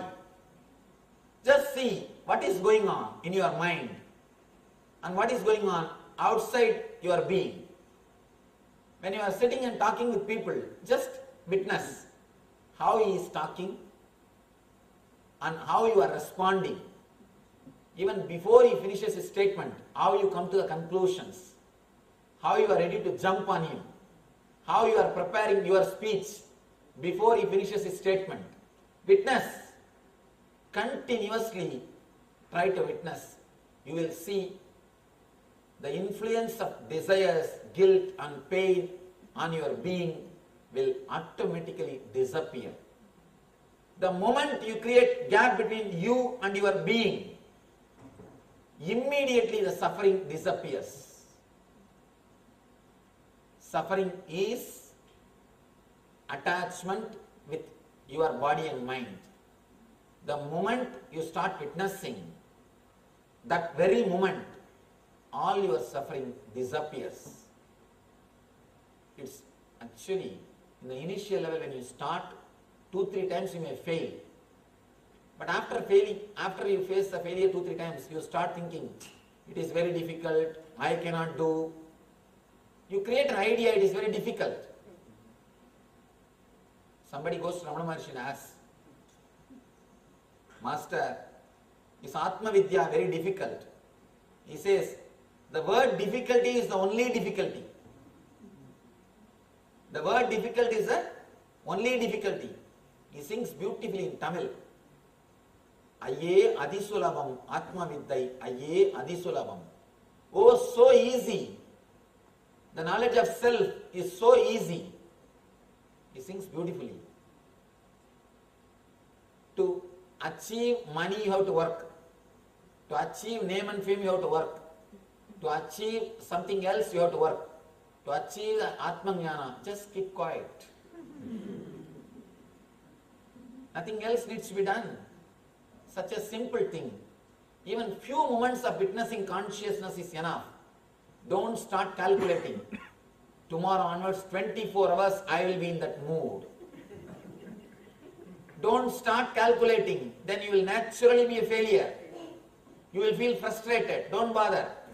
Even if you stay in that consciousness 5 minutes, it's a big blessing. When you start feeling the relief which happens to you when you witness, even once or twice you start feeling the relief, how the stress disappears from your being, automatically you will start staying in the same state because now you know the taste. Only once, if you know the taste, automatically you will come back to the same state. You will come back to the same mood. Ramakrishna says, if you give a little bit of abin to peacock at evening 4 o'clock, next day exactly at that same time 4 o'clock it will be there in front of your house. North India, abin, they will give abin for peacocks. So they will start dancing. Little bit of abin they will put with the rice and they will put it in front of their house. This abin is a sort of a natural intoxicant. And the peacocks, once they eat that rice, they will start dancing. Ramakrishna says, once if you supply abin at particular time, next day automatically the peacock will be there in such a abin. Same way, only once if you understand, experience the relaxation which happens to you, the relief which happens to you, when you witness your body and mind, automatically again and again you will come back for that experience, for that peace. Even if you feel witnessing is difficult, witness that thought also. Be aware of that thought also. Go into the consciousness of your being. Let you experience samadhi so that all the hindrances will disappear. You will be able to experience the ultimate eternal consciousness. He says, Abrahma bhuvana loka punaravartino arjuna mamuvet yadukamanteya punarjanmana vidyate. As I was telling you, same thing. Including Brahmaloka, in all the lokas, wherever you go, you have to come back, take rebirth. Means, till the cosmic body, you have to come back. After enjoying all your punyas, only when you achieve the consciousness of nirvana, you will not take rebirth. And here he says one more beautiful thing. The concept which I was saying, Shana, he says, Sagasra Yuga Pagat Pariyanda Maharyat Brahmano Vituhu Ratrim Yuga Sagasrantam Deho Ratra Vidojanaha. He says, by human calculation, 1,000 ages taken together form a duration of Brahma's one day. And such also is the duration of his night. As I was telling you, 1 year for us is 1 day for Devatas. For Brahma, 1,000 ages are taken as 1 day for Brahma. Means, this sloka means Brahma is almost in 0 TPS, 0 thought per second. If we are in 100 thought per second, Devatas may be around 50 thoughts per second. That is why 1 year for us is 1 day for them. And Brahma may be around 2-3 thoughts per second. He has achieved almost the witnessing consciousness or thoughtlessness. But even if you achieve 2 thoughts per second or 1 thought per second, you have to come back after some time. Only when you achieve complete thoughtlessness, complete conscious awareness, you will be able to establish yourself in that ultimate bliss. That is the reason Krishna says, Krishna describes the calendar of Brahma. And here he goes on describing what time, how you will achieve the enlightenment and how to reach that state, or how people come back in 2 sloka. Agni Jodiraha Sukla Shanmasa Uttarayanam Tatra Prayada Gachanti Brahmavito Janaha. Those who know the Supreme Divine, attain that Supreme by passing away from the world during the influence of Agni, fire god, light, and an auspicious moment of the day, during the fortnight of the waxing moon, and during 6 months of the sun travels in the north. Uttarayanam. Please understand, these are all not chronological calendars. If it is chronological calendar, then in the Uttarayanam time all of us can commit suicide, that's all. But that is not the thing. All these things have got their technical meaning. When he says Uttarayanam, means when your mind is totally balanced. When your mind is totally balanced. When you are not agitated. Bhishma waits for Uttarayanam.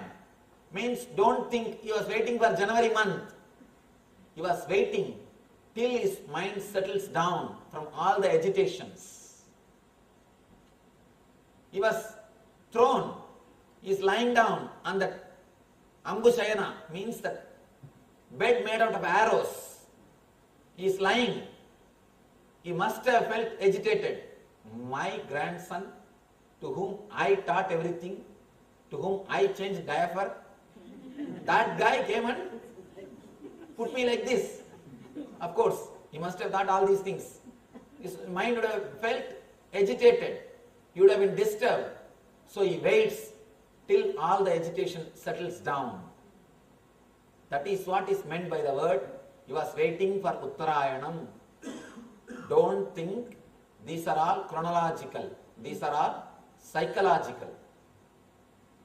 If it is just chronological January month, in that 6 months, so many millions of people die. You think all will become enlightened? How can it be? How can it be just 6 months, all will become enlightened? It can never be. Enlightenment is not accident. It is pure conscious choice. So be very clear.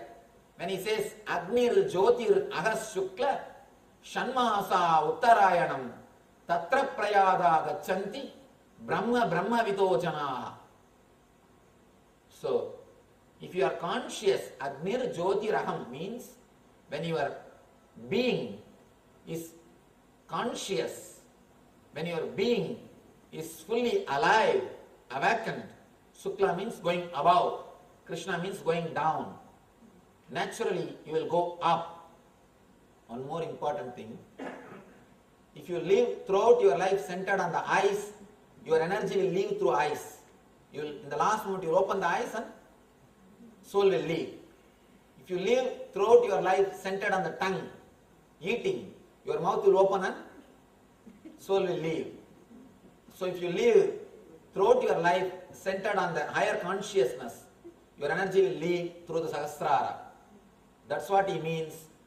Shanmasa Uttarayanam Tatra Prayada Gachanti Brahma Brahma Vito Janaha.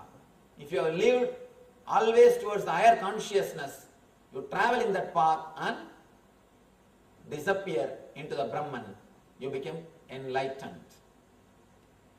So be very clear, these are not chronological, these are psychological.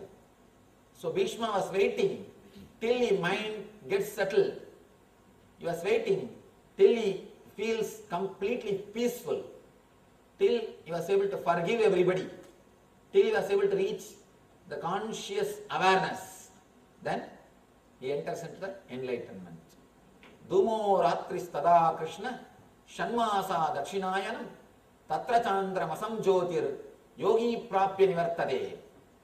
The person who passes away from this world during smoke, the night, the fortnight of the waning moon, or the 6 months of the sun passes to the south, reaches the moon planet, but again comes back. Again, this is not chronological, this is psychological. We can't say, complete the 6 months, nobody can become enlightened. We can't say, the 6 months of Dakshinayanam enlightenment gates are locked, no entry. And only Uttarayanam time, we open the door, gates are open, come at that time. No. We can't say Dakshinayanam time is not, Dakshinayanam time is a no entry hours. And only Uttarayanam time is a working hours.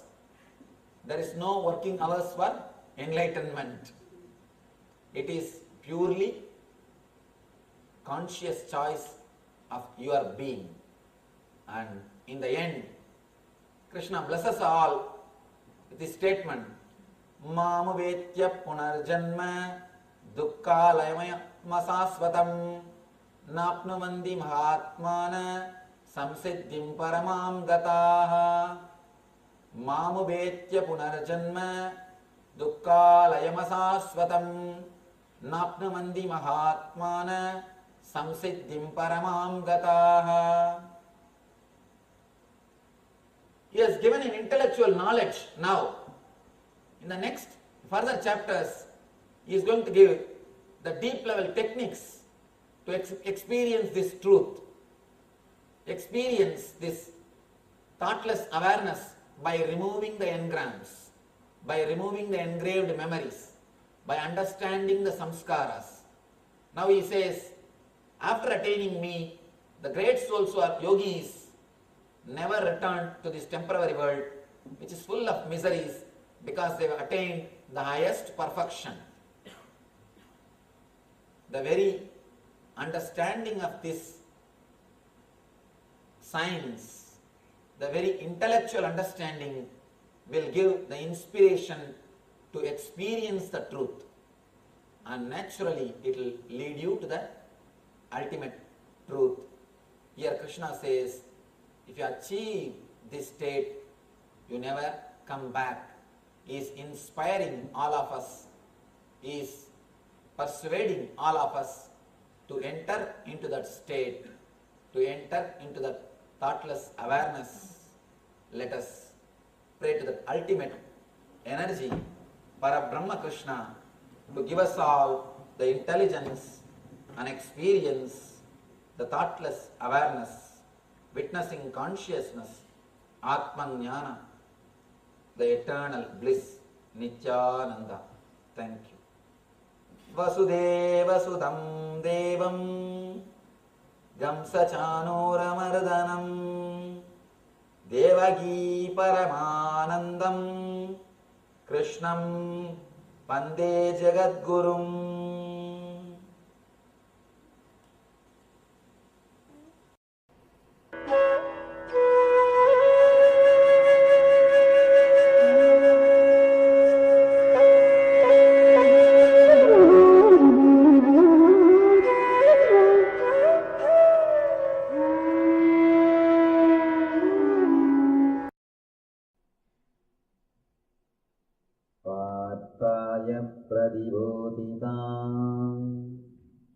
Bhagavatam Narayanena Swayam Vyasena Kraditam Purana Muninam Madhye Mahabharatam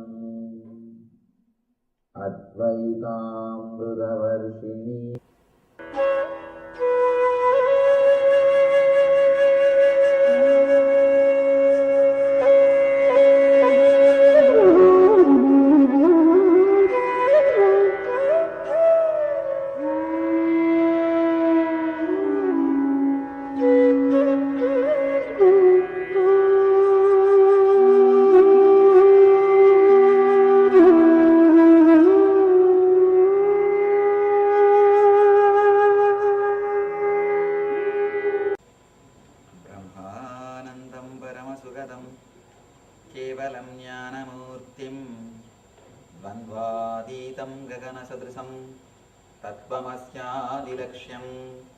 Ekam nityam vimalamachalam sarvadi sakshibhutam bhavadidam trigunarahitam sadgurum tam namami.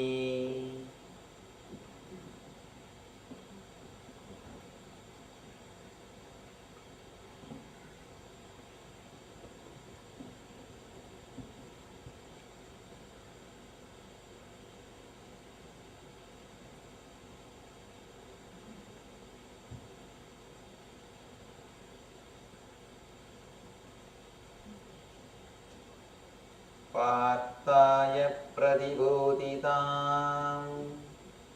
भगवतां नारायणेन स्वयं व्यासेन ग्रथितां पुराणमुनिना मध्ये महाभारतम्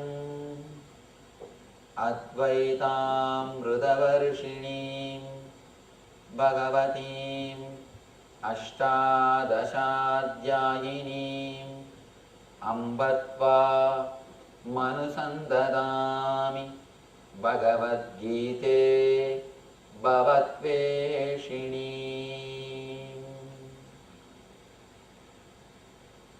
वसुदेवसुतं देवं कंसचाणूरमर्दनं देवकी परमानन्दं कृष्णं वन्दे जगद्गुरुम्।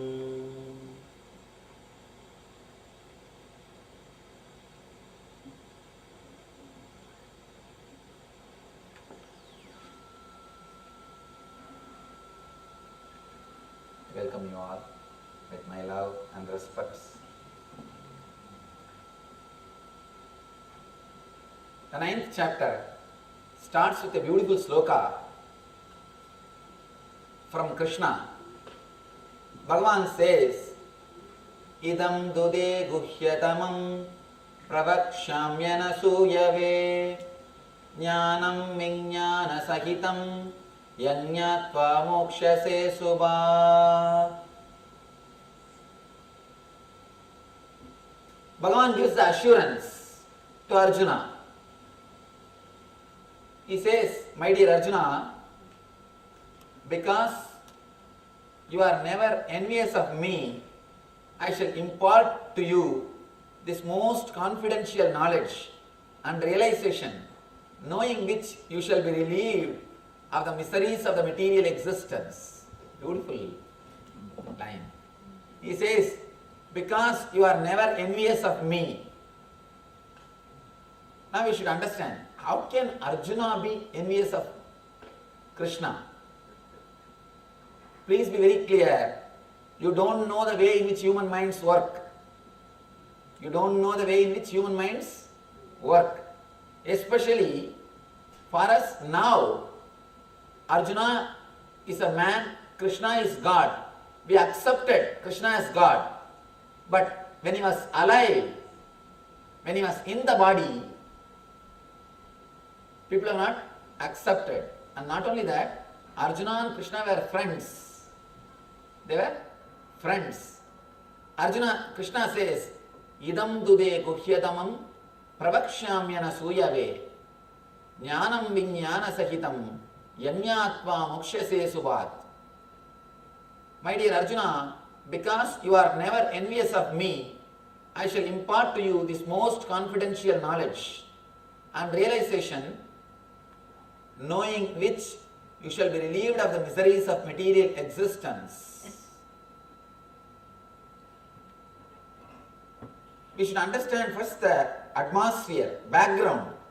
Only then we will be able to understand the whole chapter intensely as it is expressed.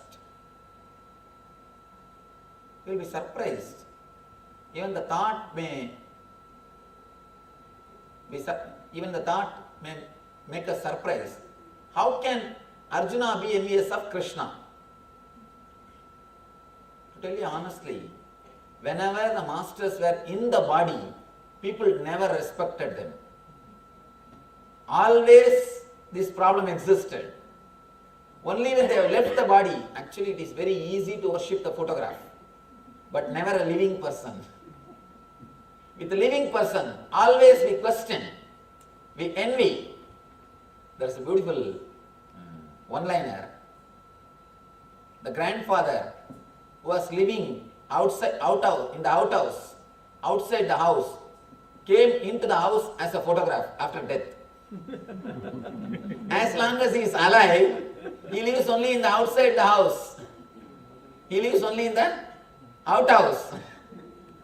Especially in India, every house will have the front veranda.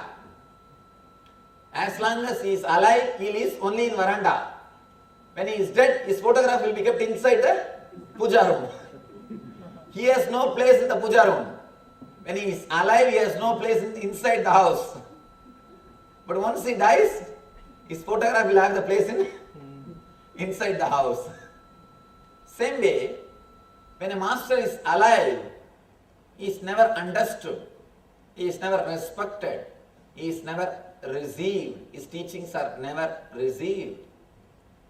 When he is dead, when he is no more, it is easy to worship him. There is a beautiful incident.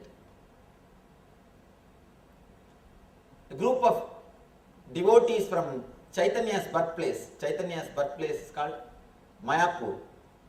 From that place, a group of devotees come to Ramakrishna. They all tell him, "Oh Ramakrishna, oh Master, we missed Chaitanya Mahaprabhu. We could not see him. If we had that fortune, we would have become enlightened. We would have experienced the Krishna Bhakti." Ramakrishna laughs. He says, when Chaitanya was alive, many people used to go to him and they will complain, "We missed Sri Krishna. We could not see Sri Krishna.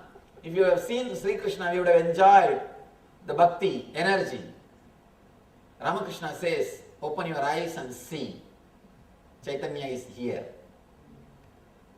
Just like how people go to Chaitanya and talk about Krishna, you have come here to talk about Ramakrishna. You have come here to talk about Chaitanya.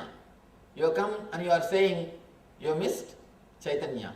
Whenever Master is alive, it is very difficult for people to accept. But once he is dead, people always talk, "We missed Ramakrishna, we missed Ramana Maharshi, we missed Chaitanya, or we missed Mirabai." We always complain about what we missed. We never realize what we have. Here, Krishna says, "Idam tude guhyadamam." Because you are never envious of me, I will give you the ultimate secret. Please understand. Here Krishna is giving the ultimate secret. Once you know this secret, there is no difference between you and the divine. Here he gives you the straight ultimate secret. Usually in business, whatever you may do, however you may be close, the leader will never give all the secrets to you. Always the corporate people, they will maintain the business secrets. Here Krishna says, "I am not going to maintain any secret. I am opening the whole thing." He says, "Knowledge is free. It is up to you to use it." After 5,000 years, today modern day IT companies are declaring, knowledge is free. But 5,000 years ago, Krishna declares, knowledge is free. He says, "I am opening all the secrets. Idam tude guhyadamam pralakshyamyana suyave."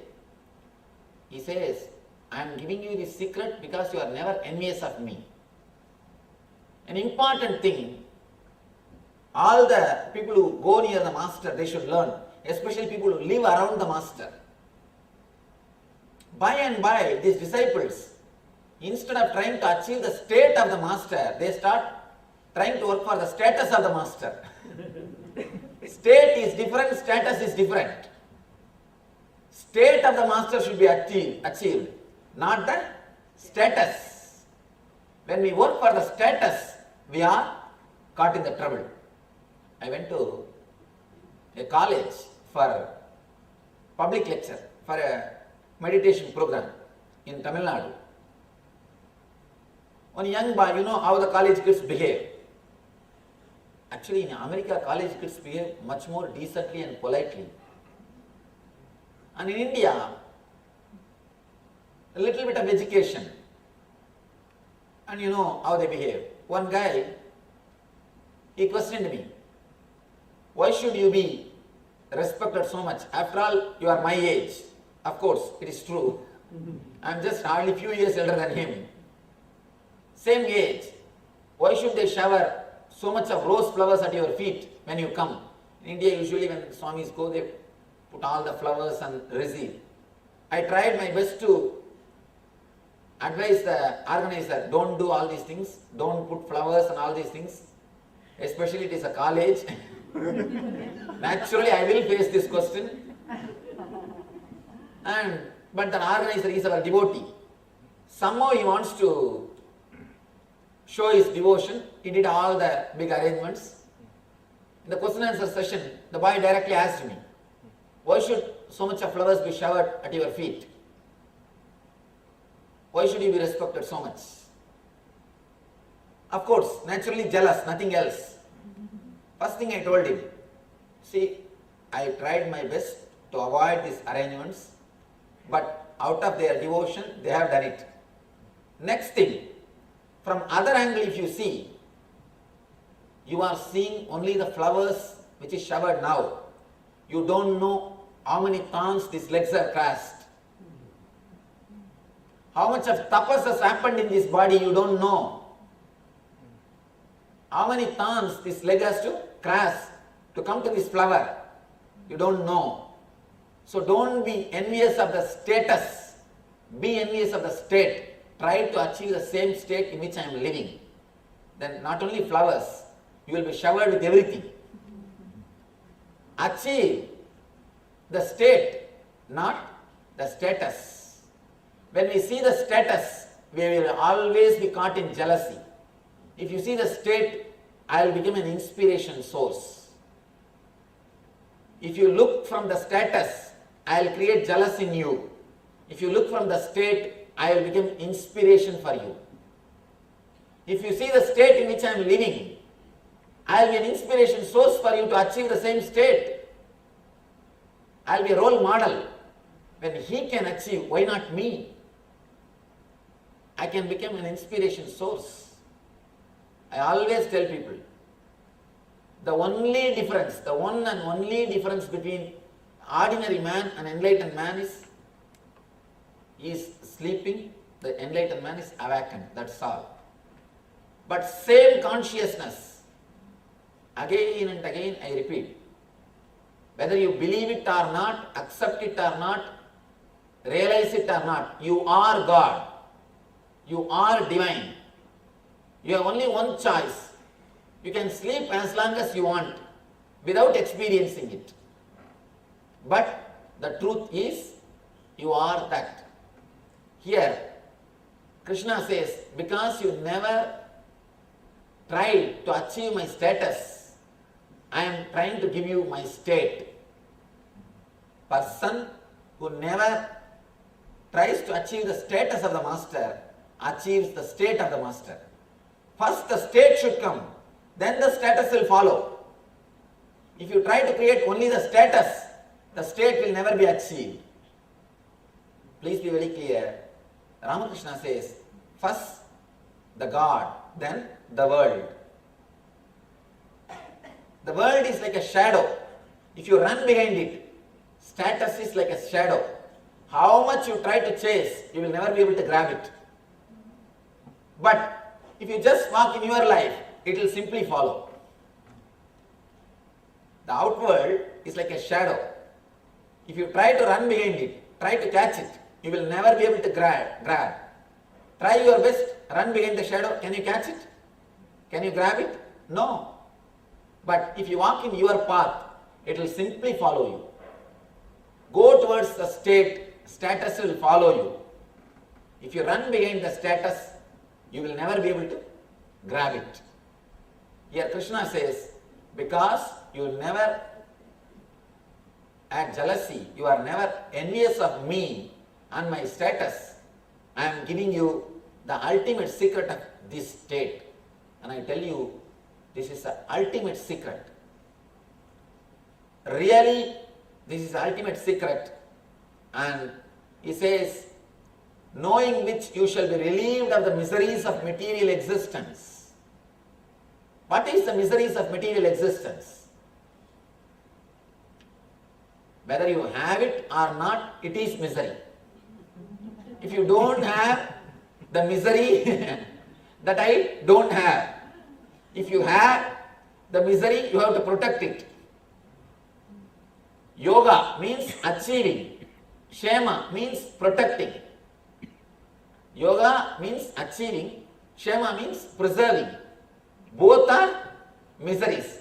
Whether you have or not, it is misery. Here Krishna says, by knowing this one secret, the both miseries of not having wealth or having wealth, both the miseries caused to you by material existence will disappear. And I tell you, honestly, this is the ultimate secret which needs to be understood. Raja Vidya Rajaguhyam Pavitram Idamuttamam Pratyakshavaghamam Dharmam Susugam Kartumavyayam. Raja Vidya Rajaguhyam Pavitram Idamuttamam Pratyakshvavagamam Dharmyam Susugam Kartumavyayam. He says, this knowledge is the king of education, the most secret of all secrets. It is by the purest knowledge, and because it gives direct perception of the self by realization, it is the perfection of religion. It is everlasting and it is joyfully performed. See, a religion or a spiritual path should have three characters. First, it should describe the goal of the life clearly. Next, it should give you the path to achieve that goal clearly. Third, it should make you feel happy to travel in that path. The path itself should be joyful. There are some herbal doctors who put big board that they will cure everything. Like that one doctor. Here all diseases which you know the names and which you don't know the names will be cured. Big board. One person came with a disease. Doctor asked, what is the disease? This guy said, I don't know the name, please you diagnose by yourself. The doctor diagnosed, tried his best, he was not able to find. But he has put a big board, he has to cure. There is no other way. So he gave the medicine. The medicine is, swallow the crowbar without touching your teeth on it and drink 3 liters of water. You will be cured. What kind of medicine it is? The very medicine shows very clearly that person will not be cured. Same way, your solution or your path, your prescription should not be impractical. The path which you are showing should not be impractical. If it is impractical, naturally you cannot practice it. There was a yogi in Himalayas. Same way, when disciples come to him, he will give a technique. Hold your nose for 2 hours and sit. Can anybody sit? And he will say, if you do that, you will become enlightened. Who can travel in that path? Nobody can travel. Path which you are explaining should not be complicated, should be simple. So here Krishna says it is everlasting, means the result which you achieve is everlasting. All the advertising terms he is using. And it is joyfully performed. You don't need to struggle for it. You don't need to suffer. It is a deepest secret. All you need to understand is just realize the secret. Understand the secret. Why it is secret? Why it is secret? First thing we should analyze. If it is going to be so much of help, if it is going to be such an important thing, why should it be kept as a secret? Why not let the whole world use it? Please be very clear. The ultimate knowledge is not for mass. Mass always gets stuck with the small things. The same thing. If you run a cinema theater here, how much a crowd will be here? Or a public show, the crowd will be 10 times more. Because we built a temple, only few hundred people are here. Temple is only for the chosen few, not for all. You need intelligence to come to temple. You need intelligence to enter into spirituality. It is not for all. Yesterday I received a question. One lady gave me a question. Swamiji, my husband is not accepting, understanding the path in which I am traveling. The yoga path. My spouse does not understand the path of yoga that I am on. Coming to this program is important to me and I want to attend, but it is difficult for my husband. Do you have a suggestion to help this situation, to help bridge this gap?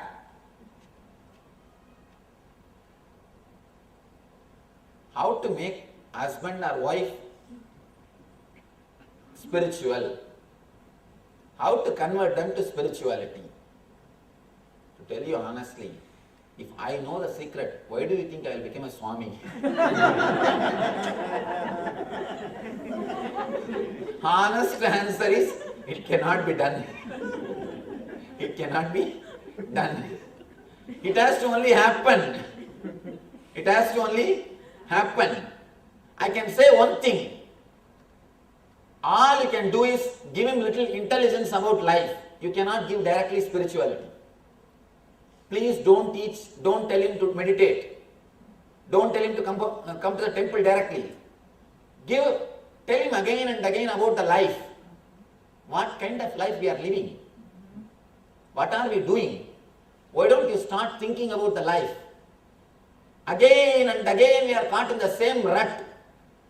All we can do is give little intelligence about life, that's all. Nothing else can be done.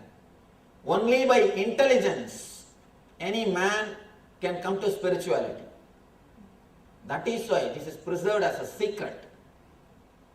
If this intelligence, spiritual intelligence is given to all, without bothering about the qualification of a receiver, that person who receives, he will harm himself and harm others. First thing, he will harm himself if he is not understood completely. For example, the same word, you are God. If it is told for a criminal, what he will do? I am God, then let me do whatever I want. I don't have to bother. He will misuse the knowledge. He will not use it, he will abuse it. A person who really experiences he is God, he will radiate compassion. He will radiate simplicity. He will radiate innocence. The divine qualities will start expressing through him. He can never hurt anybody. You can see a beautiful innocent child in him, a simplicity in him. He can never hurt anybody. He can never harm anybody. One thing, if you are relaxed, blissful, in a good mood, even if your worker does some mistake, will you shout at him? You say, all right, leave it, what can be done? Leave it. If you are in a bad mood, in an irritative mood, nobody needs to do any mistake. You directly shout at them. You are waiting to fire. You are waiting to shout.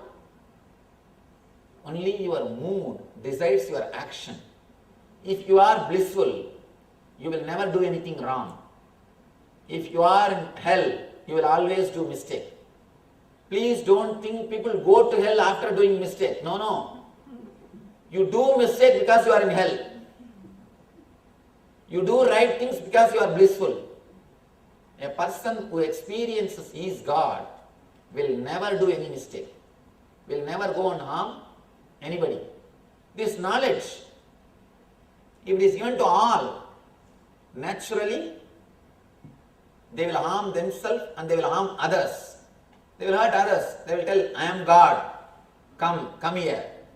I will do whatever I want. That is why this knowledge is kept as secret. It's like if terrorists know the secret of atom bomb. Naturally, it is dangerous for them and for the world. If terrorists know about the secrets of atom bomb, naturally, it is dangerous. Same way, this is the secrets of spiritual world, inner world.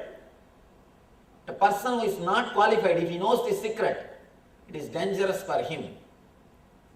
That is why he says, Raja Vidya, Raja Guhyam.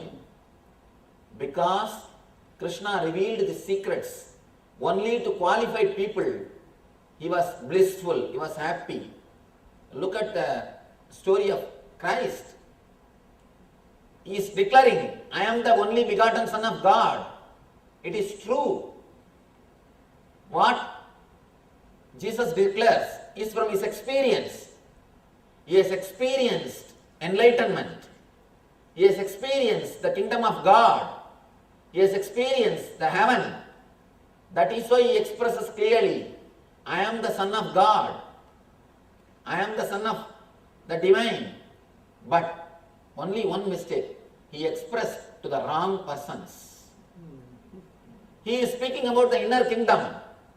But people of the Rome, they started thinking he is trying to snatch the kingdom from the rulers.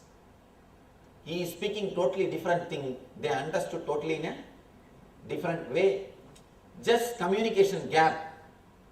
Poor guy has to die at the age of 32. He has to be killed, crucified. He has to be crucified. The whole thing is nothing but a simple communication problem. Simple communication problem. Communication misunderstanding. Jesus says, I am the Son of God. I am the owner of the divine kingdom. When he says, he means the inner space, the inner secrets. He is expressing his experience, but he expressed to the wrong persons. He has not kept that as a secret. Krishna says in a much more clear way. He is not even telling, I am the Son of God. He says, I am God. I am everything. He says, in me, whole world is functioning. He goes to repeat the sloka. Yatagasa sthido nityam vayu sarvatra komahan tada sarvani bhutani matsyani yuvadarayah. He says, understand that as the mighty wind blowing everywhere rests always in the sky, all created beings rest in me. He says, I am not even God, I am something more than God. Whatever you think as God rests in me. All created beings rest in me. He is not declaring I am Son of God. He is declaring I am God. But he was not crucified because he is declaring the truth to a person who can realize it, to a person who can understand it, not to the person who is not able to realize. You need to see whether the person is matured enough or not to receive the truth. Here, Krishna says it is secret because it can be delivered only to a person who is qualified. You see, the first 2-3 chapters, he speaks about the Shastra, intellectual knowledge which can be given to anybody. But these chapters are intimate secrets delivered only from a master to disciple, only to a disciple who is qualified, who is really interested to receive this knowledge, who really wants this knowledge. One person came to me and he asked me, Swamiji, please teach me about God. Give me enlightenment. I told him, please, it is time for prasad. Please go and eat in the ashram. They will serve you prasad. In Indian ashram, whomsoever comes, we give them food. In India, that is a habit. Not only in our ashram, any temple, if you go, you should be given prasadam, the temple prasad. That's a tradition. Rishis believe that Aditi Devo Bhava, guest is God. Guest is God. So we give them little food. Whatever we eat, we share with them. I told him, please go and eat and come back. I will talk to you in the evening session. He says, no, Swamiji, I have to go for bus. I have only half an hour time. In half an hour, tell me about God. In half an hour, what can you tell? What can the person understand in half an hour? Naturally, God cannot be given like an instant coffee. Coffee can be given instant. Coca-Cola can be given, but not God. You cannot have God instantly. You need to realize, you need to have little patience. The more you hurry, more you will delay. In the inner world, please understand, this is a sutra of the inner world. The more you hurry, more you delay. The very hurrying, very tension, very stress will postpone the process, will postpone the experience, will not let you relax. Here, that is why Krishna says, these secrets can be told only to a person who is really interested, who is really intimate, who really wants. Beautiful word. All our scriptures are called Upanishad. Even Gita is called as Upanishad. Gitasu, Upanishadsu, Brahma Vidyayam, Yoga Shastre, Sri Krishna Arjuna Samvade. Then the chapter name will come. That sloka, after every chapter ends, there is a mantra to say this chapter ends. Bhagavad Gitasu, Upanishadsu, Brahma Vidyayam, Yoga Shastre. Gita is also a Upanishad. We should understand the word Upanishad. Upanishad means sitting, that's all. Just sitting. The word Upanishad means just sitting. Nothing else. Why our books are called Upanishad? Because it can be taught only to a person who is waiting for master, who is just sitting and waiting for master. It cannot be given to a person who is doing business, means who wants to do business with master, who comes with an idea of give and take. No, it can be given only to a person who waits, who is waiting to receive this knowledge. If a person comes with a business agreement, business contract, he will say, why should I wait? You give that, I will give this, over. It is just exchange. So I don't have to wait. That's why business people never wait. In business, you don't need to wait. But when it comes to spiritual knowledge, it cannot be transmitted as business. I always tell people, spiritual knowledge is win-win situation. It is never business. If at all you can think it as a business, you also gain and master also gains. Both of them experience tremendous bliss by sharing. One thing, when you share suffering, your miseries, it always reduces. That is why you always catch people and vomit your sufferings. You start talking, you don't know, so much is happening in my life. Ask anybody about their life, how are you? The first line will be, nobody suffers like me, Swamiji. If anybody else is in my place, long before they would have committed suicide. It is because of me I survive. Somehow I am managing.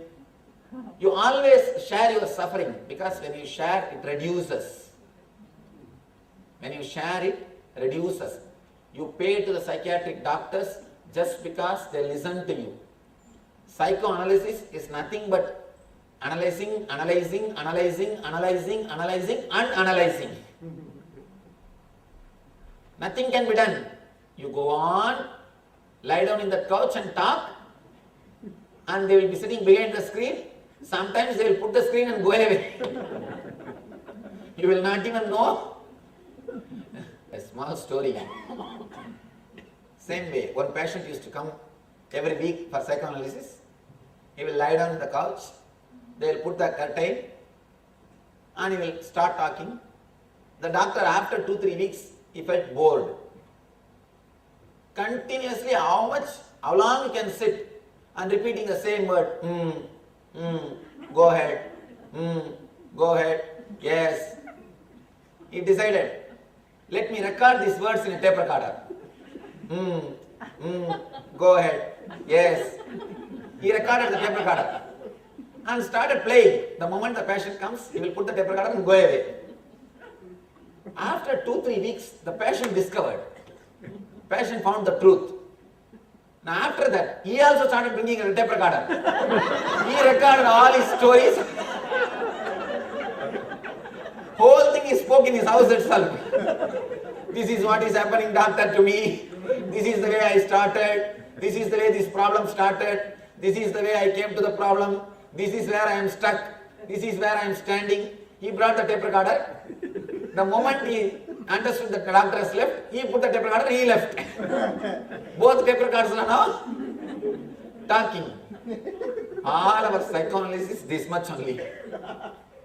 Nothing else. When you share your suffering, it reduces. When you share your bliss, it increases. Please understand. When you share your bliss, it increases. That is the quality of bliss. That is why you need company for any enjoyment. For any joy, you need company.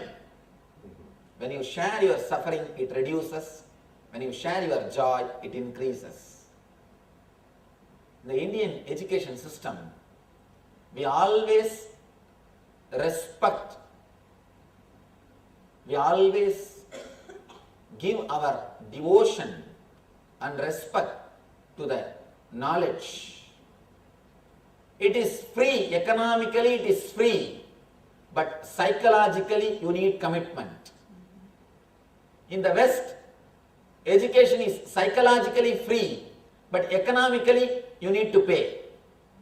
In the East, education, economically it is free, but psychologically you need to be committed. Education should be given only to a person who wants it. Actually, if you see, in Vedic system, education is not only free, the guru is supposed to give food and stay for the disciple. Still now, Vedic universities, still now, the Vedic schools, there are so many Vedic schools in India.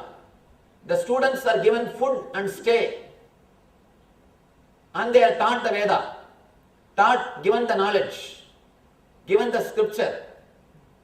At least I can say 100,000 ashrams are there in India where food and stay, everything is given free and spiritual education is given. Spiritual education is given. In India, you need only psychological commitment. You don't need economical commitment. That is why education goes to a right person. Education goes to right person. Knowledge should not be given for money. If it is given for money, it goes to the person who is not interested. If he has got money, that's enough. Immediately he can start having big degrees. Please understand, when you have money but not the commitment, psychological commitment, all your degrees will be pseudo. You will sell your brain to buy certificate, that's all. You will not have deep knowledge. You will not have complete wisdom. There are many electrical engineers who don't know how to change fuse. There are many civil engineers who can't build even 2 feet wall. You don't know what is happening. There are many mechanical engineers who will have big certificate, but they can't even put one screw. They can't put one bolt. They can't do even a simple job. It needs psychological commitment. Why do you think Indian doctors are respected so much? Because they are interested in their knowledge. People are afraid to give their body to a person who is not interested in the knowledge. Small story. A doctor. Patient goes to a doctor and says, "Doctor, I have wheezing trouble. Please help me." Doctor says, "Go and sit under the cold water tap for 1 hour and come back." Patient was shocked. He says, "If I sit under the cold water tap for 1 hour, I'll have asthma." Doctor says, "That is what I wanted, because I know only how to treat asthma. I don't know how to treat wheezing. I left that in choice. I left that in choice in my exams. I left that in choice." You can't say you left something in choice. Doctors can't afford to say. The ultimate education, higher level education, can be given only to a person who is interested. Who is interested. In the East, the education needs psychological commitment, not economical commitment. The Western education needs economical commitment. Psychological commitment is up to you. That is why the scriptures emphasize on experience. They emphasize on experience. Only when you have psychological commitment, you will have experience.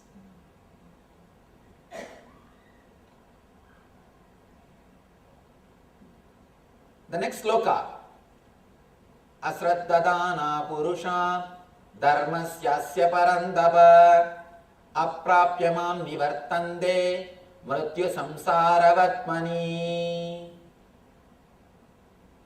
Now, Bhagavan enters into the secret, the Rajavidya Rajaguhyam, king of secrets.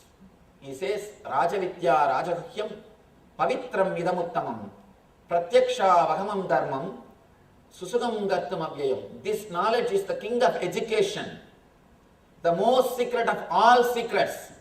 It is the purest knowledge because it gives you direct perception of self. It gives you the direct experience of self.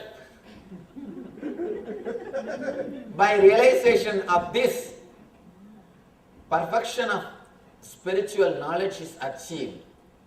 See, the goal of religion or spiritual knowledge is achieving enlightenment. When you know this secret, that perfection is achieved. It is everlasting and it is joyfully performed. The result is everlasting. The result doesn't go away.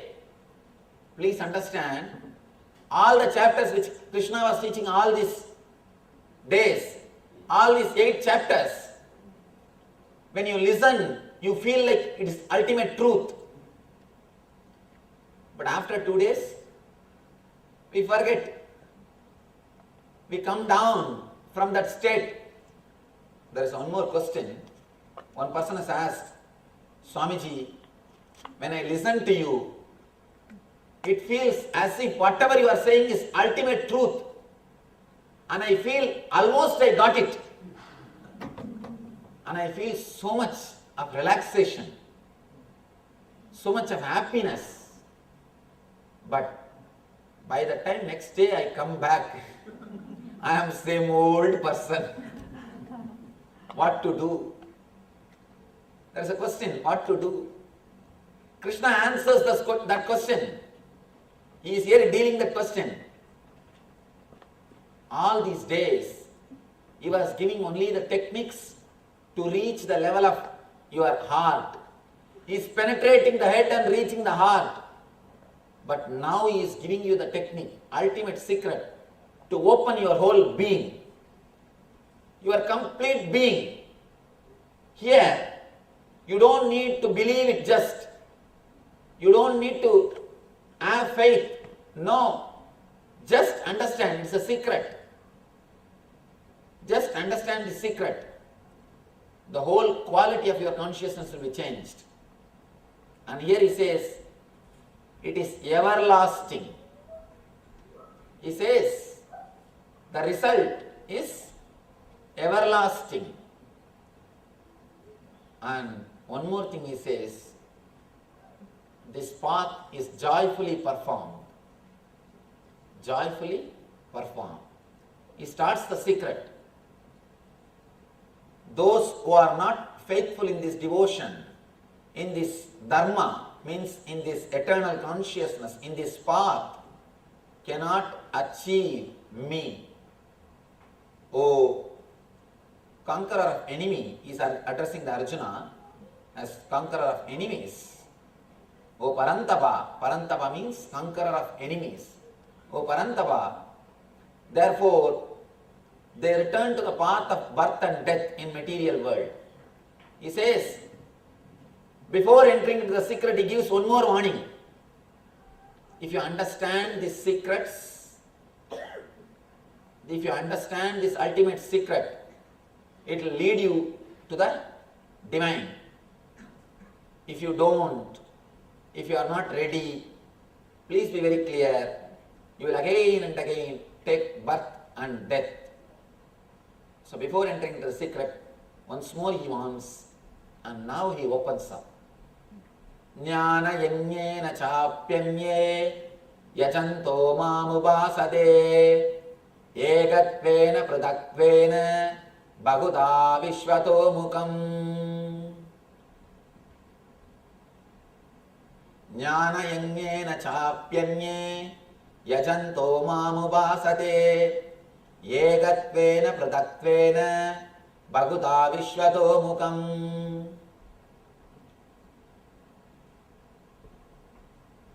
People who engage in jnana yajna means understanding the truth. Jnana yajna means understanding the truth. Worship the Supreme Lord, the Divine, in the form of Advaita, Egatva, means as a one being.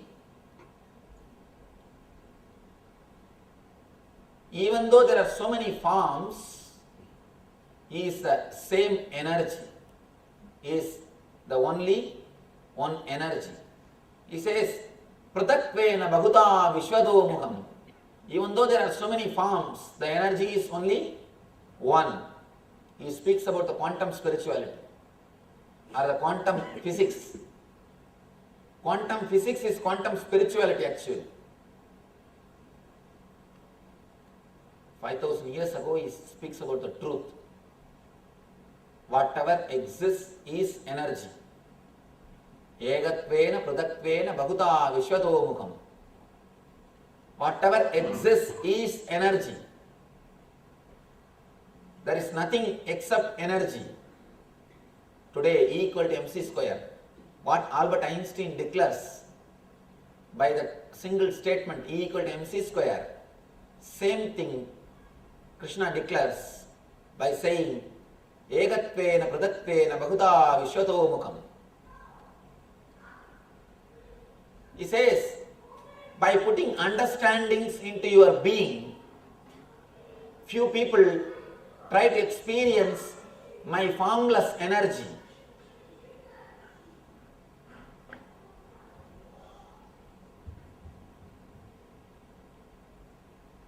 We should understand what he means by the word jnana yajna. Jnana yajna means adding understandings to your being. What is nitya and what is anitya? What is satya and what is asatya? Adding this understanding is called jnana yajna.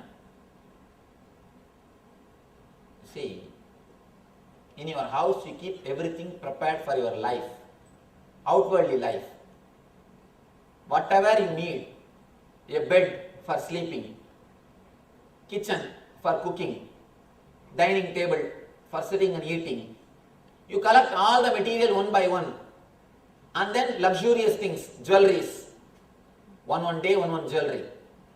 According to your saree color, your jewelry also changes. Sometimes the shoe also they change. You have everything to match. You collect things, whatever you need for the outwardly life, outward comforts, you collect and store. But you forget an important fact. Same way how you collect things for the outer world existence, for outer space, you need to collect knowledge also for your inner space. Life solutions for your inner space. If you feel depressed, low, if you face some situation, how to react, how to handle, you need to have knowledge also for your inner space. Just like collecting things for the outwardly life, you need to collect life solutions for the happy, blissful life. Collecting life solutions is what he calls jnana yajna. Collecting life solutions. I tell you one thing. If you have life solutions in your mind, I always request people, at least half an hour every day, read some book which gives you life solutions. Some books of Ramakrishna, Vivekananda, there are so many books. I have explained, I have given some books like 6 Days to Total Transformation. There are so many books. Some book, spiritual book, which gives you life solution. At least half an hour spend. If you can't spend half an hour for reading, have some audio CDs and listen in the car. In this country, at least 1 hour every day, average you all spend in driving. Average 1 hour.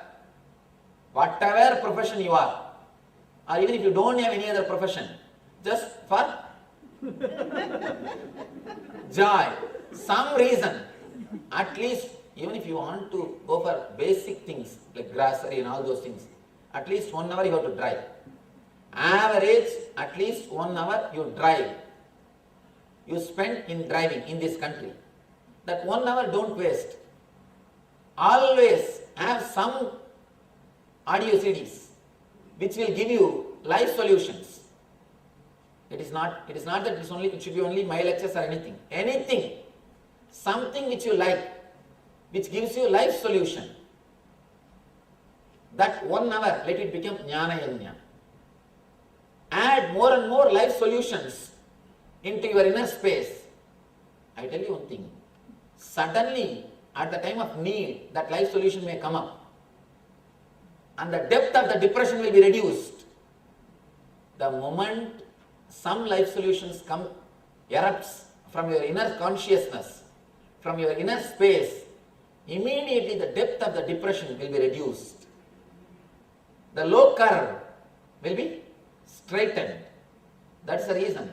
Make your driving into jnana yajna. Let the time be used for collecting life solutions. Whether you understand or not, start listening. Let that become habit. Automatically, those life solutions, those words will start staying in your inner space. If you don't do that, you will be driving and thinking of some of your worries. If you don't spend your time in finding life solutions, you will spend your time in finding problems. You will be creating problems. Be very clear. That same time, you will be thinking of something else. You will be bothering about something else. Even if you don't have any problem, you will create some problem. If you have some problem, you will bother about it. If you don't have any problem, if everything goes smooth, usually if everything goes smooth, what do you think? The first thought is, today everything is going well, I don't know what will happen. Tomorrow, Swamiji, always when things go well for one day, next day, always I face some problem. You strongly believe if things go well today, tomorrow you are going to have problems. It becomes a strong faith in you. whether you have problem or not, you are going to worry. Better not to allow your mind worrying. Start listening to something which gives you life solution. Let that 1 hour become Jnana Yajna. Let that 1 hour become Jnana Yajna in your life. He says, doing Jnana Yajna is one step. Understanding the whole thing is energy is a one step, one thing. When you understand whatever exists is energy, automatically the fear will be taken away from your being. The fear will be taken away from the being. The next question, how can we say whatever exists is energy, Swamiji? How can we say whatever exists is God? That is all impossible. These all things good to listen but not to practice. Our mind will never accept. This all can be experienced, practiced. So Krishna continues. He goes on. He comes out with the basic secrets to understand this concept. Yadakashastito nityam vayus sarvatra ko mahan tada sarvani bhutani matstani tyubadarayah. Like the mighty wind moving everywhere, rests always in the sky. Yadakashastito nityam vayus sarvatra ko mahan. Similarly, you know this, that all beings rest in me. Tada sarvani bhutani matstani tyubadarayah. Just how the wind rests in the sky energy. Please understand how a earth is an energy. You know earth is an energy. Stone. If a stone is thrown at you, you know. Or if you throw a stone, you know the energy of the earth. Earth. Next, water. You know the energy of water. Whomsoever knows about New Orleans, they know the energy of the water. Next, Agni, fire. California people know the power of the fire. Next, air, storm, hurricanes, tornadoes. You know the power of air. Same way, Akasha is also Shakti. We don't know the power of Akasha because it doesn't create directly any impacts and effects on our life. Akasha is disturbed by your collective negative thoughts. The collective negativity is Akasha. Akasha is related to collective negativity. Corrupted, poison, only one person will suffer. For example, if your food is poisoned, you will suffer. That's all. If water is poisoned, that whole community, that county will suffer.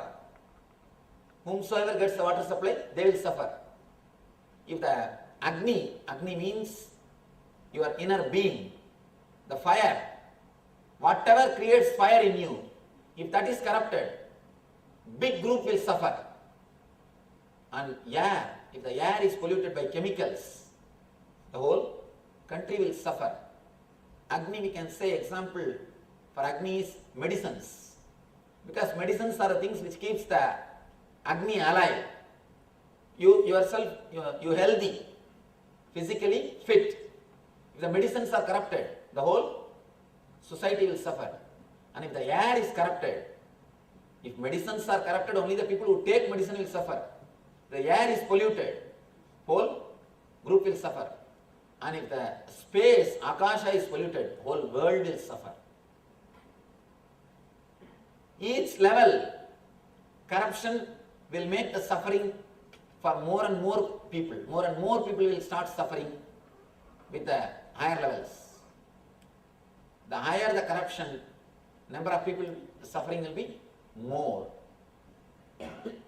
Our thoughts corrupt space.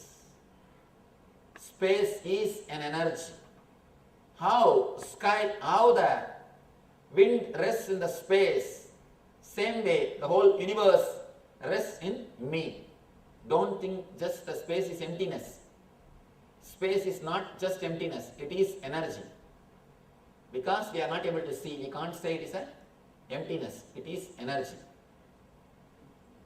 How the air rests in the space, our being, the whole universe, including our beings, we all rest in divine. Krishna says, all beings rest in me.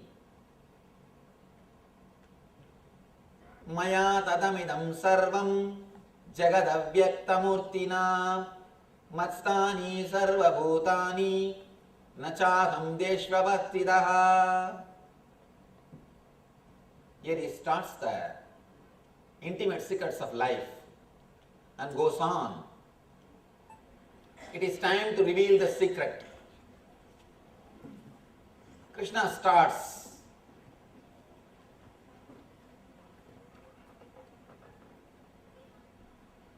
Maya tadamidam sarvam jagadavyakta murtina matstani sarvabhutani nachagam deshvavastitaha. By me, in my unmanifested form, this entire universe is pervaded. All beings are in me, but I am not in them.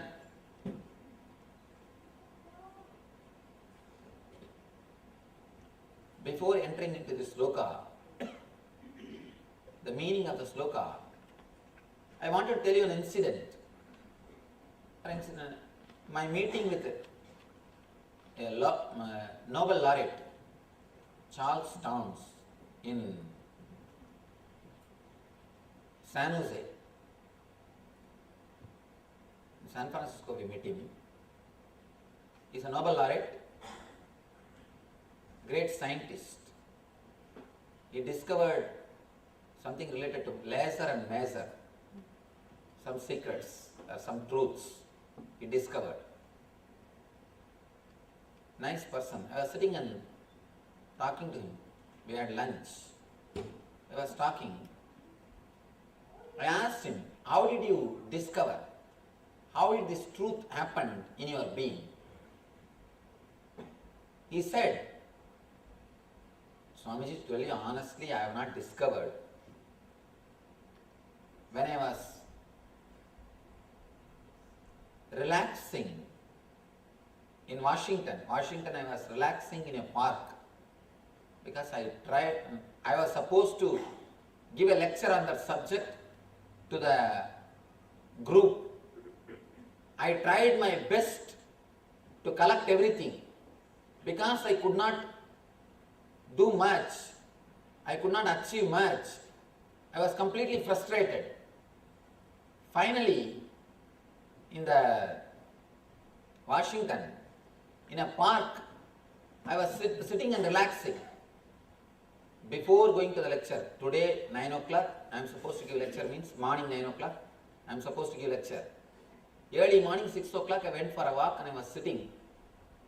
I was sitting, relaxing. Suddenly, like a revelation, as an intuition, the whole thing was revealed to me. The whole truth came in my consciousness. I discovered it. And he says, but the big problem is, now I know the truth, but I don't know the logical steps to come to that conclusion. So after that, I have to sit, think, develop all that logical conclusion. Only then I was able to present it. Like an intuition, suddenly it happened. It was revealed to me, Swamiji. Even Albert Einstein says, the theory of relativity is revealed to me when I was deeply meditating, as if I am sitting in the edge of a light particle and traveling in the space. At that moment only the theory was revealed. It came to me as an intuition, Einstein says. Even this is not a big thing. The truth, an important thing is, I asked him, how did you feel when that happened to you? When that revelation happened to you? because what he experienced is intuition. What our rishis call, rishi is a person who has experienced mantra, who has seen the mantra. Mantra trayate iti rishihi. Person who sees the mantra, experiences the mantra is rishi. The ultimate truth is suddenly revealed in the rishi's consciousness. Then they express that as a mantra. Same way, he is a rishi. Charles Towns is a rishi. He had a revelation about the secrets of the outer world. His intuition revealed the truth to him. I asked him, how did you feel when that intuition happened to you? What was your feeling? He said, Swamiji, exactly I don't know how to express all those things. But one thing is sure, from that moment, I know for sure the whole universe is intelligence. The whole universe is not dead matter. It is not an accident. The universe is not an accident. It is a pure intelligence. It can respond to your thoughts. Please understand, the whole universe, the planet Earth, air, ocean, the rivers, earth, fire, or the space, sun, moon, this whole universe is intelligence. It can reciprocate, it can respond, it can react to your thoughts. This is an important basic understanding for any human being. The moment you understand, you are with energy which is intelligence.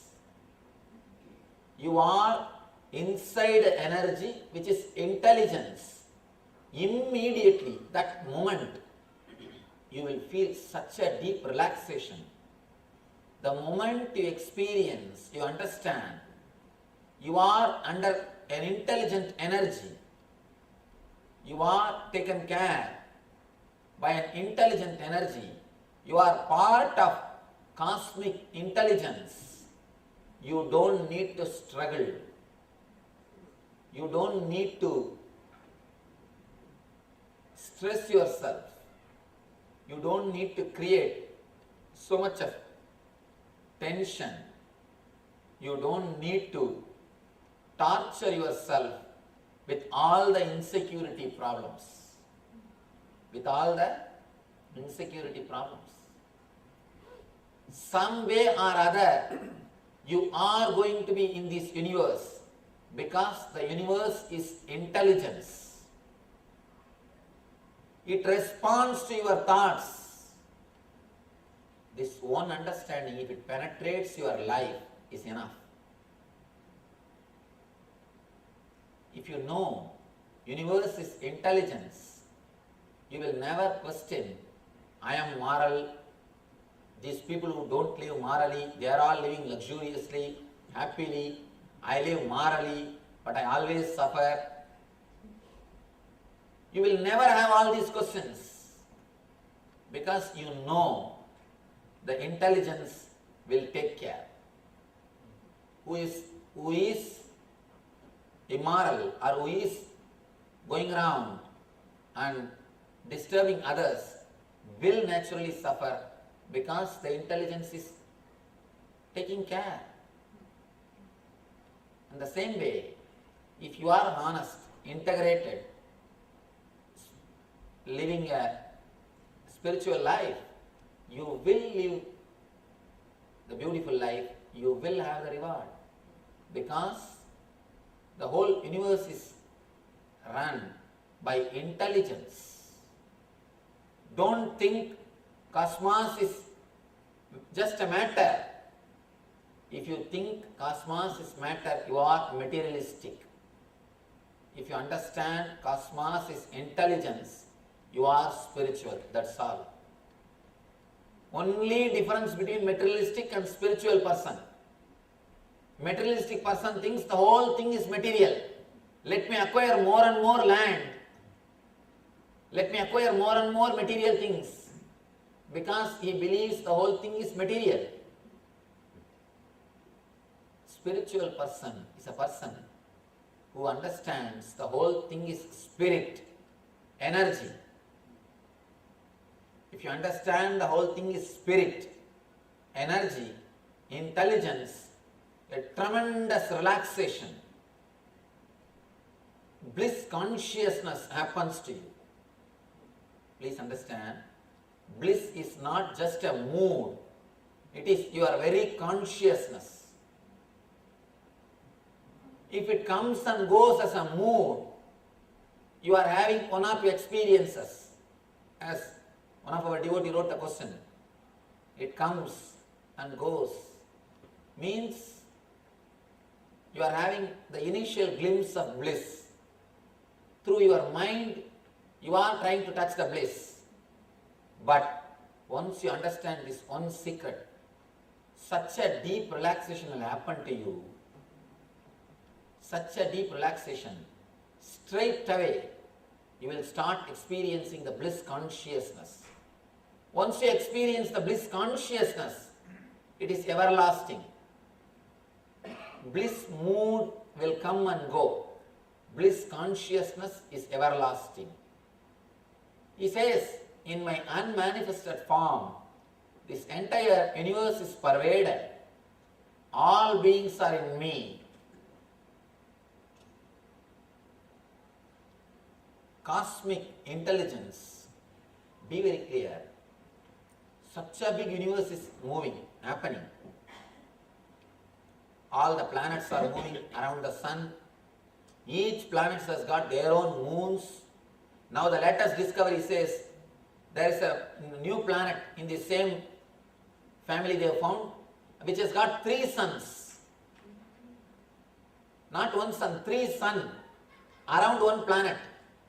Just few weeks ago, they discovered. So now we cannot say Navagraha, we have to say Dasagraha.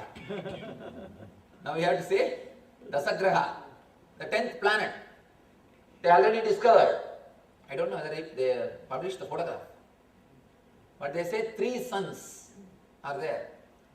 So many suns, so many moons, so many planets. But everybody is going in their route properly. Everybody is going in their route properly. No traffic police. Accidents are very rare. Unless an intelligence runs the whole thing, you think so beautifully things can happen. And even in this planet Earth, see, whole thing is so beautiful. Whole thing is in such a clear way. Everything is in order. Wherever human beings live, only there is chaos. Except human beings, nobody creates chaos. Nobody creates chaos. Even in chaos, divine creates order.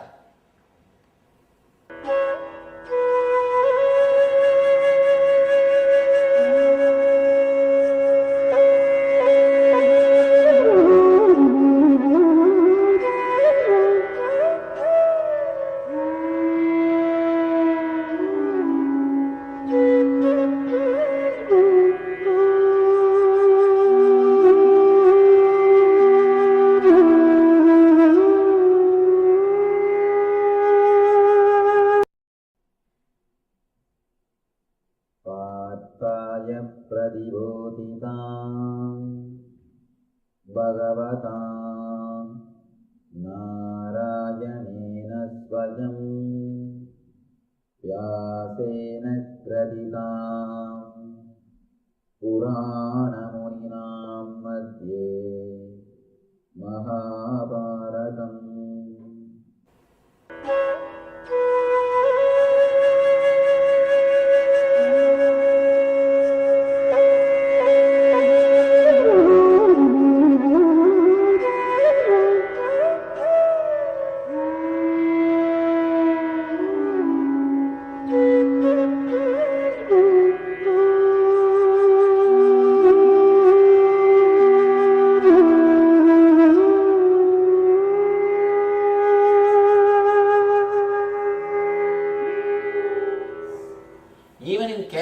divine creates order. Divine creates order. If you understand, the whole thing is intelligence. This intelligence responds to your thoughts. You can relate with that intelligence. Naturally, you experience a deep peace, rest, a real ultimate rest, and confidence to live happens to you. As long as you think world is matter, material, what is the use of living? Nothing. Even if you become president of one country, the other countries will not be under your control. You can never become a president of the whole world. So naturally you can never achieve the whole matter. As long as you believe world is material, you will be creating more and more violence because you need material. Material means you have to snatch from others. Some way or other, violence will exist. Only a person who understands the whole thing is energy, intelligence, only he can relax. Krishna says, next sutra, next sloka,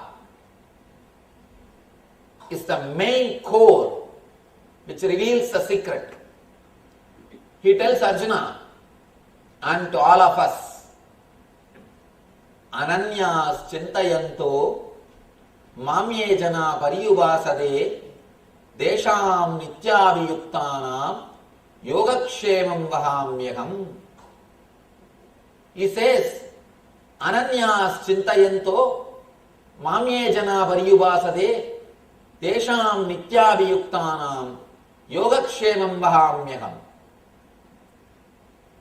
Those who always worship me, those who always reside in me, those who are having the ananyas chinta, means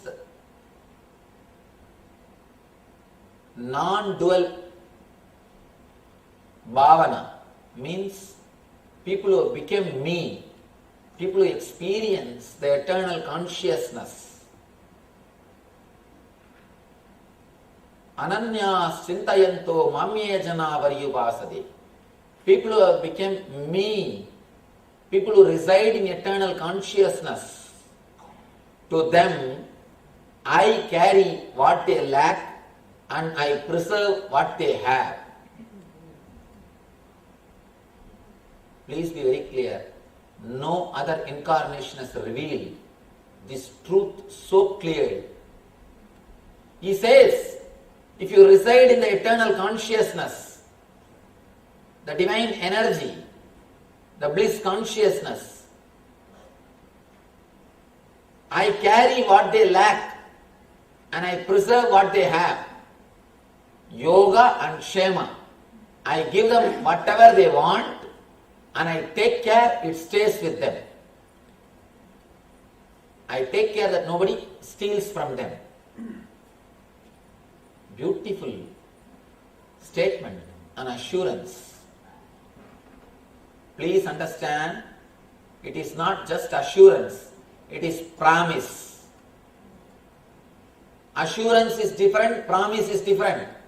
It is promise. Krishna gives a promise. If you reside in my consciousness, if you reside in eternal consciousness, whatever you lack, I bring. Whatever you lack will be given to you, and whatever you have will be preserved. It's a strange thing. He means just be spiritual, you will have everything, nothing will be lost. Very difficult to believe. At least people who are trained in the so-called Western education. Very difficult for them to believe. How can I have what I want just by meditating, Swamiji? Immediate question. How can I have what I want just by meditating? please be very clear. Now, in the modern day, especially the quantum physics, after the breakthrough of quantum, science clearly proves it is just your thoughts which creates the whole universe. It is your thoughts which creates the whole universe. If you reside in eternal consciousness, you create your own universe. And not only that, the universe responds to your thoughts. A small research, but important research. I read in a magazine. One professor, he took 3 rose plants, rose bush, same size, same kind, kept in 3 different rooms. He will enter into the first room and start using the beautiful words. You are so beautiful, you are nice, you are great, don't worry, I will protect you, why do you need thorns? He will give all assuring, caring words, loving mood he will create. Next he will go to the second plant, will not do much, just he will see and come away. Neither negative nor positive. Third he will go and just curse the plant. What nonsense are you doing? You are ugly.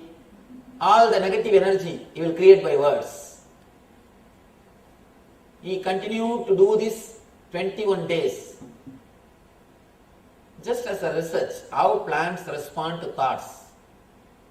Please understand, it is shocking to see the report, end result.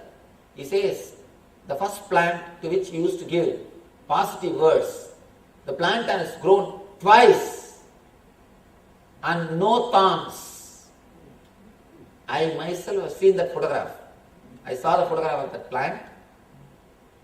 No thorn in that rose.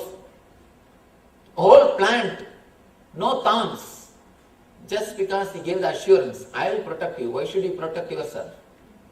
Don't bother, there is no need for thorns. Rose plant without thorns. Next, it was a normal rose, it was there, that's all. It's just normal growth. Third, the plant died. The plant died. Not once.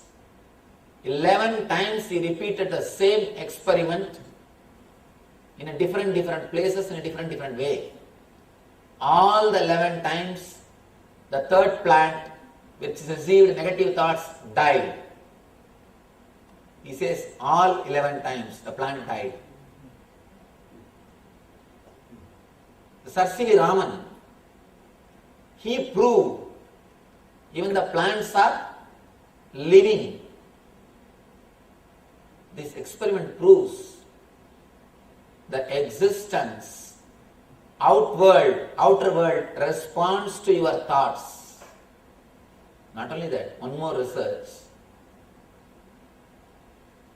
Just like our ECG, electrocardiogram, now they have discovered a machine to read the vibrations of tree. Read the vibrations of trees. They fixed, in 20 trees they fixed that machine and started observing the vibration or the pulse created by the tree. For experiment purpose, they made woodcutter to come inside the garden with the thought of cutting a particular tree. You will be surprised. Only that tree, he did not even go near that tree. With that thought, he entered the garden. Immediately, that tree's graph started oscillating, started jumping. The tree is panicking. The tree started suffering. Tree started feeling the fear. Next day, they told him to come thinking to cut the other tree, some other tree. Exactly according to his thought, if he wants to cut the tree X, the X tree graph is just jumping.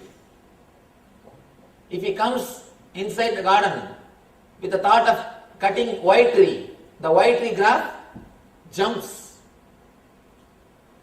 Please be very clear. Existence responds to your thoughts. You are not an island. You are not an island.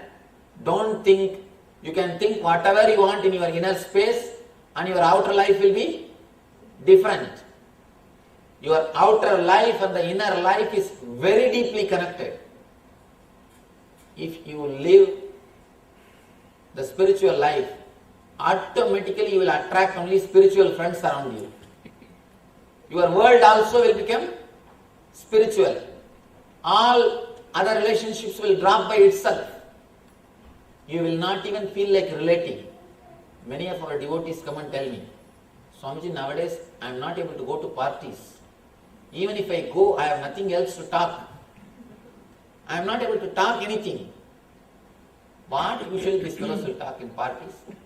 Same that stock market. Who ran away with whom? Who is going with whom? And who is staying with whom? Same thing. Nothing useful. The same information. And everybody feels that they know some 4-5 secrets. They'll call somebody separately. Don't tell anybody. It's only for you. Do you know? Just 3 days ago, this is what happened. If you want to spread some news, if you want to spread for a few hundred people, telephone. Few thousand people, television. If you want to spread for millions of people, tell a woman. Telephone, television, tell a woman. And not only that, just telling will not do. You should take a promise. This is a secret. It should not be told to anybody. Only for you. Then after 10 minutes, even your dog will bark with that news only. Especially in India. In America, of course, people don't meet each other, almost isolated. In India, they cannot relax. If they get some news, unless it is delivered to at least a few hundred people, they cannot relax. And best way to spread news. And they have their own network. They know if you tell one person, that person will take care of that. Other few hundreds. Other few hundreds. Anyhow. Understand, the existence responds to your thoughts. People who enter into the spiritual life, they can't go to the normal parties. They can't have the same old usual talks about your stock or who is with whom, what happened, where things happened, who ran away, all those things. You will not have time. You will not have energy. You will not have mood. Only based on your thought, you create relationships, friends, society, your circle, and naturally your whole world. Again and again, Vedanta says, Drishti Srishti. You create the universe from the angle of your vision. If your Drishti changes, Srishti changes.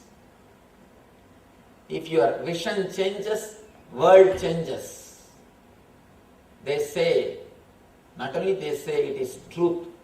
You project your world and see.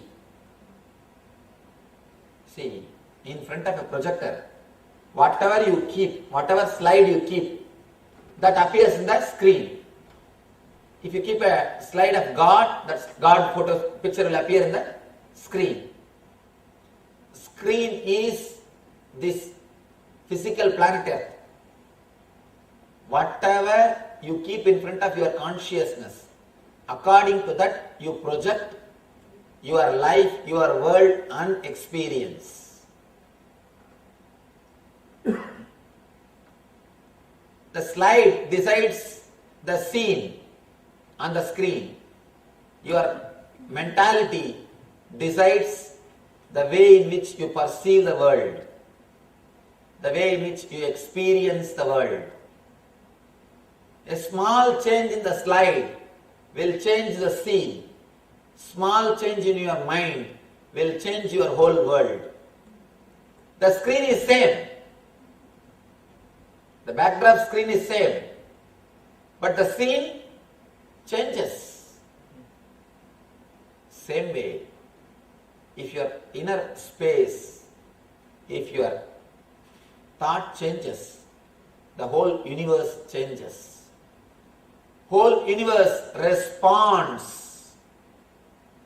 Whole existence responds to your inner space.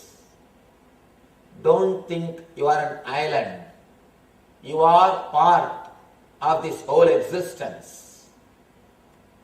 You are not alone here.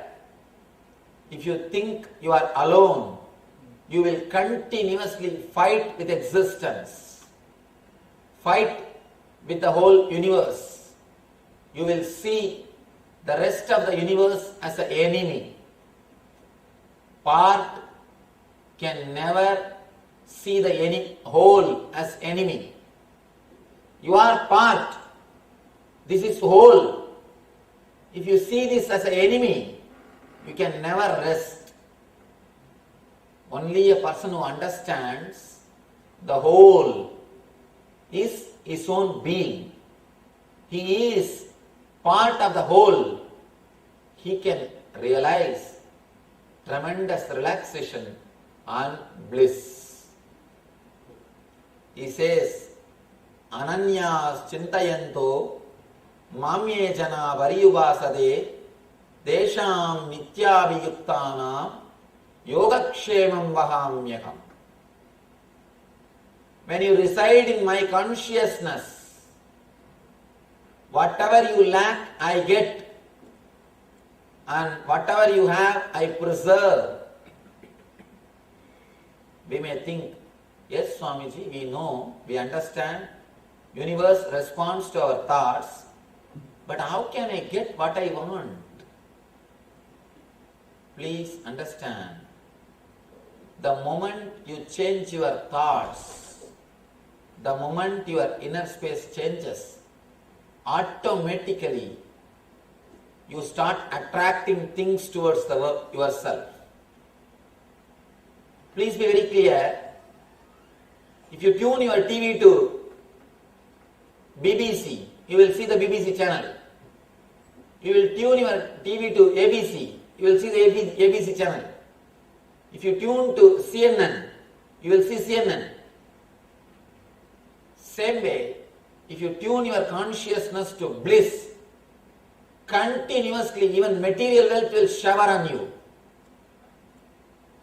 We may think, how can it be possible? How can this happen? What kind of words Swamiji is giving? But I tell you, now it will look very difficult. You may feel very difficult to understand. But start experimenting. I courageously tell you, I declare from my own authority, this sloka is a solid truth. Because 9 years I lived. I tell you, this is a promise by the divine. 9 years I lived in utter insecurity. I know Krishna still proves his words. Still he proves his words. Yogakshemam vahamyaham, he does. I can quote thousands of incidents from devotees' lives.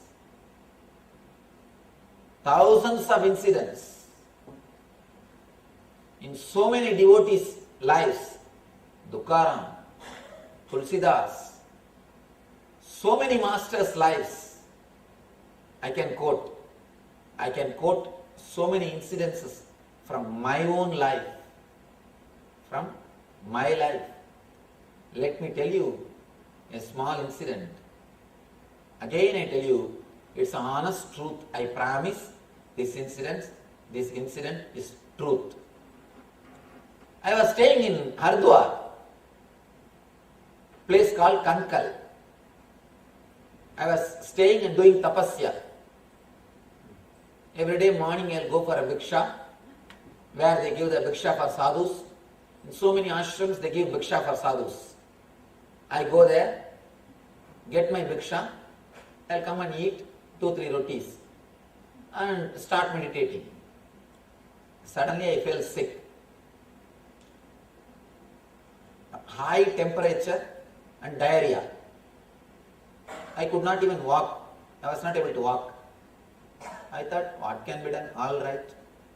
Suddenly, one young sannyasi, he came and he gave me food. Not only one day, continuously for 3-4 days, every day he will come, he will bring food for me. Not only food, he brought the medicine also. I asked him one day, who are you, from where you are? He said, oh, my name is Shankar. I just stay in nearby ashram called Sadhana. There is an ashram, nearby ashram. He said, Sadhana. Every day he started coming and giving me food and medicine till I became all right.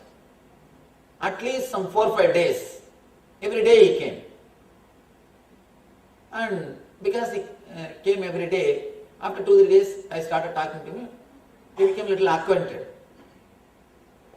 And I saw he was having a beautiful pen with a diamond on it.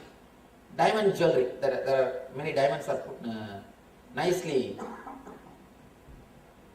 Pen with diamonds. Beautiful pen. And I was surprised how a sannyasi got such a costly gift. I asked him, what is this, Baba, what is this, Swamiji? He said, this is a diamond pen, some devotee gave me. It looks so nice, I am having it. So, anyhow, I did not bother about it. After a few days, when I became all right, he stopped coming. And I thought I should go and see him. Now I am able to walk and move. I should go and see him. I felt little connected because he served me. He helped me. I should go and see him.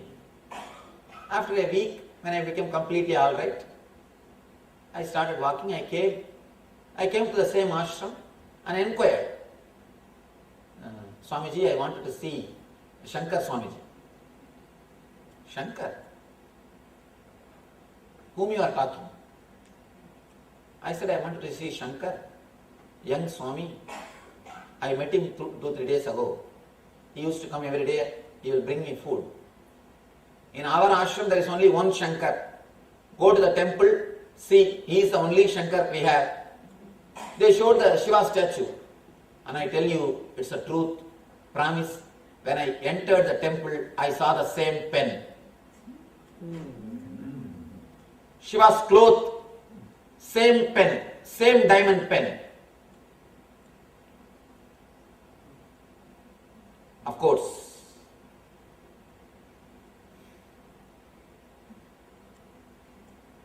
simply tears rolled in my eyes. And I felt,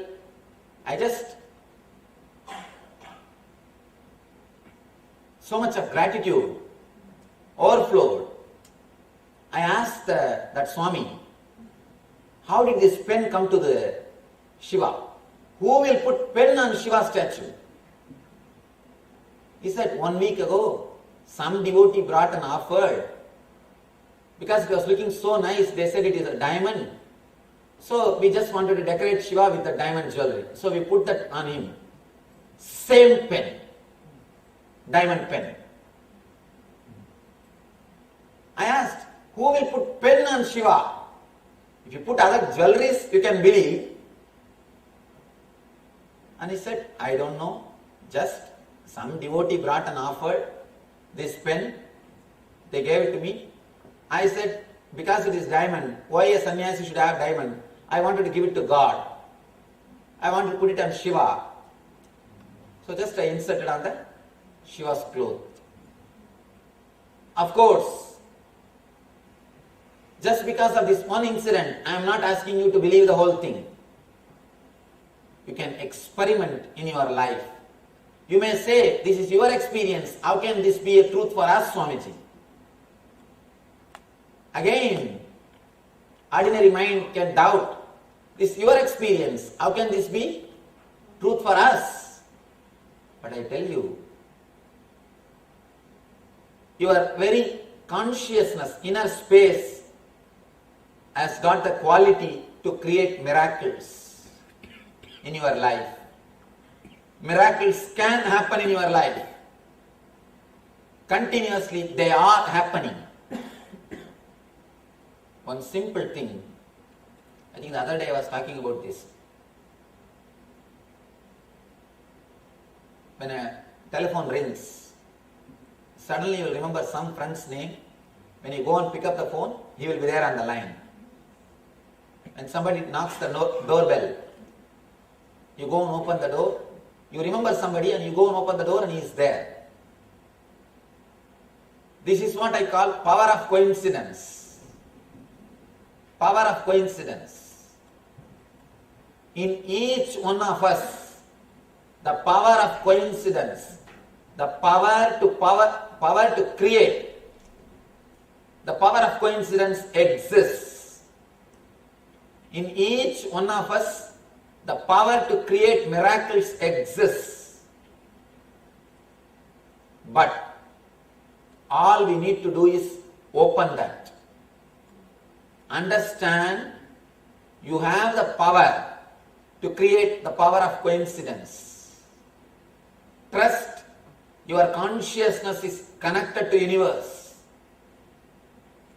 Continuously, universe is caring for you. The divine is waiting for you. It responds to your thoughts. It is you who create what you want. Just how you create a whole world in your dream. In the dream, you project the whole thing and create. You have the same power to create your world even when you are conscious, when you are in the waking state. When you can create a world in the dream state, can't you create that in the waking state? You are doing it. Now, even now, you are creating your world. Next question will come. If we are creating, why are we creating so many miseries, Swamiji? Because you have vested interest in your sufferings. Please be very clear. You have vested interest in your sufferings. Maybe there are some more reason, some other utility you must be having because of your suffering. It is you who create your whole thing. When your inner consciousness changes, when you start residing in the eternal consciousness, automatically you attract the power of coincidence. You attract the power of coincidence. The moment you understand Sarvam Vishnumayam Jagat, you attract Lakshmi. Because Lakshmi stays with Vishnu.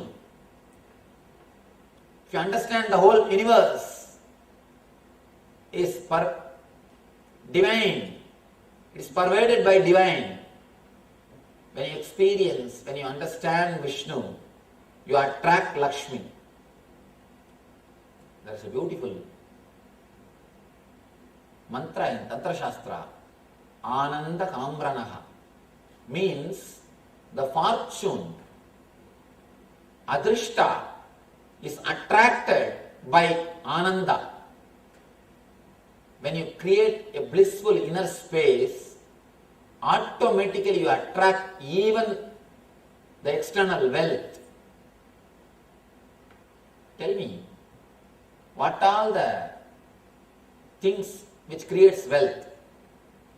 Clear thinking, creative mind, the ability to take spontaneous decisions, ability to respond spontaneously is what responsibility. Ability to respond spontaneously to any situation is responsibility. If you are able to respond spontaneously to any situation, you can take that responsibility. You need clarity of thinking, creativity, and power to take responsibility. All these three only creates wealth and preserves wealth. If you enter into the bliss space, if you keep your inner space blissfully, if you enter into the bliss consciousness, all these three automatically happens to you. Automatically, all these three happens to you. Wealth will be created around you and it will stay with you. Automatically, all these three will happen to you. It is not that it should be showered only by lottery. It is not that it should be showered only by lottery. It can come in any form, but it will stay with you. Please be very clear. Whomsoever wins through lottery never preserves it. All over the world, so much of lottery is going on. Have you seen a single man who has become rich by lottery? I tell you honestly, I am going all over the world. Per year, around 200,000 miles I fly. Every year, average 200,000 miles I am flying. I am seeing lakhs of people. At least our movement has touched more than 1 million people. I tell you from my experience, I have not seen a single person who has become rich by lottery. By lottery, nobody can become rich. Even if they become, they do not know the value of money. In few days, they will blow it away. In Telugu, they will say that Nelu Dopadi. Put everything in the undi of Venkateshwara. In India, people do Nelu Dopadi in Tirupati. Here they do in Las Vegas. That's all. This country, they go to Las Vegas and drop everything. Las Vegas, that's why Las Vegas.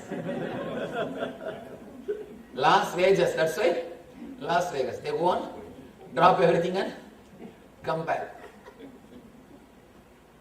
Be very clear. It is not that wealth should come only by lottery. It will come by intelligence. When it comes by intelligence, it will stay with you. When your inner space is taken care, automatically the outer space showers on you. You are a blessing for the planet Earth. Naturally, the existence responds, gives its gratitude to you. Never think existence is dumb. Never think universe is matter. It is intelligence. People come and ask me, Swamiji, I am searching for a guru. I feel so much inspired to do spiritual practice, but I want guru. I tell them, please be very clear. If your search is intense, God will send guru. He never misses his responsibilities. If you have not got the right guru, if you have not got the master means, please be very clear. Something seriously wrong in your seeking. If your seeking is proper, straight away master will happen in your life. He never delays. He never delays. He has got much faster system than any UPS, any overnight delivery. He can deliver in second. He never delays. Divine never delays. Jesus never fails. Please be very clear. All we need to do is change your inner space. First thing, understand this one secret. Whether you believe it or not, it is truth. A basic secret.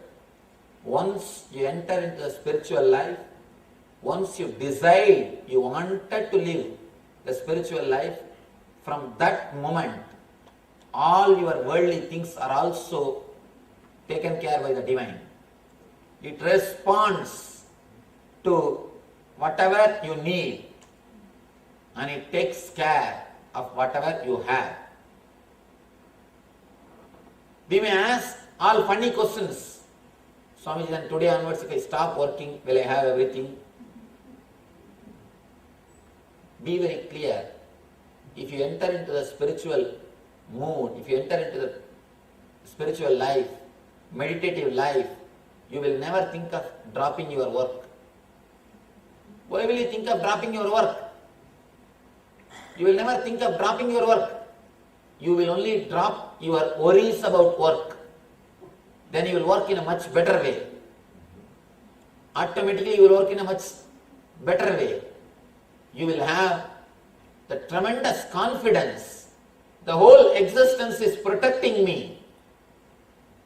Whole existence is my friend.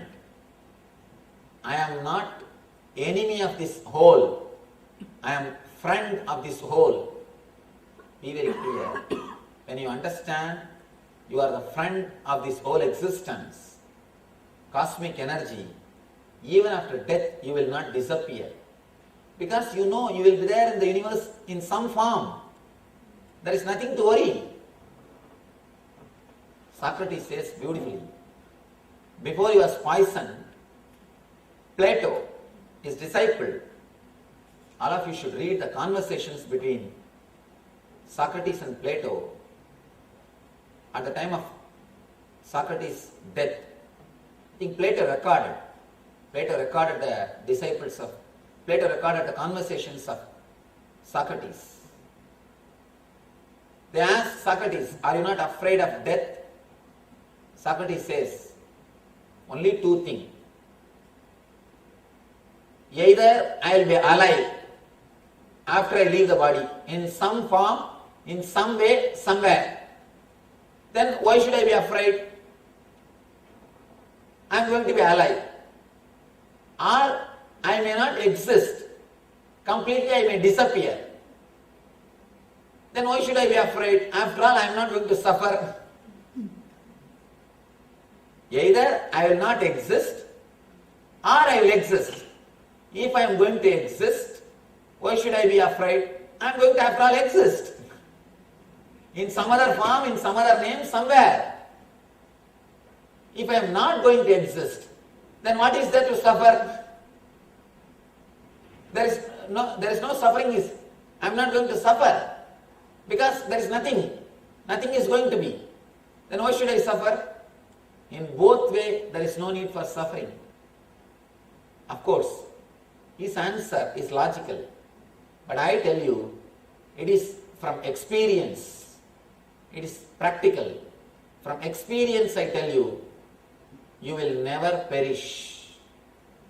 You will continue to exist in some form, somewhere. Even if you become enlightened, you will become such a pure conscious energy, you will be there everywhere. You will never die when you understand that existence is intelligence. Krishna says, Name Bhakta Pranashyati. My devotee never perishes. Name Bhakta Pranashyati. He says in the next chapters,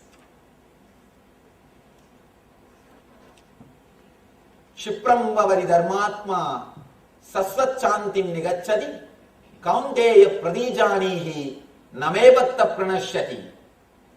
He who quickly became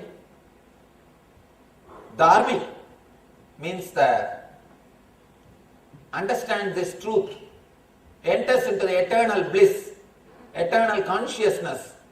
O son of Kundi, Kaundeya, declare it boldly. Prajadini Pradijanihi means let it be declared boldly that my devotee never perishes. If you understand, when you understand the existence is intelligence, please be very clear, you will never perish. You will never die. Because you are going to be in this existence somewhere in some form. This body may move, but you will be there forever. When you understand, this whole cosmos is intelligence. Whole cosmic energy is intelligence. Your whole life is blessed with what you want. Whatever you lack will be supplied to you, and whatever you have will be preserved. And I tell you, very practical thing, just start from today. Decide, I will start living in a blissful mood, in a blissful way, in an utter relaxed consciousness. I promise you will attract Lakshmi. You will attract wealth. A disciple is a jeweler, goldsmith. Because he is a goldsmith, after he made that, he remembered me and he wanted to present it to me. He brought and gave it to me. And he is a very elderly Swami, elderly sadhu. He said he made only one piece and he presented that to me, that to me. And I put that on a Shiva. And still it's a mystery. Still it's a mystery. When you intensely, really understand the truth, the whole universe is energy. The whole existence is energy. Please be very clear. Simply the yoga and Kshema happens in your life. Happens in your life. Let me tell you from my personal experience. Instead, I can quote so many great devotees' lives where divine came down and served them, where divine took care of them. Mirabai, when she was given poison, Sri Krishna came and protected her. So many millions of stories I can tell. But let me tell you from my own life, at least 9 years I lived without touching money, with one water pot, the Kamandalu, with this 2-piece dress, walking length and breadth of India, living under trees, begging and eating. I tell you, whether you want it or not, accept it or not, believe it or not, divine always protects. Yoga Kshemam Vahamyaham is the solid truth. Ananyas Chintayanto Mamye Jana Variyuvasade Desham Nityabhiyuktanam Yoga Kshemam Vahamyaham. When you understand this truth, not only in this world, wherever you go, you are protected. You will relax into the consciousness which will continuously protect you, take care of you. When you think the whole is your enemy, you will be continuously antagonizing it. When you understand the whole is your friend, you relax and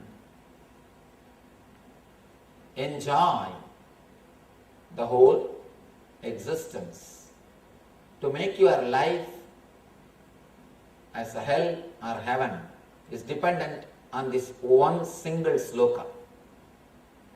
Understanding the existence, trusting it, whether it's a matter or spiritual, matter or a spirit, that's all the secret of the whole thing. The whole chapter reveals this single secret, that is the cosmic energy. The universe is intelligence which responds to your thoughts, which again and again answers to your being, to your thoughts, to your very consciousness. Next sloka. Patram pushpam palam toyam yo me bhaktya prayachati tadaham bhakyuha yubhagrutam asnami prayadatmanaha. Patram pushpam palam toyam yo ma bhaktye prayachati tadaham bhakyubhagrutam asnami prayadatmanaha. Patram pushpam palam toyam yome bhaktya prayachati. If one offers me with love and devotion a leaf, a flower, fruit or water, I'll accept it. He says, the existence, the divine is so alive, even simple thing, I respond to it. Please be very clear. It doesn't say, I accept only big things. He says, even simple things I accept. Patram pushpam palam toyam yome bhaktya prayachati tadaham bhakti vadhridam masnami prayadatmanaha. If one offers me with love and devotion a leaf, a flower, fruit or water, I will accept it. This is the greatness of divine. The greatness of the Lord is simple. Simplicity is the greatness of Lord. Please be very clear. Simplicity is the real greatness. To be big, you don't need intelligence. Any fool can show himself as big. To be big, only fools can. Being big, only fools will do. One small beautiful saying in Zen. One Zen disciple was behaving very humbly, respecting everybody. Master says, don't be too humble. You are not that great. Don't be so humble. You are not that great. To be humble, you need to be great. Simplicity is the great quality of divine. He says, Patram pushpam phalam toyam. Just a leaf, a flower, a fruit, a little water, simple things are enough. I accept it. I am pleased. I respond to it. It shows, see, in the first sloka, he expresses the greatness. I am all pervaded. He says in the here in the fourth sloka, Maya tadavidam sarvam jagadavyakta murtina. I am all pervading, great, ultimate divine. One big problem, even if you know that somebody is big or great, you can't relate unless he is able to relate with you, unless he comes down to your level. Your real greatness is not just being great. He must be able to relate with everybody. He must be able to relate with everybody. Otherwise, what we will do? What can we do? If he is great, what can be done? There are many people in India, they know some great masters are there, but they again and again tell me, yes, I know they are great masters, Swamiji, but how can I relate with them? I have no use by them. I can't do anything. I can't even relate with them. They are somewhere, they are great, no doubt, but I have no way to relate with them. I have no way to relate with them. Here Krishna creates way even for ordinary people to relate with him. One side he shows his greatness. He declares his authority. Other side, he shows you the way to relate with him. He says, Patram, Pushpam, Phalam, Toyam. Even if you offer a leaf, flower or a fruit or little water, with love, I accept it. I relate with it.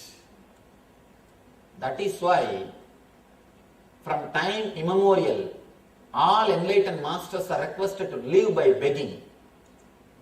In India, sannyasis are supposed to live by begging. Even Buddha lived by begging. You see, Buddha doesn't come for begging because he wants food.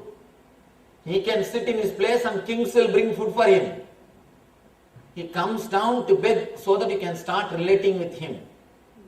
You will feel he is a human being. When you give food, you will start talking to him. You will start relating with him. You will feel he is also like you. You can relate with him. Just to make you feel comfortable.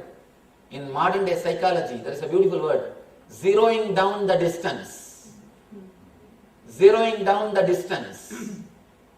To zero down the distance, Buddha comes down begging. Here Krishna zeroes down the distance completely. The distance between you and the divine is zeroed down by this sloka. Patram pushpam phalam toyam yome bhaktya prayachati tadaham bhakti bhagradam asnami prayadatmanaha. If you give with love, even a simple flower or a fruit, I accept it.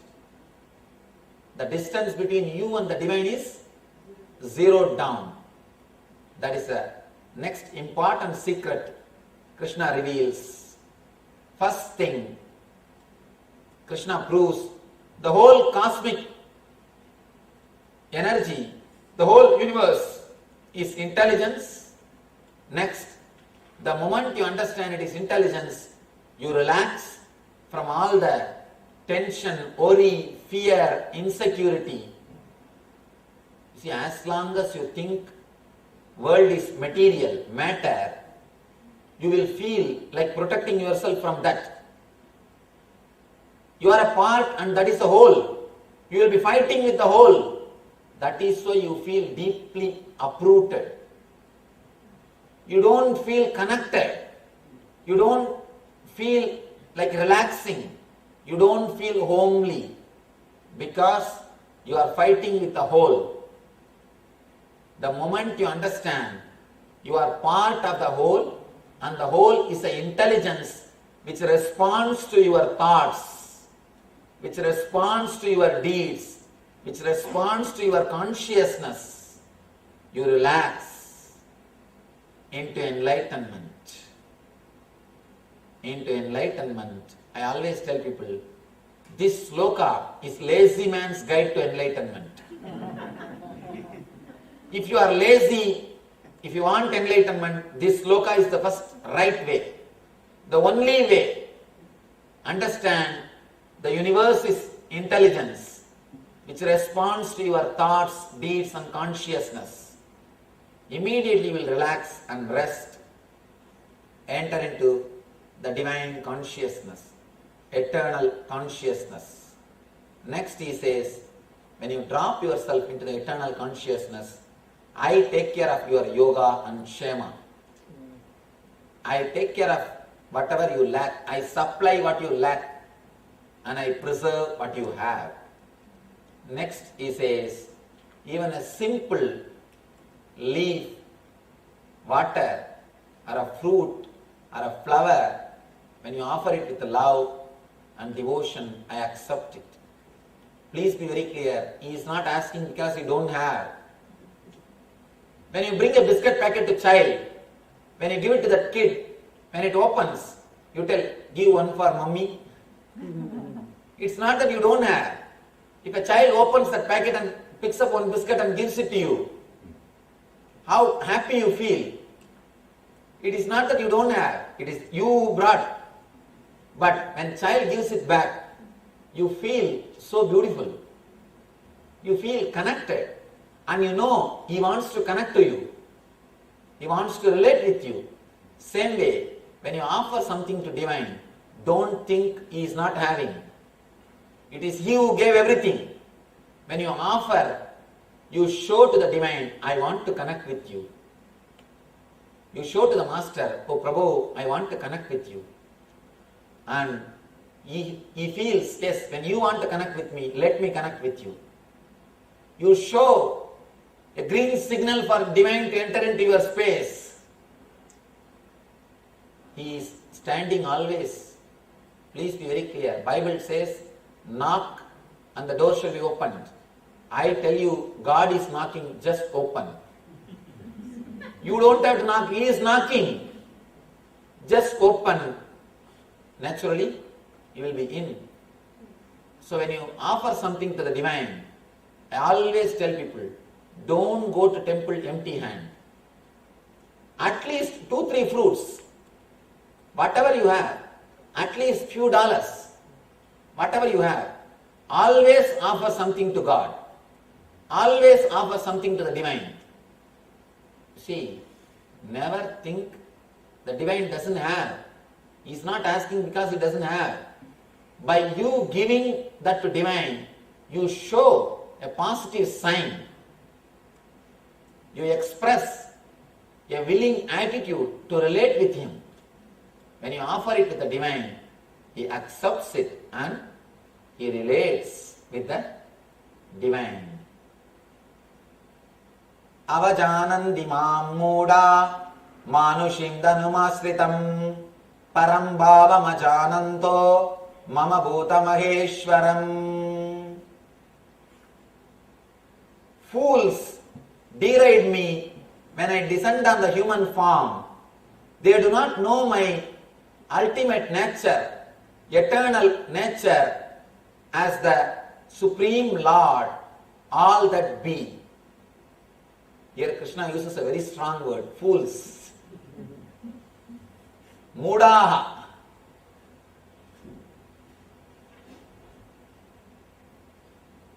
Enlightened masters don't edit. They don't edit. They just speak the truth as it is. Usually, normal people edit because they are afraid of others' opinions. See, normally, in all your minds, 3 processes happens. One is words created, then edited, then presenting. Creating, editing, presenting. With masters, 3 processes doesn't happen. Straight away it is presented. Somebody asked me, Swamiji, continuously hours together you are speaking. Hours together you are speaking. One professor, American university professor, he attended many of our lectures. He asked me, continuously hours together you are speaking. Of course, if you see our website, you can see every day somewhere or other in the world I am speaking. Last 2.5 years, not even a single day went without any program. Not even a single day. Always somewhere or other some program.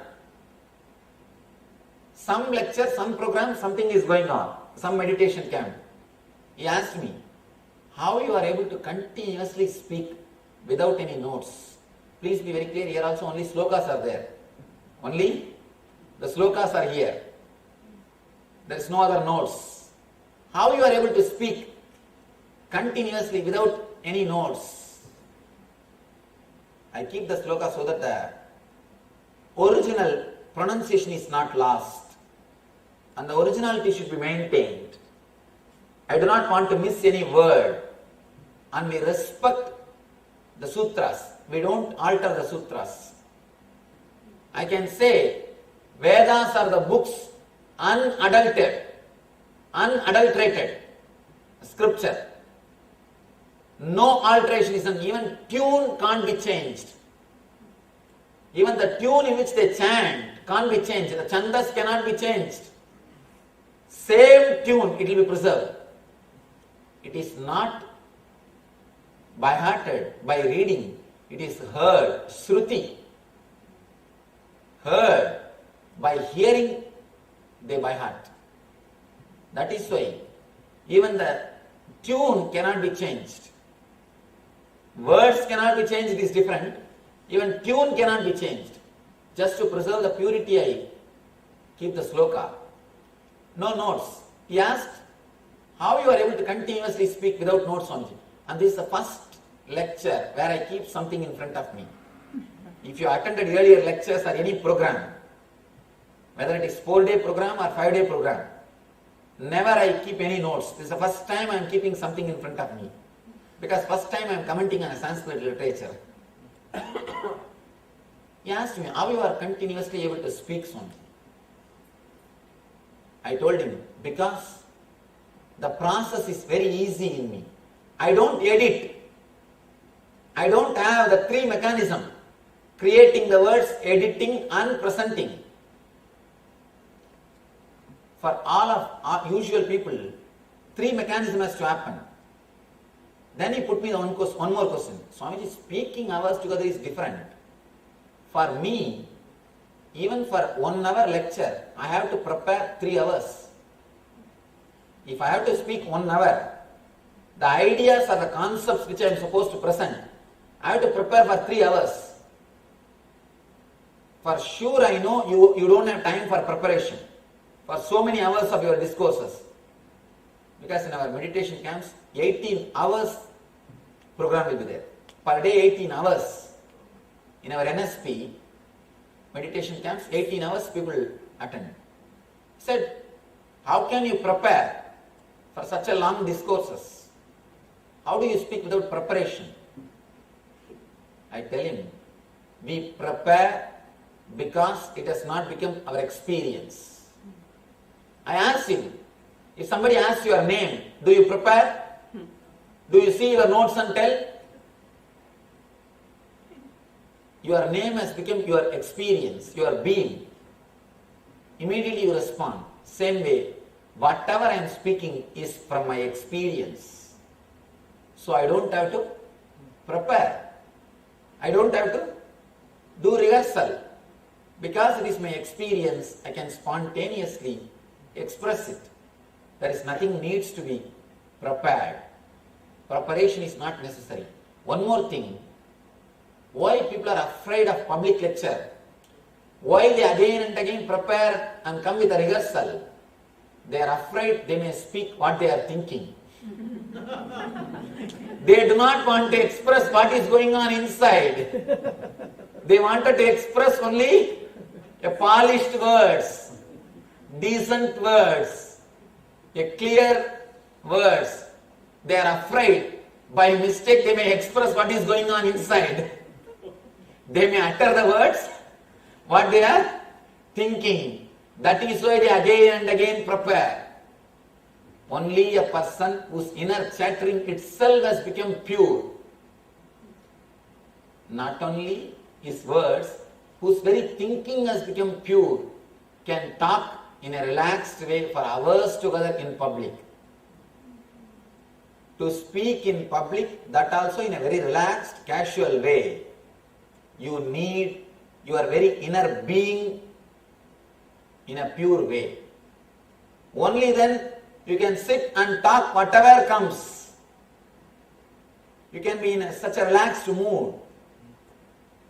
Otherwise, continuously you have to edit. One more thing. If you edit and speak within half an hour, 1 hour, you will be tired. You will feel drained. You will feel drained. You will not radiate the same energy. Persons who edit and speak, speaking is a big work for them. They cannot be so relaxed. They cannot be so joyful. Masters don't edit. They just express whatever they think. Because their thinking itself has become so pure, they don't need to edit. They don't need to edit. Even if they use sharp words, they are to awaken you. Here Krishna uses the word mudaha.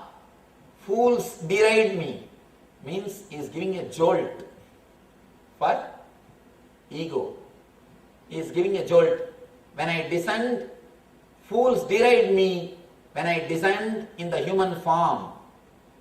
They do not know my eternal nature as the Supreme Lord of all that be.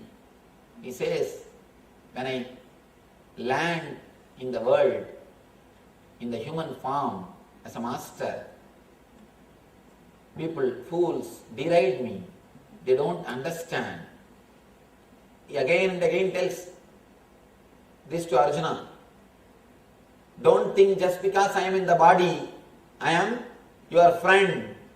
Don't think the person who was sitting in the Vrindavan, who is your own friend, don't think I am that person. I am the energy which takes care of the whole world. I have come down in this form to liberate all of you. So only fools deride me, fools miss me. Don't miss Arjuna. Understand the ultimate nature of me and liberate yourself. Again and again, Krishna, out of his compassion, reveals the truth to Arjuna. Finally, he says a beautiful sloka, Chipram bhavadi dharmatma sasvasantim nigacchati kaundeya pradijanihi namebatta pranashyati. He quickly becomes eternal and attains the eternal consciousness. O Kaundeya, son of Kundi, declare it boldly that my devotee never perishes. He says, not only I am declaring to you, you declare this to the whole world boldly. Kaundeya pradijanihi name bhakta pranashyati. My devotee never perishes. Please understand, the whole universe, whole cosmos is intelligence, and it responds to your thoughts, and it responds to your deeds, it responds to your consciousness, to your very being. The moment you understand, you relax into the eternal bliss. The moment you relax into the eternal bliss, Divine takes care of your yoga and shema. Whatever you lack is brought to you, and whatever you have is preserved for you.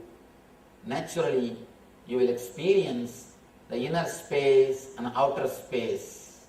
This is the ultimate secret which Krishna reveals to Arjuna.